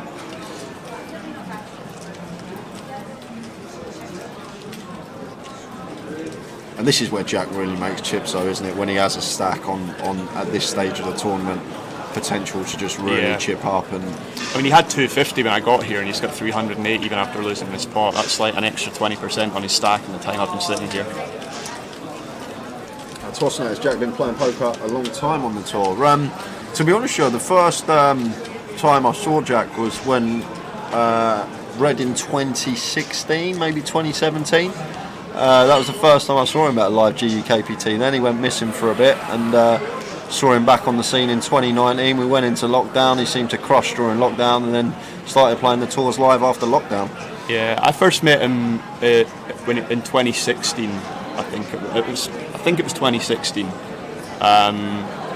Where he final tabled UKIPT. Oh, I say that. I need to put that with a caveat.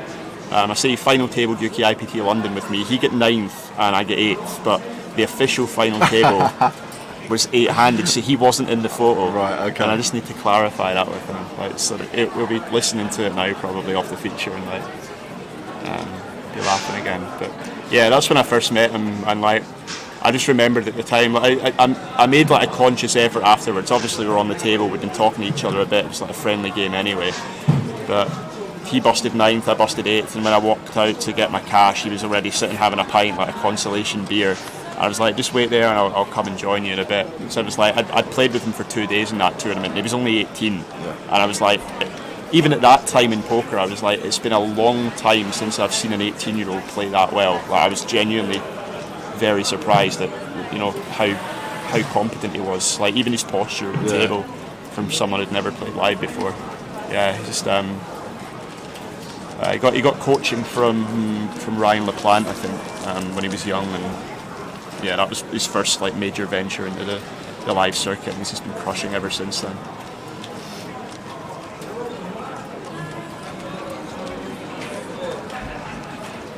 So another bust out to tell you about, guys. We've lost Zong Ming Lao, which means we're down to 49. We'll know when we're down to 48 because a player will take that empty seat up. There'll be 6 tables of 8 remaining, but we are down to 49, 5 spots off the money. You get to cover the bubble with tower, probably, it looks like. Yeah. That's one to put on the resume. World famous tower bubble coverage. I got a pretty cool opportunity recently. I got drawn on the feature table in EPT Barcelona on the bubble, and that was pretty fun because I got a lot of good card distribution on it, and like the chip leader was going mental, like trying to win every hand, and I was just getting dealt like all the good peels, all the good 3-bets against them, and it just looked as though I was going wild and I didn't care about the bubble, but I was just getting really good distribution. It looked good like on the feature for sure. Dan just letting the ace-10 off go here versus Andrews. +1 open, good fold from him.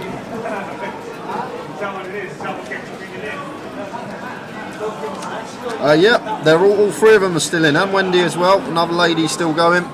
You got Bixie still in, you got Jess still in, Renee still in, and you got Wendy. Sorry, Renee isn't still in. Wendy's still in. Renee busted about an hour ago.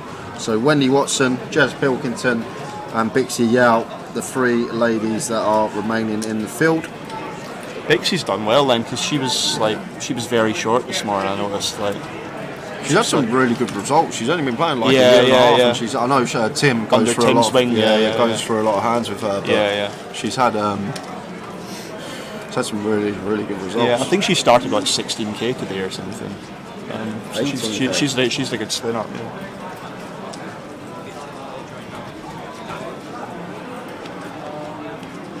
Harry Jukes says Bokati. Yeah. Now I had this thing. Anytime it was Jack that started calling me that. Anytime he was like deep in a tournament online and a bunch of us would like bring it up to rail. Anytime they told me and I brought it up to rail, he busted within like 5 minutes. So I got renamed Bokati. Like balking him on his deep runs. Yeah, good to hear from you too, mate. Hopefully catch up with you again soon.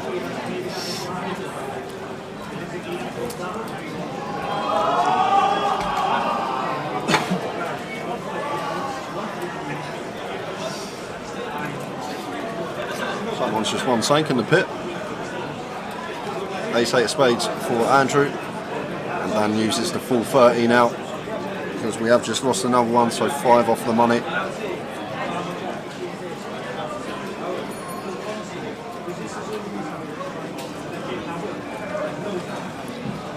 Dan's off to look at the stacks on the other tables as well.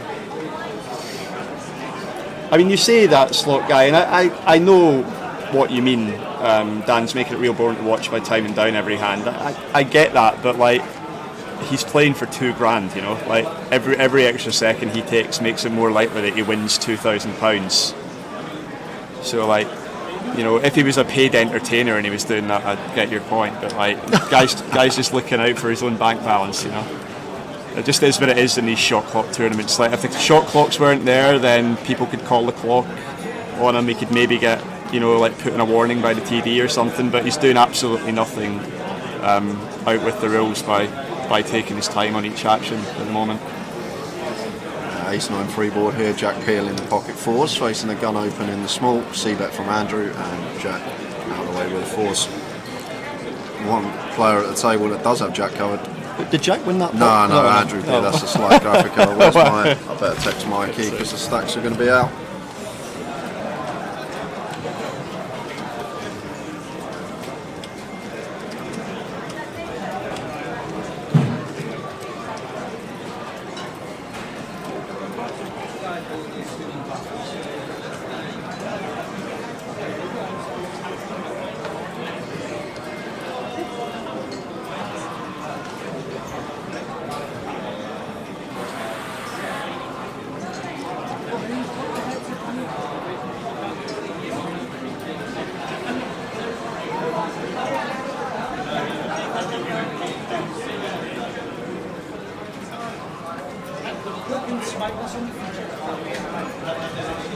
Slot Guy wants us to cut to an advert every time Dan's in the tank. Can we do that? Like, just bring up the looting schedule or something when Dan's in the tank.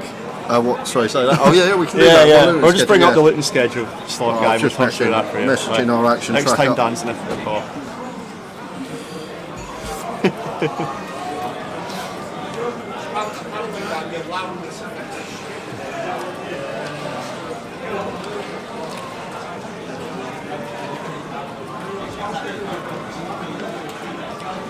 False to Jack on the button. Guessing he's going to open. Pretending to look at his cards. Maybe not. Oh no. Jack deuce. He actually has looked at them. There we go. Don't open 100%, boys and girls.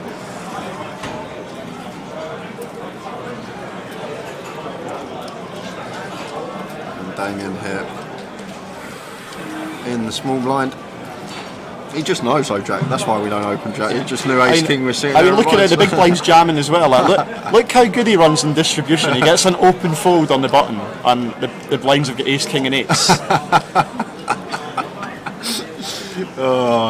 Run like Jack, boys, and Damien hasn't snapped this off after raising to 12k, and Andrew sets him in. An ace king on the bubble. 5 spots off. In it goes. Just sub 20, and he's going to see he's flipping. Yeah, not much Damien can do here. He's in a coin flip right now, but you would imagine that he's going to be ahead quite a lot in the blind v blind spot, especially here. Against the chip leader at the table on the bubble. And I wouldn't be folding this spot.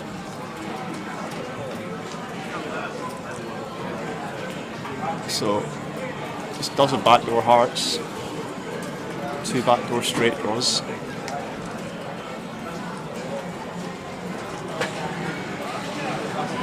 That's no help though. That is a grim turn on the bubble for ace king. So just 6 outs, ace or king needed. And it's the 10 of spades. We do lose Damien Pilkington Lewis in 49th place, so we're down to 48. Tables should be, well, table 6 should be breaking, and we should get a couple of players into them seats. 8-handed until the final, so 6 tables remaining. Out in the bounty, says Mick the Mod. Jacks versus King Queen versus Ace King. Ace on the flop. Unlucky, Mick, mate. Did you get any bounties though? Question here from Harvey, Dave, for you. Interested to know how you adapted to heads up in Luton against Dom. Against him, did you size up pre to go less post? I didn't actually. I had like a mixture of opens and limps, but I've got a lot of. The funny thing is, like at the start of the heads up match, like I have played with Dom a fair bit in EPTs and stuff in the past, but I know he doesn't like know me from online or anything. So he was asking me, "Oh, do you play much heads up?" And I was like, "Oh well, yeah, I play a bit of PLO heads up, not so much hold'em." When in fact, like I used to play like heads up sit and goes like for a large part of my career. So like, so I'm used to playing them. I know he's a better player than me fundamentally. But I also understand that heads up edges run really close, and that I had like a 2-1 chip lead on him, so I knew I was still going to win like 2/3 of the time or something.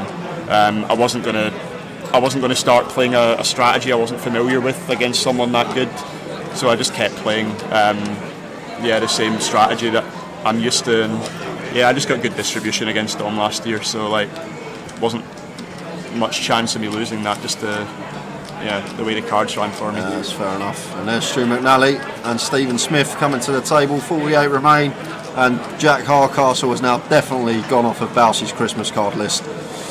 Yeah. 4th time. Leave the Bowsey alone, Jack. Queen 8 of diamonds makes it 26k, and once again using the bigger size Dave mentioned why before. We're in above 3x in position. And back to Bowsey with the 7s. You'll even notice again though, although it's a bigger sizing, it isn't full 3.5x this time. The reason for that is Bowsey isn't as deep as he was the last time. Like he had 90 bigs the last time, now he's a bit Blinds have gone lower. up, blinds have gone up, and now effective stack's only like 70 big blinds, so.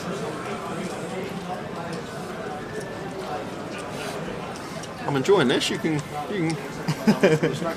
Pardon? Like only like 40k each, just the other way round. So Andrew's got 40k less than he should have, and Jack's got 40k more than he should have.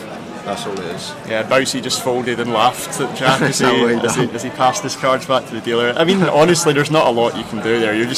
You're calling to hit a set a lot there, because like Jack's just going to put at least 2 bets into you on a lot of boards. So very tricky to play 7s on the bubble there. And I do feel a bit for Bowsey, because he could definitely run over the table if he didn't have Jack in his left. Like that's just like the worst seat in the room right now. Dan Gormley said it was irrelevant in Luton. You just smashed every board. Yeah, I did, mate. I did. Like, that's how you win tournaments. I waited for that to happen for me for a while on a feature on a final table, and I just got it in the one with the biggest prize bill. So no complaints there. I even said at one point in that final table. Like I'd barely played a hand, like I didn't get a lot of distribution early on in it, but I just busted 2 people waking up with like decent hands in the big blind after they'd shoved, and I was like, I don't feel like I'm doing anything here, you know. I just said call twice. Honestly, and I've got like 500,000 chips. That's how it goes sometimes. That's the thing. Sometimes you don't actually have to do anything. The chips just fall in front of you. Stephen here must have had a bad couple of hours. He's only got 10k left, so 2.5 big blinds over Jack's open.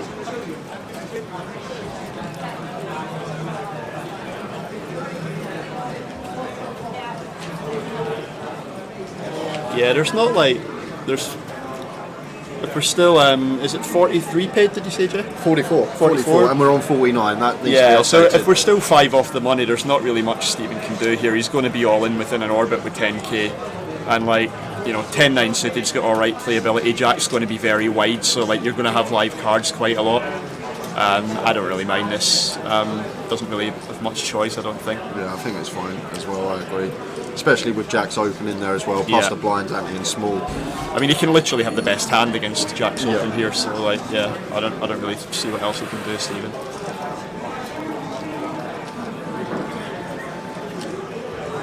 Yeah, you just need to stop punting him off, Danny. Well, he's got there 10 on the flop, so Steve could get what would be a triple up. Well, a couple more outs for Jack. 4's now working for him, as well as aces. Can you fade 10 outs against Jack Hardcastle? Yes, you can. Get your money on this man to win the tournament, boys and girls. Jack Hardcastle's lost an all-in for 10k. Yeah, they're the ones he loses. They're the ones he loses, Dave. Well, it's 2.5 bigs. And Stephen back to 7 now. Treble up for him. 49 left. PK, thank you. Sorry, 48 left, because we lost Damien Pilker and Lewis, of course. 48. Yeah, I was giving Danny a little needle there. He busted the Mystery Bounty final table in Coventry, making a huge bluff, and I absolutely loved it, and I just felt so sorry for him that he ran into it. Yeah. He's been knocking the door for a long time, Danny Gormley. Just hasn't got a breakthrough. Grand final was the other one as well. Yeah. Had the chip lead in the final with a grand final at one point. Yeah, and that was a wild final table as well. Like 50 odd K up. Yeah, there were a bunch of like short stacks doubled up so many times on that. The guy one that won it, Andy Mock, in the end, he was short until about six-handed. He was the short stack the whole way, and then he just went bosh, bosh, bosh, had the chip lead. Mad Turk was sitting there with a few big blinds. Laddered about 130k. I love this. Jack's just opening the 10-3 suited +1 now. He's properly stepped on the accelerator now.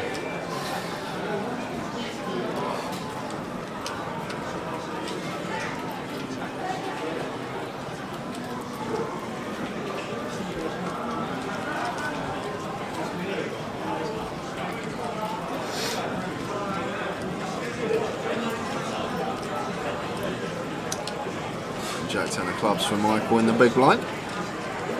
Definitely going to be defending, I think.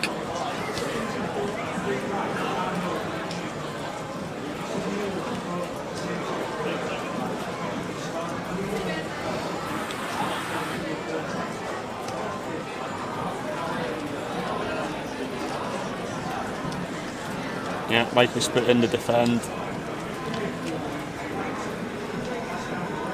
And Jack's outflopped him, so he probably would win the pot a lot anyway, Jack, but there's just nothing Michael can do here.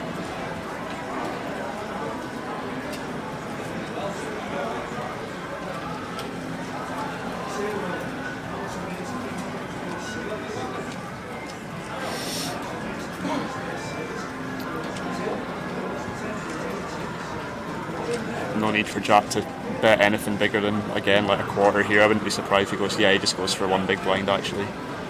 All he needs to do on a board like this is just going to miss Michael so wide, and he's not going to be able to continue. So till it's Michael with this hand though, like usually in a normal situation in a tournament, we'd probably float this one and we're deep enough and it's just pretty tilted on the bubble to have to. Well, he's going to float still. He is floating, and obviously he has like plenty of backdoor equity here. The problem is realising it. This is an interesting turn card. I mean, like Michael just has so few 8x anyway, and it's less likely with the other 8 on the board now. Yeah, like he's probably even like only going to be the suited 8x, like 8-9 suited, 7-8 suited. I know we can see Jack's got a flush draw here, and obviously that's going to aid in him continuing. But I do think he would just continue quite wide here anyway. Like Michael can't really defend any of the offsuit AX at this depth, so it's not as though he's going to fold out any of Jack's like ace highs or anything. And I think like the real question is, like, it might work if Michael empties the river here, but Oh wow, Jack's river to full house. I mean, like, it's still the same spot actually, like, but Michael needs to jam here if he wants to make this flop float work, because like this is like he's found the flop float, he's led the turn, he's repping an 8, he's saying he has an 8 in his hand. If he had an 8, he would jam here. So like, if he doesn't do this, then he's not going to have any bluffs. Now I know it's really difficult to do that on the bubble, but that's what an 8 would do. So if he's going to take this line, I'd be really impressed if he jammed here. But yeah, he's just going to give up. Do we ever think about checking this back as Jack? Because what are we trying to get called by? If you think about the hands that Michael's ever going to have in this spot, 4s, 5s, maybe something like that potentially. Only hand I can really think that we're ever going to get called by. Yeah, I doubt we're. But I guess, like you said, Michael's just never checking an 8 here, is he? Well, I know it's 1 SPR. I am slightly surprised at Jack's jam, not because I'm remotely concerned about Michael having an 8. I think he just goes all in river with it. But like, we're not going to get Michael to hero ace high here. So like, in terms of what he can actually call with, I worry that he can't call with anything. Once we jam. So like, that's.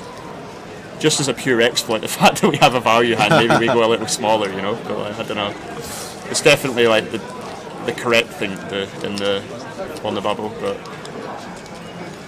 I'm joined by Dave Doherty. I'll flick the cams on. You may recognise him if you don't know the name. Hello, everyone. Won GUKPT Luton last year, has a GUKPT title to his name. We'll be rocking up to Luton next week for the defence, or a week and a half. Would Jack have folded to a jam, asked Brad? It's hard to say, Brad. I mean, it's just a grim spot. He probably just ends up calling because he's really near the top of his range, but like, it's also really hard for anyone to be bluffing on the bubble there. Well, it certainly wouldn't surprise me if he'd folded a 3 in the river there, even though it only is 10 bigs, but it's hard for people to find bluffs on the bubble.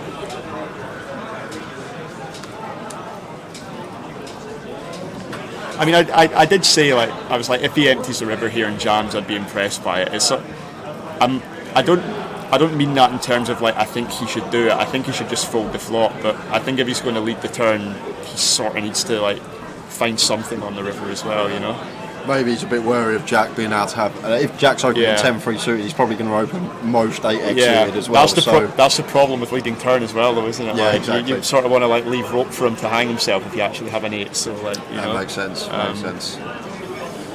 So guys, after this hand, Tower's going to come back in for the last 45 minutes of the session. Oh no, half hour of the session. Sorry. Come back at 10-2. So Tower's going to join Dave for the last half hour of the session. I'm going to have a little quick break.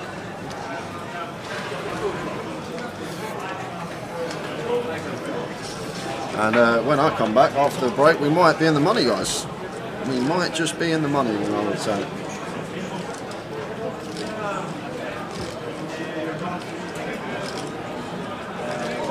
Michael now jamming the King Queen blind on blind for 11 bigs, and Bousey gonna be calling. There it is, King Queen, Ace 10. Michael gonna need some help. Yeah, that's really unlucky for Michael to run into a hand that strong blind B blind with King Queen this close to the bubble, but he's gonna have to get lucky to stay in the tournament.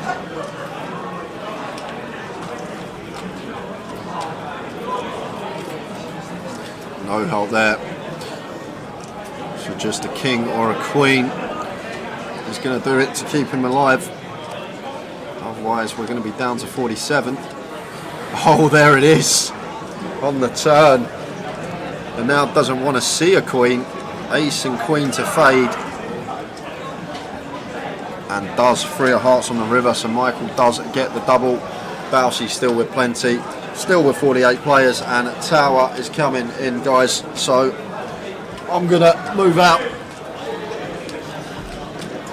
Tower's gonna come in. Sorry, Dave, I'll just have to squeeze through. Sorry, mate. Yeah, I'll pop up. Don't forget, there's no room behind me though. You're gonna have to move because I'm a flat lad. Is that what you're saying? That's exactly what you've just said. I heard that on stream. Oh, cheers, Dave. Cheers, Jay. Enjoy your break. I actually think this might be an extended break. Because I don't think the break might take place at the right time. So we're very close to the money, aren't we?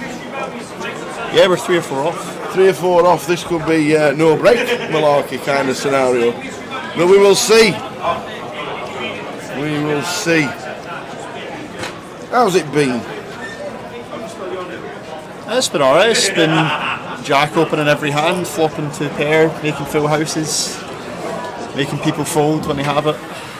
I was listening to 4 students at the bar and telling me how they've got the system for the roulette and they're going to make millions in the next 6 months.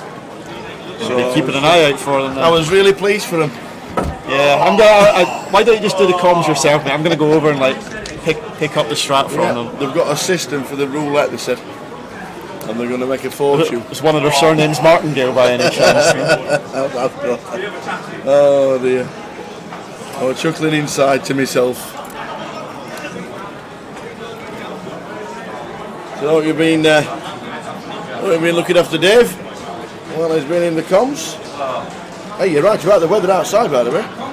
Well, I was keeping an eye out the room window and it went off for like 5 minutes and I ran down here while it was not blowing a gale and horizontal rain. But yeah, that's exactly what it's still doing.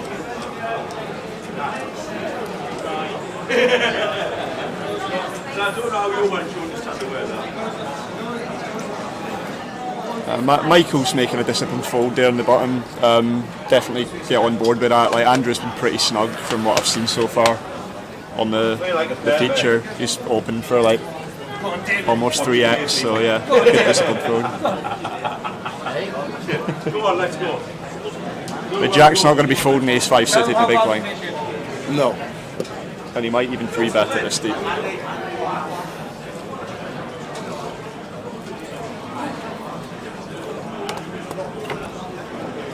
Yeah, he's going for the 3-bet. The old GTO knocks ace-5 suited, loves a 3-bet in these situations. Andrew's just not getting any choice with the folds. And like Andrew might have 92 big blinds, but Jack is not afraid to put chips in the pot against those stacks either on the bubble. Absolutely. I know you've got a decent association with Jack Hardcastle. What's it like sat at the table with him? I don't think we've had any major, majorly interesting hands over the years. Like he did in the grand final last year. We played the high roller and he busted me on the bubble and that. It was like 11 paid and he busted me 13th. Yeah. But I've got him a couple of times over the years. I think we've probably both busted each other 2 or 3 times. Yeah. But yeah, it's not so much like. I don't think I've ever been on the table with him at the same time as a situation like this where everyone's short and he's got heaps or whatever, or it's been a while since we've both been deep in a tournament together as well, so I probably haven't got like the full experience of sitting with him. But yeah, I mean obviously like if you're at the table with him, like you just know you're not, like for most people they're not the best player at the table. Yeah. So you've got to be very careful, like just never leave yourself open to him. You see there, like the guy, like I can't remember the player in seat 2's name, but Andrew I think it was. So like, he opened to 3x on the bubble off of like a near 100 big blind stack. Jack's got the ace-5 suited in the big blind. A lot of people would just defend that. You know, it's perfectly reasonable to just do that, but yeah, he's still going to take the spot anyway, even against like a guy with heaps of chips who's been pretty snug, just because it's the right thing to do.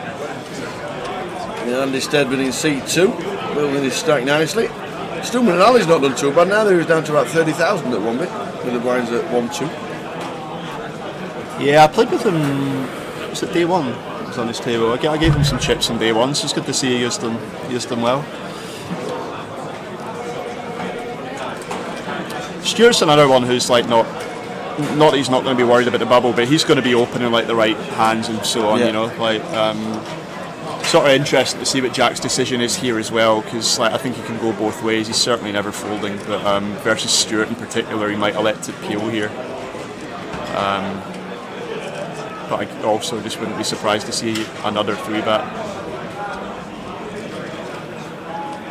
And that is what he's doing. Yep, and there's a raise. 3 bets to 34.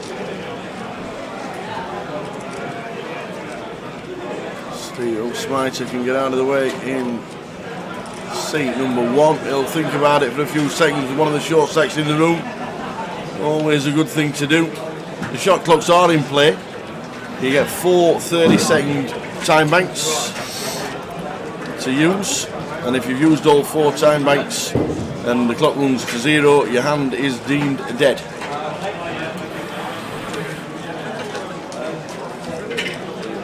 It's worth just noticing as well, guys, Jack's been in a number of spots in the last like 20-30 minutes where he's had a decent hand for continuing, and in a couple of them I've said like he's definitely continuing, let's see whether he peels or 3-bets. He's 3-bet every single one of them.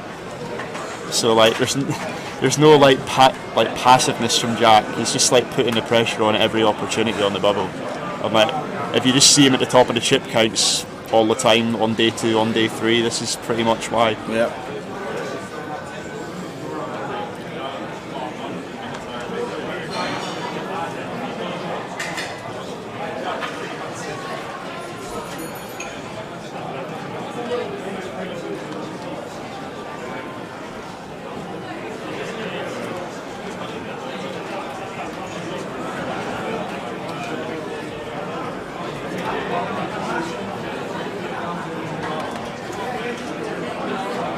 $44 get the money. Price is running across the bottom of the screen. Dan has a short stack, electing to do exactly the right thing. You'll see it, because that's how players work the clock in their favour. Yeah, Michael's taking a leaf out of Dan's book now. He's in the danger zone with his 22 bigs, just not taking the full 30 seconds, but just wasting a little bit of time, which is usually the right thing to do with his stack.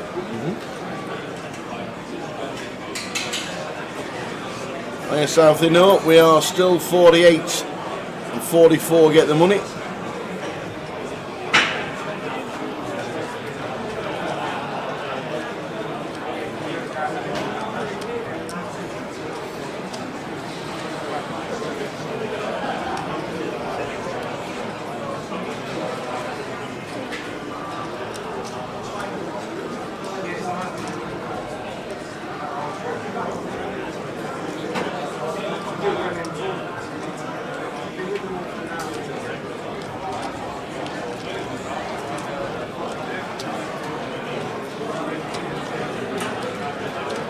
So big blind defence, King 7-6 all spades. Jack's the redraw. Favourite for the hand. Just going for a quarter pot c-bet again. Nothing Andrew can do here. I mean, he's continuing here, but this is like that's a raise. Yeah, he's going with a raise. I mean, he is trying to. This is like just someone trying to make a stand against Jack, like, you know, steamrolling the table here. It's just a tricky like hand to proceed with here, Tower. You just like, you really want a spade in your hand, or like a straight draw, or, you know, some sort of equity. Yeah. When Jack calls here, you have no idea where you are in the hand, and you've got a really difficult hand to proceed with ace 5 off. So even though Jack's steamrolling, even though it does seem like he's in every hand, he's playing every pot, Andrew's still just going to be check folding that flop, in my view. Like, it's going to be the best decision.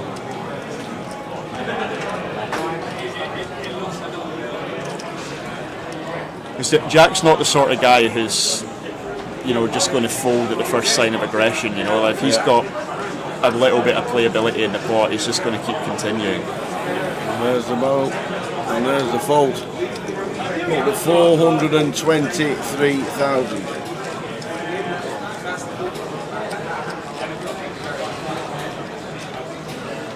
I know Jack's a great player and putting pressure on now with his stack 3-bets, etc, etc, but what part of his game makes him always get to this point to let him do it? I know he runs well, but he does it so regularly. Yeah, like Ben Teague's in chat there saying Jack's just a good all-round player. There's not one part of him, one part of his game that makes him do it regularly. I mean, that really is the answer. It's difficult to pinpoint one thing in particular, but what I would say is that he has his ranges and his bet sizes tied down in almost all spots. I don't think anyone's that good, but like, you know, he's doing that more consistently and better than pretty much anyone else in the field. So like, if you give like Jack Hardcastle a value hand, he will get more chips out of it than most people in the field would. If you put him in a cooler situation, he's going to get away from it more often than most people in the field would, you know. If you give him the bottom of his range, he's going to win the pot more often than most people in the field would. So it's all about just having your ranges tied down and like knowing what your bet sizes are in certain situations. Like you saw with the Jack 10 off versus Andrew just then on the King 7-6 all spade board. Jack just c-bet a quarter pot. That's not an accident. Like, he knows you're supposed to c-bet a quarter pot in that situation. Like, if he sees someone maybe c-betting too big in that spot, he's going to attack it because he knows they're not going to have a flush off enough. You know, it's little subtle things like that. Once you're studied enough and you start noticing these things, it's easier to identify. But there's a long way to go before you get to Jack's level. He's been studying to get this good for 6, 7, 8 years now. So there's a lot of experience behind what he does.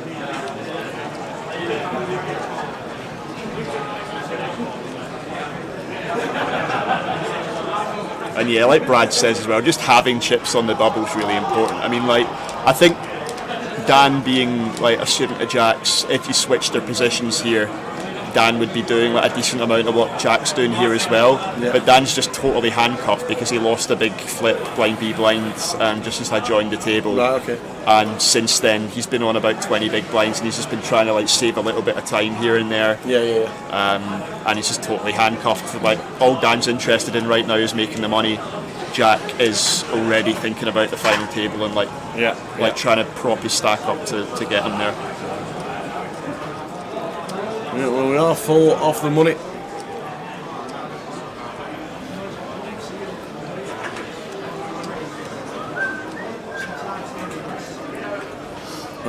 Any other part of the game probably defends with Jack 7, but not now. And this is another thing, like, if you are fortunate enough to have chips on the bubble, it needs to be tempered aggression. Like, you can't just go mental because you've got chips. I've seen people dust off huge stacks by thinking that they can just try and win every single hand. You've seen Jack make plenty of open folds here as well. It's tempered aggression. He's not trying to win every pot. He's not like trying to run over the table. He's just using good hand selection, using like well-timed bets and getting chips that way. But this is the point where you win and lose a lot of tournaments, or like, you know, you book your seat at the final table if you like. Like Jack, when I sat down, Jack had 250,000, and he's made a few good hands, sure, but I don't think he's got a showdown yet. And he's sitting with what, 430 at the moment, is it? Yeah, just shy of it. Yeah, let's just see when it comes round just to be sure.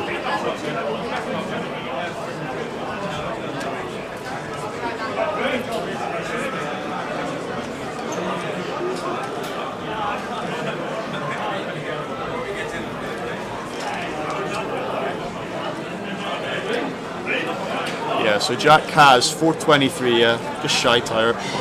So he had 250 when I came to the table. That's 170k. That's 42 big blinds he's made since I've came to the table, and I am pretty sure that he hasn't shown his cards yet.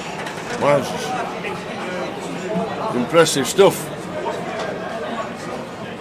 And Stephen, me 20k, will use every second of his time. No smiter. And that's the thing, Toys, just to go back to that question again, like, Jack's made 170k without showdown on this bubble. Yeah. Most people, even if they have his chips in that situation, they're going to make money, but like, they're not making 170k worth of chips. They might make 50 or 60 or 70 or something, you know. Like, those extra chips are what sends them deep so often.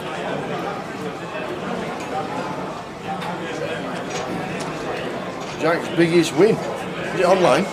Yeah. WPT. Yeah, he won a WPT for about 400k. Yeah. He's won a GUKPT.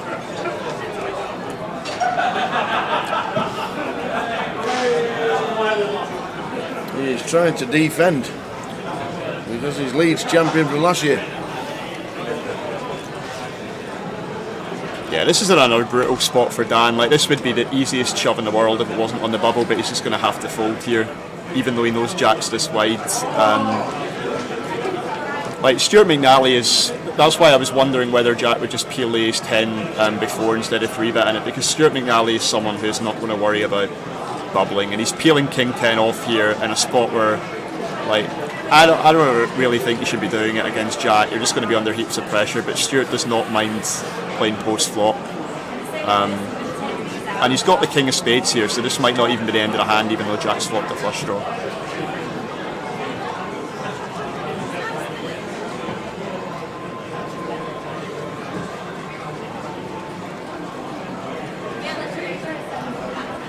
Yeah, we can see the hands, Danny, but I just don't think he can ever jam ace 10 off there. He doesn't have a lot of fold equity.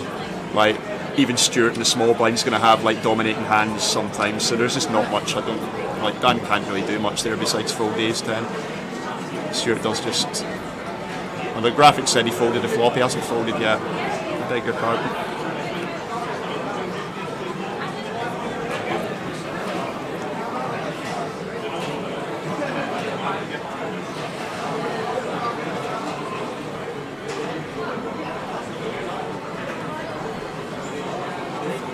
Guessing from the chat, it's quite hard for Jack to flop air.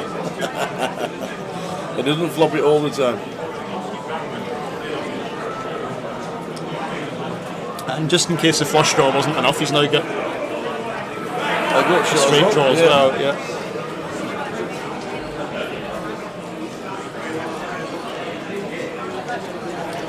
I'd say if anyone knew how to exploit Jack Hardcastle on the bubble, he probably wouldn't keep having chip leads on the bubble in these things.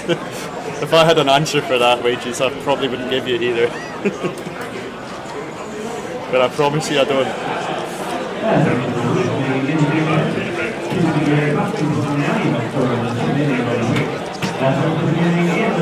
The two GUKPTs, but he is defending champion from here in Leeds from last year. He won the Coventry 1K as part of Goliath this year.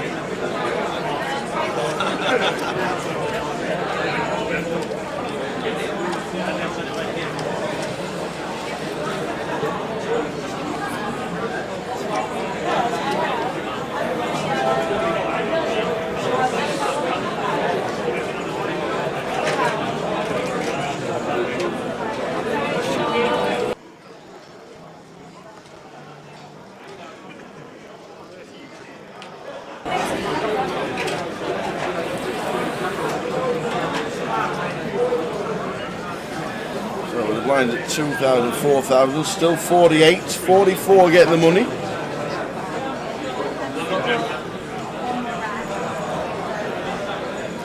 And this is a nice open from Michael off the 22 bigs. His under the gun range is going to be very, very strong, so it's going to be very difficult for anyone to play back at him here. But he does have a hand in ace jack off, which gives him a very easy decision if he gets 3-bet. And even if it goes heads up, he's got a little bit of playability with a high card equity as well, so a lot of people would be folding ace jack off in Michael's shoes here. I like the open under the gun.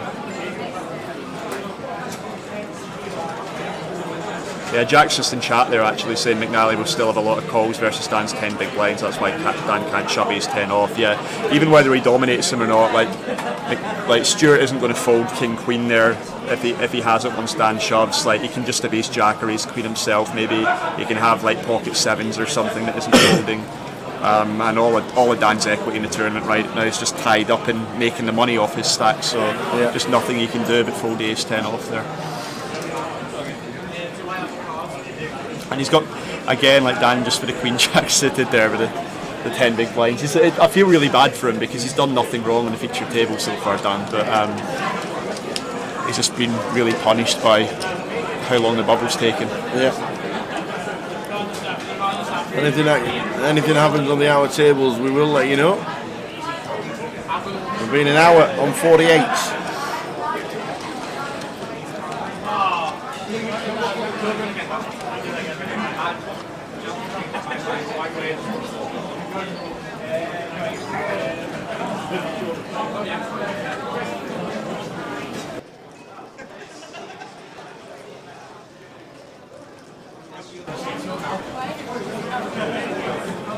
Now she gets out of the way with a 9-6. Jack raising again.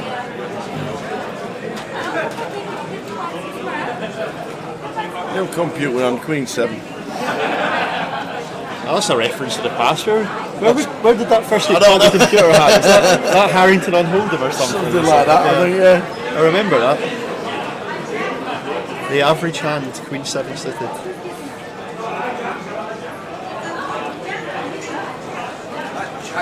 Council's a bastard. An absolute bastard. I feel like fucking 8-4 space, man. I just want to fight back on me. You're right, Stu doesn't care about the bubble.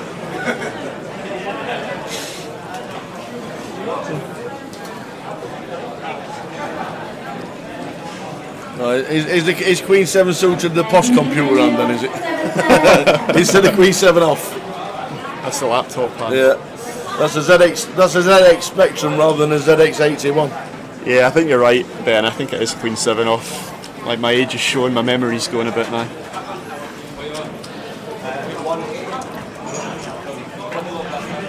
I'd like to see Michael fold the Queen 10 off here, off this stack, this close to the money. I know it's normally a clear defend at this line level. You're actually pretty happy defending it most times, but yeah, he does let it go. That's a good fold, even though we can see Jack's got the Queen 7 suited. Going to be in too many tricky spots post flop with a Queen 10 off there. Yeah. Well, there was something happening on the outer table as that hand was progressing, and it's Johnny Hope. You can't tell you'll be a brand back. Ace Queen suited against pocket 9s. You'll call something good as well. And literally just before this hand, we lost Eduardo Suara as well.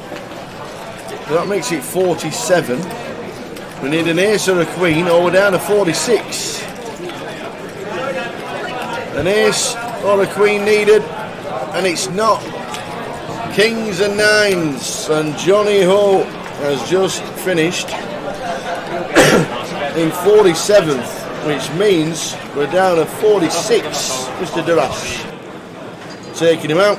We're on 46-2 off the money.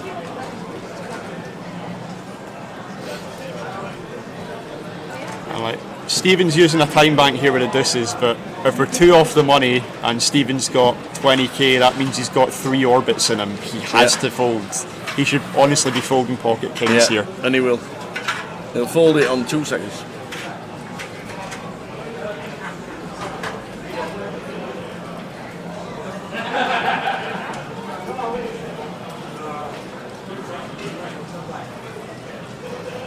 Ten seconds announced by the dealer. We're definitely going in the muck. There we go. Oh, 1 second early. Yep. So all folding round in turn now. We are 2 off the money.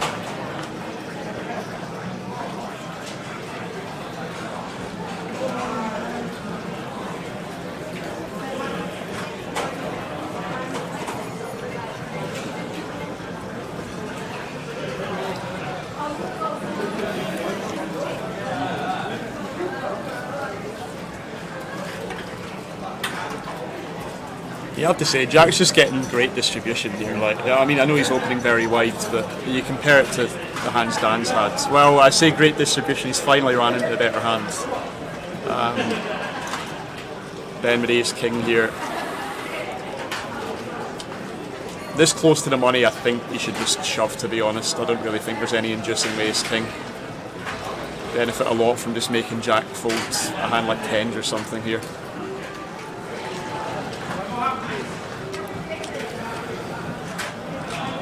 Has just opted for the 3-bet by the looks of the door. Yeah. Oh no, he's made the call. Yeah. That's an interesting line as well. I can see that. Keeps all Jack's dominated hands in. Jack's most likely going to go for it on ace and king high boards, assuming Ben doesn't have a hand as strong as ace king. So yeah, this could work out too. I'm surprised me bounce, he did call.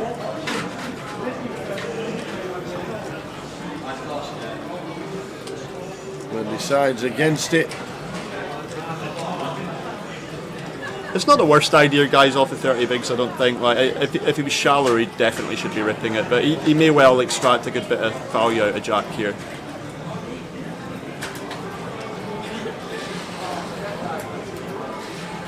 King high flop 4 Ben. King 10 7.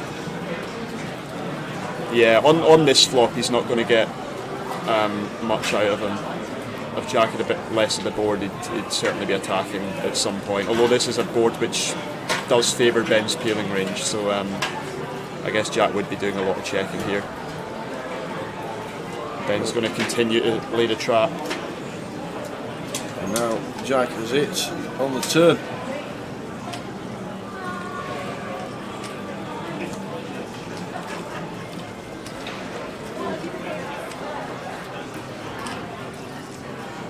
And as I said earlier, like again, just to get back to that point, how does Jack always have chips and so on? Like he's opening every hand, it seems like, and yet here he is with second pair top kicker against top pair top kicker on the bubble, and he hasn't put a dime in the pot yet.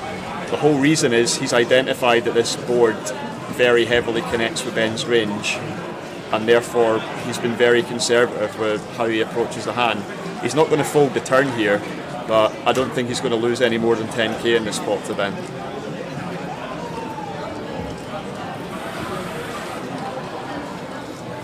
So just call the all-important river. Wow. I know it's a bit dodgy and a little bit wet because any queen wins, but they do both river 2 pair. Yeah. I'd still like to see Ben go for value here. Like you don't want to just have a queen as your value range here, and I think you can certainly like try and extract some. I think Jack will probably fold ace Jack to him if he bets again on river. But it's not beyond the means of possibility that he could get a smaller bet paid here. It is kind of hard for Ben to be bluffing though if he bets this river, so he's just going to check back.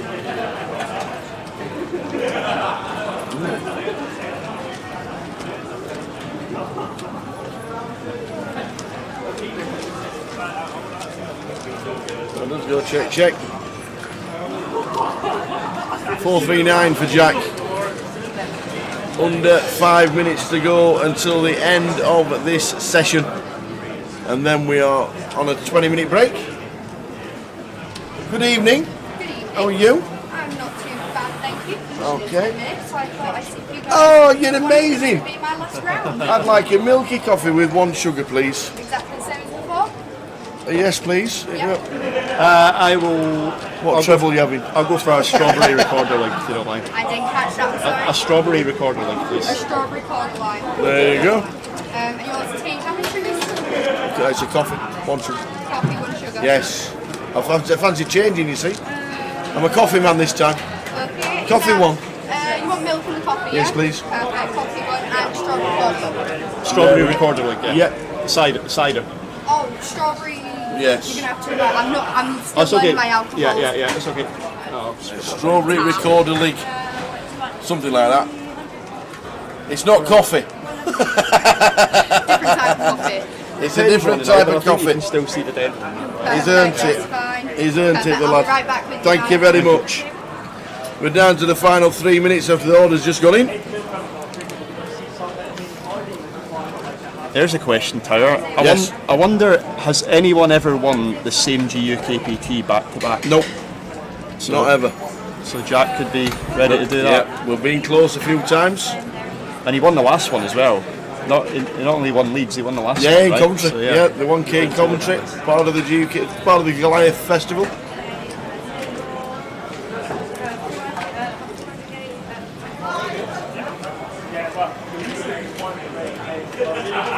He's actually third at the moment, Toysonator. I had a look at it after he won Coventry. I think the all-time GUKPT money list. Is it a third? Is it? Ben Windsor's number 1. Yeah. Can't remember who's number 2. Is it Trigg? I think Trigg might be number 2. Yeah. Triggs won 3. Jack's won 2.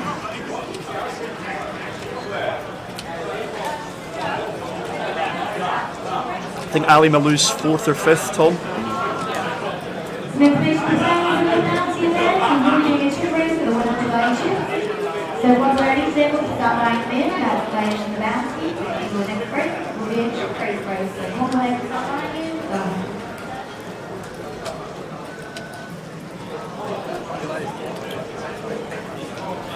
So Ben, not much choice here but to open the ace-10 off in the cut-off, but he is raising into Jack's big blind. Jack won't be folding the 7-3 suited.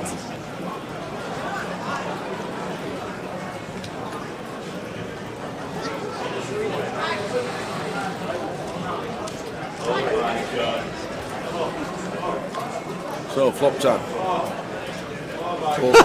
6, 7, 3 all spades. Just the two pair, eh, mate?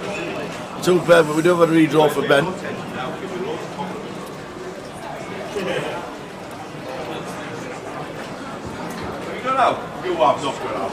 Yeah, I think Jack's going to lead this flop, Ben. Definitely favours his range more than the cut-off. He actually hasn't. Maybe just the factor of his hand being too strong, but he definitely can have some leads, I think.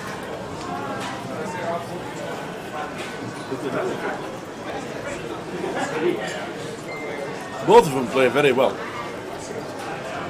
Yeah, Ben's, like, for the situation Ben's been in, for sure, it's very tricky to play that stack off of on the bubble, like, versus someone like Jack, and he's found like a small C bet here. Well, everybody's leaving, so this could be the final hand before the break. Yeah, I think Ben's saying in chat here, I'm not sure I like Ben's C bet. If he folds this flop, it does sort of compound the problem, because he has a lot of equity here against Jack's range, but if he's found a way to make him fold it on the flop, yeah. I think Ben's better off just like checking back that flop, and then he can call all turn bets with his 10. Well, we are on a break. We are on a 20-minute break, and here come the drinks just in time. Hey. There's the milky coffee. Thank you very much. Just to make sure I'm not on the record league just yet. Just £2.50 for that. Yeah. There we go. Thank you very much. We will see you in 20 minutes with more of the same. Thanks to Mr. Dave Doherty. Thank you. The king of hearts. He has got the hearts. Oh, he's got the hearts. He's got the free roll.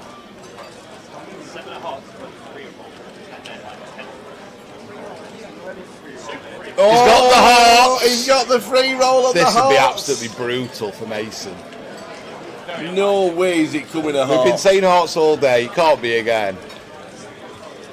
Oh my God! It is. It is the day of the hearts. That is absolutely sick for Mason. Wow. That is brutal. Kings against kings and four. He's going to stand up and just have a minute there. That's just brutal. That is just brutal. He's going for a minute. He's having a minute. That's quite shows quite a level of maturity for someone who's 18, just to think, right, I'm going to have a minute away. That's a really ridiculous hand. Bobby. If ever there was a day to have the hearts there, Tower, and not the black kings, it was today, wasn't it?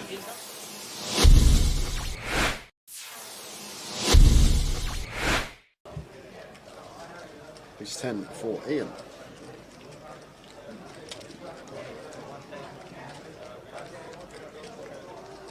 Raises to 1.3 under the gun +1. And Radu here with the ace jack in the hijack. Surprised if he went anywhere this deep with Ian. Probably more inclined to just flat this one versus the early position open. But obviously can mix in a free bet some of the time.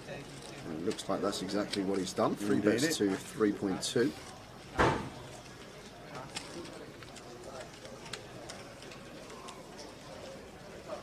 Julie, if you just give yourself a refresh, should be alright, because picture's crystal clear here for us. Yeah. So it's probably just connection at home or wherever you may be. But if you give it a little refresh, hopefully it kicks back in. Yeah, give yourself a refresh, Jules, and let us know that it's alright. Because it's alright on both our laptops. Oh so my word. What's happening here? 4-bet to 7.7. Wow, Ian. Oi. Someone over the age of 50, 4-bet bluffing tower. Whoa, well, I'm start folding. It's just you like, would be. Yeah, I would be. I'd be folding ace queen here, suited as Radu. I'd already have hit the muck. But this is, I guess Ian just thinks Radu's at it too much. And to be honest with you, the ace 10 off tower, it's a really beautiful 4-bet bluff hand, and maybe Ian's been amongst the solvers the last few months. You don't know. He might have been putting some work in off the tables. That could be the case. And he might have put in the low frequency 4-bet here with the ace 10 versus Radu, who's been fairly aggressive, and with the chips as well. But fair play to Ian, mixing it up, not just having the ace king plus in his 4-bet range, and now action back on Radu here. And oh wow, No is way he gonna 5-bet? Has he picked up on something here? 20k. Wow, Radu, what senses from him. He has to have picked up on something here, Tower. Read on the situation here from Radu is just so good. What a play. 5-bet bluff, Tower. We just, no way. Do you know what? If Ian 6-bets here with ace 10, Tower, I'm done. I'm having an early finish. He's not doing it. There's no way Ian 6-bets here. How often do we even say the word 6-bet on stream? Oh, wow. But Radu 5-bet bluffing the ace-jack. This is just a leveling war between the two players. He's doing it again! No way! He's doing it again! That's amazing! Oh my God! Ian 6-bet roll that, baby! 10! How'd you like them apples? Solve that! Ace 10, 6-bet rips it in for 100 big blinds. Oh my word. Ian is my new hero, Tower. I want this man to win the comp. Oh my word. 6-bet rip with the ace 10, folding the ace jack out. Where has Ian found that move from? Oh my word. How'd you like them apples? I've waited all day for something and it's just happened. Oh my word. Ian. Do you know what? I'd be sat at the table. If I was sat at the table there and Ian said to me I didn't have aces there, I would have had a lot of money with him that he had aces in that spot. A lot of money, but wow. Fair play to the man. A 6-bet rip. Well.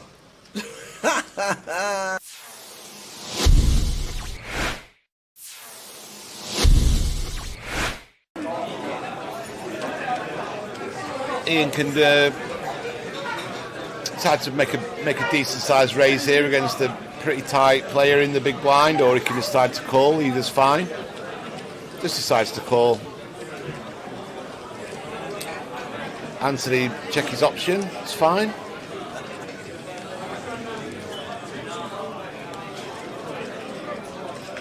Whoa.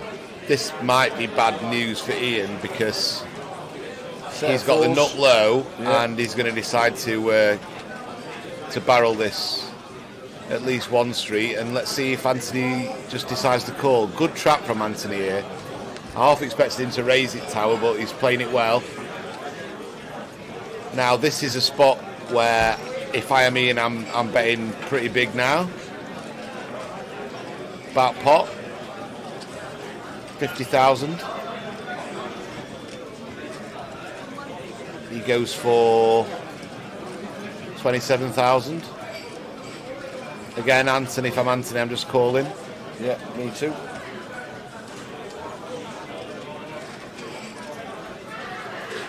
Got such a disguised hand, Tower. Yeah. Yeah, he just calls again. Yeah, great play from any Anthony. Low sets, really disguised, aren't they? Yeah. And now a queen. Queen of spades on the river. Are we going to rep the king? Are we going to rep something like ace, king, king, jack, king, queen? I'm betting massive here, Tower. At least pot, maybe pot and a half. We've got the nut low. Anthony can't have many kings in his hand. What can he really have? He can't have ace kings. He just defended pre without squeezing it up. Wow, I like this play. I really like this play. I really like this play. And if Anthony finds the call, good luck to him. But I really like this play. There's not. Let's think about it. Ace king. He can't have ace king. He can have king jack. Anthony can and make a pretty tight check back on the flop before the flop. But what other kings can he have, Tower? He's got to have something to call the flop with. So he's got to have a king to call the flop with. So King 10 he could have. That's reasonable. Turns a pair, calls the bet. Queen King, possibly. But then that's about it, Tower. He can't have Ace King. He can't have 2 kings. And whereas Ian, we could have any king. We could be bluffing and they've got there. We could have. He's decided to call, and that's pretty sick. And I think it's really unlucky for Ian. I think he played the hand really, really, really well, and just got unlucky that Anthony had a set. I mean, how can he have a set? That set of 4s is kind of like the only really strong non-king hand he can have, Tower. And obviously he can have a hand like Ace 6. He's got to call twice and fold. There's just so many hands that he's got to fold. And although Ian did come in, didn't he, Tower? And Ian did come in and try and ask if he could explain his decision, but I thought he played the hand well. Yeah. Maybe he didn't need to go quite all in. Maybe pot and a half, something would suffice. But I said as soon as I saw the river bet that I'd go over pot. Yeah. And I think it's a fine play. He just ran into someone who had a set and wasn't in the mood for folding it, Tower. Yeah. But if you think about the actual King X combos, it's not that many, Tower. It's not that many at all. Ian's got way more King X combos. If Anthony just had an ace, for example, he has to call the flop, he has to call the turn, and he has to just immediately fold the river. Yeah. Same with his 2-pair combos, but he had a set and he could have folded the set. He had a long tank about it. I think he played that hand well.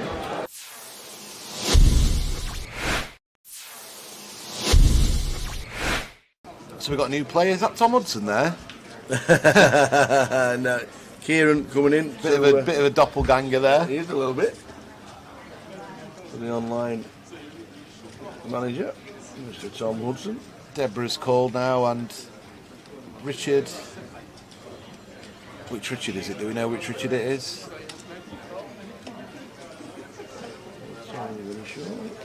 Hearts and hearts fighting off again. 3 times. A lot of hearts being dealt out, Tal, but not many on the flop. I did well. He hit the straight flushing hearts, didn't he? Yeah. Kieran Davey comes to our table. Richard Griffiths in C1. Richard Griffiths. I don't think I know him. Oh, look, what the 10, hell? 9, 3, Tower, all hearts. 3 of them have flopped hearts. All flopped. Queen high, king high, ace high. Wow. This is going to be carnage.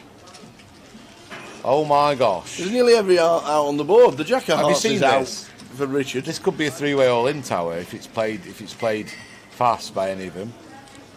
This is absolutely ridiculous. When Kieran gets all this action, he'll have to check his cards back, see if he's bloody actually got the ace of hearts, Tower, and not the ace of diamonds.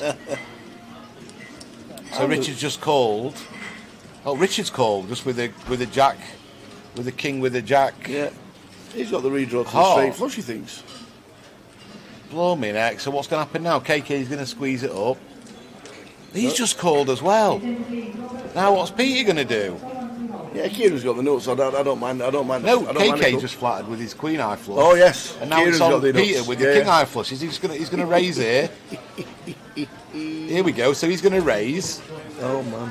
Kieran's going to probably just flat call, or jam it, or just put it in, thinking he's never going to get a fold, which he won't. Raise to 5k from Peter. Kieran's getting a bit. Look at him. He's playing. He's giving it the old Hollywood, isn't he? He's got the stone cold nuts, and he's like, oh, what's going on here? What the blinking hell's going on? Does he call? I think I don't know, Tower. Or does he think he's up against I just don't think he's. Well, he's all in. Yeah. He's all in. Now what's KK going to do with his queen eye? He's going to have to move all in, surely. Yeah. There's hands that Kieran could have aces with the ace of hearts here. Yep. This would be an amazing fold. And Peter's going to be absolutely sick. Peter, what you done? Peter's absolutely sick. Peter raised it up with he's going to have to put it in.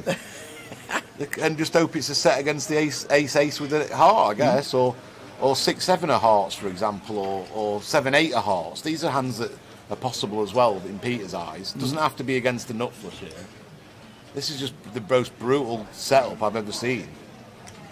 They're in. He's in, They're in. and they're both drawing dead, aren't they? Wow. This is just dead. They're both dead. Wow. They're just dead. Look at Debs. It's just ridiculous. They're dead, aren't they? There's no runners, is there? No runners. Because the Jack of Hearts has been folded for the Queen. What a life. Wow. This is Kieran's first hand, and what a hand. He's on 60,000. Sits down, one hand, flops the nuts. Gets action from the second nuts and the third nuts, and trebles up. Oh my days.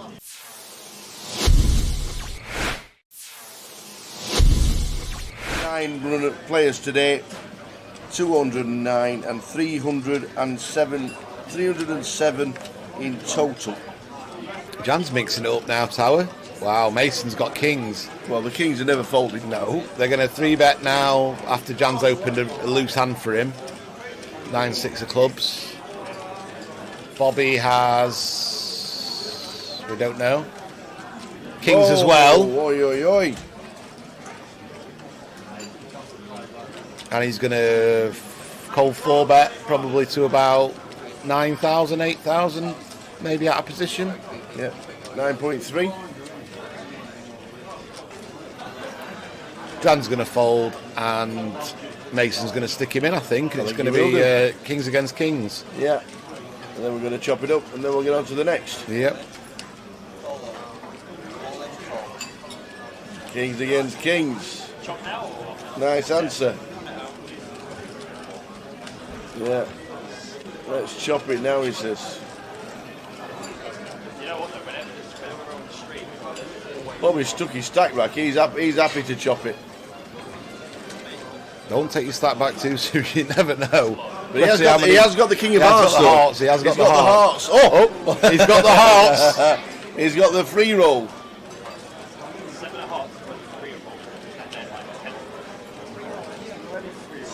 He's got the hearts. He's got the free roll of the hearts. This would be absolutely brutal for Mason. No way is it coming a heart. We've been saying hearts all day. It can't be again. Oh my God! It is the day of the hearts. That is absolutely sick for Mason. Wow. That is brutal. Kings against kings and four. He's going to stand up and just have a minute there. That's just not brutal. What card did you actually put? Any swaps? No. What do you want? 7 diamonds. No. Sell it to me, sure. No. Talk to me. Can't we just like negotiate? Surely there's going to be a price somewhere along there. No. Four. Table 4. This can't be right. Unless this is a new player, right? Someone must have seen. Where you on? Well, as you can see, somewhere up there, it says there's 45. And that's because, as everybody left our table, and everybody left the other tables, Mr. MC, who is GDPR, boo, was eliminated on the final hand. And he was the last player to walk out of the room. So, it means we are now on Le Bubble A. Le Bubble. El Bubble. So the next person out gets nothing. Unfortunate. So we're now on the bubble. So they will be doing a hand for hand. And any action on the outer tables, whenever it is, wherever it is, how long it takes, we will show you. Mr. MC. I wonder if he's got the hammer. So we're on the bubble. 45 players left. 44 get the money. MC. Last out in the last out. That's it. He had the hammer as well. Believe it or not, he had the hammer. He had 7 deuce. Yeah. The hammer. So everybody, as everybody was leaving, because there was 46 left, there was one table still playing, and he got eliminated, which means they all went on the break. And there's 45 left. About a 44 get the money. Thanks to Mr. Dave Doherty for coming in. How about you? Very knowledgeable. Yeah, it's very good, Dave. One of the best. Very knowledgeable. So I'm sure they will be told that they are now on the... Jay, your new avatar is good. Where is it? Where is it? I've not seen it. Neither have I. What new avatar?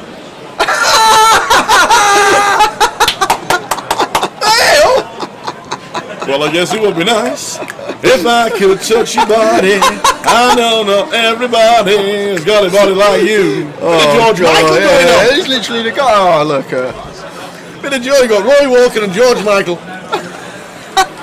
They're brilliant. I love it. He's even got the cartoon director. Oh, it's unbelievable. That's great. That's great. Why have we still got Roy Cropper down there? That's what I want to know. Roy Walker. Roy Walker. Oh, that's brilliant. Cropper's from Corrie, ain't he? Wake me up before you go cold and leave me hanging on like you. Oh, God.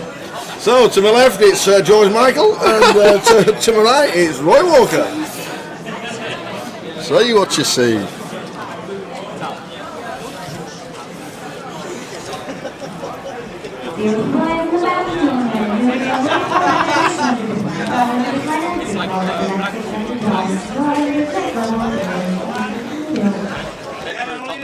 Please keep your cards face down. Dealers don't need to be instructed. As a new rule, in humble hand, if you're not at the table, Deal the first hand.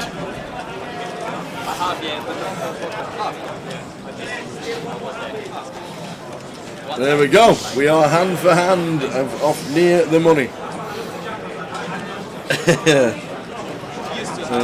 So feature table. Oh, we got Matt Davenport still in for the next 2 Unbelievable. hours. In 1 with 350k, Matt Davenport. In 2 is Bav Catry, 3 Dean Lyell, 5 is Tom Lagzal, 22nd Tom, if you remember him from London a couple of years ago or last year. In 7 is Satire, in 8 is Jess Pilkington, and in 9 is Robbie Ball. Now he's got a clock he can see, so he's going to pass at 10.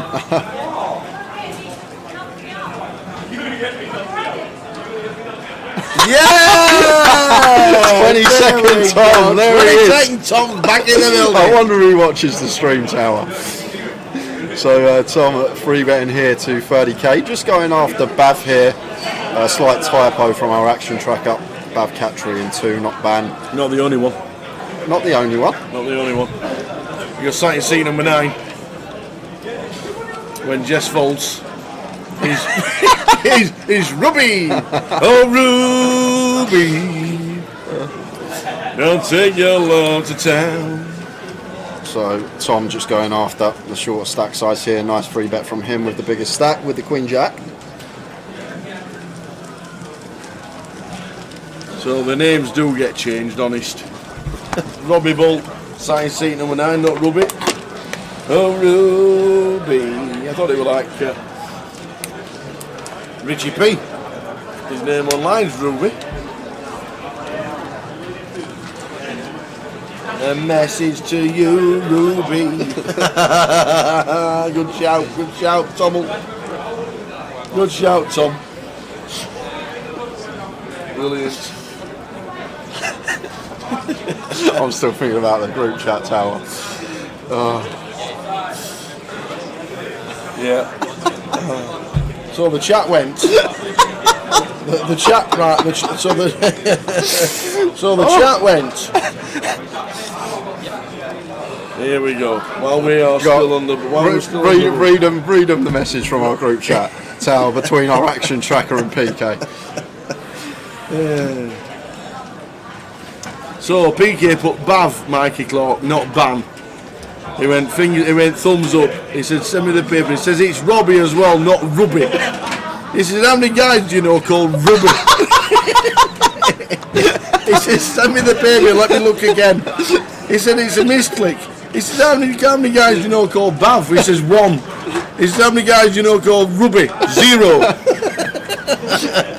There are 0 rubies in the world. That will be changed shortly, guys, the names on here. But that was, it tickled me reading that group chat. I was in hysterics when I read that. How many people do you know called Rubby? There are 0 rubies in the world. So we are hand for hand, guys, so if there's any action occurring on this table or an out-up, we will head over. When there was the GUKPT, like year before, something like that, but no regularly. Do you? A little bit, yeah. There's some private games and some a little bit of The message to you, Ruby. Owen and Stu Dawson, evening, Tower and Jay. Love the new avatar, Jay. Also, Sat is a Walsall regular, so rooting for him. Go on, Sat. Sat at the table. Looks like we got an all-in and a call Yeah, from an an outer, guys. And I think we're going to head on over there to see it's Smiter who is at risk. He was tanking on the feature, wasn't he? He was tanking on the feature. Pull them in the middle, please, dealer. Thank you very much. Ace 4 against Ace Jack, and the Ace 4 is all in. Still 30% to get there. So just a flop. Wow.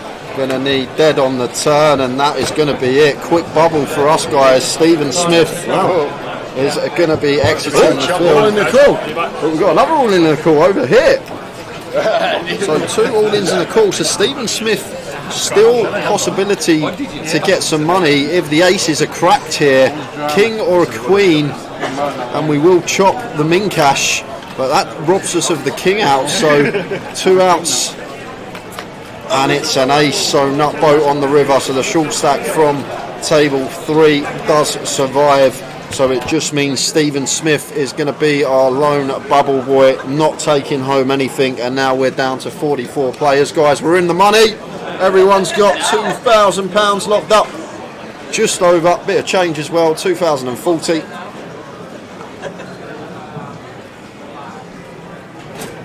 So there we go.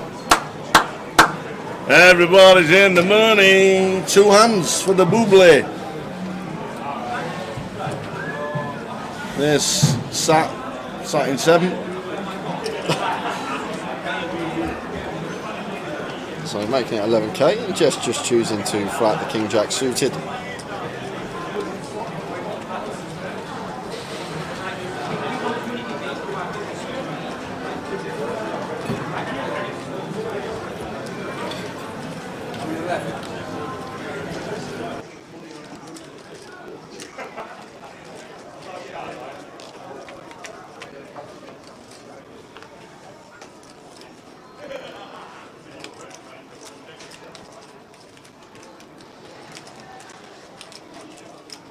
Top and bottom for Sat after opening. Great flop to see, and he's going to get action because Matt Davenport on the button here. Second nut flush draw, middle pair. He has to be continuing. How's my mate Rubby getting on, asked Jim.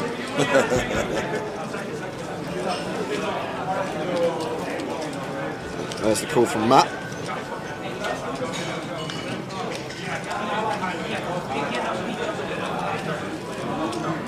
An 8 on the turn, so Sat turning a boat. Still not with a check mark though. Matt can find a queen.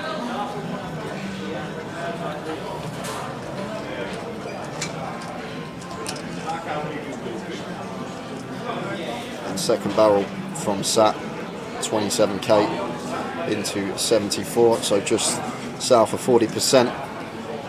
And Matt in a tough spot here. Second pair. Could be drawing dead to a hand like aces or queens, although we block that ace king with a king of clubs. We're not in the best shape against, but still with decent equity against some ace x holdings, so it's gonna won't want to see a club. Oh my days, it is. It's the 4th club. Wow, we could have fireworks. Matt Davenport.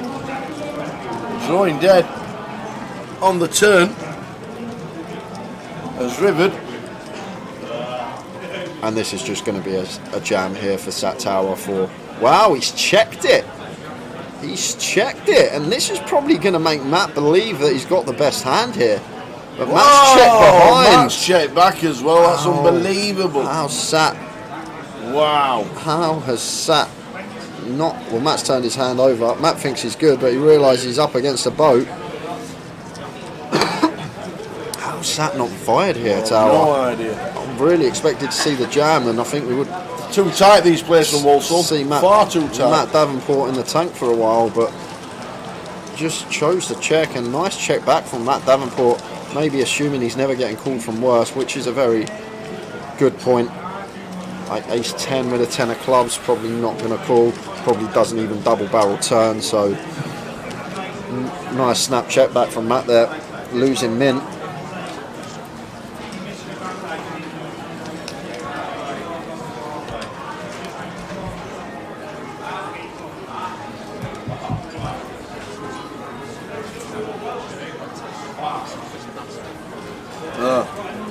This could be a dodgy hand because the first card for seed number 22nd Tom was pitched into Sat's box in 7. So this could not be Jack 9 for Sat because there's already been a card from seat 6 pitched into 7.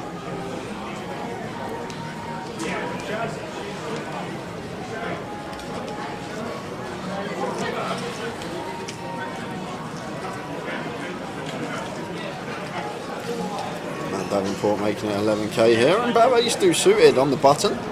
Definitely one that we're probably going to be continuing with versus cut-off. Probably leaning more towards 3-bet versus Davenport here. I'm sure Bav will be well aware of Matt, knowing how aggressive he can be, and Bav does elect to 3-bet here with the ace do suited, making it 28.5, so smaller sizing, just around 2.5x here from Bav, a little bit more. And action going to be back on Matt here. Versus this size, I don't expect him to fold too often, Tower. He'll be aware of who Bav is as well, and will know that he knows that he's going to be opening a lot of hands from the cut-off. So I wouldn't even be surprised if we saw a 4-bet rip here from Davenport with a suited ace, Tower. But looks like he's just going to opt for the passive option, just a call coming in. And we're going to go heads up to the flop.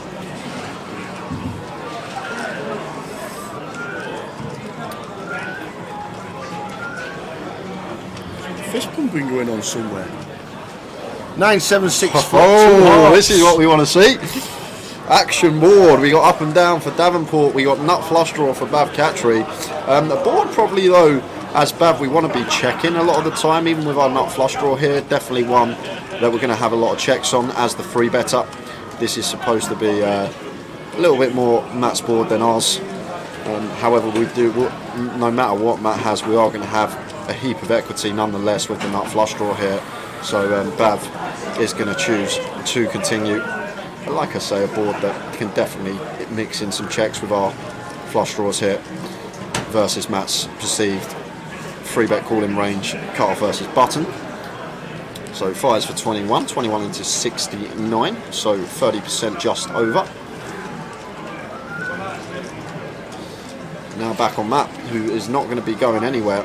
And Matt may even choose to go with this here, Tower, with stack sizes in question. If we call here, we're working with about 3/4 pot behind, but start folding out some of Bav's ace king, ace queen type of hands. But Matt may be a bit wary because Matt probably expects Bav to be checking this flop more often than not.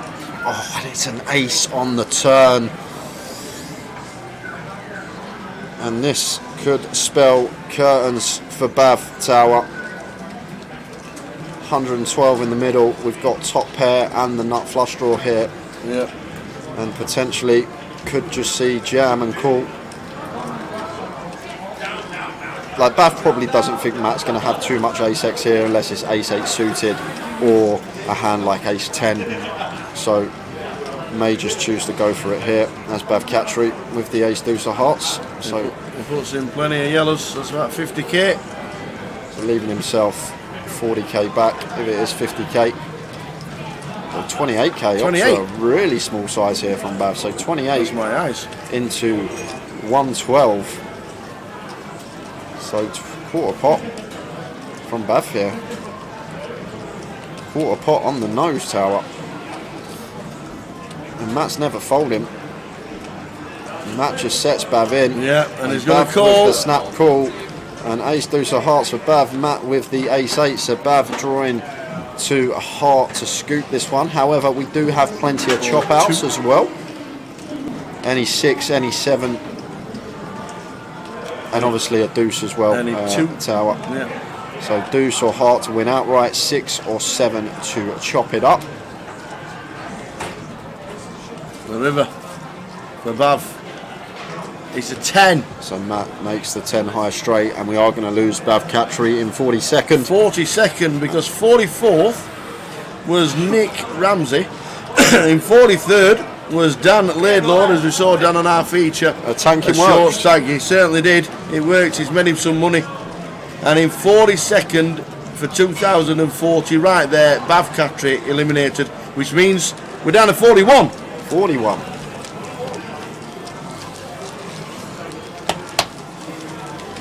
And there's still loads of faces in here, Tower. Lots of good players. Murph's still in. Hardcastle. You got Foggy still in. Yeah. Stu McNally, Matt Davenport, Robbie Bull. Some 41, honestly, that's left in the field.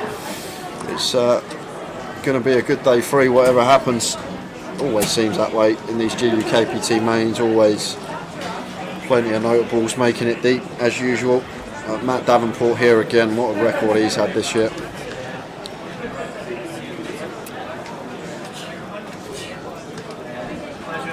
And Robbie's here, turn up to the table. It's been changed. Robbie is now Robbie. How many Robbies do you know? 0. There are 0 Robbies in the world.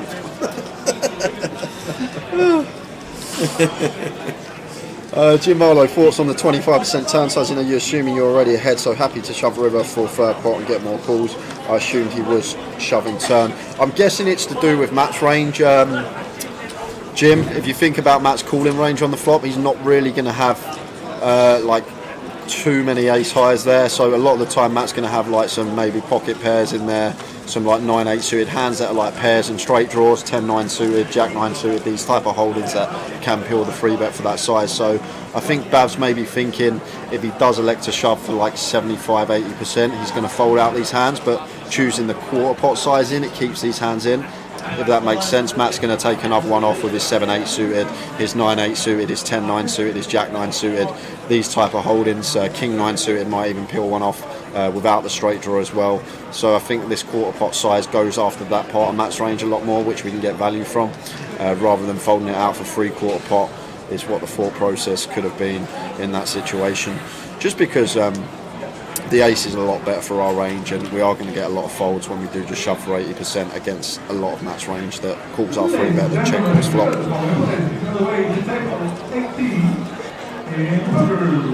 Scott, Tom, Theo, Jack, Dennis, Divine, Ming, and number 10.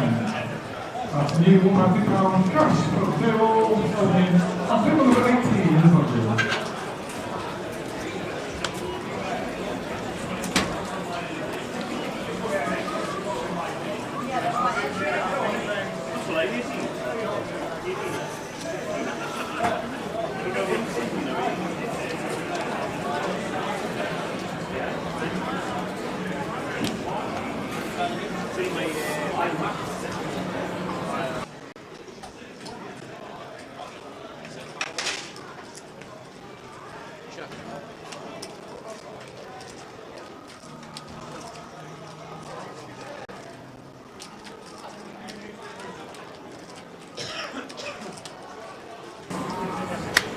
So we're on 41, we're in the money, ladies and gentlemen, we are in the money. And Bixie Yao coming to the table in seat 5. Sorry, seat 4, as we're 8-handed.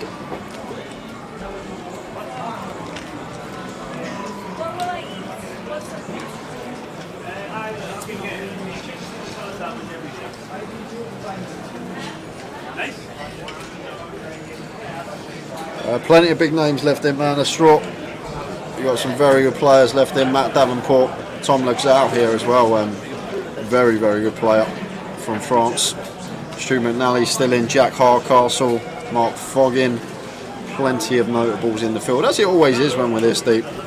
Bixie's here, Jess is here. A lot of regulars that we always see deep on day twos. At it again.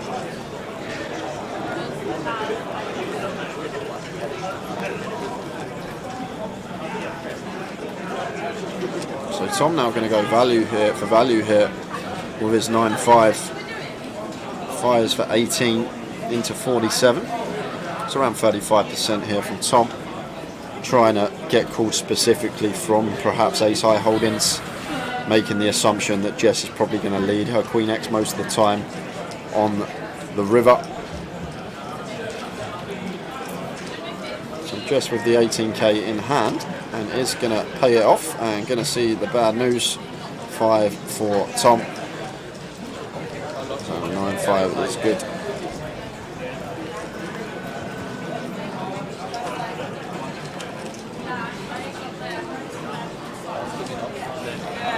The French guy is Tom Luxau, his name, and we've seen a bit of Tom on the tour over the last 18 months.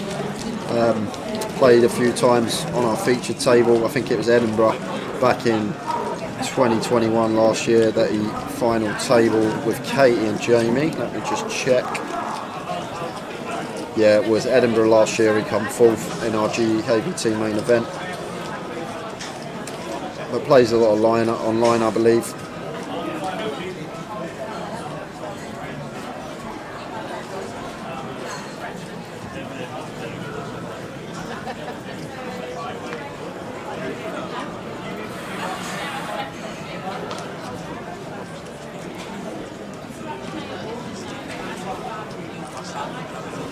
So the payout scrolling across the bottom for everybody who's still in. Yes, Robbie is still in trance. He's changed his name back to Robbie, but he's still there. That's probably, I don't often break out into hysterics, but when I was reading that tower, it tickled me so much. Just how many people do you know that are called Robbie? There are 0 rubies in the world. Oh, Bixie in the hijack, A7 off, making it 10k to go. And Tom, 3 betting to 32k here, just applying pressure versus the Bixie Open. Got the chips at the table, I think he's got everyone covered, so he's taking aggressive routes in hands and once more gets the best hand to fold. 3 betting the Jack 10 off, saw him do it against Bav with the Queen Jack off, and up to 415k. Him and Matt, chip leading at the table.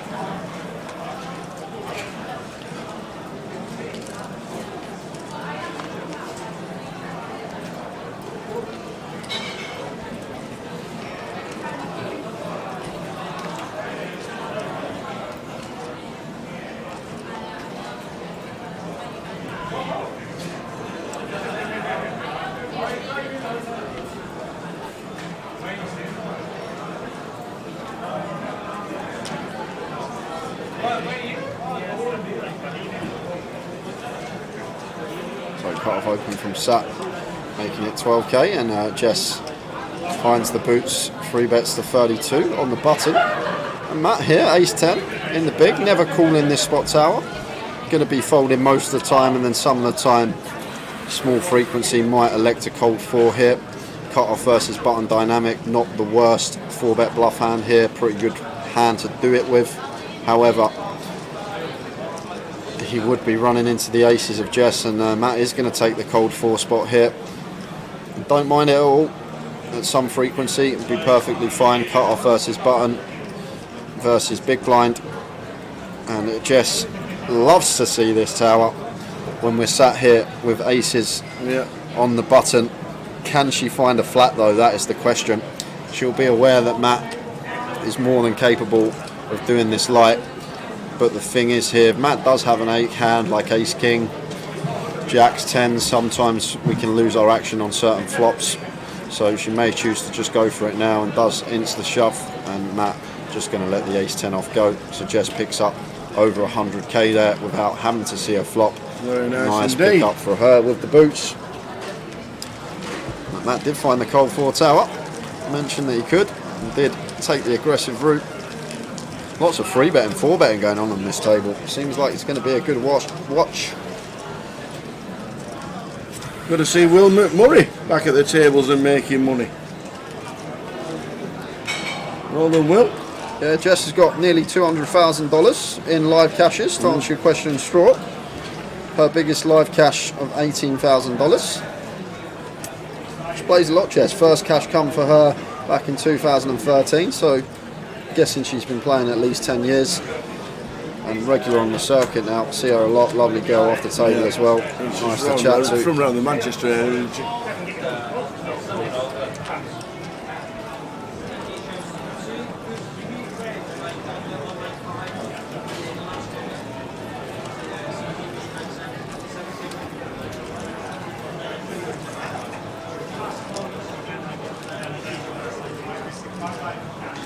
Tom with the ace 4 of diamonds makes it 10.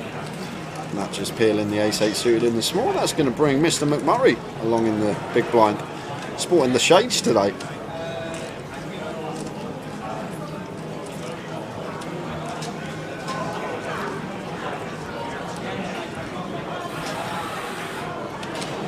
He does defend 3-way action here. Everyone with a suited ace.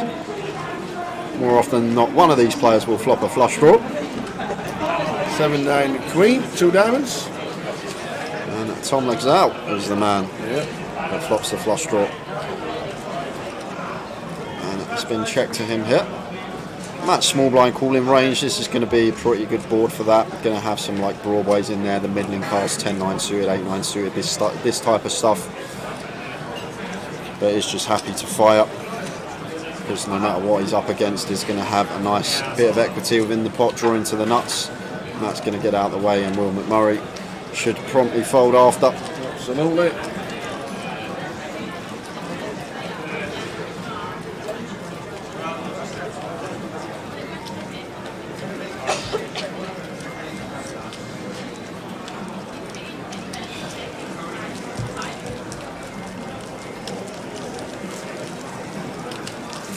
So a few more to tell you about, guys.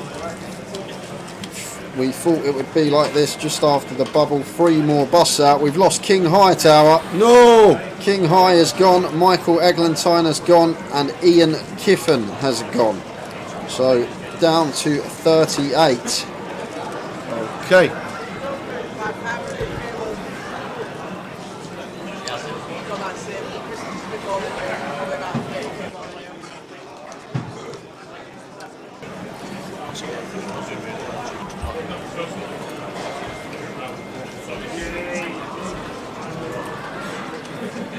Oi, oi, oi.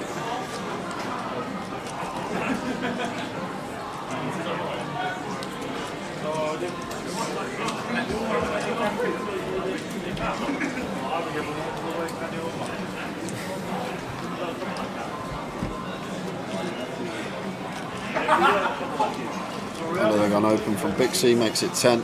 GS peeling with the 5s and the hijack.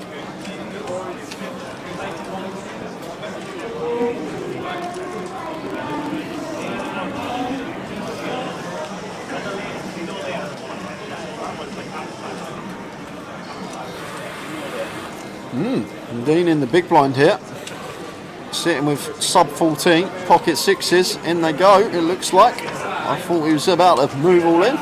Personally versus gun, I'm just going to peel here, but looks like, there we go, it is going to call. I thought he put the chips on top and they were going in the middle. If it was like MP and flat, I think jamming going to be fine for 14 with 6s, but I just think versus gun and a flat from Jess in middle position, this is a much better approach here, as Dean just call with the 6s in the big and see a flop. Just like Bixie opening the under the gun. He's going to have plenty of hands she can call our jam off with for sub 14 once she's opened. Ace of clubs on the turn. Nice check from Bixie. Like the decision to check this one. And now if it's checked to us as Bixie, this is where we'll try go value hunting. Try and get called by some King X. Jess can still have a King here plausibly. There's some King X that Jess can start checking flop on King Jack. But unfortunately for Bixie, not getting called in any spot here, and Dean just going to have to let the sixes go. Bixie comes to the table and takes a pot. Very nice indeed. Well done, Bixie.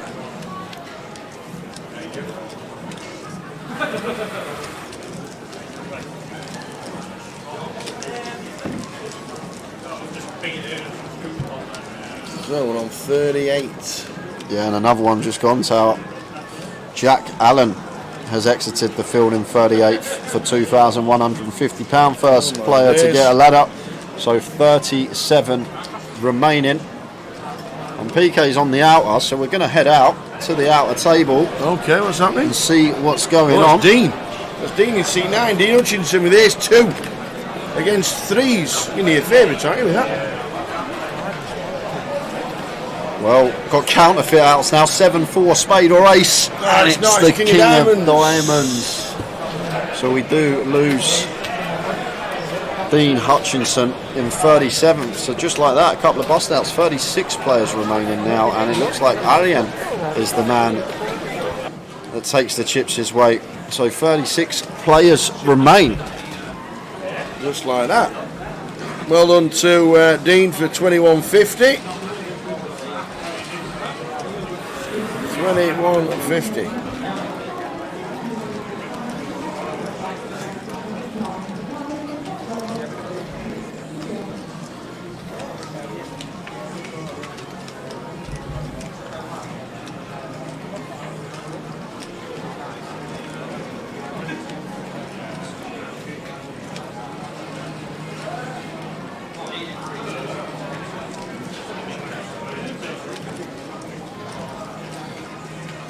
So Will opens the deuces on the button. Bixie defends big and just going to be check bet fold. Out of the way. Not much we can do with 7 highs. Bixie.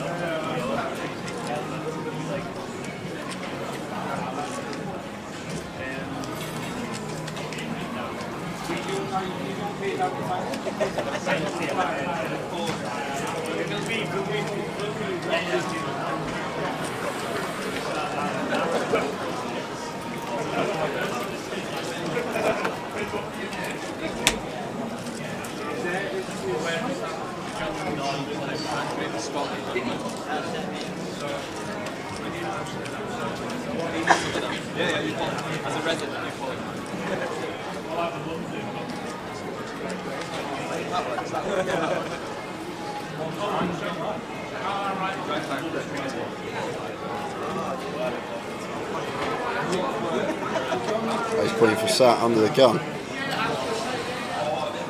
Has not folded. So, going to be. There we go. Sat's back. Raises to 13k. Ace 8 suited here for Jess. Versus gun. Could just see her fold this one and does let it go. I don't think call should be an option there for Jess.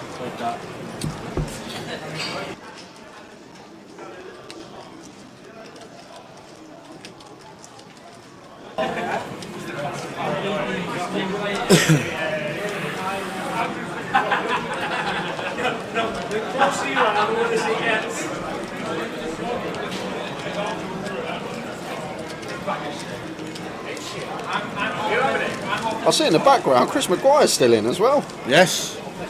2022 might have been the year Chris Maguire and he forgot to play poker. Might have been his year. It could well have been. See him play one comp this week. Final table's the high roller.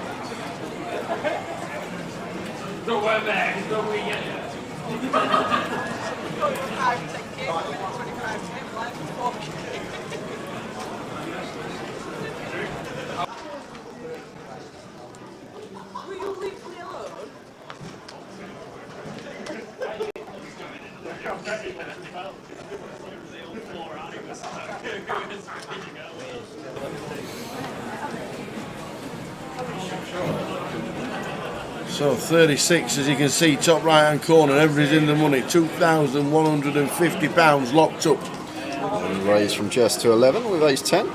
And Robbie just passing the sevens. Just good understanding there of like sevens off that stack. We could potentially shove over and open, but versus gun, just deciding to let it go. Maybe thinking Jess probably opening more on the tighter side. As Matt calls with the ace jack with position for 11. And over to Sat in the big 8-5 off. Probably a little bit too loose at this stage, and does let it go.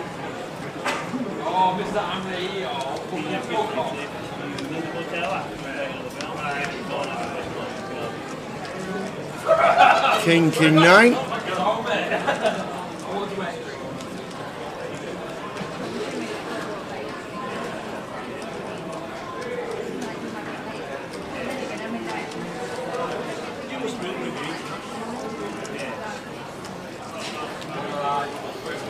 So Jess checks Matthew Davenport, scene number 1.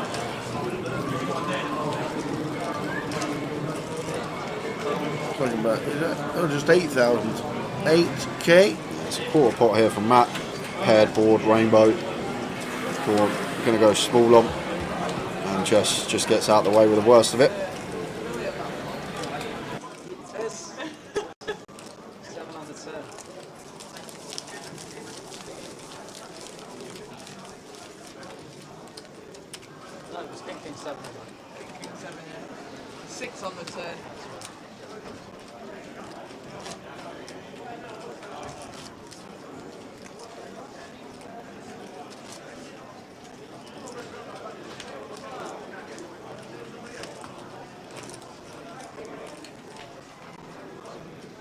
So everybody's in the money, we're on 36 players. Dean Hutchinson last out, as we saw on the cam.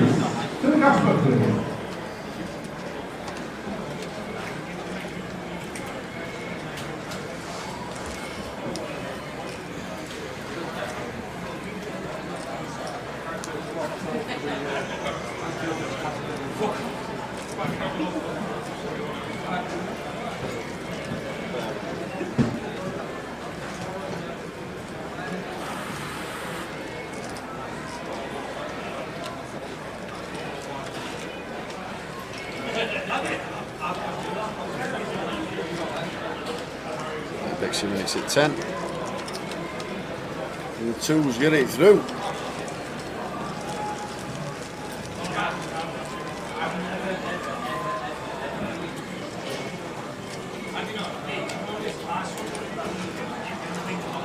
We're on 36.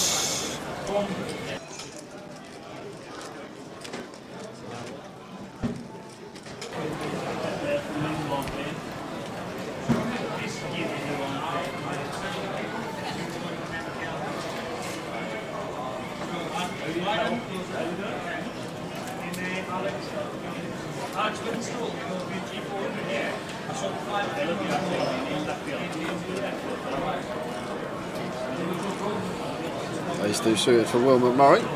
Of the 25 big blinds. Like happy to open, fine. Try and just pick up blinds and ante. Ace blocker in there, but hate to see that. Dean insta shoves over the top, and not going to be able to call this one off here from Will with the ace deuce of clubs, unfortunately, and Dean's going to get it through.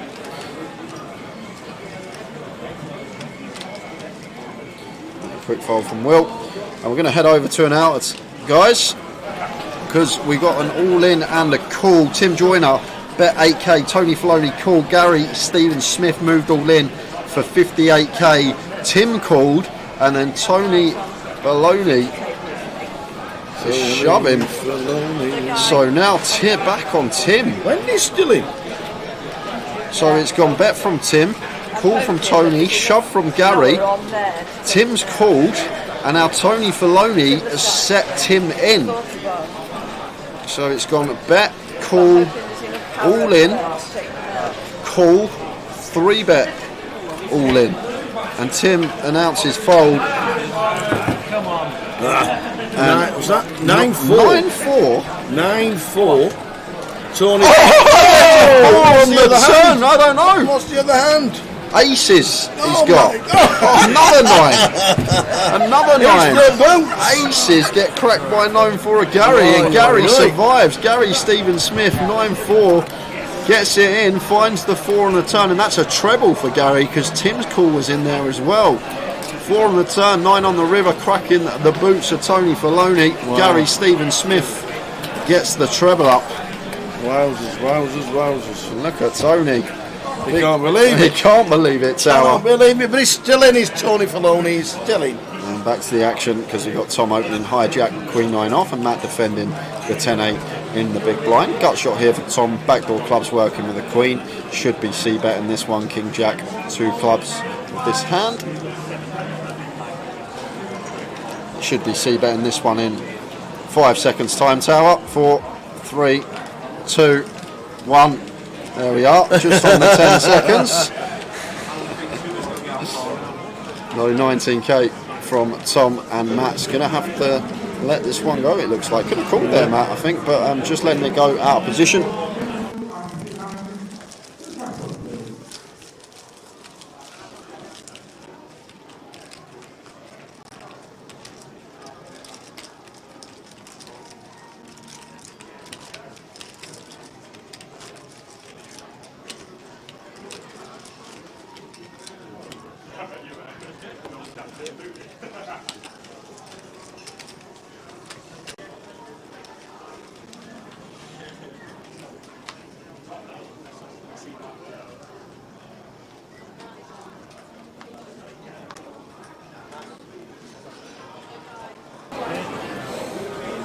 Nine 9-4, busting aces. You got a story to tell, haven't you? I don't know how he's in there with 9-4, Tower. No. That's what I don't understand.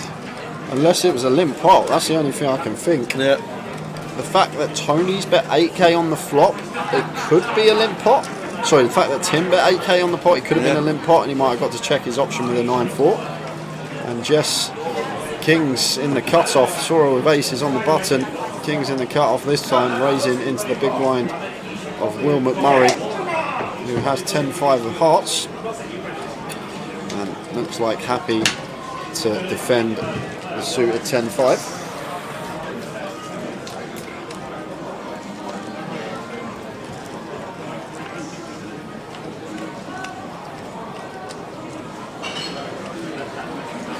Ace 7-3,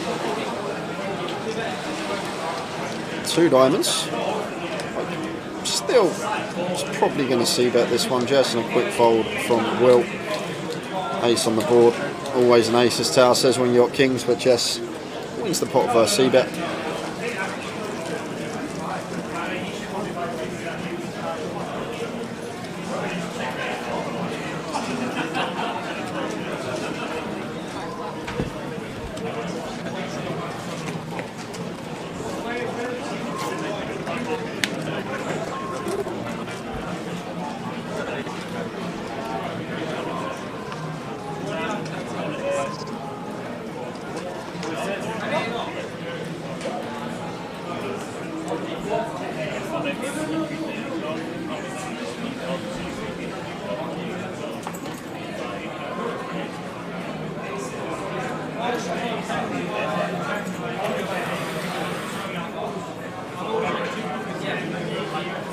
Deuce of hearts for Bixie out of the way, and leaves room for Tom to open with the ace-9 off, raises to 10.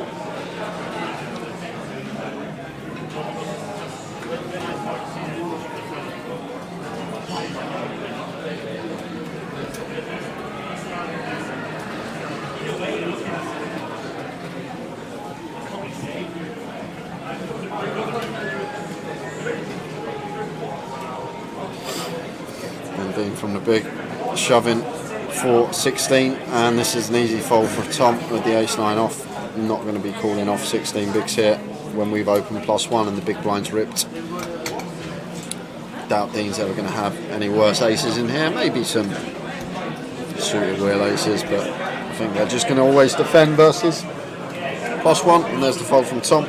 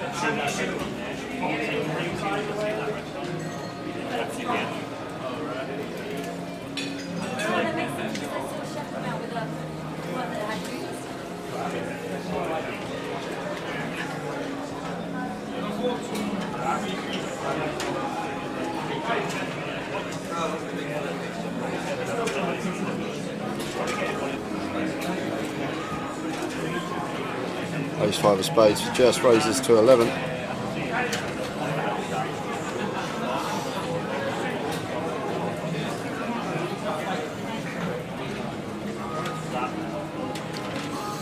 $4.35 for Tom, Jess 387 and 77 big blinds. Robbie down on 11 and Dean just under 20. 36 players left.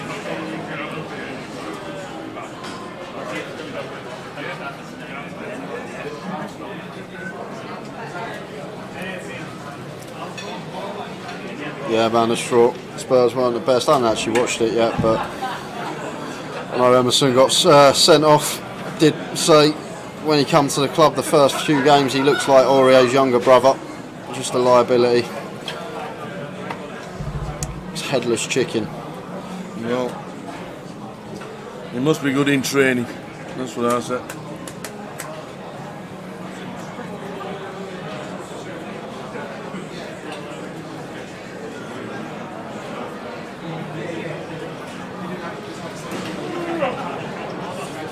So it slowed down. It has.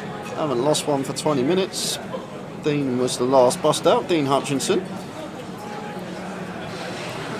It's Bixie completing in the small and the suited ace here for Tom in the big blind over a complete. Expect him to be raising this one more often than not. It's just going to be a fold from Bixie. 22nd Tom raises up.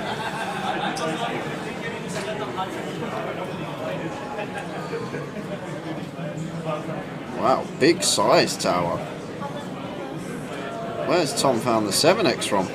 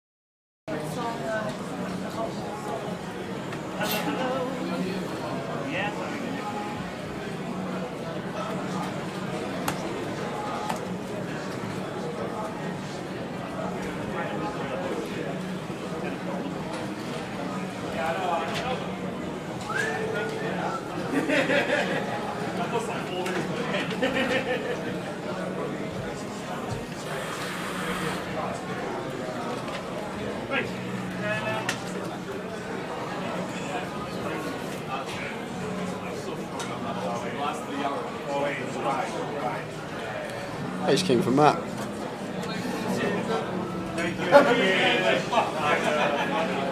This is strange. I have no idea why we'd limp this as Matt Tower, but decides to. There's two chips there. That's not a limp. That is a 10k open from Matt Davenport. That makes a little bit more sense. And sat with the 6-3 off in the big. It does not just call. Gonna get it out of the way. You can't just limp and then win the pot. Come on, Mike. Come on, Mikey, nearly there. I like being on your phone. 4 hours in a day.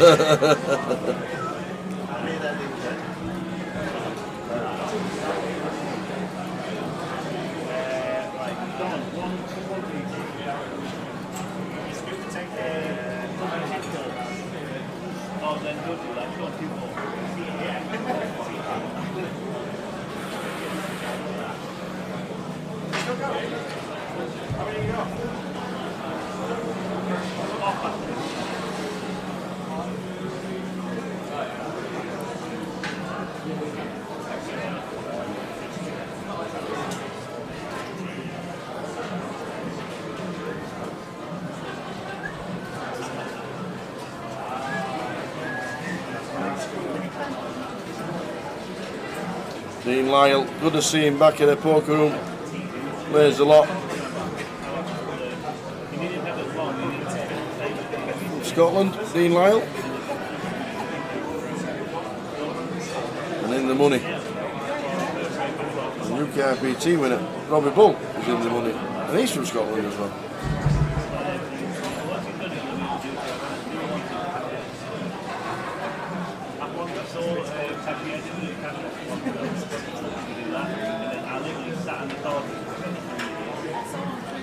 Tom's just going after it, Tower. He has been in every spot, never flatten A7 off, so this has to be a free bet.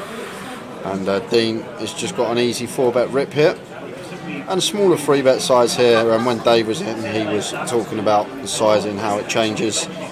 It's just a function of Dean's stack size here.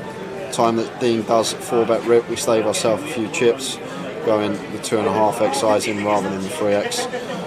And at least no tanking from Tom, knew what he was doing facing the 4-bet jam, and nice pick up there from Dean without having to see a flop. Such a nice feeling when you get the snap fold and the 4-bet rip with ace queen.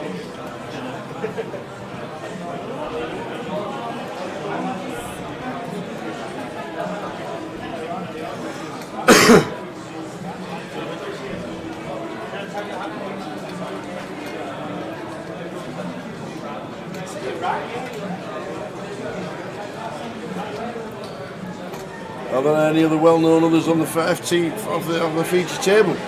Seat 9 is a GUKPT winner, Robbie Bull. I think Dean Lyles. I'm pretty sure Dean's got a decent resume from years gone by. Matt Davenport, obviously, as you say. Dean's got $665,000 in cashes. Yeah, he's a decent player. I'm sure he's won. He might have won a UKIP as well, you know.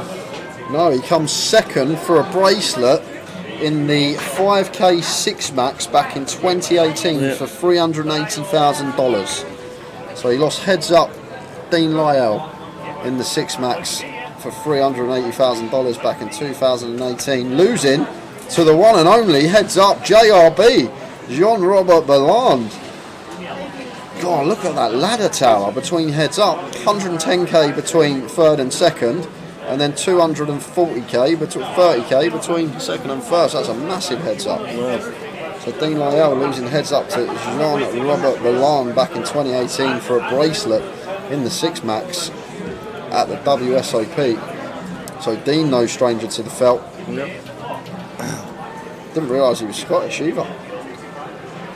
Is Danny Ryder still in? Took a shocker a little bit back and left him shortish. Yeah, he is still in. According to us, obviously you might have known if you're in the same chat group as him. He'll have posted what it was. Do you know what the hand was, Gully Math?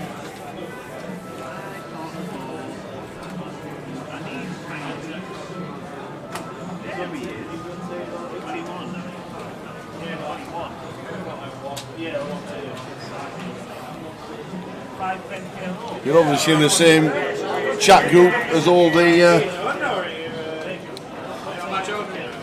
Bradford mob.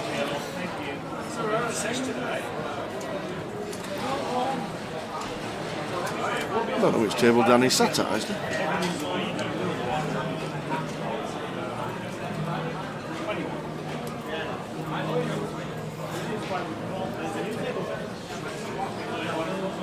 Robbie been grinding the short stack for a while, but we saw him on day one yesterday come to the table final session with 20k and span it up to like 120k, so it can change fairly quickly. However, this is just an easy shot for Matt. Ace 8 here, 9 bigs effective.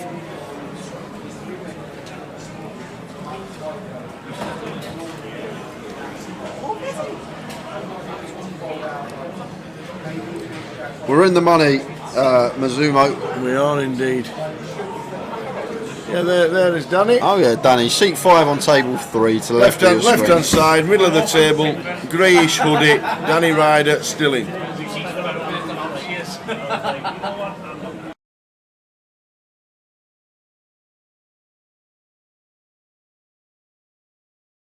And saying that, Oh, what's happened here?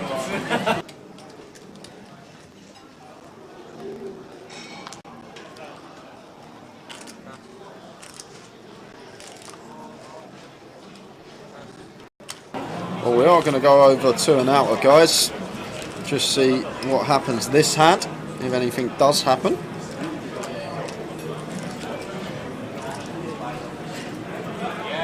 Phil Tate still in on the scene.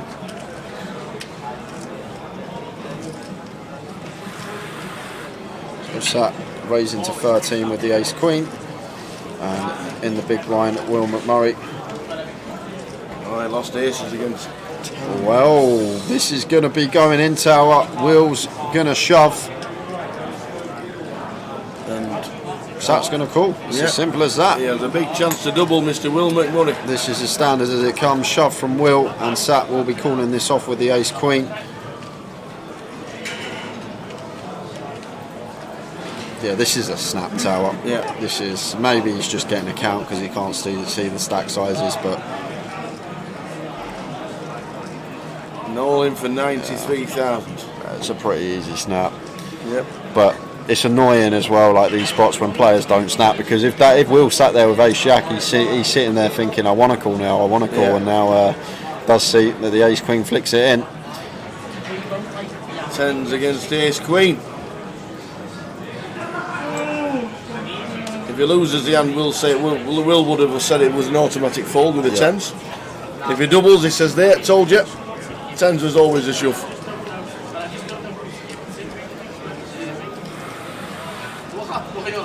Will McMurray holding at the moment. Yep.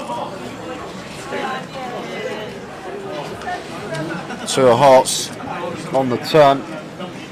So Will just fading ace and queens to get the double. Yes, a double. Apple. There we go. What we got here? And we was going to go over, guys, a couple of hands ago, but there was a hand on our table. We got an all-in between Chris Maguire and Murph. Murph with the king at 10. Going to need a king, a 10, a 9, a queen, an ace. He's got so many outs. And there's an ace. So Murph is going to double up through Chris Maguire, and that happened about 5 minutes ago, guys. Another counterfeit. Yep.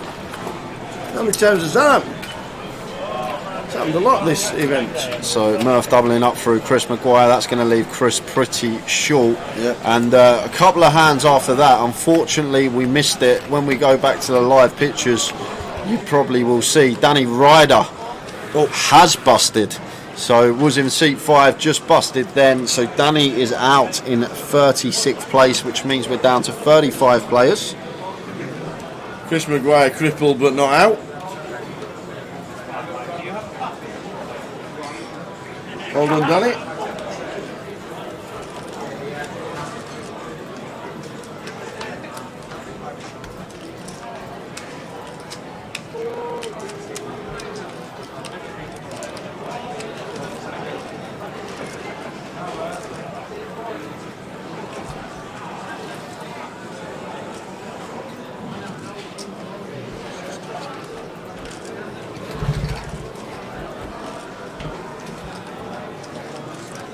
So we lost Danny Ryder.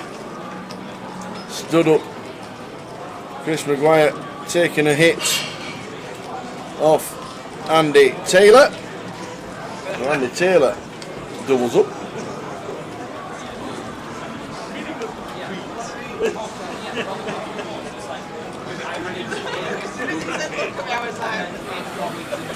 Robbie on 8 bigs.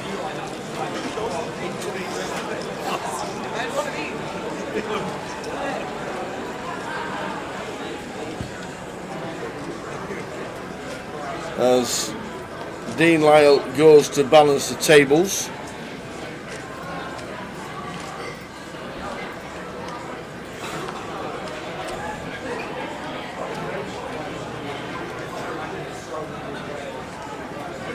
Dean Lyle now sat where Danny Ryder was.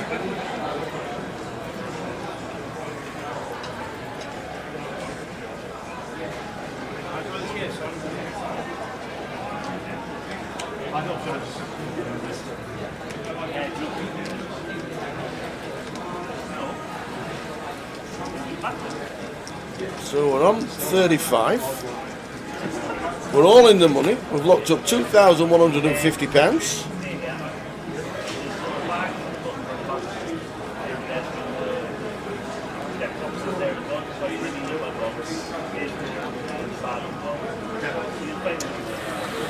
Evening, gents. Is Smiter still in? No. And the bad news for Smiter was that he bubbled. He was down to about 5 big blinds, and unfortunately Steve Smiter Smith bubbled in 45th place.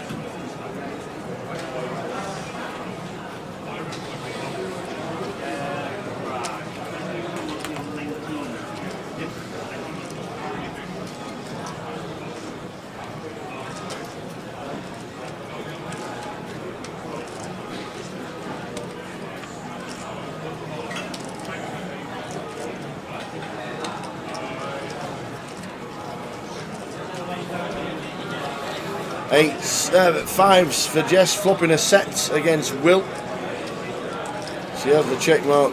Will has ace 7 and will be getting out of the way with a bet of 29,000.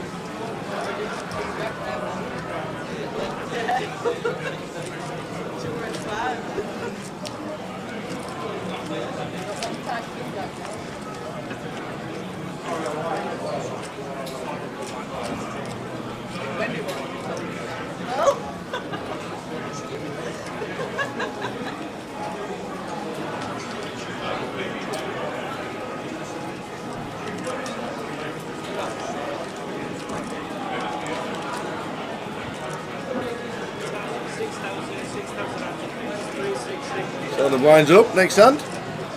Robbie Bull's all in. Blinds up next hand. Will Robbie see the blind increase? Ace Jack. All folding round to Bixie on the button. Interesting. Top notch fold from Bixie. Letting the ace 9 suited go.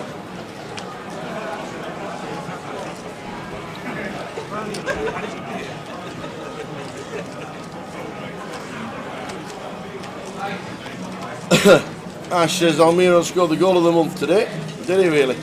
Isn't it amazing in football? When teams go down to 10 men, they can either hang on for an hour to get a 0-0 or they get battered. Yeah. And today was obviously one of those where they got absolutely battered. Looks like we got an all in the core on the outer table tower. Our PK's not there for us, but we might be able to catch it from our outer camera. Is that Chris? It looks like Chris. Triangle looks like it's in front of him. Yeah. So Chris Maguire is going to be the player at risk. We don't know the hand, guys. Unfortunately, PK wasn't out on the floor as this hand was occurring. Busy lad. Busy. We'll see if it's an empty chair when we return to the outer camera.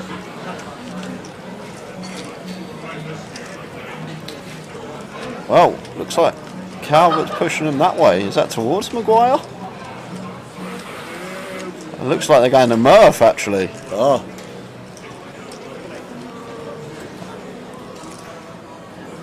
I think it could be Murph Tower. That's busted Chris. We'll have a look after this hand. Matt opens the ace-9 off, making it 12, raise and take for Matt Davenport. And there we go, Chris Maguire not in your picture. So we've lost Chris from the tournament in 35th, 34 players remaining. And we've still got 3 full levels left to play to. We could be in 2 table territory tomorrow. Yeah, coming back for day 3. Fingers crossed.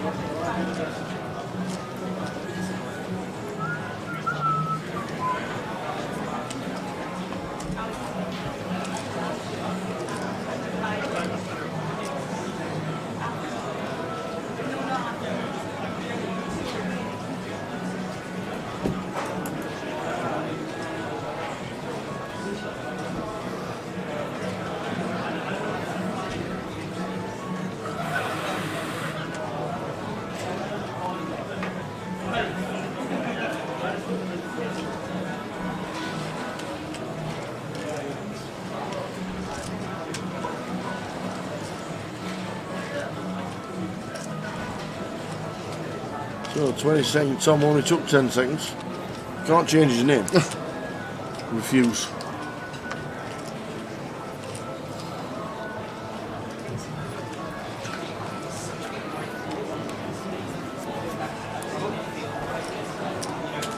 Tom makes it 15,000. Robbie won't be doing anything with the deuce 4 on the big blind.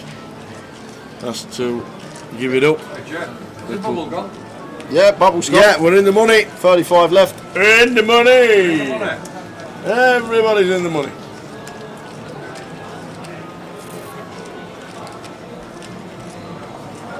We've all got Wonga to spend at the bar. I'll have one of them. Next, Luton. Yeah. Luton starts on Thursday. Blackpool's the biggest. Blackpool's the party.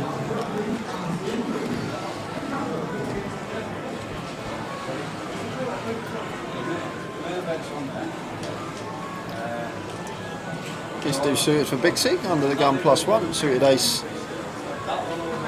in for an open.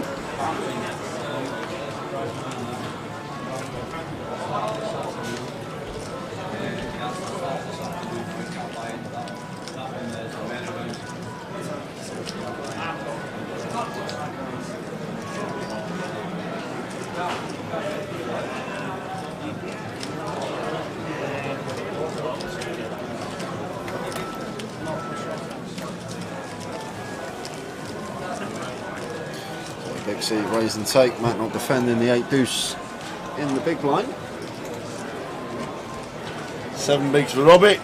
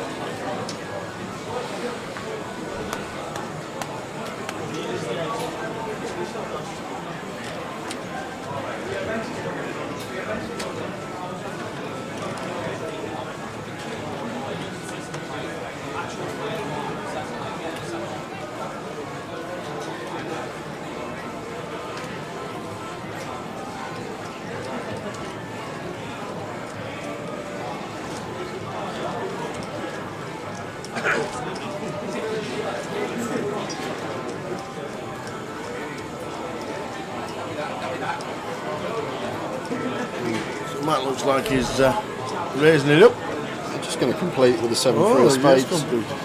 And Will with the Queen 10 off. I think we can go either way here as well, off of our stack size. We either raise it up a little 15k, 2.5x with position, or just check our option and go post with position on Matt. Yep. I didn't even see him check or see his mouth move the tower. The deal and you. 8, 9, 10 flop. Very nice. It's a smidge of action here. Yeah, bottom end for Matt. Backdoor spades and Will with top pair gut shot. 9,000. So half pot, size of choice for Will.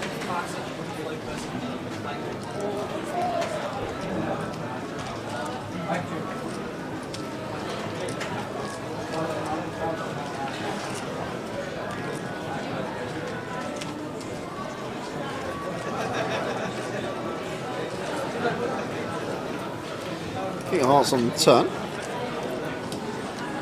And Will going to choose to fire another street here. So 9k on the turn. 17k on the turn. So around half from Will. And that's still up and down here, but dummy end of the straight. Some reverse implied odds versus some Queen X with a pair, the time that a jack comes. So can't see Matt continuing now, tower, unless it's in the aggressive raising fashion. Out of the way. Fold it, fold it. And as you can see, top right hand side of the screen, side of Chris Calvert, there's an empty chair. And why is that, tower? Because Mr. Robert Boone, second in Blackpool a few years ago, managed to finish 34 for £2,150. Well done, Rob. Good effort, sir. But his tournament has come to an end, which means 33. And we'll know when the next one busts, because the table will be full again. 4 tables of 8. Who turned that slot machine back on, guys? Somebody will work the magic somehow. Very soon. We haven't heard it for a long time, have we? Whatever they did was great.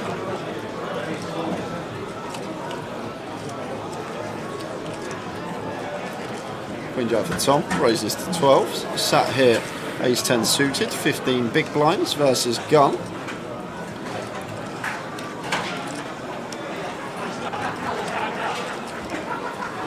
This is a tough one for Sat. This is a real toughie, I think. Could see him fold here. Got the whole field to get through. Tom's open from gun, but he's actually going to make a small 3-bet here, it looks like. Makes it 25k with the ace 10 suited versus Tom's under the gun open. Has he made it 25 to leave himself room to fold if Tom sets him in?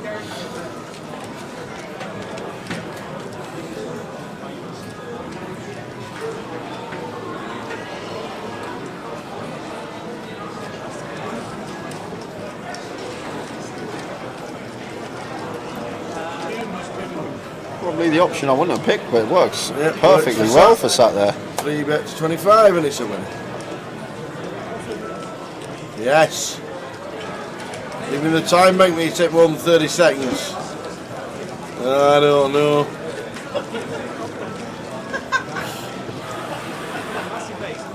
So 33 are left. We're in the money.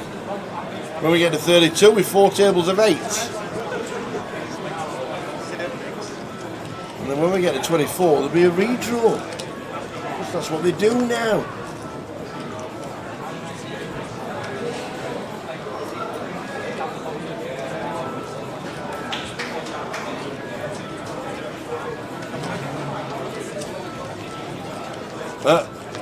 Yeah, it is the slots.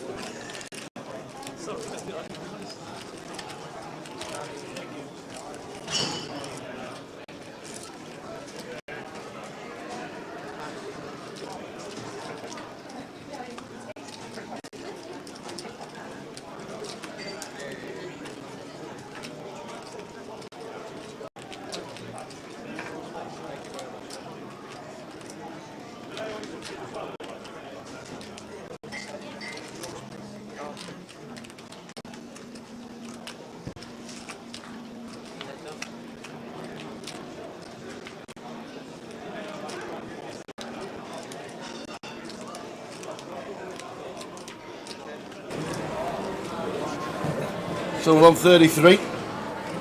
We're in the money.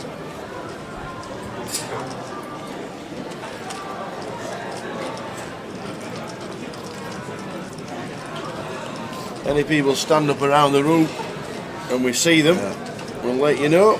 Yeah, it's only when people get a bonus, Brad, that's when you hear the music. So the slots were really hot yesterday, but today they haven't been as hot, so not hearing the music as much.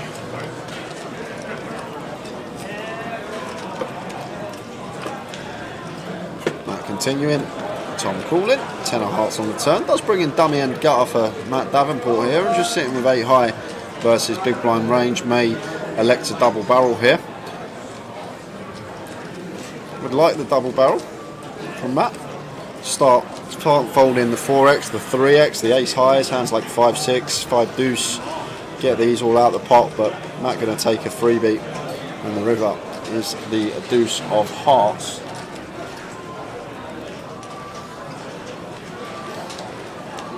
So just 8 high here for Matt.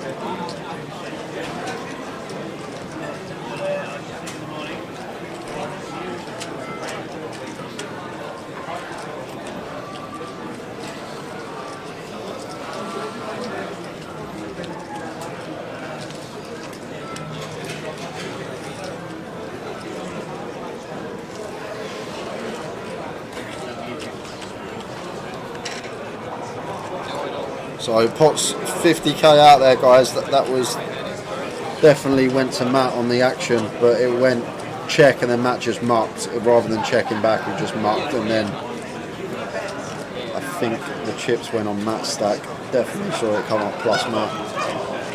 Let's have a look.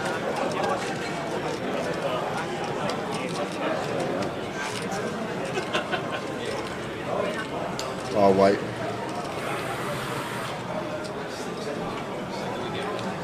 Just going to double check this so we know if stack sizes are out or not.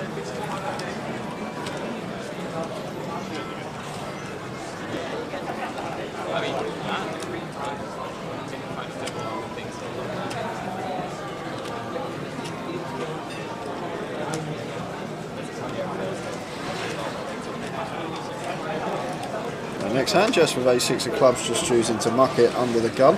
Robbie Bull. Robbie Bull is in with Ace-8.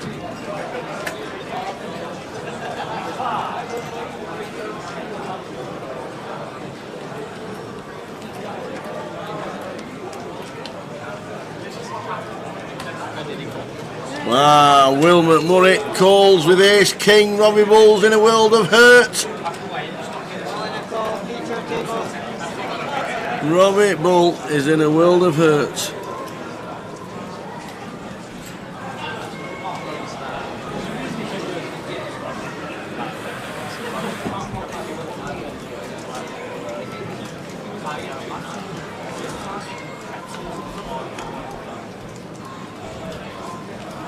Robbie Bull is facing elimination. Well, does pick up some outs here, Tower. Extra outs, 7 now working. Queen no good. But 7 or 8 would get this done, as well as a heart now. And it's the Queen, makes the Queen eye straight. But with Broadway, Will McMurray, and we do lose Robbie Bull. Well done, Robbie. Great effort. And just to say it,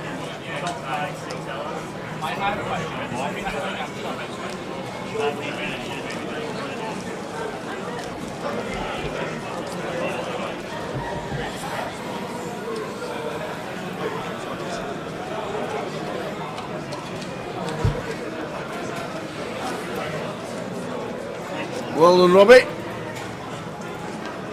Well done, Robbie.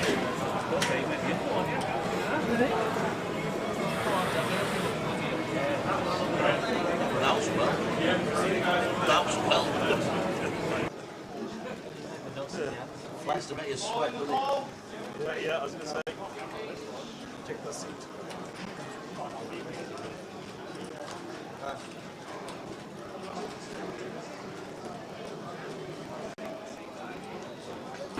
So we lose Robbie.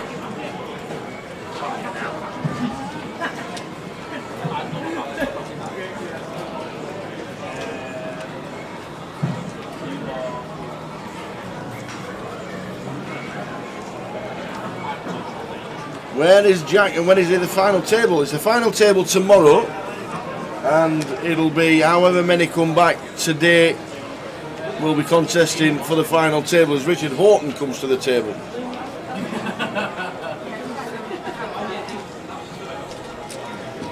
Chopped Blackpool last year for 80,000. Will McMurray. Don't usually see this side of Will Tower. 4-5 opening from +1. Richard flats and Bixie with the ace king, 3 bets, and just going to take it down. She'll be happy to pick that up though. Open and a call. What was in the middle, plus blinds and ante.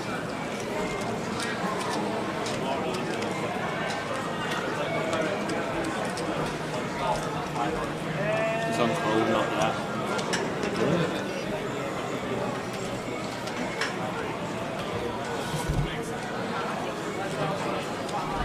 And as Robbie got eliminated in 32nd, literally a minute before that on the outer table, Andy Salami was out in 33rd for 2,270 for the same money. Robbie Bull 2,270, which means we're on 31.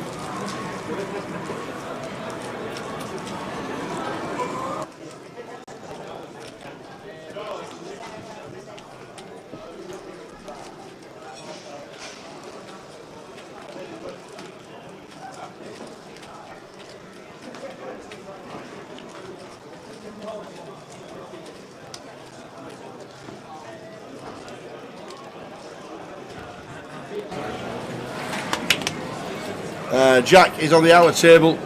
Where is Jack? Is that the blue hoodie? Yeah. Trap 9. Trap 9, outer table to the right hand side.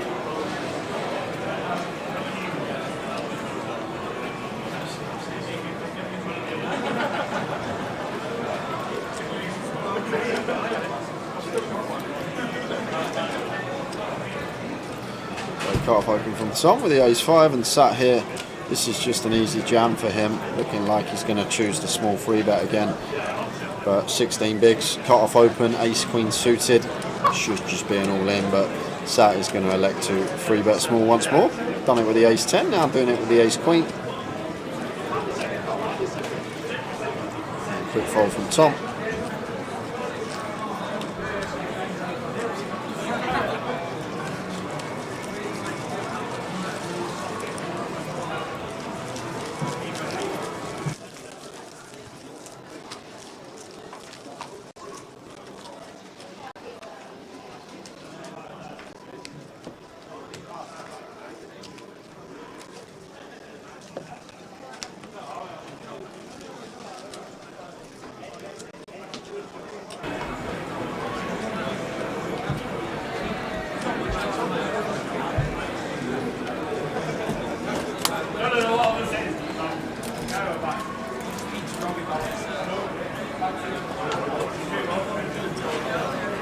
So we're on 31 out of 430. What a fabulous, fabulous turnout.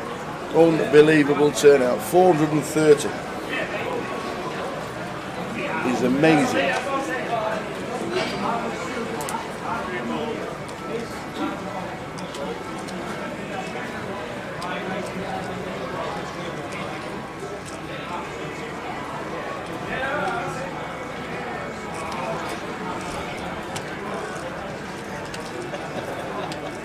Phil Tate's wandering about a lot, and he's got chips. When we get to the next break, we'll have a full chip count of the remaining players.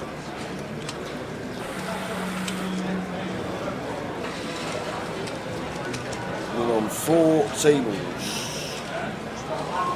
31 players left. When we get to 24, there'll be a full redraw. And when we get a 16, there'll be a full redraw.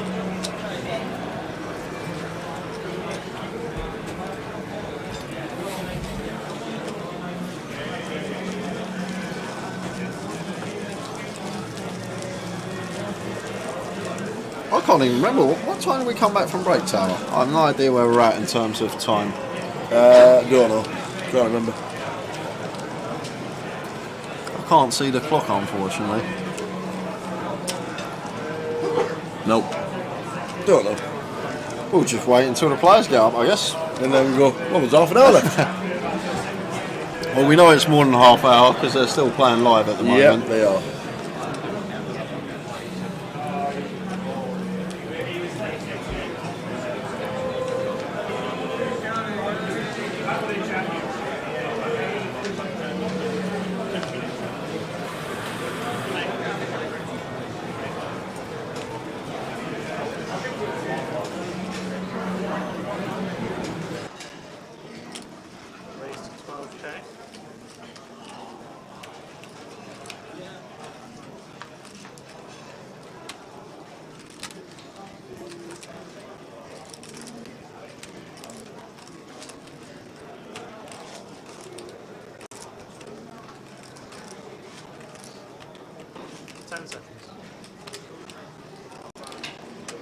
Sat's got 9s.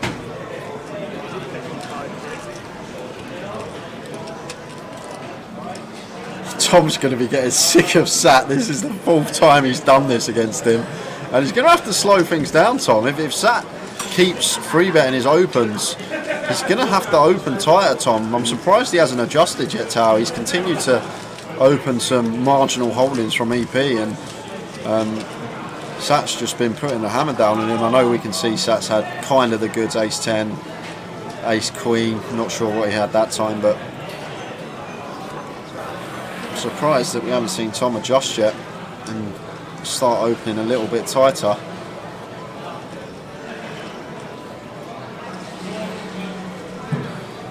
not sure how many Jack's got. When he left the feature, he had about 300.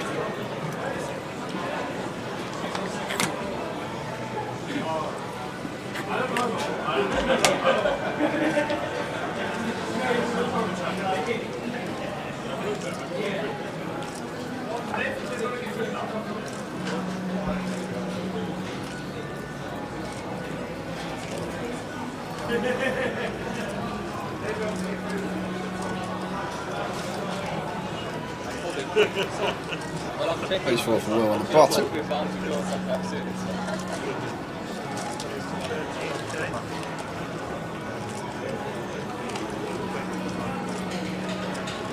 Raises to 13.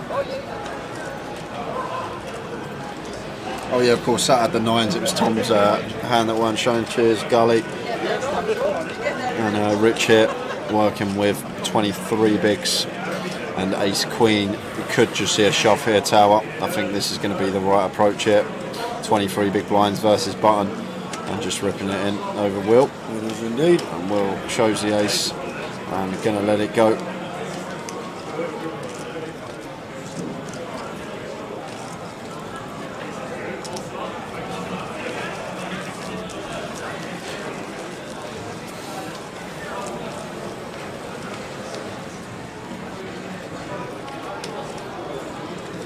Both our pros still in the bounty, Katie and Andy. I can see them over there. 3 tables left in that, it looks like. Very nice indeed. Go on, you two. Sorry, 4 tables left. Go on, Katie. Go on, Andy.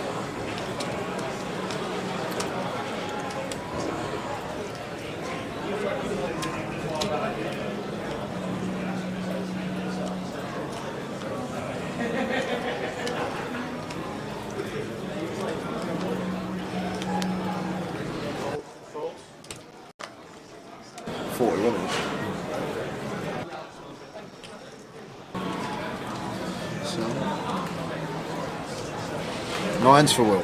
9s for Will. Yeah, some hands as well as I will. Raises to 11. No, he doesn't. He raises to 15. Because you can't raise to 11.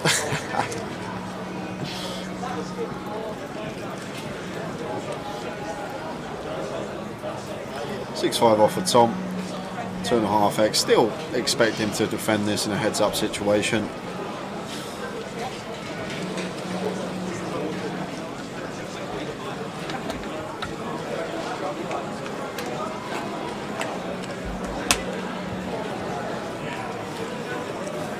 Queen Jack 7 rainbow.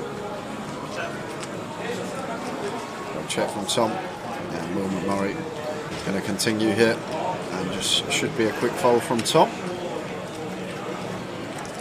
And there it is, and we are going to head over to an outer, guys. Okay. Because we got news of an all-in and a call.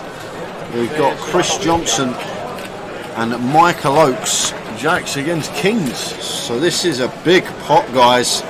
Macca Pack with the Jacks, Michael Oakes with the Kings.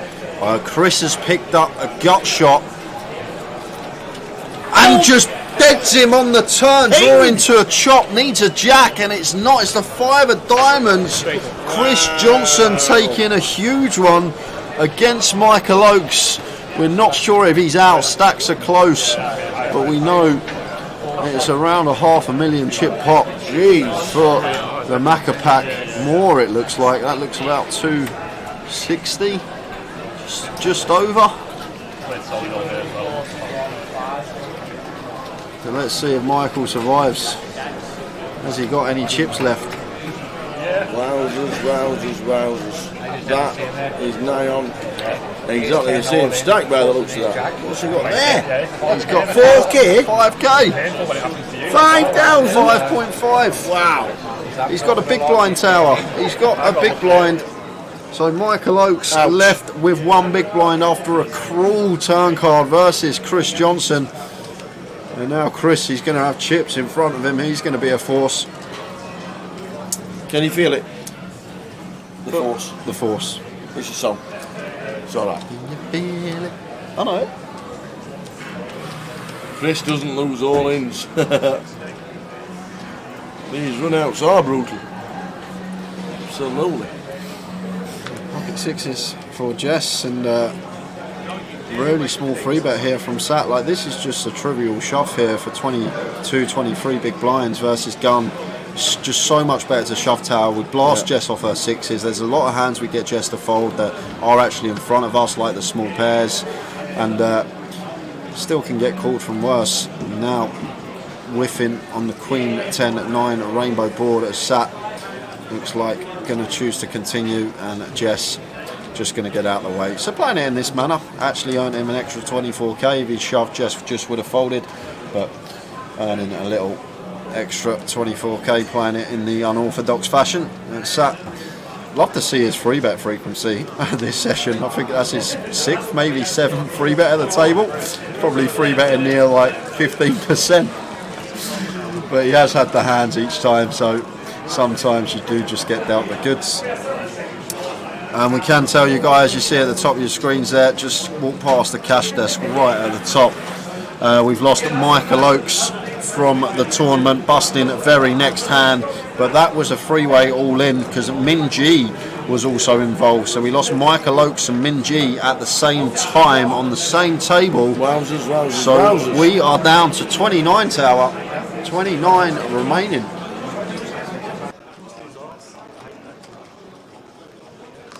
We're on 29, just like that. So a slight pay jump as well to 24.10.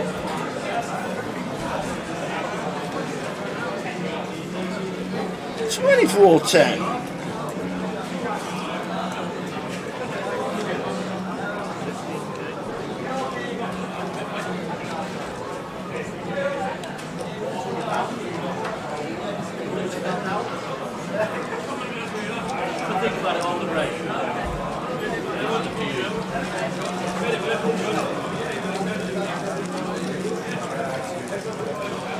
Players are on break live, guys, so 15:15, I'm guessing it's when we're heading out for 20 minutes. I'm guessing it's probably 15 now.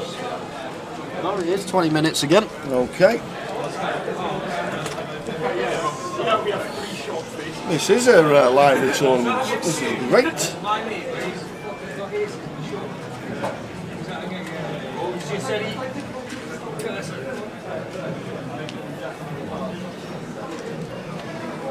So we're on 29. Min G last out with Michael Oakes. Who had more chips, Min G or Michael Oakes? Poor Michael. Poor Michael. Gets 5.5, yeah. Gets 20% in, and Towers giving him the needle. Unbelievable. 14k from Will under the gun with Ace King. Seen some hands fly about, to be fair, on this featured table this session. Will making it 14 to go. Sat once again. Free betting to 35k. How many times have we seen this? He loves it. It's just a free bet machine. However, this time he is going to run into it. Will McMurray, and Will's just got an easy shove here. Sat effective stack of just over 30 bigs. 4-bet ripping the Ace King for just over 30 bigs. So, wow, Will McMurray's just going to call here, guys. Out of position. Run like Jack.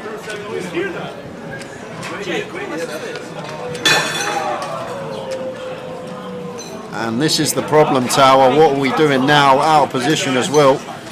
Have to be 3-bet, 4-bet ripping this once Sat elects the 3-bet, especially how much Sat's been 3-betting. And Sat continuing for 20k. And now what's the play as Will McMurray? Like, assuming he's going to be calling once, getting 5-1 in his money here with Ace King.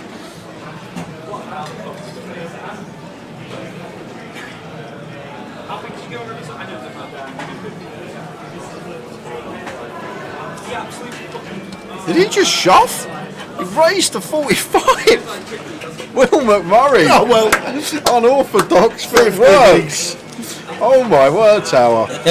Raising into the range that crushes ours, and may have picked up on something on Sat, but that was a really strange hand. But Will doesn't play in the standard manner, gets it done. I'm gonna go get a hand history from an outer table, guys. Okay. I've been called. Right. So I'll find out and I'll be back with some news. It seems like a good one. No worries. No worries. No worries. No worries. How we doing, lads? How we enjoying your hometown of Leeds, says Baldy in UK. We love Leeds. We love Leeds. Absolutely love it. 430 runners in the main event, which was massive.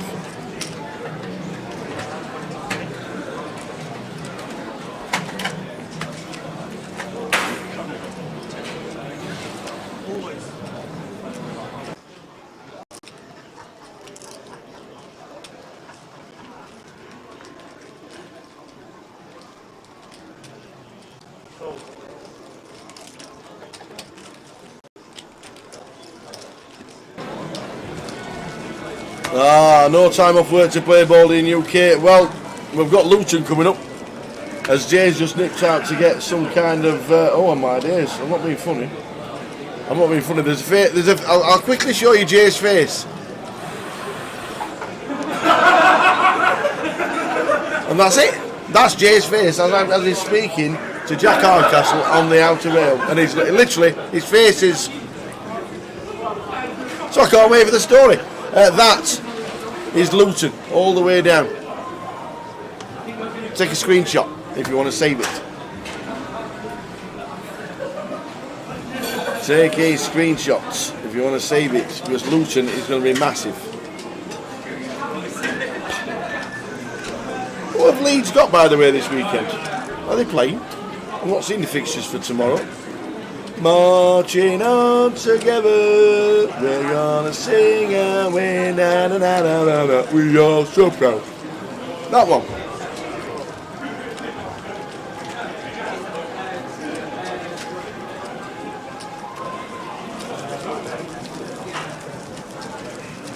Easy 3 points at home to Villa tomorrow. Oh, that'll be good for shots on target and the old bet builders. That'll be great.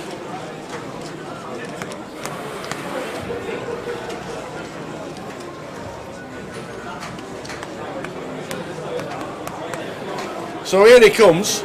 I've seen his facial expression. Can you just?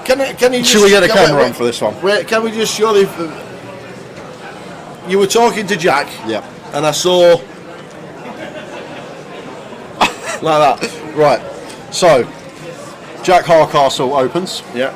A guy in the small blind peels off of 40 to 45 bigs. Yeah. Big blind folds. Yeah. Heads up to the flop. Yeah. 9-6-6. 9-6-6. Two clubs.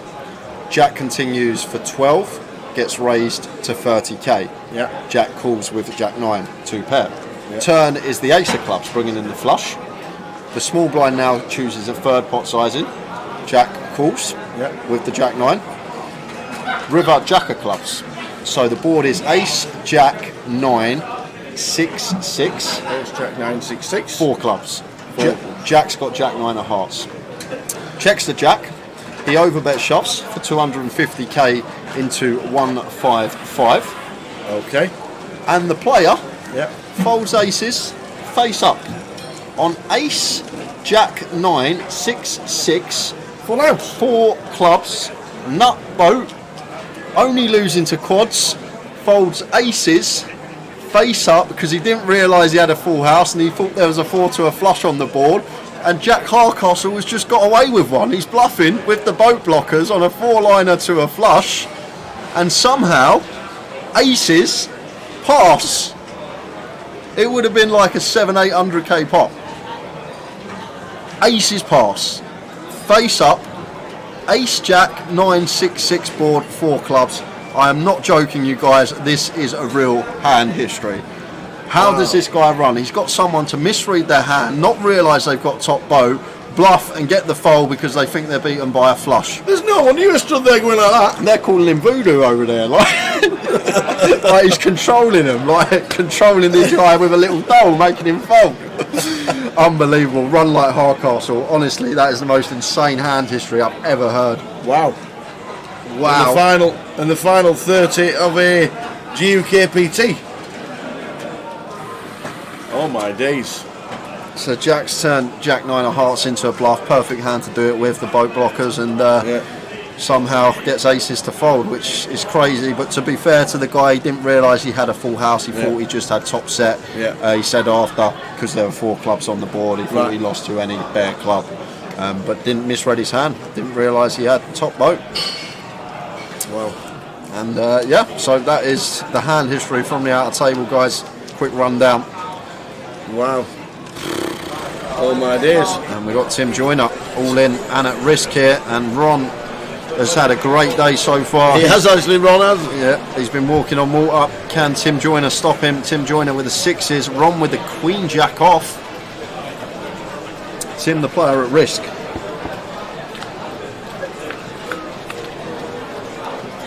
Hold, everybody's shouting. No, the Jack on the flop means we now need a hit of 6. And only a 6, no and runners. Only a 6. And it's a 10 of spades, so we do lose Tim Joyner in 29th place. Well done, Tim. Chat loves it. Jack is a man. No wonder the face. Rigged. How's that person got this far? Run like Jack Hardcastle. Not Nixon, not Alan Carr, not Kellett, not Murph, just Jack. Yeah. Facebook could be down. Yet we've been streaming over 8 hours. Yeah. It could definitely be down. We'll get PK on the case. Yeah, he's just doing the chip counts from the room because they're on a break live. So when he comes back, we'll give him the news that Facebook is down, and we'll get it back up.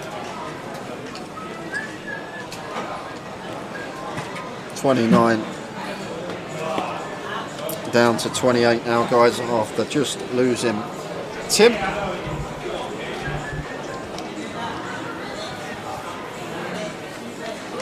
Wow. So we're on 28. 28.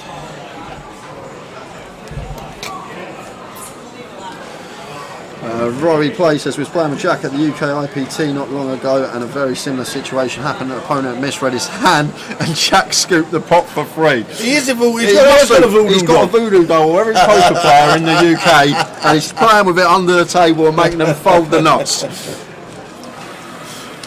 Oh my days, man. It's incredible. It is incredible. This deep in a tournament. Imagine the amount of equity that pot would have been worth, Tower. What? Yeah. 155 to a 655k pot. It would have been.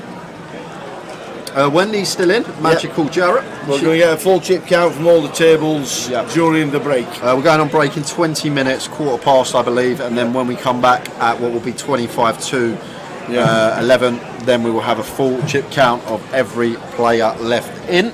All right. Why, man.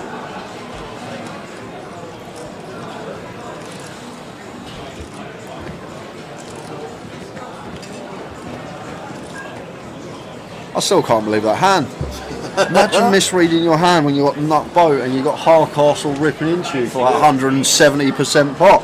This thing's dreams are made of.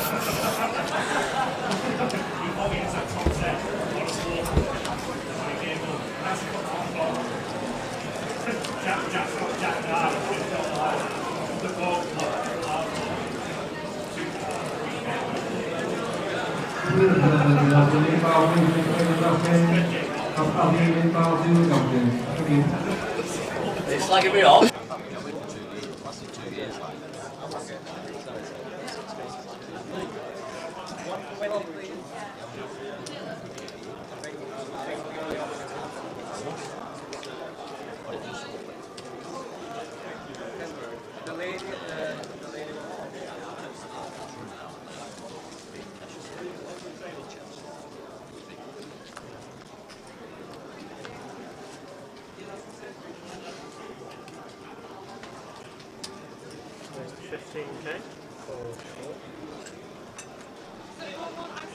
It's getting busy anyway.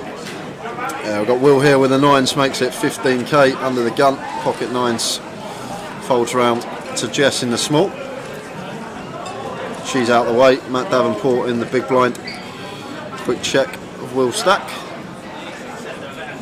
5-3 of clubs, probably wants to defend. Suited 1 gap up.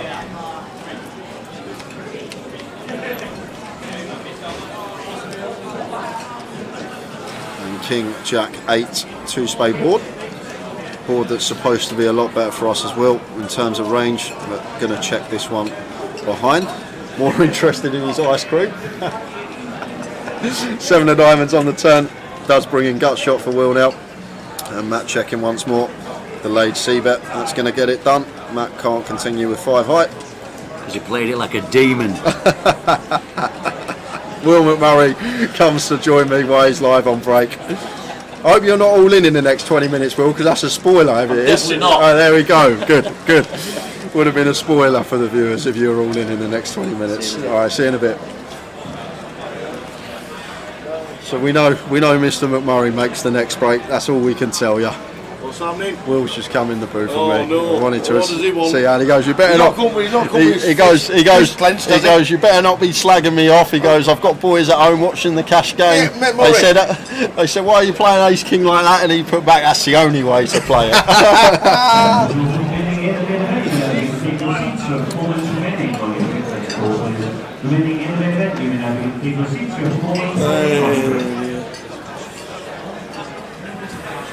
Yeah, Matt's always there. Magical Jarrett.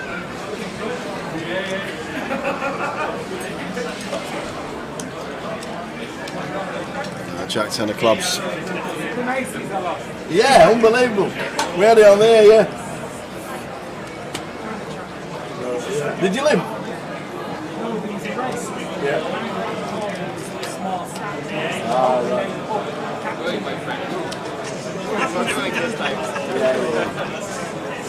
And then he defended with 9-4.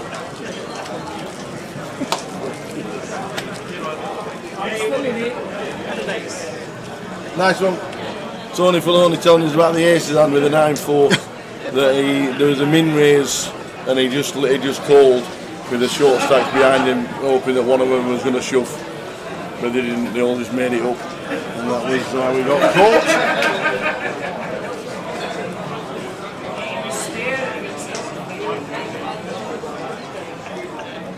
Oh, Facebook's gone, Paul.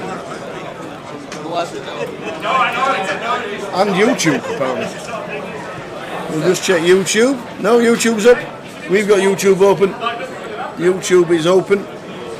But Facebook will be back up and running very, very shortly.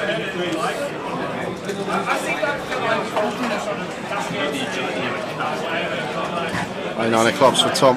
Should be opening this one, and Tom has slowed down a bit the last half hour. Was getting 3-bet relentlessly by Sat, so as I said, needed to make an adjustment, start opening a bit tighter. But 8-9 of clubs is one that we are happy to open.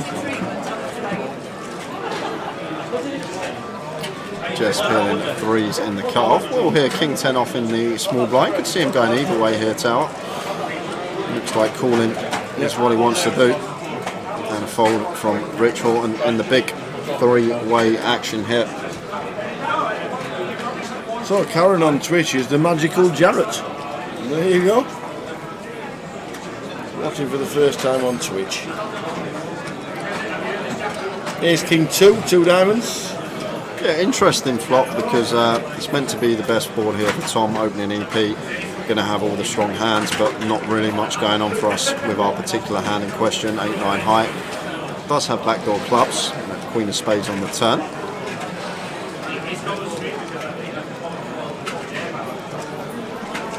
If this checks to Will, I think we're going to see Will. Oh, sorry, I thought Will was on the bottom, Will's in the small. So checks to Jess, and looks like Jess is going to have a stab hit with the pocket 3s. And Will, after checking twice, just got a clear call here, second pair and gut shot. Can make an assumption that Jess is probably going to be firing some ace-x 3-way here, and even potentially some flush draws. So there's that call from Will. You see a river card. And now has Jess got the double barrel in her? That is the question, because from Jess's perspective, Will's range looks a lot like what it is, Tower, like a king jack, a king 10, a queen jack, a queen 10, one of these pairs of gut shots once he checks twice. And we've got a clear check here as well on this deuce river, but has Jess got the barrel in her? That is the question. Can she go after this part of Will's range, the queen jack, the queen 10, the king jack, the king 10, which it does look a lot like he has once he checks twice. And this is really nice from Jess. Just good hand reading, understanding that once he checks twice it's unlikely to be an ace, so it's going to be capped at a king or a queen most of the time, and fires for 57, so chunky bet, half pot exactly here. into 114, sorry, into 104, so just a bit more than half pot. And now we're in a really tough spot, because Jess could plausibly have some ace-x in her check-back range. She could plausibly have some jack-10, maybe deuces that elected to check. And it's a really, really tough spot for Will.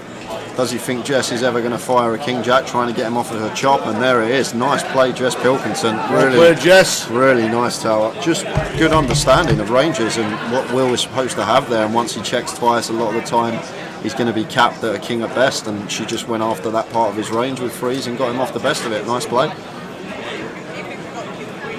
Final 10 minutes of the session and then a 20-minute break. I'm still looking at the menu thinking, do I want a late night snack or shall I wait for the morning breakfast? Well, I had the burger yesterday and I think I'm going to be back to my usual today. You said it was too much, didn't you? Yeah, it was too big for me, too much. The lettuce and croutons is too little, the burger's too much, the hunter's chicken just right. Just the right amount.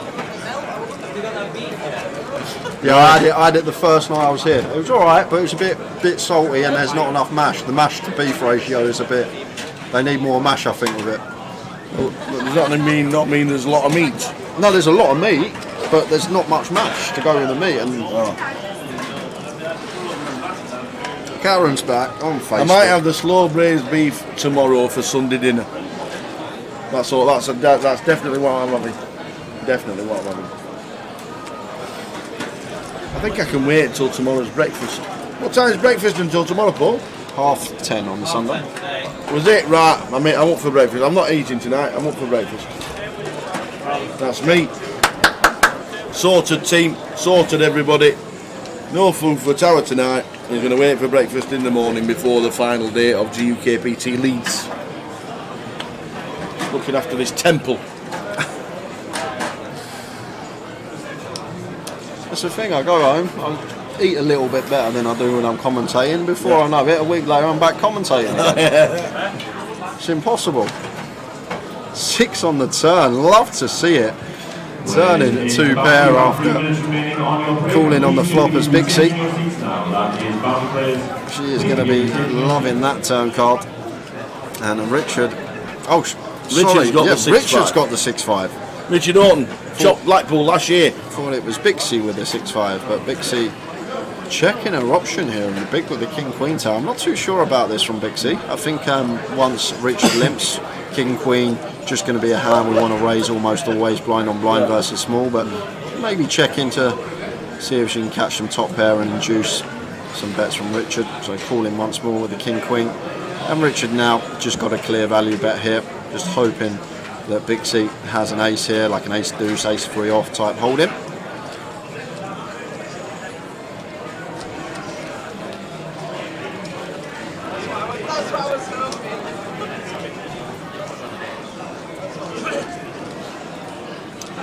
What time does play finish tonight? Jonathan Brown finishes around about 12:30.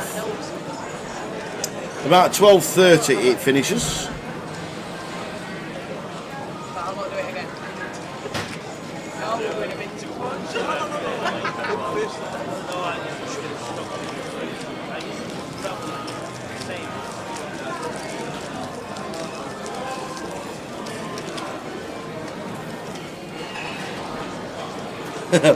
Give a quick shout out to Mikey's home game. Tell Camo it was a good fold. It was a good fold, Camo. Do it again. You were probably in front, which is probably why it was a good fold for the person who won the card. Who's Camo? Don't know. Who is Camo? I don't know what Mikey's home game is either, but I'm just saying hello to it. Oh, yeah, Mikey's home game. Who is Camo? I know McMurray said to me that the boys were watching, they're playing cash at home and they're watching on the telly. So is it Mr. McMurray that you're rubbing him down about folding to Jess there with the best hand? I'm going to make an educated guess that Mr. McMurray is Camo. Camo? Is his surname Flodge? Is Rob Boone still in? The answer to that is no. 34th, Rob, for £2,150. Good luck to Jess and Wendy, says Angela Brown. Evening, Angela. Sheffield Wednesday won again today. Aces for Matt. Raises to 12. Tom defends. And then we see a flop of king, 2, 3. There's Andy in the value. You have a big blind level, small blind 1500, big blind 2,500, with a 2,500 big blind at 15, 2,500, 2,500. Matt, no action with the aces on the king deuce free flop. Just check bet fold. And we're going on break in 5 minutes time, guys. The clock has just gone red.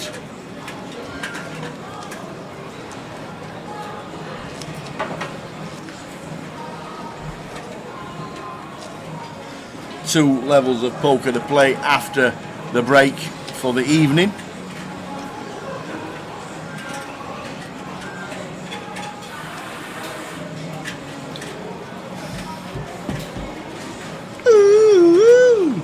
How busy is it downstairs? A lot of good music being played downstairs.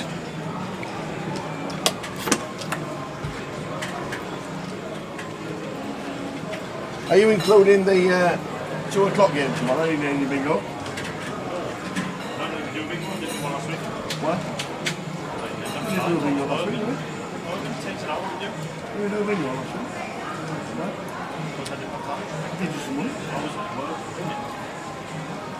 What, 2 weeks ago? 2 weeks ago. Was it? I was here last Sunday. I didn't see a thing. I've heard it was one of the best red zones there's ever been. That's all on it. Not a sausage.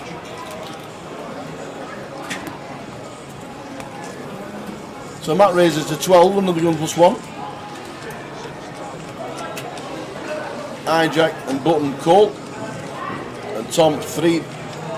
Oh, Tom's definitely 3-bet. He's 3-bet.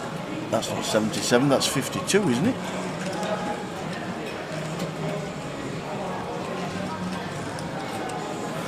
That's not 77. Is that 52 or 77? It looks like it could be 77. It looks like three oranges and two whites. Okay. Okay, 77. 77 makes sense sizing wise after opening 2 pools. Yes. Well, it's good enough anyway. Mr. 22nd Tom. Squeezes it up. Job done. Delightful.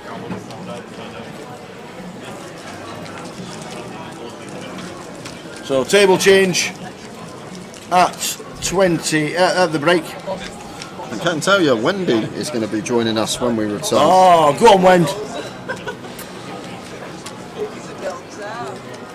Half the time he ends up laughing, look. He can't keep it up, can he? He'll be happy tomorrow.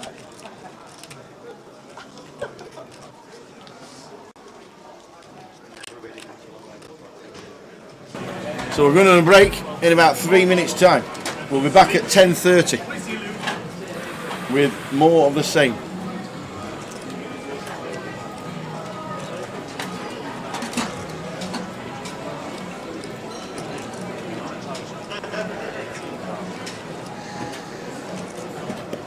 Max says, how come Portsmouth hosts regular tournaments but Reading only have tournaments when GUKPT is there? Can we not get our regular tournaments at Reading South?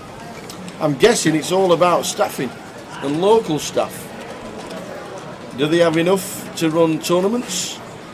I don't know why the Reading are not running any comps.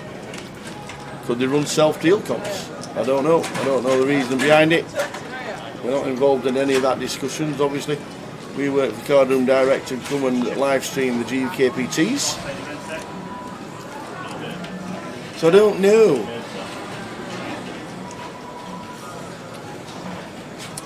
I think eventually every card room will go back to hosting tournaments on a regular basis.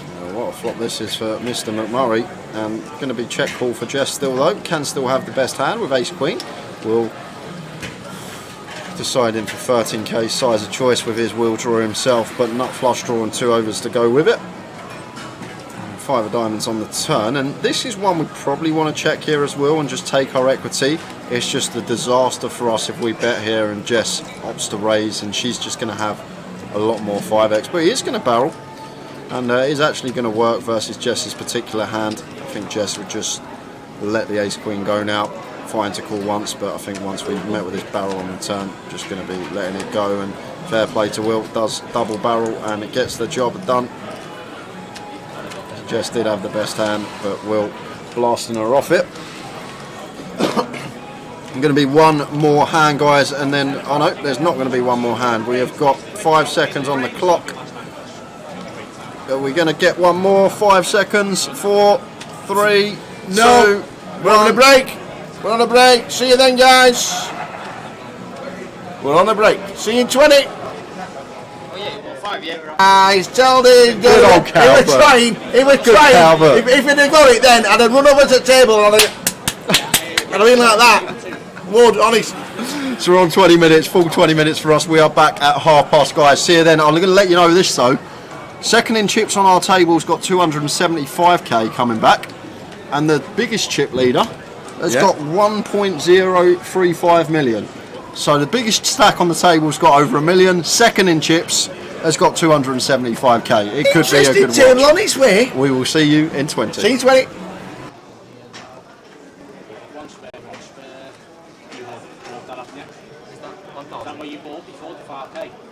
Oh yeah, it was, yeah. Yeah. I don't want to keep that. Yeah. One spare.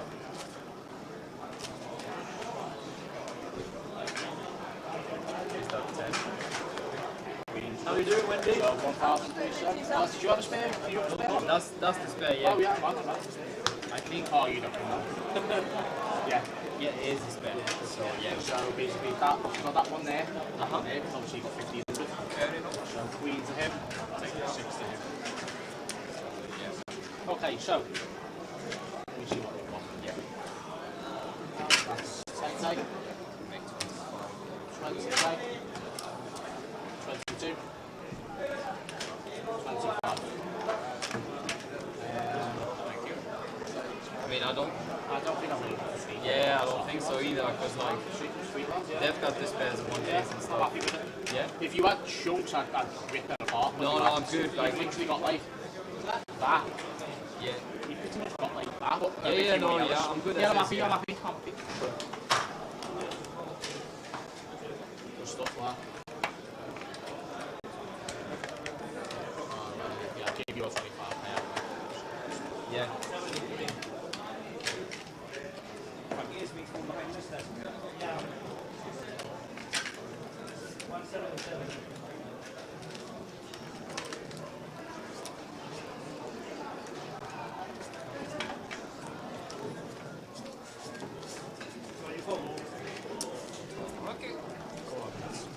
It's either a 412 or something around 50k, around there. Yeah. Like, more or less. Yeah, just a Yeah. foolish. Cheers, mate. Don't worry about me.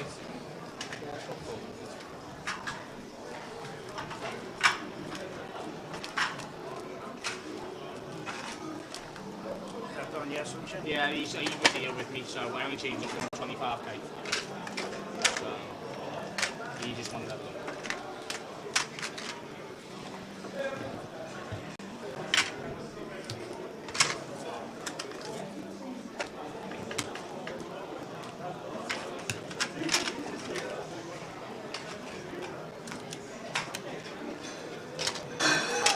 Well done. That didn't sound good.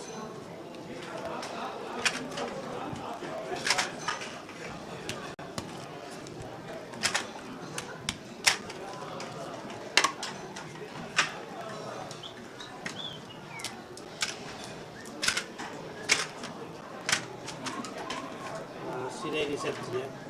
Huh? Seat 8 is empty, here. Yes, this is empty, yes.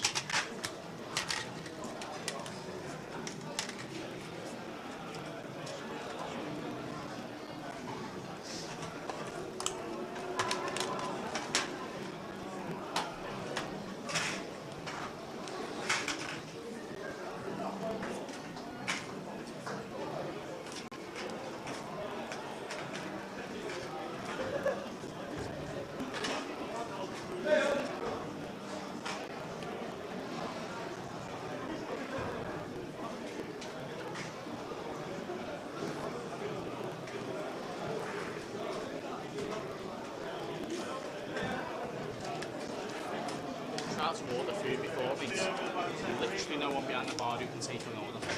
Because none of them can take it just to till and stuff. Absolutely ridiculous. Want food as well. Good hit. This next crap, man. 60.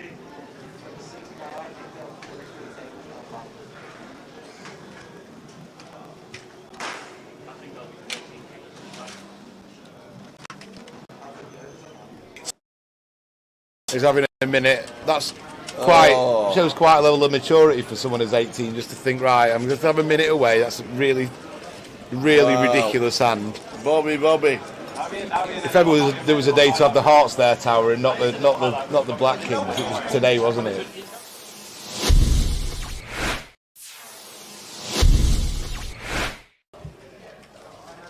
It's 10 for Ian.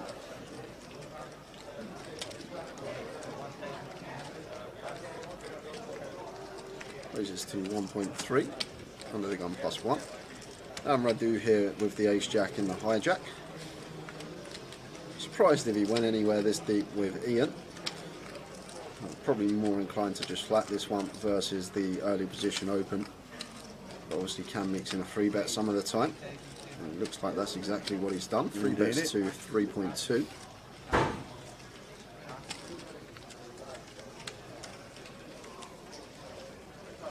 Julie, if you just give yourself a refresh, should be alright, because picture's crystal clear here for us. Yeah. So it's probably just connection at home or wherever you may be. But if you give it a little refresh, hopefully it kicks back in. Yeah, give yourself a refresh, Jules, and let us know that it's alright. Because it's alright on both our laptops. Oh so my word! word! 4-bet to 7.7. Wow, Ian. Oi. Someone over the age of 50, 4-bet bluffing Tower. Whoa, well, I'm start folding. It's just you like, would be. Yeah, I would be. You'd be I'd be folding ace queen here, suited as Radu. It would already have hit the muck. But this is, I guess Ian just thinks Radu's at it too much. And to be honest with you, the ace 10 off Tower, it's a really beautiful 4-bet bluff hand. And maybe Ian's been amongst the solvers the last few months. You don't know. He might have been putting some work in off the tables. That could be the case. And he might have put in the low frequency 4-bet here with the ace 10 versus Radu, who's been fairly aggressive, and with the chips as well. But fair play to Ian, mixing it up, not just having the ace king plus in his 4-bet range, and now action back on Radu here. And oh wow, no way he's gonna 5-bet. Has he picked up on something about here? 20k. Wow, Radu, what senses from him. He has to have picked up on something here, Tower. Read on the situation here from Radu is just so good. What a play. 5-bet bluff Tower, we just, no way. Do you know what, if Ian 6-bets here with ace 10 Tower, I'm done for, I'm having an early finish. He's not doing it. There's no way Ian 6-bets here. How often do we even say the word 6-bet on stream? Oh, wow. But Radu 5-bet bluffing the ace-jack. This is just a levelling war between the two players. He's doing it again! He's doing it again! That's amazing! Oh my God! Ian 6-bet roll that, baby! 10! How'd you like them apples? Solve that! Ace 10, 6-bet rips it in for 100 big blinds. Oh my word. Ian is my new hero, Tower. I want this man to win the comp. Oh my word. 6-bet rip with the ace 10, folding the ace jack out. Where has Ian found that move from? Oh my word. How'd you like them apples? I've waited all day for something and it's just happened. Oh my word. Ian. Do you know what? Do you know what? I'd be sat at the table. If I was sat at the table there and Ian said to me I didn't have aces there, I would have had a lot of money with him that he had aces in that spot. A lot of money. But wow. Fair play to the man. A 6-bet rip. Well.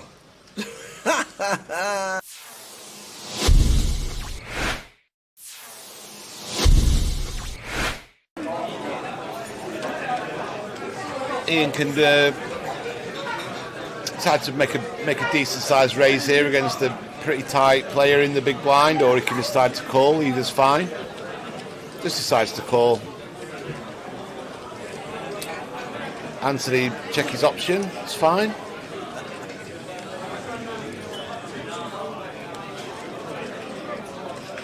Whoa, this might be bad news for Ian because he's got the nut low, and he's going to decide to barrel this at least one street. And let's see if Anthony just decides to call. Good trap from Anthony here.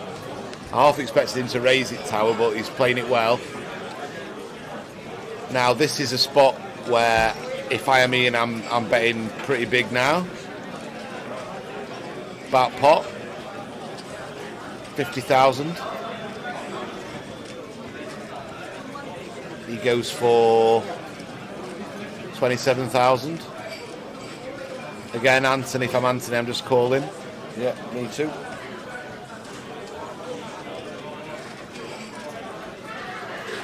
Got such a disguised hand, Tower. Yeah.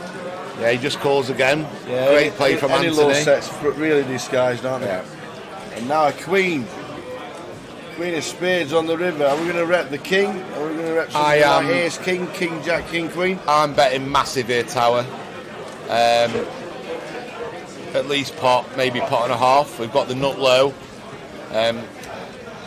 Anthony can't have many kings in his hand. What can he really have? He can't have ace kings. He just defended pre without squeezing it up.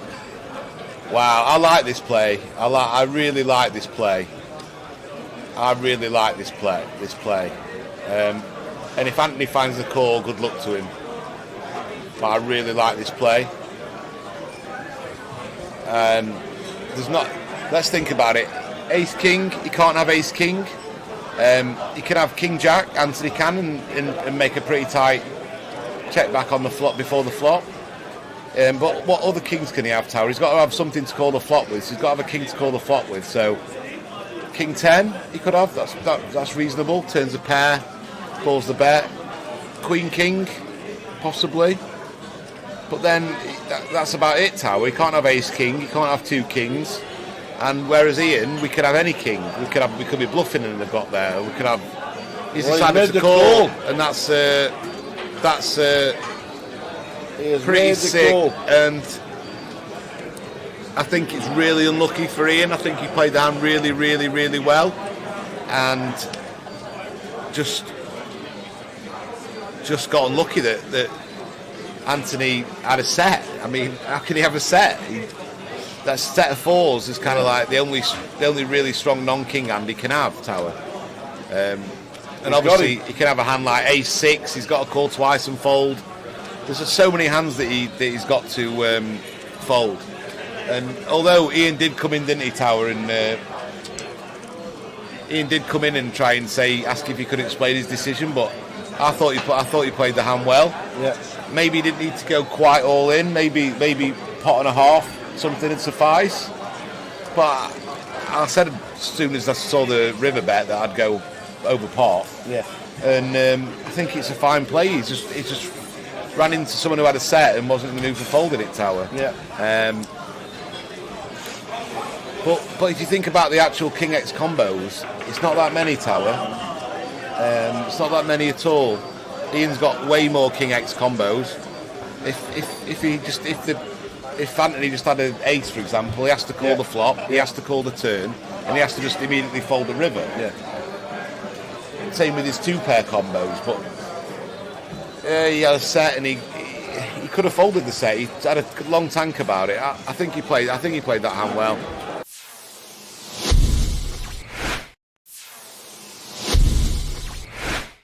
So we've got new players. Is that Tom Hudson there? No, Kieran coming in. Bit of a doppelganger there. He is a little bit. For the online manager, Mr. Tom Hudson. Deborah's called now, and Richard. Which Richard is it? Do we know which Richard it is?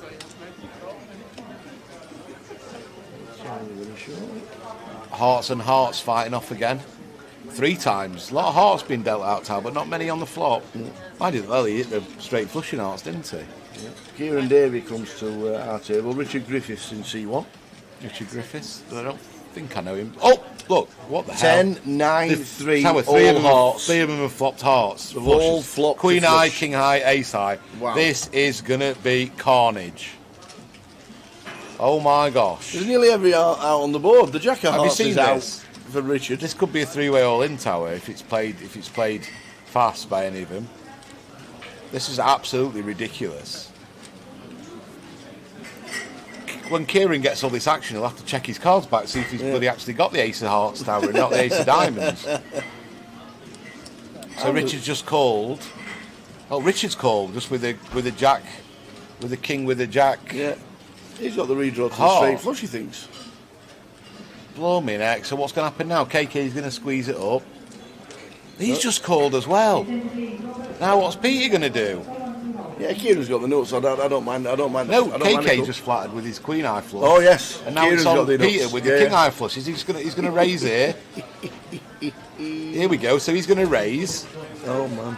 Kieran's going to probably just flat call, or jam it, or just put it in, thinking he's never going to get a fold, Yeah. which he won't. Raise to How the 5k action's from gone. Peter. Kieran's getting a bit. Look at him. He's playing. He's giving it the old Hollywood, isn't he? He's got the stone cold nuts, and he's going. He's like, "Oh, what's going on here? What the blinking hell's going on?" Does he call? I think he. I don't know, Tower.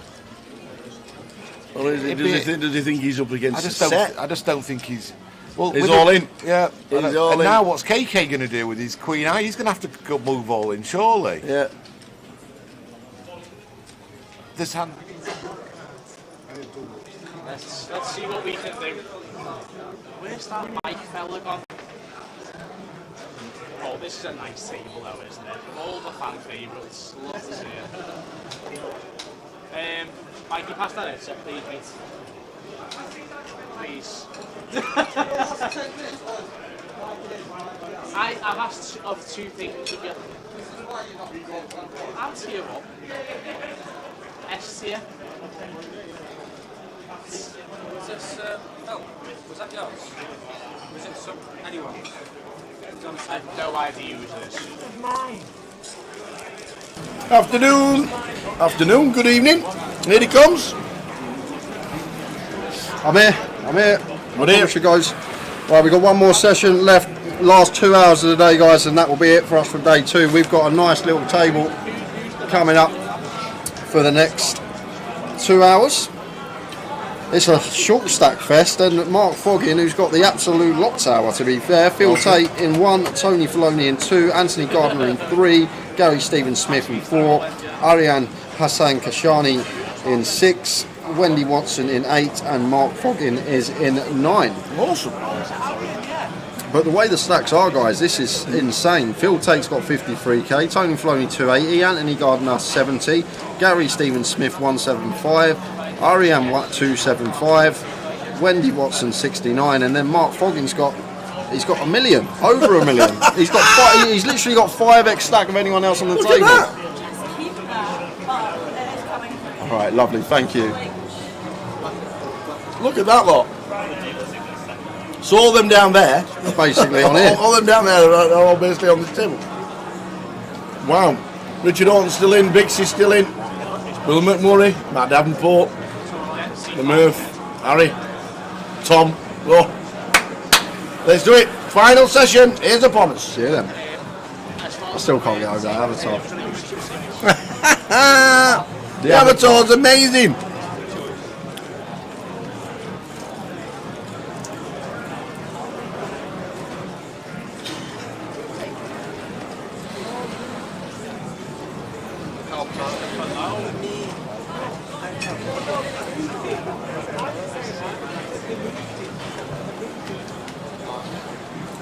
Colin Porter says, how did the treble do?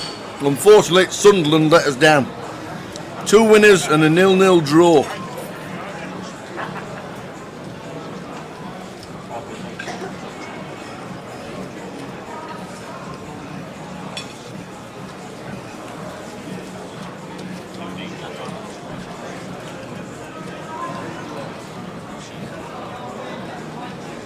Man City, Atalanta, and Real Betis tomorrow. 7-1 treble. And just to let you know, guys, we're actually on 27 because last hand before the break we lost Rob Duras. So Rob Duras. Oh wow! In 28th. Missed that one.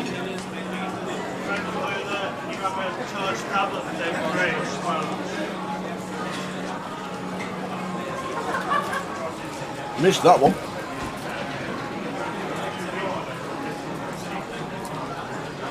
So here we go.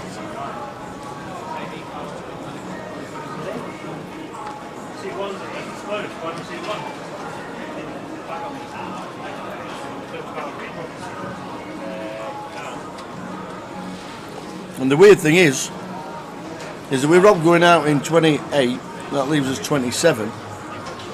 When we get to 24, yep, we've got another redraw. Yes, we do. And there's a lot of shorties in town. So it might not be too long till the actual redraw. Well, one of the shorties is going to be in here, up, and going to be getting called off because Ariane cannot fold this one. No. After opening and getting shoved on for this amount of big blinds, 6.5. Easy call for Ariane, and it's going to be a flip. Which means we could be down to 26 instantly.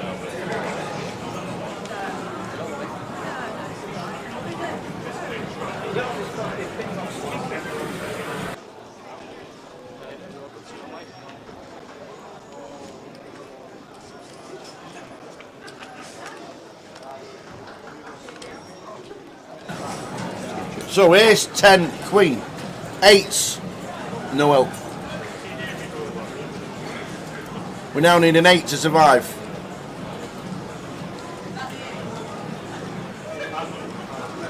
And we don't, unfortunately. 8s, Phil Tate. Out in 27th for £2,410. Well done, Phil.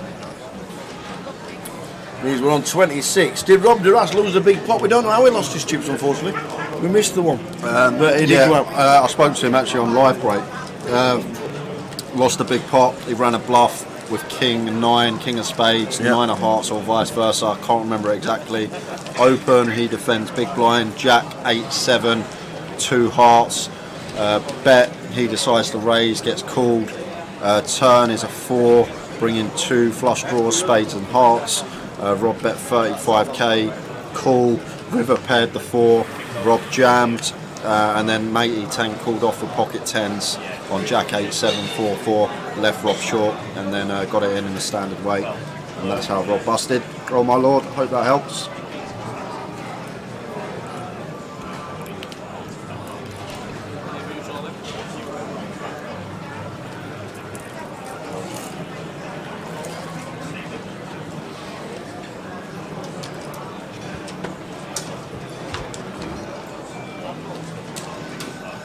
Wendy's turn to shove, pocket 8s, gets it through in the hijack, picking up lines and ante.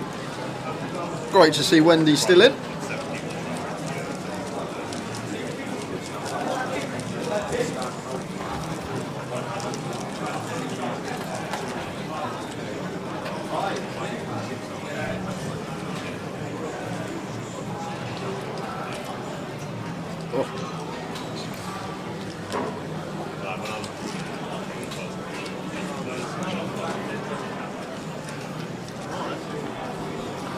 Great memory skills, you're not wrong. He could tell you what happened in Blackpool 2017, end of level 3. Yeah, I probably can. I was playing it. I had a mare. I remember I actually I think I had like 4 or 5 bullets there.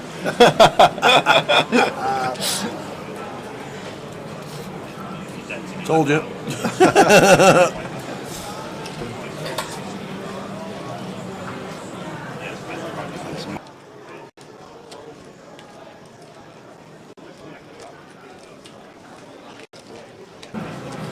Mark with all the chips raises to 16k.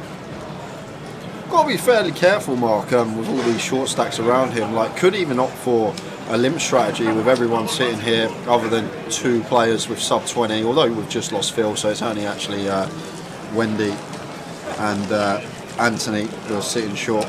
Gary with around 20. But Phil is still in. I think we could start limping a lot of hands as Mark. Start taking a limp strategy because we're going to get shoved on a lot as the big stack. Going to be a lot of reshoves coming in versus our opens, but just opening the Queen Jack there and happy to take it down.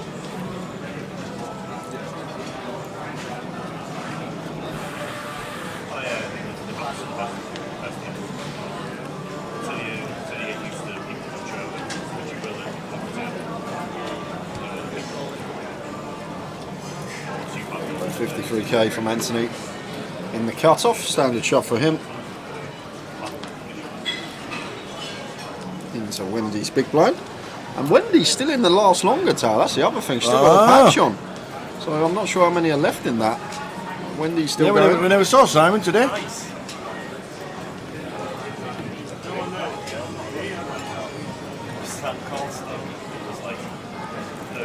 Yeah, and this is probably a cool tower, Queen Jack suited versus cut-off jam here for only 6 big blinds with a big blind invested, and Wendy's going to use a time bank, and rightly so. It's a tougher spot than it looks, but versus 6 bigs from cut-off here, this Queen Jack suited is supposed to be a call, but I know Wendy doesn't like to put chips in without knowing she's got the goods, so she's just going to take the tight approach, which is fine, and live to fight another day. We're still going to have a couple of orbits to find a better hand, and also to say with Anthony shoving, Wendy knowing that she hasn't got a chance of picking it up without seeing a whole board. Like the times where she can shove and potentially get the folds and pick up spines and ante, I think are going to work a lot better for her. So just taking the tighter approach and letting it go. Was behind, so good fold from her. Made us a lovely smoothie this morning, didn't she? Beautiful, really nice. Absolutely fresh as a daisy. Beautiful. Yeah, went down the treat. It was really, really nice. I've actually had probably more energy today than I've had any other day. It might be to do with Wendy's smoothie. I usually don't get any nutrition until about 6 PM most days, but this morning I walked in and I had something on my desk, and it was lovely. Lovely touch from Wendy. Thank you very much. There's Tony with the King Queen suited. Seems to have chipped back up after losing the 6-1. The aces versus the 9-4 off. Makes it 16.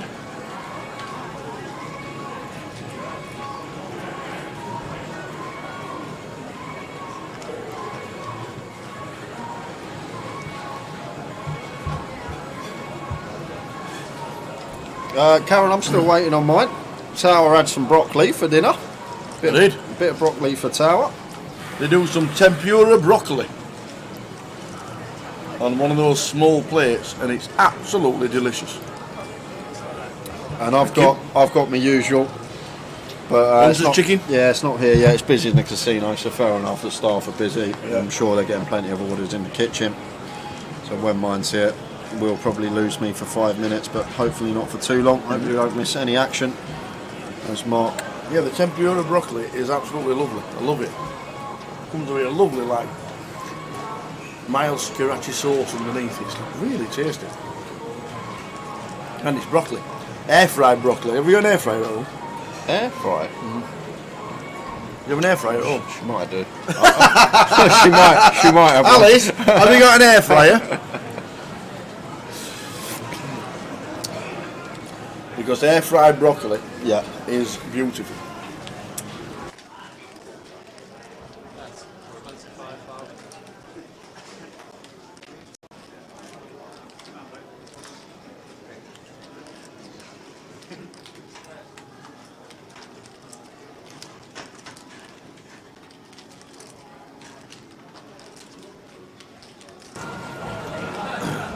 Scrolling across the bottom is the pay ticket, the prize pool.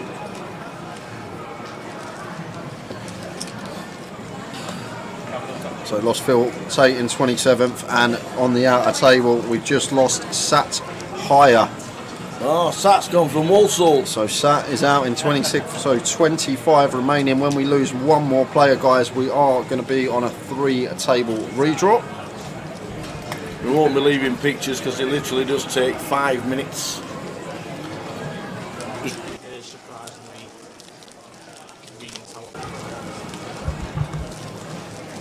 So we're on 25. Sat here in 26 for 24.10, which means we're now on a pay jump, which means £2,560 locked up for everybody that is left in. Scrolling across the bottom,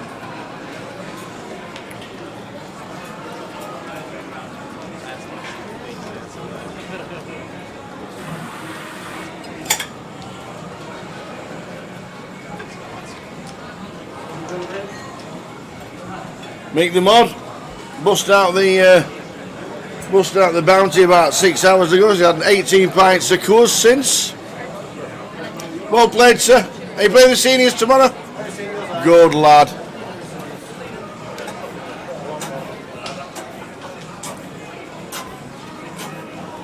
No, don't burn it. Stick it on something like 160. 150 in an air fryer is perfect for about 12 minutes.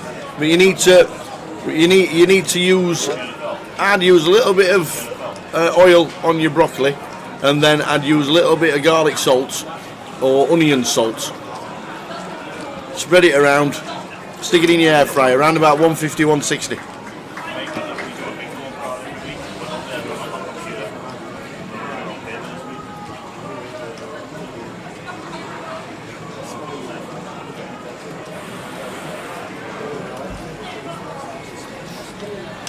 I think you can do it at 180 for about 4 minutes, but I prefer it doing it a little bit longer. No, end of level 20. We play 10 levels day ones, and we play 10 level on day 2. That brings us to level 20, and we start at level number 21 tomorrow.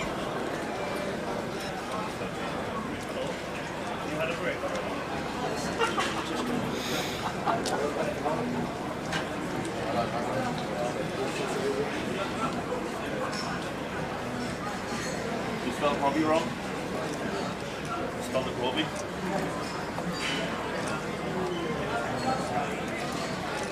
You just got out.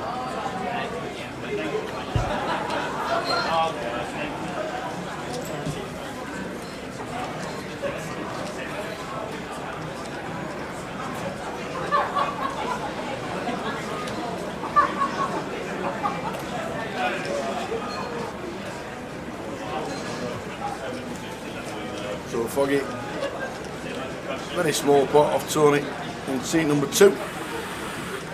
Tony's got 240,000, so it's 30 bigs.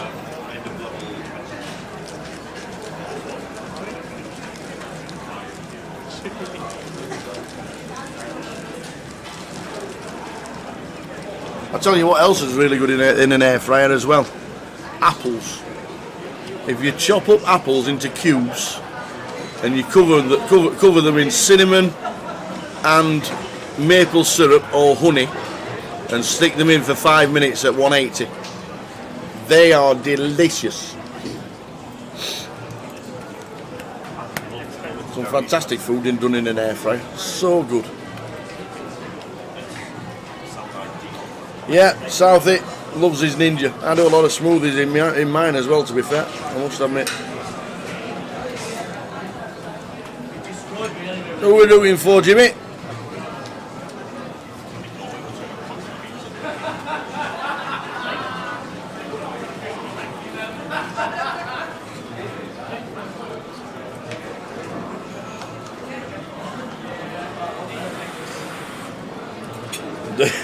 Chef Tower.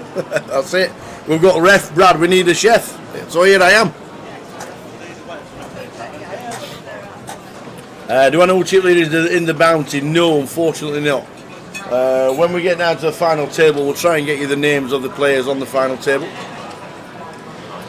How many are we expecting for the seniors? I would say between 80 and 100.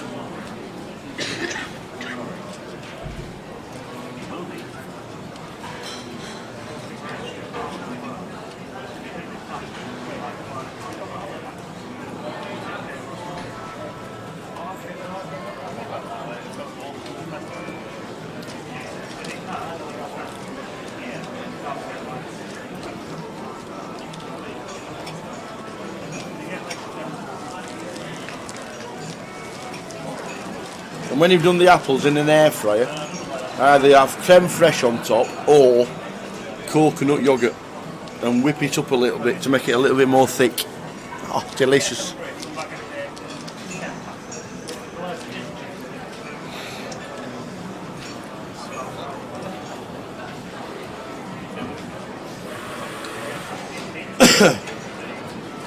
So we are on 25. Sat here was the last man out.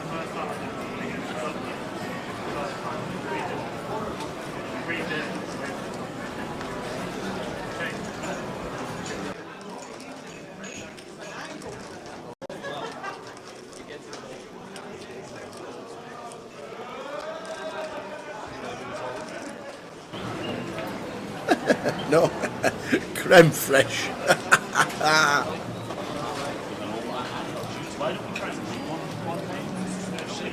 Well, Frankie's moving across because on the outer table, right down at the bottom, we have just lost Stuart McNally.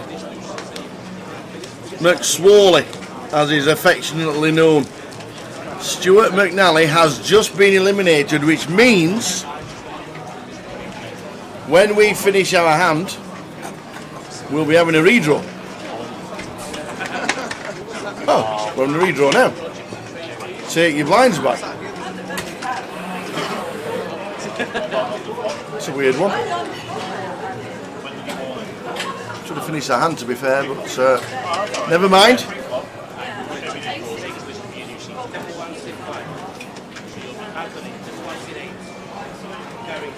So we're doing a redraw.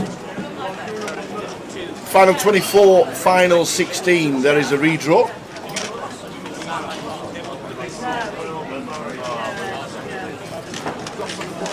No, an air fryer is a lot better for you. It really is. And online, just type in air fryer recipes. Fantastic. There's some great stuff you can do in air fryers. Tell me. Treat yourself to a nice one.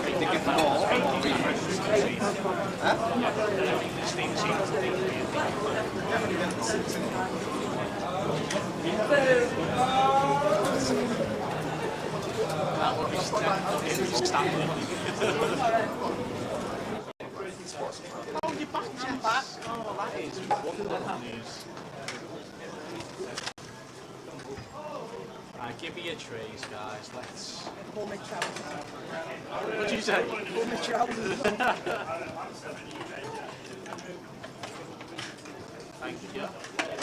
Your tray, please, senor. Thank you, kindly. So there we go, another one bites the dust. And we are now down to 24, Stu McNally.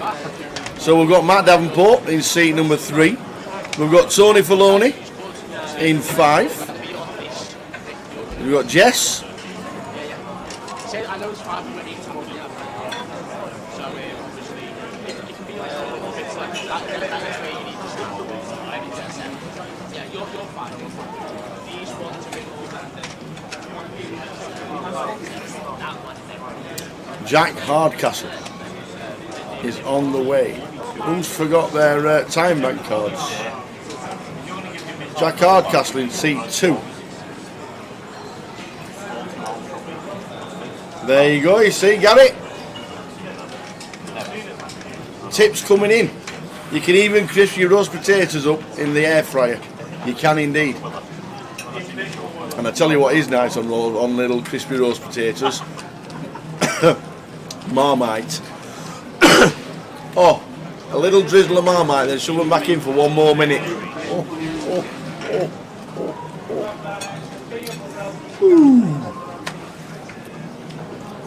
Angela and Jimmy are speaking to each other on Facebook. They're married. I'm guessing either Jimmy's at the pub or Angela's in the front room and Jimmy's in the kitchen.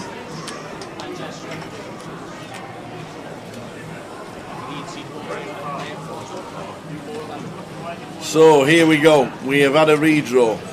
We're just getting all chip counts put into our stacks. Get them all in. Make sure everything's done correctly. Don't start without us.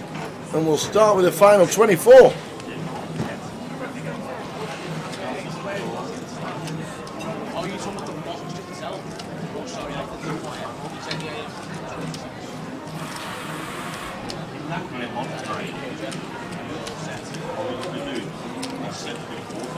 So let's do it.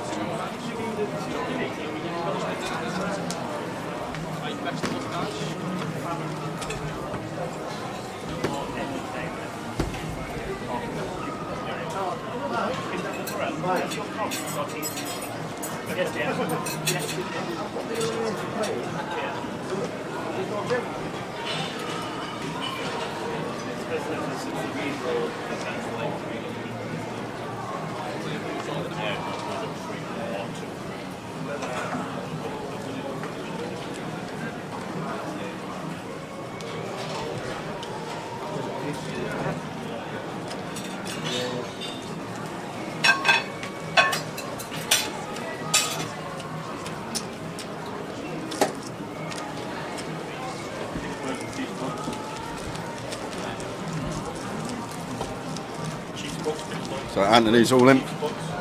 Just gets it through.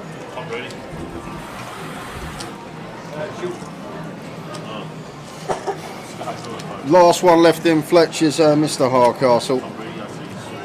Out of all the Mafia. Ewan busted early today. Chris got in the money. Tim Joyner was in the money as well. It's just Mr. Hardcastle left in. Jack Oliver busted just before the money as well.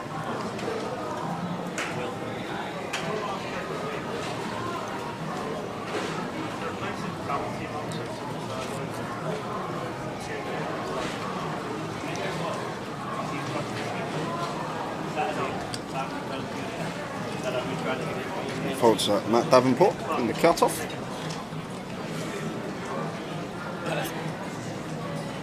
Makes it 18. And we've got Ben here on the button.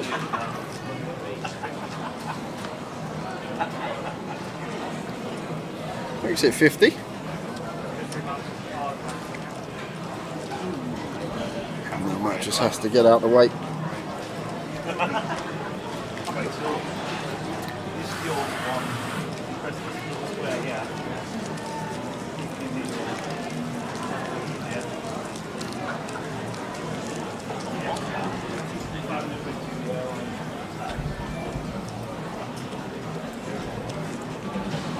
Technical issue.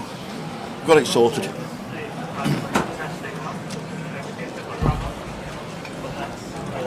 I had a technical issue, but I've now sorted it. Well, I haven't sorted it. I've asked. What was the issue? The tables weren't showing, but then you have to do that.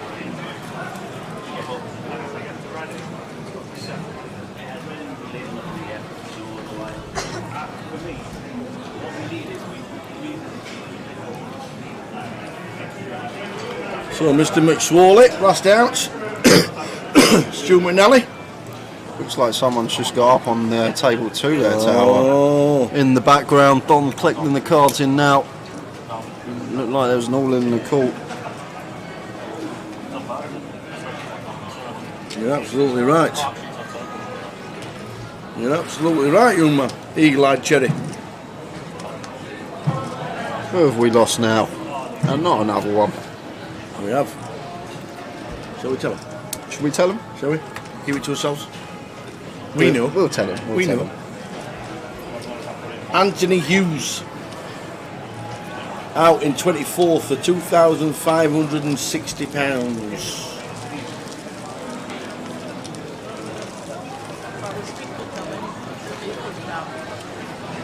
Well done, sir. We're down to 23. Just realised I've got a completely different table before I popped out to my food. Redraw? Yeah, I was just looking at the list. I was looking down at the list. It was like, no one's in the same seat on the list. We've lost a few. That makes sense. Stephen Smith says Mark Foggin for the win. Well done, Spider. Well, very unlucky today. Very, very unlucky. Great run. Great run. Good to see you. Bubbled. Trying to hang on with the 20k. And then unfortunately just ran into it when you had a table change. The King 10 for Matt makes it 16. And Anthony Gardner shoving the 8s over the open from Matt, and quick fold from Matt with the King 10.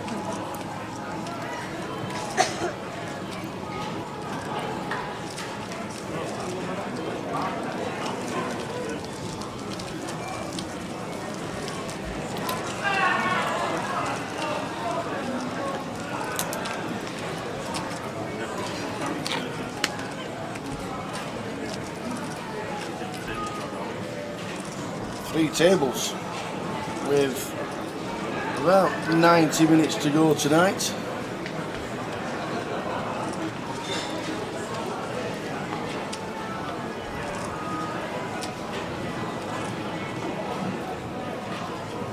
Two tables left in the bounty, and the Hill's still in. And Katie.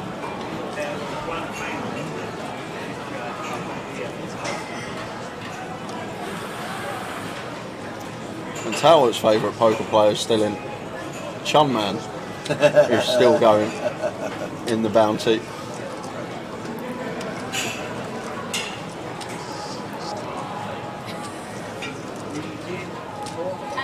This is a workplace. I'll see you in Blackpool. See you in Blackpool. Oh, we'll see you in Blackpool. You done for the night? You back home? You going back home tonight? No. You're not doing no Tom? See you in Blackpool then, baby. See you in Blackpool. Get ready with the kiss me quick. Get ready with the kiss me quick hats and the squeeze me slowly. She's going to come up to us in Blackpool. She'll go, did you try the parking? Did you try the parking? I'm going to Bed Bath and Beyond in Blackpool this year. And I will say yes. I will say yes, I ate it all.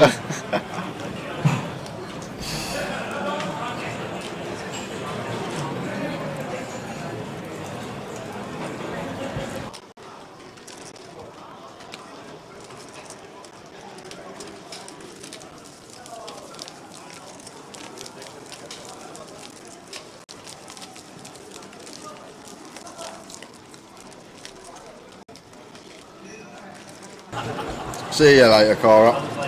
She's great. One of our masseuses off home. Everybody's eased. Everybody aches and pains have gone for the. Everybody's aches and pains have gone.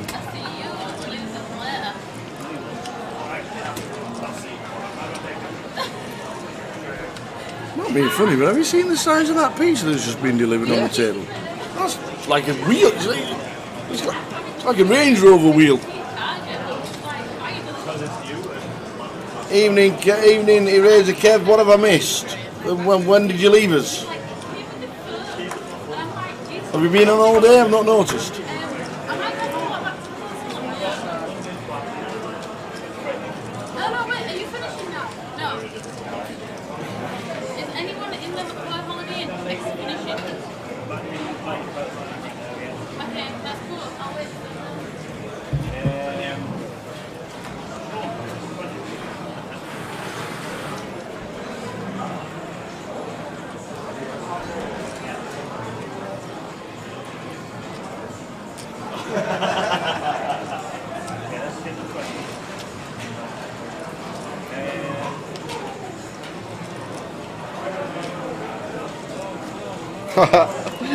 What have I missed? He's missed a tutorial on air fryers.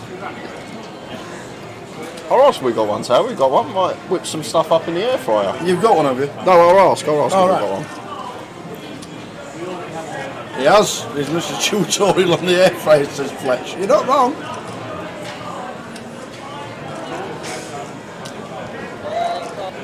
So Gary shoving blind on blind, snap call from Jack Harcastle. Gary with the ace-7, Jack with the ace-queen.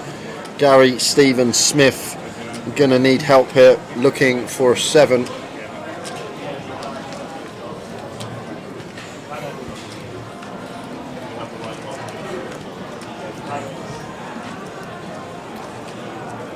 No good at the moment. Wendy Watson is still in, yes. 5 changing nothing, 3 outs for Gary. We need a 7, sharpish. Is it always coming? It isn't. It's the lady for Jack, and we are down to 22.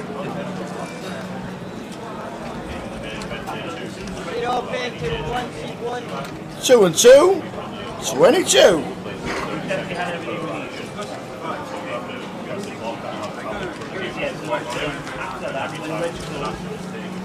Yep, Wendy is still in man of straw. And Kevin agrees, air fryers are brilliant. Yep. So we got about an hour and a half to go, guys, and then that's going to be us for the night. We're going to be rounding up about 1 in the morning today. Not. Yeah. 12:30.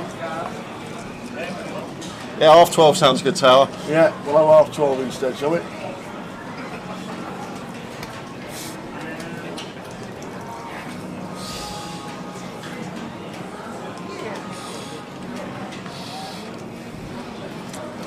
I've just come back. I've just come back from my food. It's 11 now. I think I've got 2 hours, but I haven't. So these long days, brain blips. We are on 22 because Gary Stephen Smith has just been eliminated without a table.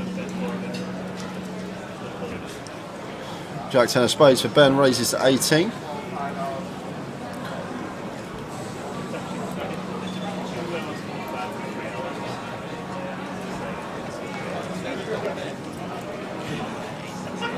Raise and take, Matt not defending the 10-5 off. Evening, Gilly. Yeah. Cara is not in Luton, but she will be in Blackpool.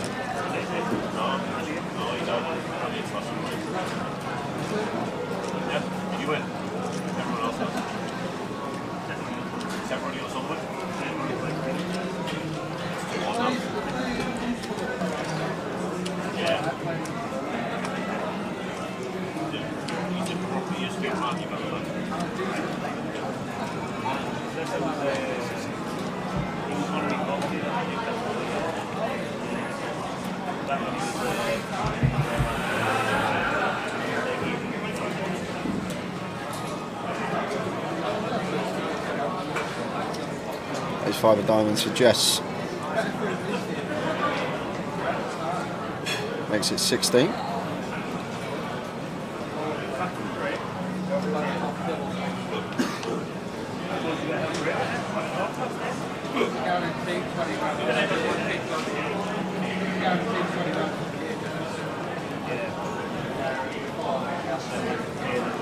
And Ben's with the king 8 off here in the big. He's getting 4.5 to 1 in the cup. Maybe where he could be in a dominated spot with the offsuit king here. He's still happy to flick in the defend and go post. Oh, you're in Tim Wright, evening all. Good luck to Chris Johnson, get a lot. There'll be other masseuses in Luton, Gilly. It's not just Cara. There will be other masseuses there. Shall I tell her? She's still here, I can hear her speaking. She told us she was going home, but I can hear her in the background. Gas.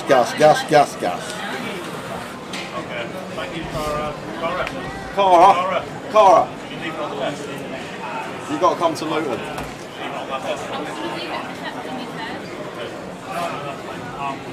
Gilly says you've got to come to Luton. She's coming up. She's chatting away, nattering away. She said bye to everyone about 15 minutes ago. She's still here. Unbelievable. Gilly's not coming to Luton now if you're not coming. I don't know. He's called Gilly on Twitch.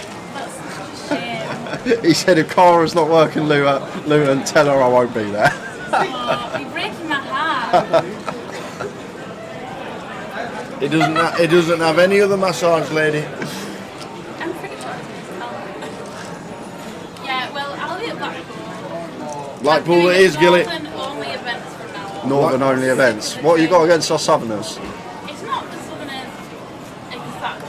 I mean, it is a little bit, but it's mainly the journey down there. Oh, okay. It's a long one. But I'm planning on being there every single day for Blackpool. Every single day for Blackpool. Okay. Awesome. There you are. Good. I feel like See you soon, See you Cara. later. Well done this week.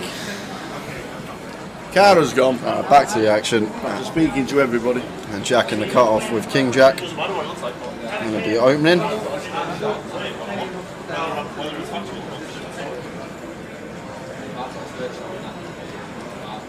Makes it 16. Over to Tony Filoni, who isn't going to defend the 10-6 off, raise and take for Jack Hardcastle.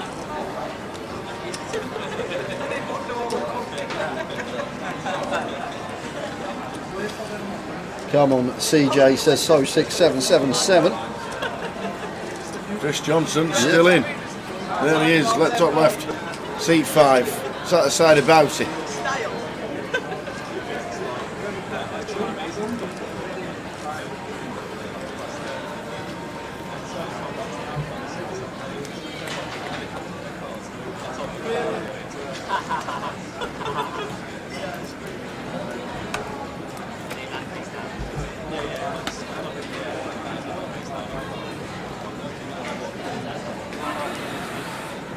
tried it another 50 times, you probably never built one. Do it first time. Yeah, that's probably. King of diamonds for Anthony. Nothing else to do. 13 bigs here, tower. I think we can wait for a better spot, and does let it go. Jack's out the way, Matt does the same. Over to Ben on the button.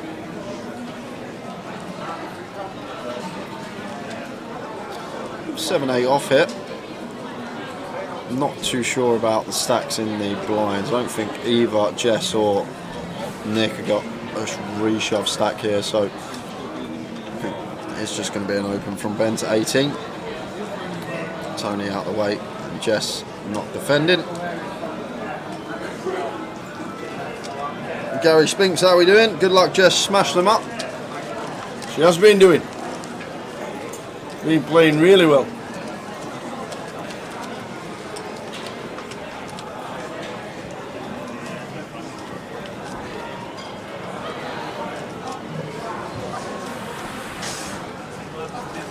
Yeah, he's here now. Here he is.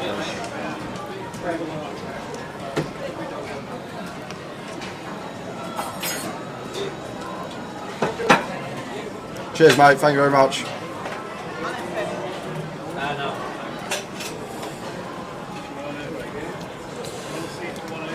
Final 3 tables of Leeds.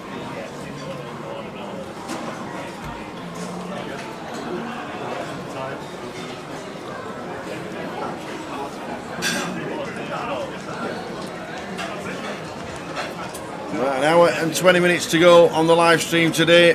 We started today with 134 and we're down to 22. Do you need ID for the singers if you're a member of the casino? No, I don't think so. You just need it to show that you're in your seat, don't you? No, you don't normally bring in your G1 card, don't you? Yeah. And swipe it. That's what normally happens when you sign in. You don't need ID. If you're 50 years old and one day, I hope you get ID'd.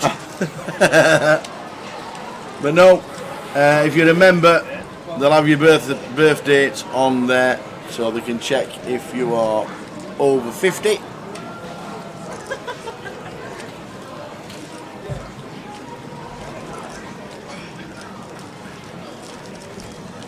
Wayneo's got his money on Jack.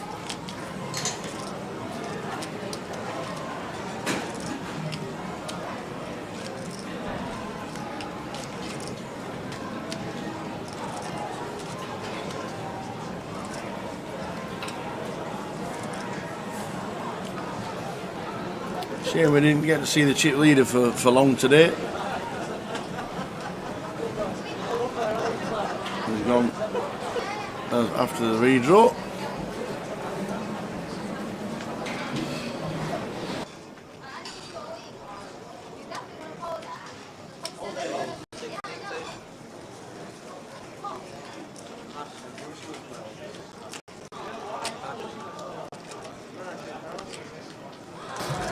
Ace 10 diamonds for Matt.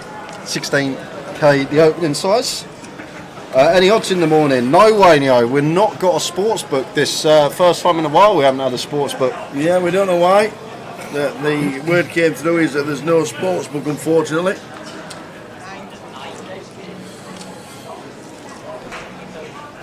Strange one that, because I know a lot of people love watching the live stream and having a little flutter on at the same time. Yep. Yep. Oh wow, Matt calls this, isn't it? He's got a close one, tower. 12 bigs. Ace 10 of diamonds for Matt. Martin has got ace king.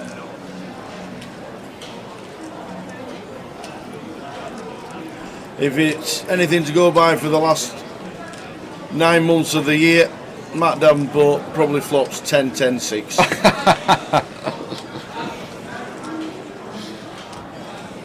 there's a 10. Wow. He's not that good, tower. He's not that good. Right, ace on the turn. So not changing a thing, just needing the king to survive for Martin Chan. King to survive! And it's the Queen of Hearts next door, so we do lose Martin Chan in 22nd.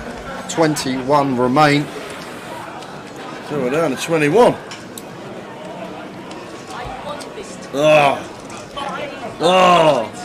Oh! This guy, Oh! on that hand, in the eyes of the fake news media, I want to see nothing. What's going on here, Tower? I won this tournament. I got It's a rigged tournament. 71 million legal cards. Bad things happened, which our observers were not noticed. Never happened. Millions of technical. Is he alright? Who never asked for them. What is going on here? Martin's having some kind of rant. I've no idea why.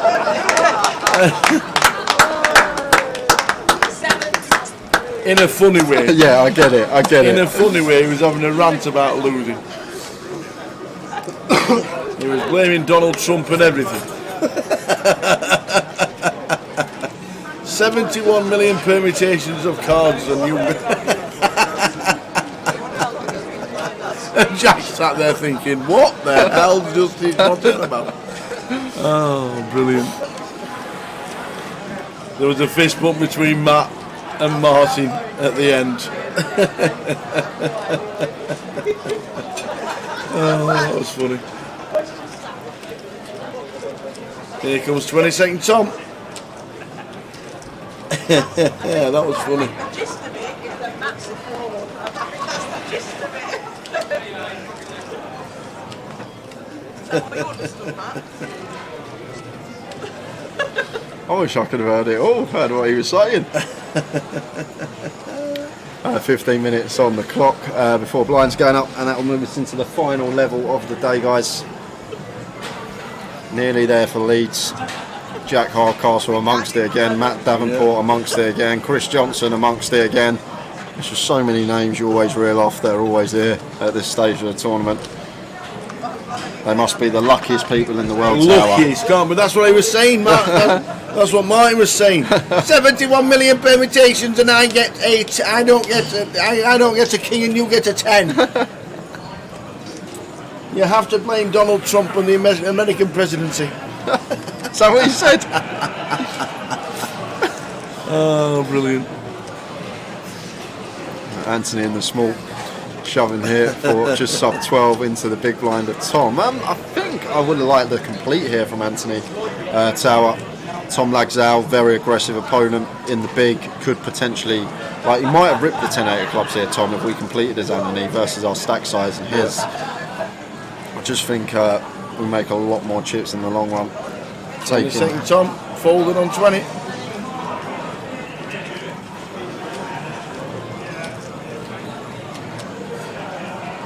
Wayne says it's all about studying and hard work. It pays off. No, it's not, Wayne. They're just lucky. Absolutely. All of them. Every single one of them are always here. Fed up with it. You don't need to study. Do you know what? Where's Martin? I'm going to start. Exactly. I'm going to start a cult with Martin. You don't need to study. Every hand's 50-50. You either win it or you don't. That's it.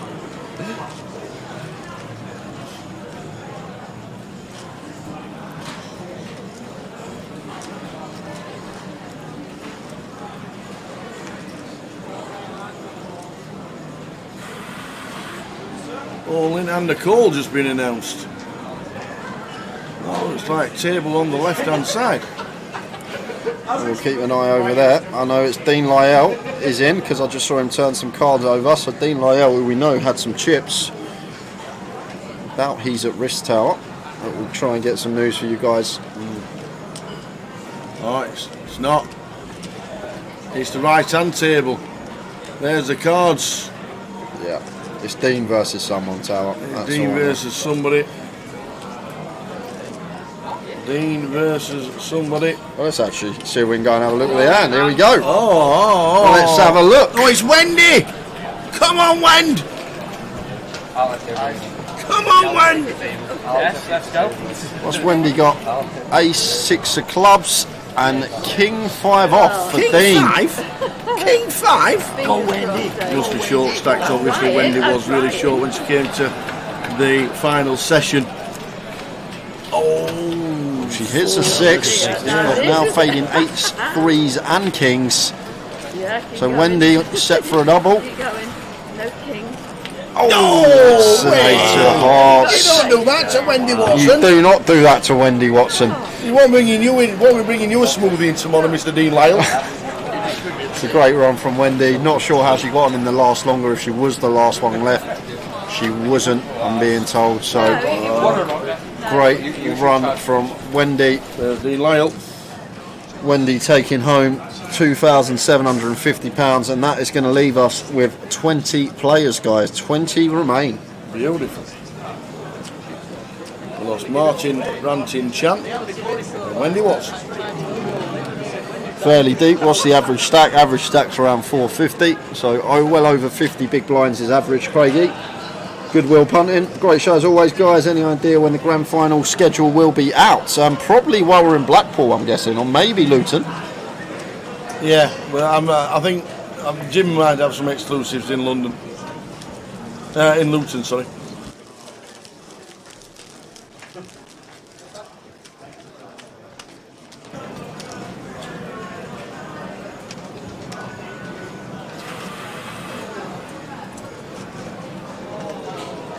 So we are down to 20. Well done, Wendy. Turn the satellite ticket into £2,750.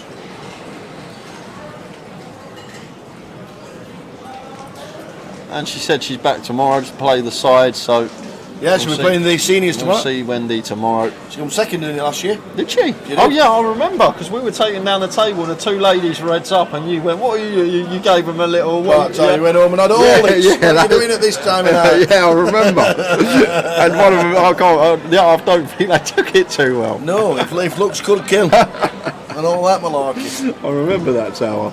Of course she did come second in the seniors. Anthony Gardner here, ace-2 suited, 12 big blinds, closer to 13, but this is going to be going in, well, 13 and a half bigs for Anthony. In the cut-off, has to shove this. Good to see him take the spot. These suited wheel aces are great shoves off this stack size.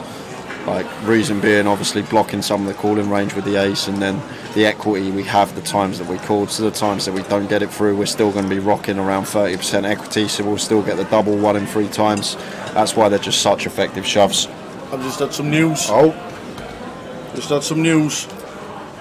Expect to have a grand final schedule in Luton. In Luton. And there might be some 2023 exclusives to reveal as well. Okay. Oh! And I see. Have you been speaking to Jim a lot lately? I'm just guessing. I used to get all the exclusives, and suddenly the last few months I popped off to Vegas for a month, and now I don't get them anymore. Well, you want to check see if he's still going as a contact. Might have deleted you. Well, he has if he got my phone from Vegas. I'll tell you that. He's got the wrong number. See, since Vegas, you've had 7 phones. 5 different numbers. Pocket 3s for Anthony, and 16 bigs now. So this is a little bit more dicey, this one, the pocket 3s from Hijack. Looks like it's going to go with it. It'd be fine to shove a pair here. I think we could even limp this one tower off of this stack size. These small pairs off of 15 to like 17 bigs are fine to limp from LP. But Anthony just going to take the tighter approach and lets them go. And that leaves room for Tom legs out to raise the 16k in the cut-off into the big blind of Ben, who has a nice little defend.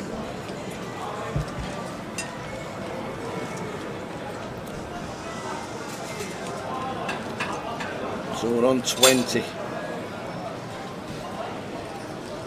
What a great day it's been. Cracking day. Only Sunderland had topped it off. Useless Sunderland.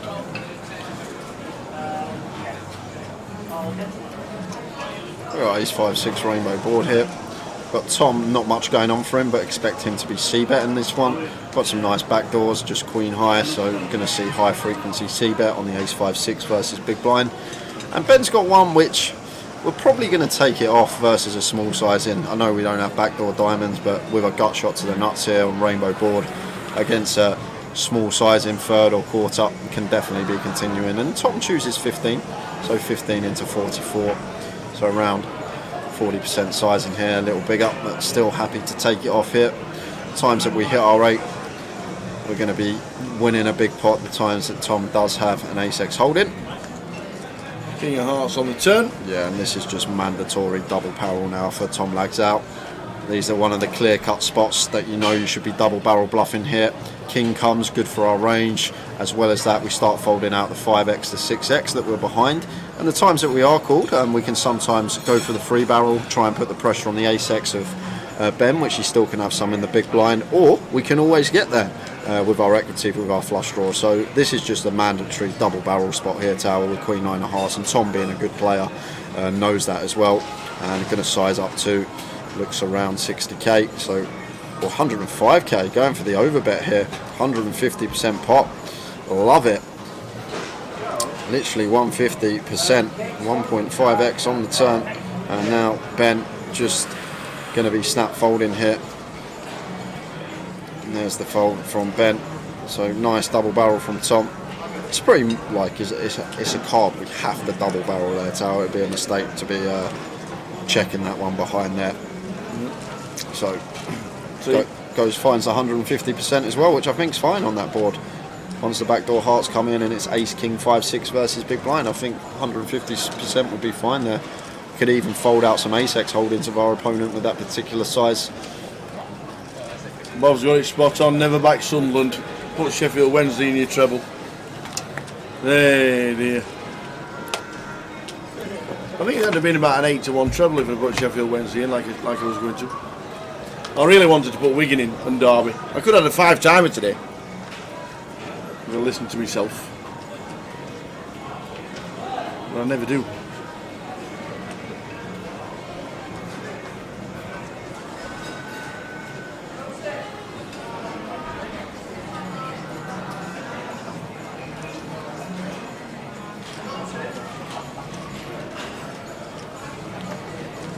Jack with the ladies in the cut-off.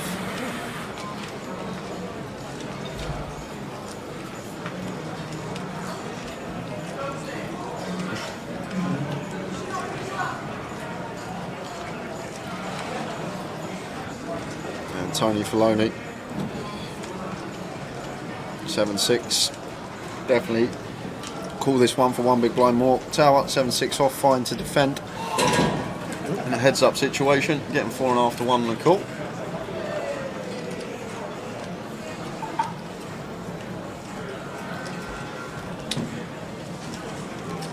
Don Johnson's packed in with poker. He's lost 4 flips tonight. He's done.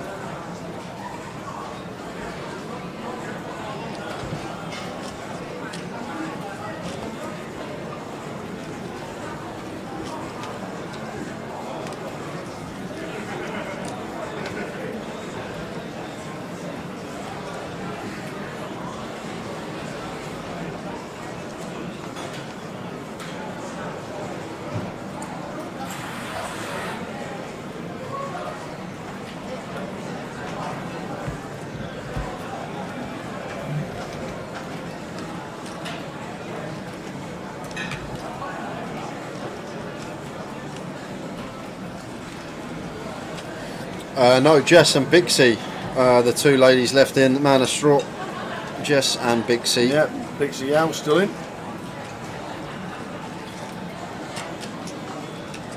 Let's go Voodoo Jack. Ben Jones. He's obviously heard. He's heard the story.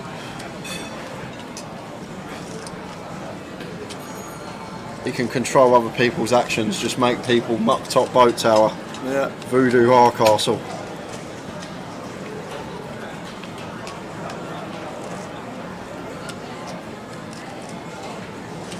Queen Jack Deuce Rainbow. So Jack, backdoor diamonds, gut shot, going to be continuing this one. Double Broadway, Rainbow Tower, probably going to see third, around 14k, 14.5, something like that. So there is the C-bet from Jack. There goes to the 20, so around 45%. And Jess can't do much with the ace high, just has to get it go. Was the best hand, but can't be peeling there.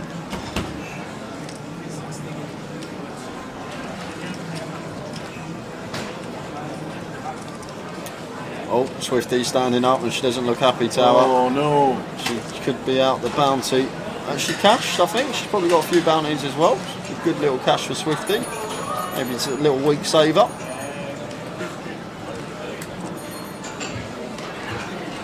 Andy Hill's still in though, flying the flag. Yes.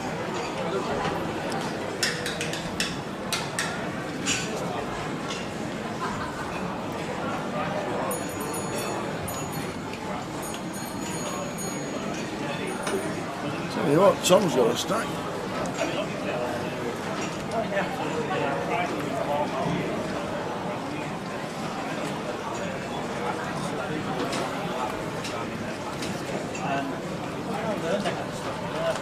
Pays for her clubs, making it 2.5x hit.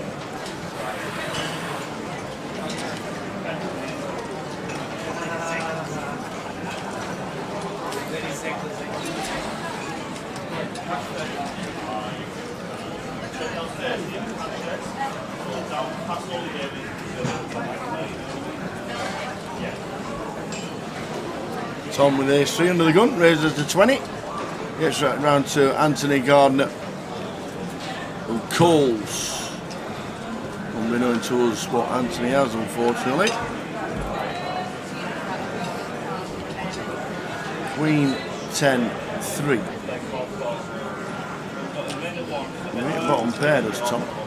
Anthony checks. Yeah, I'm not too sure on this one, Tower. Well, Tom's going to check. Does have a smidge of showdown with the 3 in there, 4 of spades on the turn. I think if Anthony checks here again though, might see the delay c-bet come in here. Just not letting Anthony realise equity for free if he's with overcards, which obviously he's going to have when we have a 3 here in this spot. We can make an assumption he might start betting some Queen X, 10x here, so I think with Tom this is going to be a delay continue for us most of the time. Once flop goes check check and we get check 2 on the turn, and there is the delayed c-bet, makes it 15.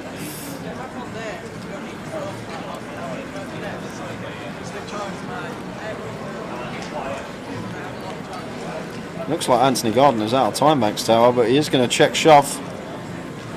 So checking twice and now shoving, and a quick fold from Tom. So nice check there from Anthony, to be fair, checking twice and maybe eking out that extra at 15k. And blinds are going up, guys, very shortly. They will be. I think they have gone up. Oh no, 5 minutes time. 5 minutes time.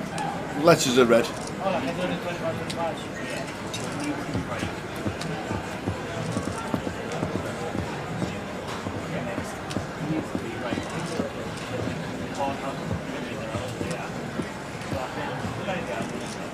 Just a little bit, just a little bit, just a little bit of blooming luck. That's all you need. Just a little bit, just a little bit, just a little bit of blooming luck.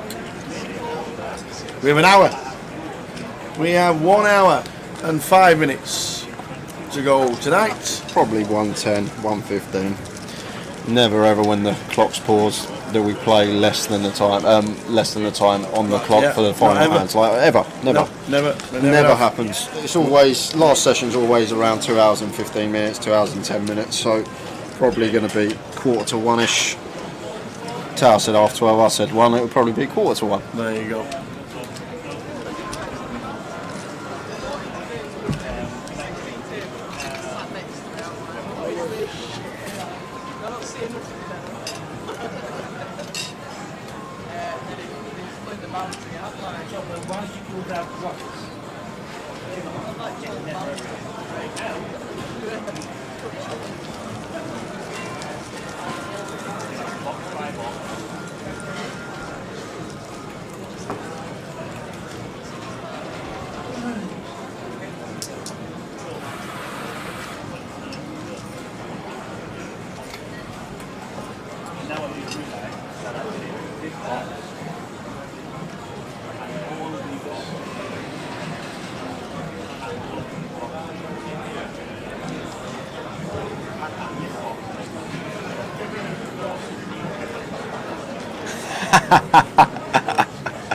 Frankie's just been bewildered, but bewildered. He's turned around, there's two lads walking through the car through.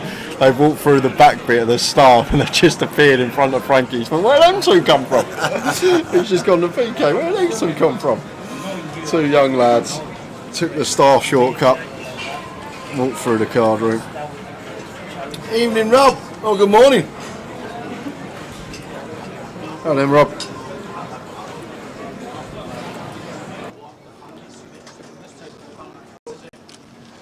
How's everybody down under, Rob? How's everybody down under? How's all the team? How's everybody doing?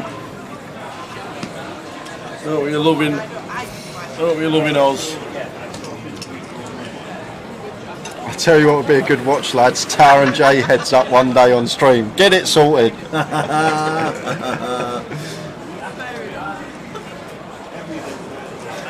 So Tom defending 10-5 suited and flopping best here.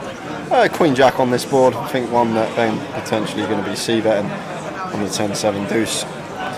Looks like smallish size. I think we could even choose a bigger size on this particular board, but looks like 10k, so south a quarter.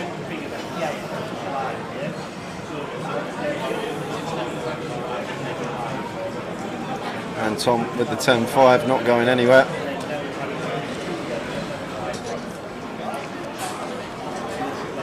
Two of diamonds on the turn.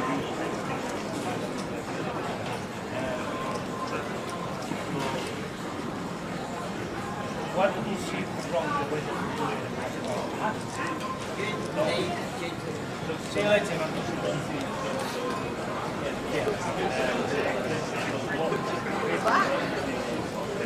Double barrel here from Ben. Move the Queen Jack now. I don't think we're folding out of 7. I don't think we're folding out of 10. We're obviously not folding out of deuce. So I guess we're just going after some heart draws, 8-9, these type of things. 8-9, Jack 8, Jack 9. I'm not sure about this from Ben, the double barrel here, Tower, and this is clear shutdown now. Once we get called twice, we have to shut this down. It would be a big misstep on this particular river for Ben to continue barreling here. And Tom might actually lead for that reason. This is a river that Tom will be aware, like even if Ben's sitting there with an overpair, he's going to be checking this river back. The flush gets there, 10x is now tripped, so might even see Tom lead this spot because a check back from Ben could be very likely, and looks like he is going to opt to lead, and looks like a big size as well, but doesn't match up because the Queen Jack is just going to have to fold.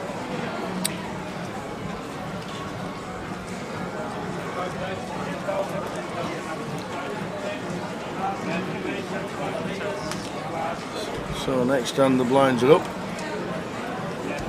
That was interesting as well, that, because that time bank, I don't know if Tom's got any time banks left, and I actually thought the clock had run out, but he may have said his bet sizing to the dealer and then just put it out.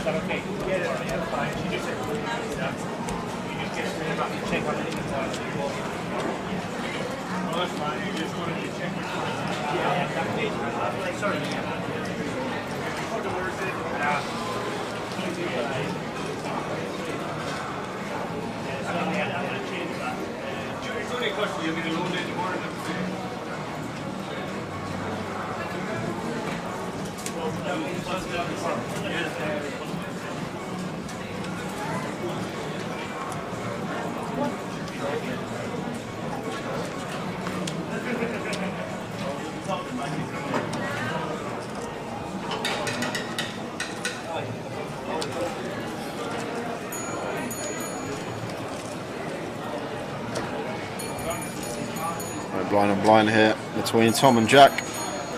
Tom completing the 7-6 off. And ace-3 off here for Jack. I'm going to choose to check this one. These two 70 bigs deep. Don't think either will want to tangle with each other. Jack flopping best on the Queen 8-3 2-club board. Tom thinking about lead for one big perhaps. And Jack with a pair. Not going to be going anywhere. So bottom pair here. Blind on blind. Hand that could need some protection, but Jack is just going to call with position. And Tom getting there on the turn. 7 of hearts. Giving Tom the best hand now. Probably where we're going to see him start checking after Jack has called our 1BB on the flop. And now over to Mr. Hardcastle, who's probably going to do the same. Just check here. Happy to get to showdown. Bottom pair. Blind on blind.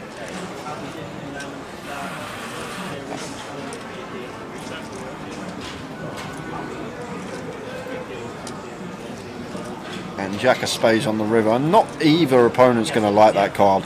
Like some of the calls on the flop are going to be Jack 10, Jack 9, 9, 10. And now these hands either making a straight or a pair. So I don't think either player's going to be happy with this river card. But I think it's just going to go check, check most of the time. And check, check. And Jack shows the ace-3. And Tom's going to show him 7-6, which is good. On the turn is good for Tom. Builds up to chip lead on the table.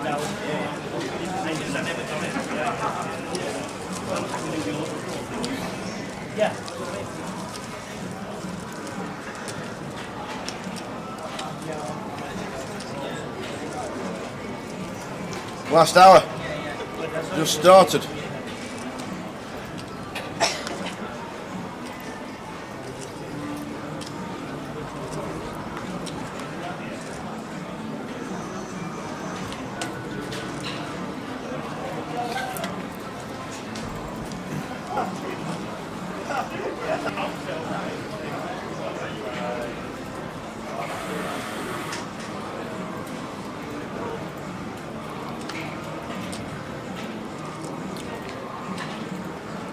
I like the Twitch command. Tower's treble has been deleted forever.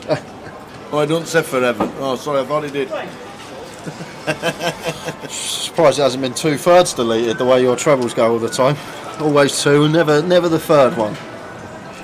Someone said you should stick to Towers double. Then I'll only get 1 in. Yeah. Towers single.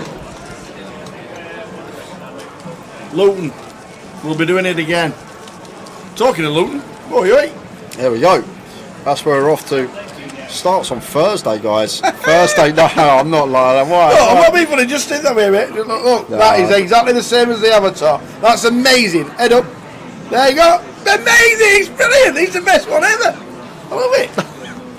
It's very George Michael. Wake me up before you go. Don't leave me hanging on like a yo-yo. This is Luton, guys. Best thing to do. A lot of people do it. Just screenshot whatever you're watching on laptop, phone. You can screenshot on your smart TV, I think, nowadays. But just screenshot. There's the schedule. You then got it for yourself, ready to look back at whenever you want to have a little look. But plenty going on in Luton. That's going to be a fun one. Tower and I will be there from the Wednesday. That's when the live stream kicks off. Do I have a treble for tomorrow? I didn't even know there were 3 matches on tomorrow. Well, Leeds are playing Villa. I know that. Leeds. Good. Man City, Man United. 3-2 Man United. Good to see this from Anthony. Opening off of 16 bigs with kings. Some players might just see the kings and open shove, but just realising we're at the top end and want to get value from our hand. And Jack with King Jack here, thinking about potential 3-bet bluff. If he does, it's only going to be a really small size tower. If he does choose the 3-bet bluff here, not going to go large, won't be no bigger than 3x, simply because of Anthony's stack size. And we spoke about these situations earlier on, these type of spots, when looking at our opponent's stack size. When they are this shallow, we can opt for a much smaller size, just because the times that Anthony does rip it on us, we are saving some chips. So yeah, saving 15k here potentially, rather than going the actual 3x sizing. So Anthony just shove and it'll be a snap fold from Jack Hardcastle. Knows exactly what he was doing, didn't need to think. Would have loved to see a flat there from Anthony, especially against Jack there, Tower. Would have really liked to see a flat from Anthony. Potential to let Jack barrel off and give us the full double, but maybe just happy to take what was in there already. 2 Luton GUKPTs in 1 year. Yes, Aidan. We always have Luton in October, and in 2019 post-COVID, we introduced 2 Luton legs. We had one in the summer and one in October, but the 1K was always on October, and there used to be a 550 that we put on in the summer, but now the one in the summer is also a 1K. So 2 stops at Luton every year. It's a busy leg, Aidan. It's always over 100k up top. It gets a turnout that not many legs get, so why not go there twice? I know area wise it's not the best, there's not much to do, but poker wise it's usually a good crack.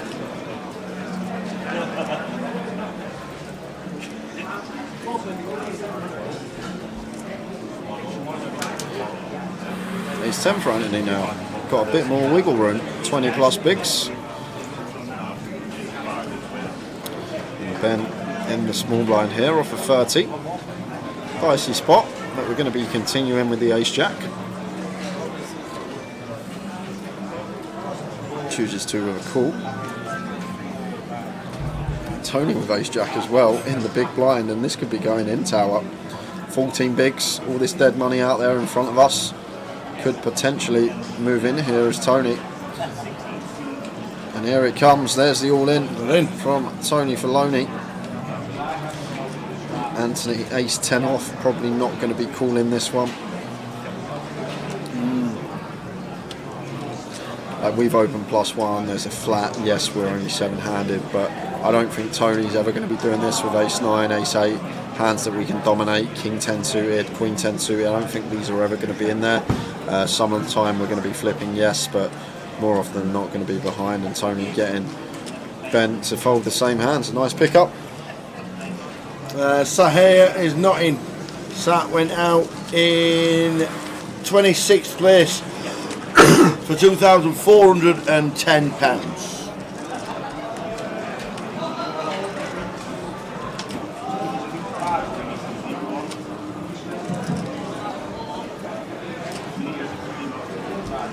Johnny Shot not have the best day at cards, so he's going to wait next and play the 25-25 in Edinburgh next week.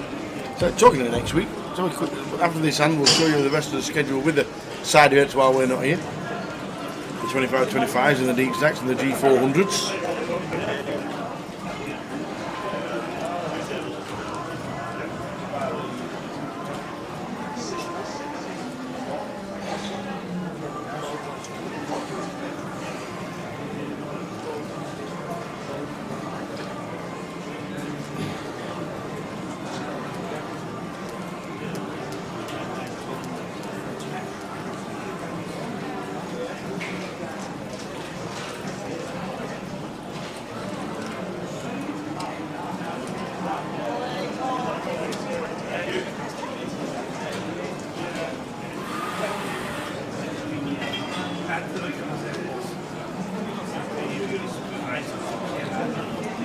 Oh, what's happening on oh, I can see cards being put in the middle on the table with Wilmot money on it. A good spot tower. It's not in the call because the speed of dealers dealing the board at your left of your screen. We will let you know the result, or we can just see it now because we've got the outer camera. Is anyone standing up? No, no one's standing up. So looks like a double for Big C. Oi. Bixie doubles. Oh no! Oh no! Arian standing up. Whoa. So it looks like Bixie busts Arian. Arian, sorry. Arian Sarkashik. Arian Hassan Kashani. Same thing. I didn't think there were any more Sarkashiks left in. Well done, Arian. Great effort. Great effort.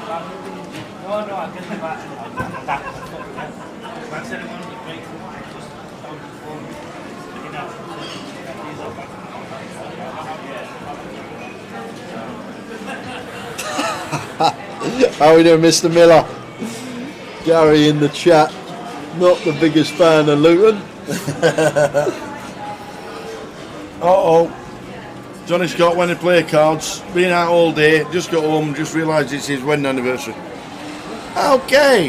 Rip Cheetah is telling us how Ariane bust. It was Ace King versus Ace Queen, and the Ace Queen of Bixie hit a 4 flush. Pretty sick one. Ouch. Ouch. Yeah, I know, Rip Cheetah. I nearly done it. It's my brain. I stopped it. I opened myself. I was like, oh. Don't say it. Don't do it again.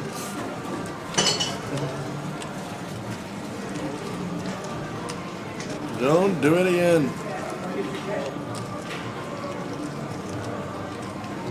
So 2022, as we know, there's a 25-25 in Edinburgh. There's one in Birmingham.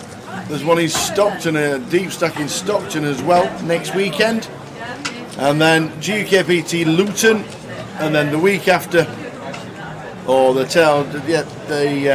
10 days after that, they've got Coventry, London, Manchester and Sheffield on the same weekend, the last weekend in October. And then Blackpool starts. And then we've got Leeds, Portsmouth, Leicester and Edinburgh with deep stacks in 25-25s. I didn't realise 25-25s ran when GUKPTs were on, or is it just the main event? They're not running on when they're on. Yeah, you've got Birmingham Hill Streets next week when Mystery Bounty's on at Luton. Can't play both, can I? I've got Hill Street on my doorstep and... Oh, yeah. Well, there you go. Ah. There you go. I think it may be because in the schedule Luton changed, didn't it? So we're balancing tables, so we're losing 22nd Tom.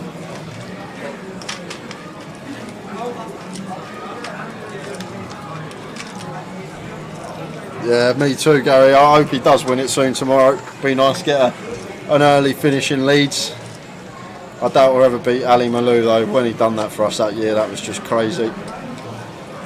Probably heard the story before, but come back with I think 16 players, and Craig Dawson turned up an hour late, and when he got here there was 6 players left because Ali Malou had busted every single one of them and then donated it all off to Adam Owen with the 6 deuce for about $1 million big blinds, and Tara and I were finished by 6. That was some final day, Leeds. This is a bit tricky from Anthony Gardner. Yeah, this is what I much prefer to have. We saw him have kings in a similar situation earlier and didn't choose to complete, but I much prefer the complete when we got an aggressive opponent in the big blind who's more than capable of going after us. And look at this for a flop, a bit of action. King, Jack, 5. Open down straight draw for Jack Hardcastle.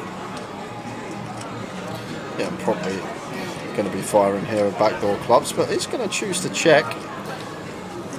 Times we do get there. Anthony may not give us credit for the straight. 8 of spades on the turn. So Anthony picking up third nut flush draw to go with his pair of queens. And checking again here. So playing this one fairly passively.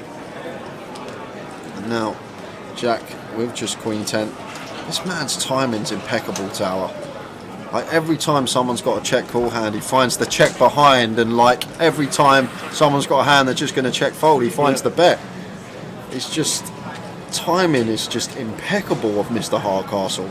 It's just incredible, Tower. And now he's got there with the ace on the river, and he's probably going to get paid off by Anthony, because Anthony's probably going to think Jack's going to raise an ace pre. He's going to bet a king on the flop or turn, so queens have got to be the best hand, right?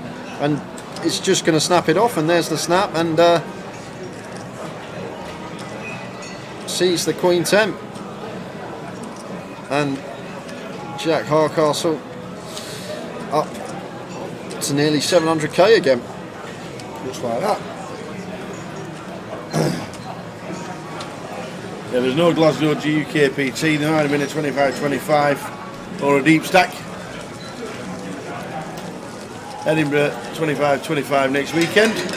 And I can't blame Anthony for snapping there, because like I said, he probably thinks Jack's going to raise most of his ace-x to put the pressure on with his stack size. He's probably going to bet a king, if not flop then definitely turn. So queens must be the best hand. We're blocking a flush. I have to call there as Anthony, I think, the way the hand's played. I like the complete in the small. It's just unfortunate the run out that we got.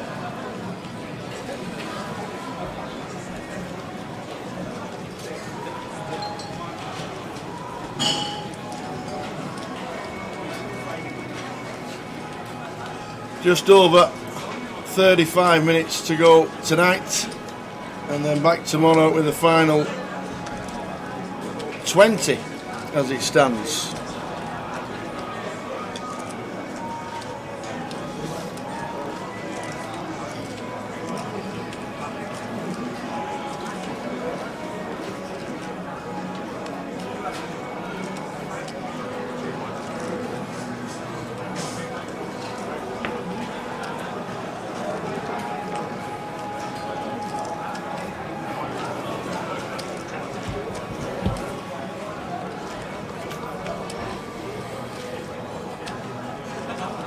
10-8 for the latest flop. 2 diamonds. Matt hits a 4.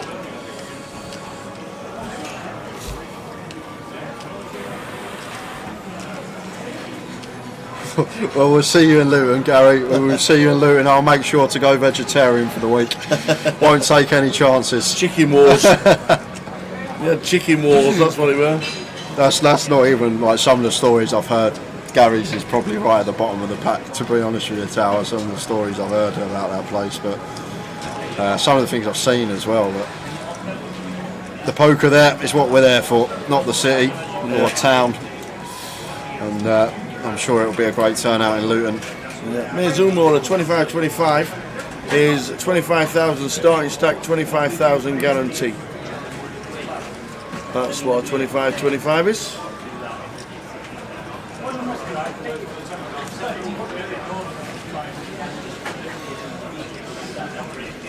And Queen of Spades on the end here. So Matt's 4 is going to get the check mark. Jack, which is Jack high.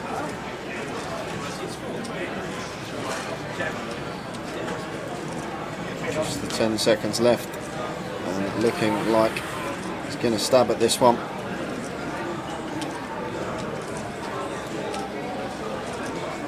And gets Matt to fold the best hand. His timing's 135k into 90, like he finds the exact 150% against the hand that is definitely going to fold against 150%. It's just timing is impeccable, Tower, this man. Senses and just hands that he plays, just usually always making the correct decision, always finding the right size. It does help though when you get people to fold nut boats against you because they've misread their hand for a 650k pot. That does. That does help. Yeah. Mr. Voodoo Hardcastle. Yeah, see you there, Gary.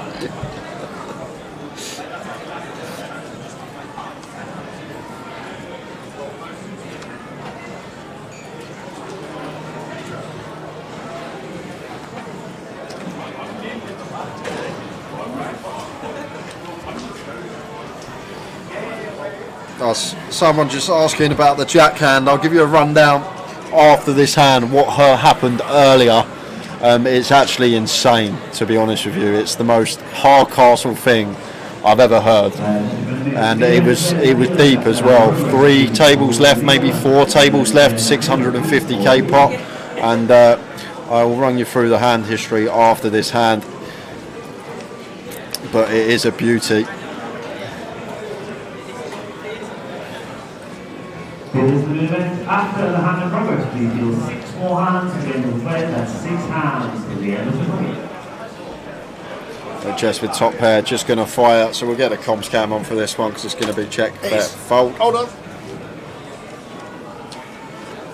You alright? Yeah. So, yes. Out of table, yes. A little bit earlier on. Yes. Mr. Hardcastle opens from early position. Yeah. Small blind calls, big blind folds, heads up to the flop. Jack's got Jack 9 of hearts. Flop is 9-6-6, 2 clubs. Jack continues for 12k, small blind raises to 30k. Jack calls. Turn is the ace of clubs, bringing in the flush. Jack then calls a lead of 3rd pot. River, Jack of clubs. And then what happens is, it's check to Jack. He shoves the Jack 9 of hearts, and matey boy folds aces face up. He folds aces face up on ace, Jack 9, 6-6, 4 clubs. Jack's bluffing with Jack 9 of hearts, That and the aces does not beat a flush. And the aces muck. But basically, what happened was he misread his hand. He knew he had aces, but he didn't realise the board was paired. So he didn't realise he had a boat. He thought he was losing to a bare club. So he folded the aces. This is how this man in seat 2 runs. How'd you beat him? You can't beat him. You can't beat him. How'd you beat him? People folding nut boats to him.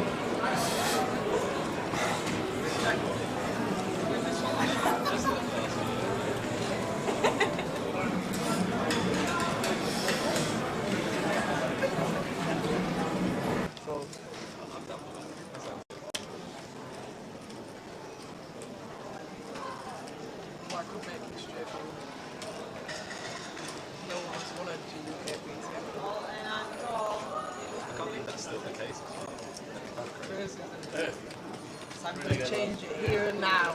Fuck you all. Who's closest, like Katie? I guess.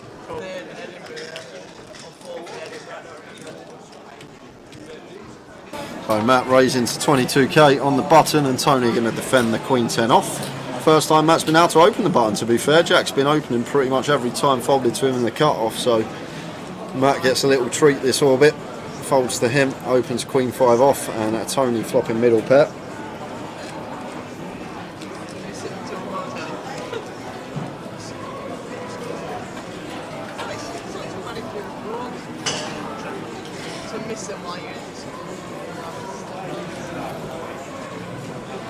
Nine of clubs on the turn. Starts bringing up and down for both players. Tony's still out in front. May start leading here now once Matt checks back flop tower. Could potentially lead here as Tony with our second pair and up and down straight draw. Matt's range still can be really wide here from button, and does choose to lead for 20k, so third pot choice. And I think after turning up and down, Matt's just got a clear call here and does take one off with position. Ace of spades on the river. Something's just happened on the outer tables. Well, we'll find out afterwards. We will. If anyone has exited the field. But ace of spades on the river, and this looks like a Matt Davenport river tower. I don't think he's going to be giving up and just checking behind. I think we're going to see a big bet here from Matt and just go after the Jack X, the 10X, even some 9X that might lead of our opponent. And it's just understanding here how this is our river and not our opponent's.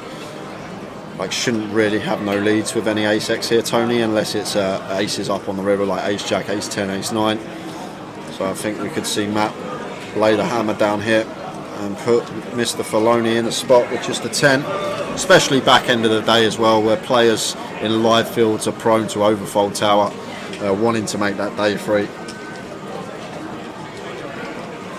No decisions on Tony. There it is. Matt has put 115,000 in. He said it would be big. Yeah. And it's over 110%.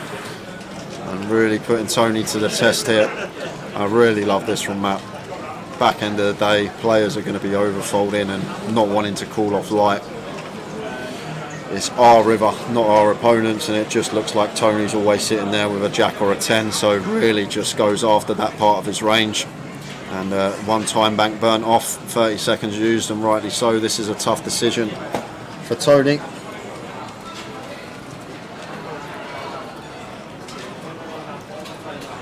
Well, he's announced call. And does find. He finds the call. The hero call. And Matt just snap folds. And Tony Filoni. Go on, Tony Filoni. Heroes it off with a 10. Outer table, action. It's the McMurray. He says, I'm all in. Look at the stacks there. Oh, that's top. 20 seconds top.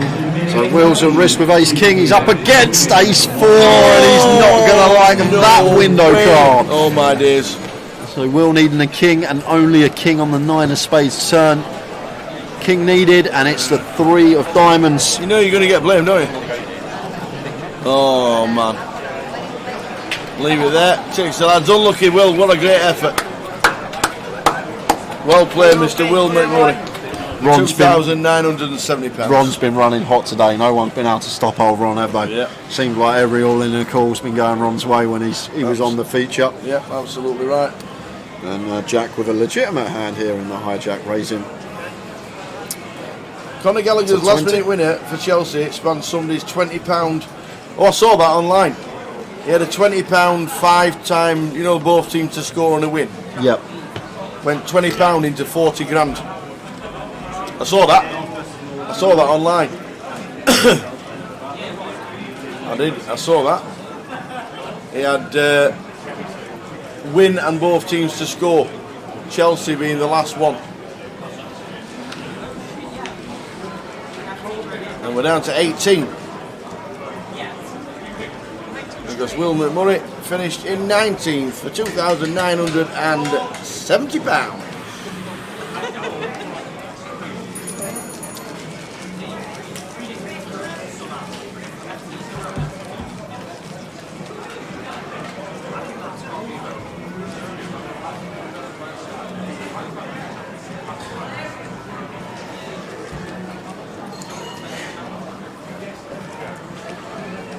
got about 40 minutes left of the day, guys. If we do lose 2 more, there will be a 2-table redraw.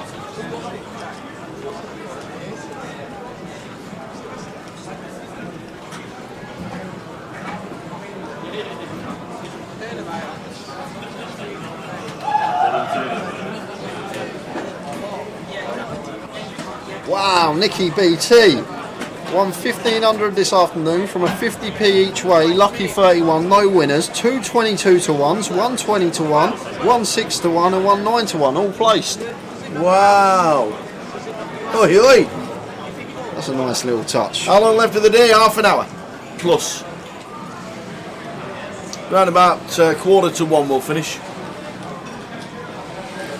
I swear out, if it's 6 tower. Yeah. Could be near 1 o'clock.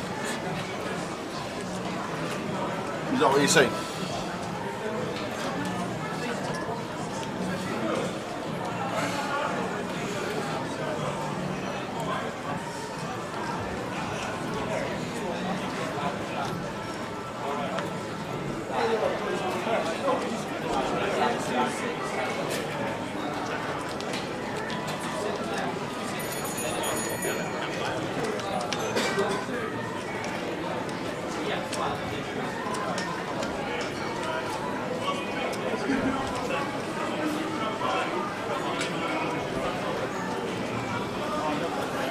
We've got 4-way action here.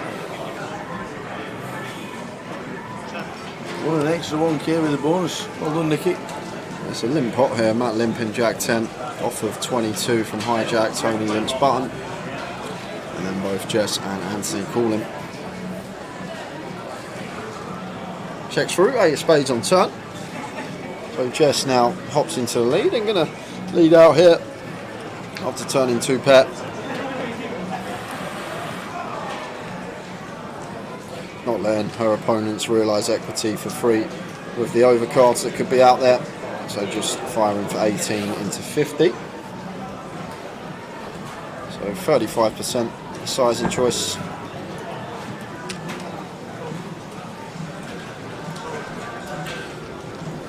And quick folds all the way to Matt. 7 clubs on the river. I'm gonna probably check here now as Jess, and it goes check, and Matt says you're good with an 8. I'm surprised Matt called there with just a gut shot. Maybe a little bit of the hand before, not thinking too clearly.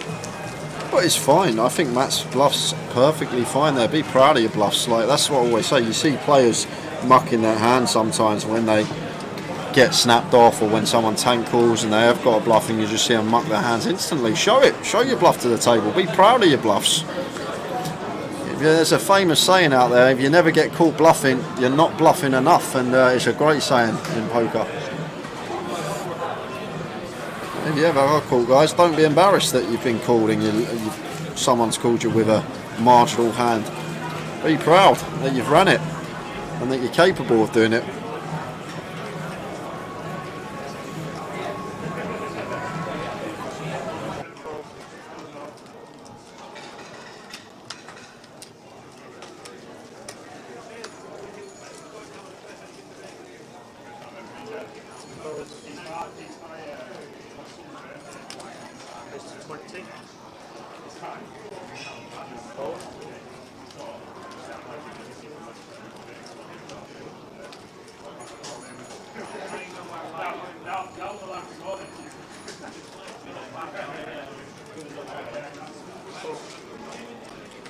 How long we got left? 30 minutes, I say, Tower. 30 minutes. Maybe a little bit more, we'll see. 30 minutes. I haven't heard any of Phil's announcements today. Oh, Mr. Man. Where is he? Ladies and gentlemen, when you want to play the cash game, would you like to make your way to seat number 3 on table number 47?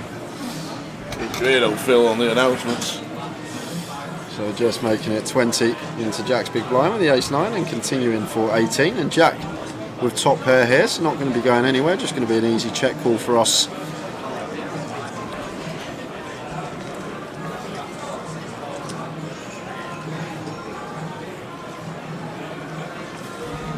So half an hour to go today, and then we're back tomorrow with however many are left. Yeah, 7 of hearts on the turn. This should be slow down time for Jess Tower.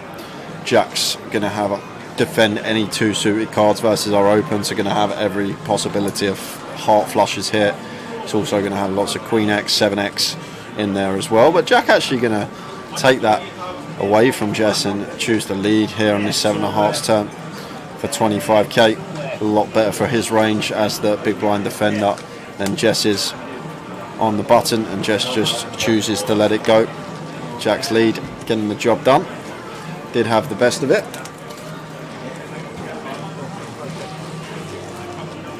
Oh.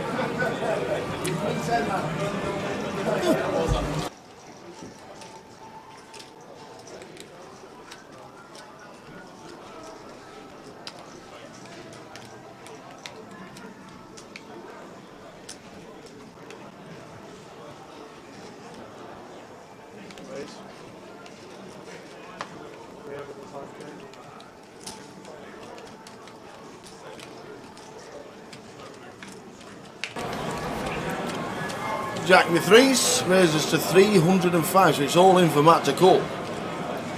That's the pressure. Small blind, big blind. This is how I'll have some of that.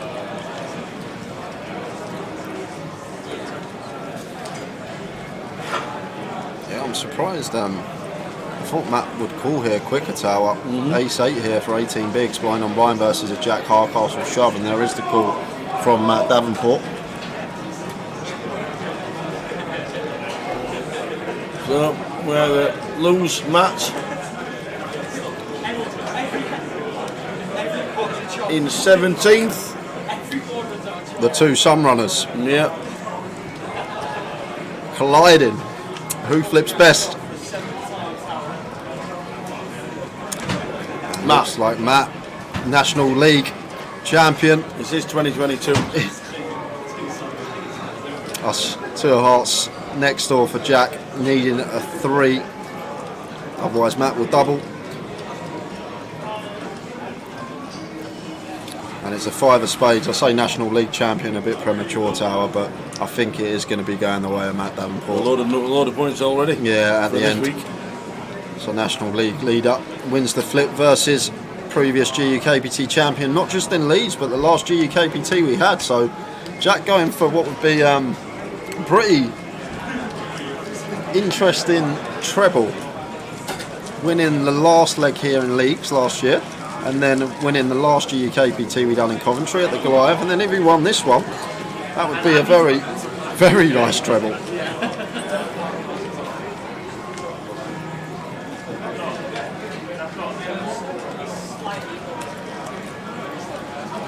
Murph stood up on the outer table. Are these chips in the middle? I think they are. Murph stood up. Oh, Murph's jacket's on.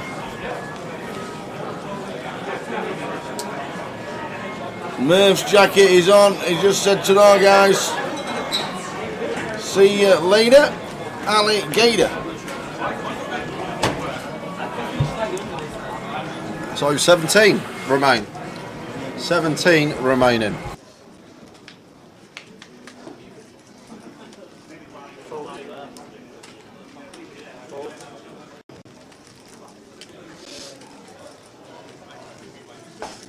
A6 of hearts for Jack on the button. We'll see him open this one, Tal.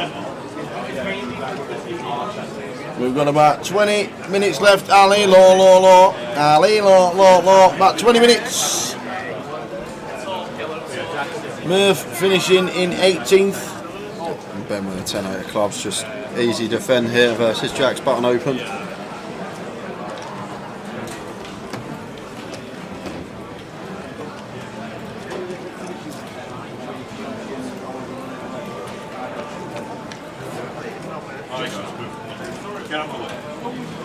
And Jack 5-4 rainbow. Jack flopping gut shot, backdoor hearts. It's probably going to be check bet fold, almost always. Doubt Ben's going to be getting out of line too much.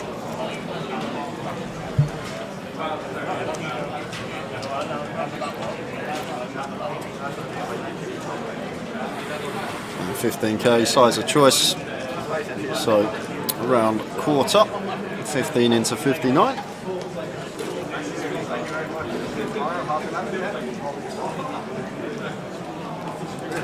And Ben, not insta-folding here, 10 seconds left to act. Don't think he's got any time banks left. Ah, there we go. There's the fold. Was thinking about it.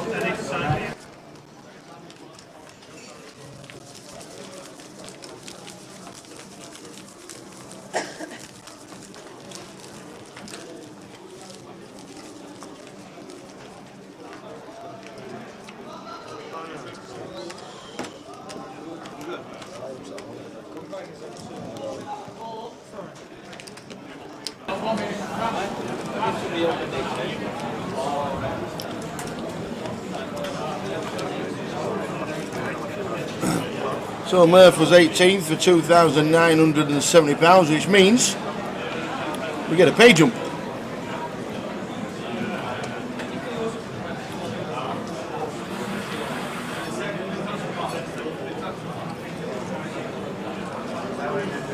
Well done, Andy. Andy Taylor.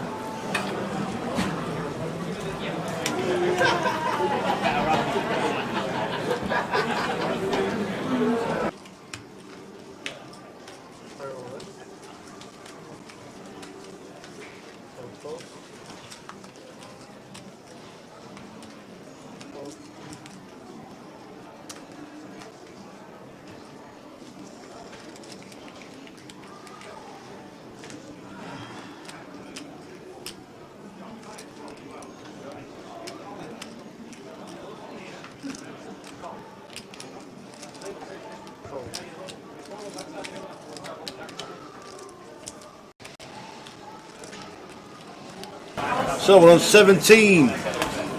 Murph's had a good week. Murph's had a good year. He has. Well, he has a cracking year, to be fair. 25th in the World Series main event for nearly 400 large. And then online as well, 115,000 last week. I roll a second 4 days ago and has just finished in the money in 18th here.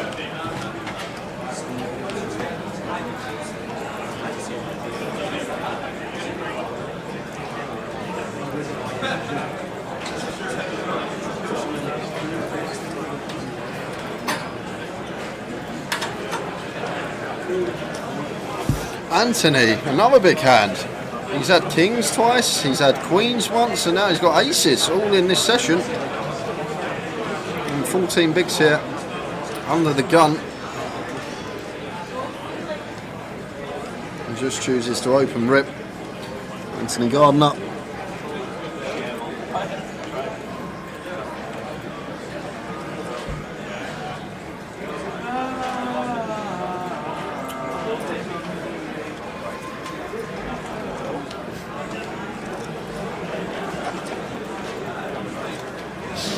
And just going to get that one through.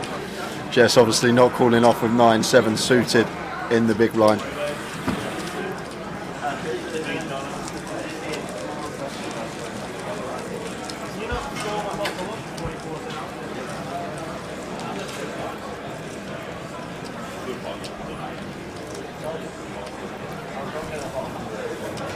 So about 20 minutes to go until the end of the day.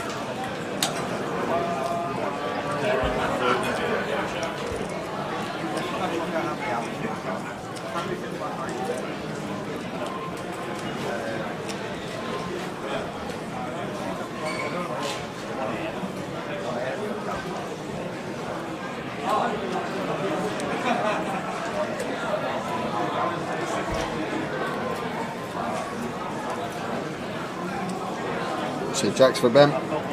Too many bigs to just open shove, so want to be raising this up tower, just click it. Yep. Click, click, click.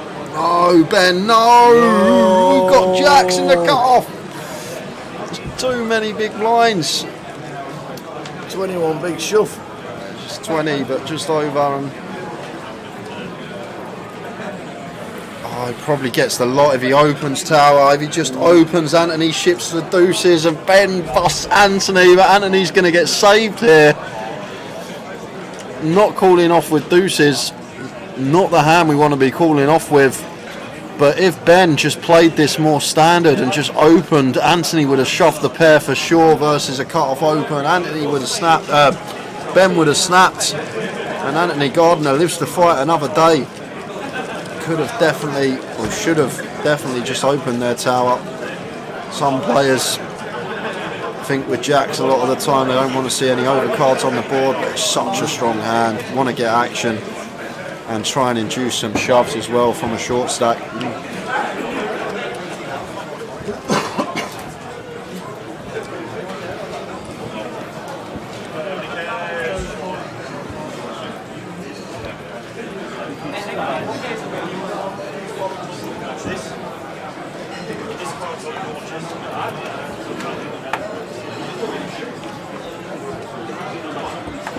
17 left, 20 minutes to go. Any action from any of the tables will bring it to you in the last 20. But will there be any? Or will we be coming back tomorrow with 17?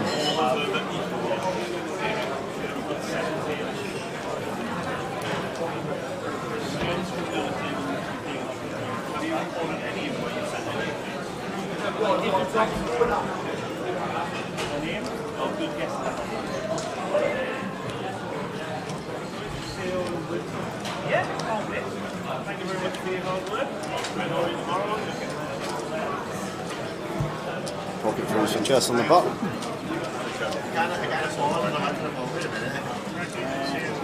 Yeah, makes it 25k. Not clicking it, making it a bit more. And Anthony's just got an easy shove here with the ace-8 suited. Thoughts just sub 14, suited ace, facing a button open. Has to be moving in here, Anthony. At least I hope he's going to. There's the shove. Good to see from Anthony Gardner. Knows his football, but knows his poker too. And freeze is going to be a fold here, tower. I think like sixes is going to be the line here. At threes, I think is going to be a pass, bottom versus small for 14. A lot of the time we're just flipping. Like, it's weird this spot, like Jack 10 suited is probably a call, but like freeze is a fold here, and Jess does let it go. Like Jack 10 suited in that spot, I'm pretty sure it's going to be a call, but hands like freeze, deuces, fours have to be hitting the muck.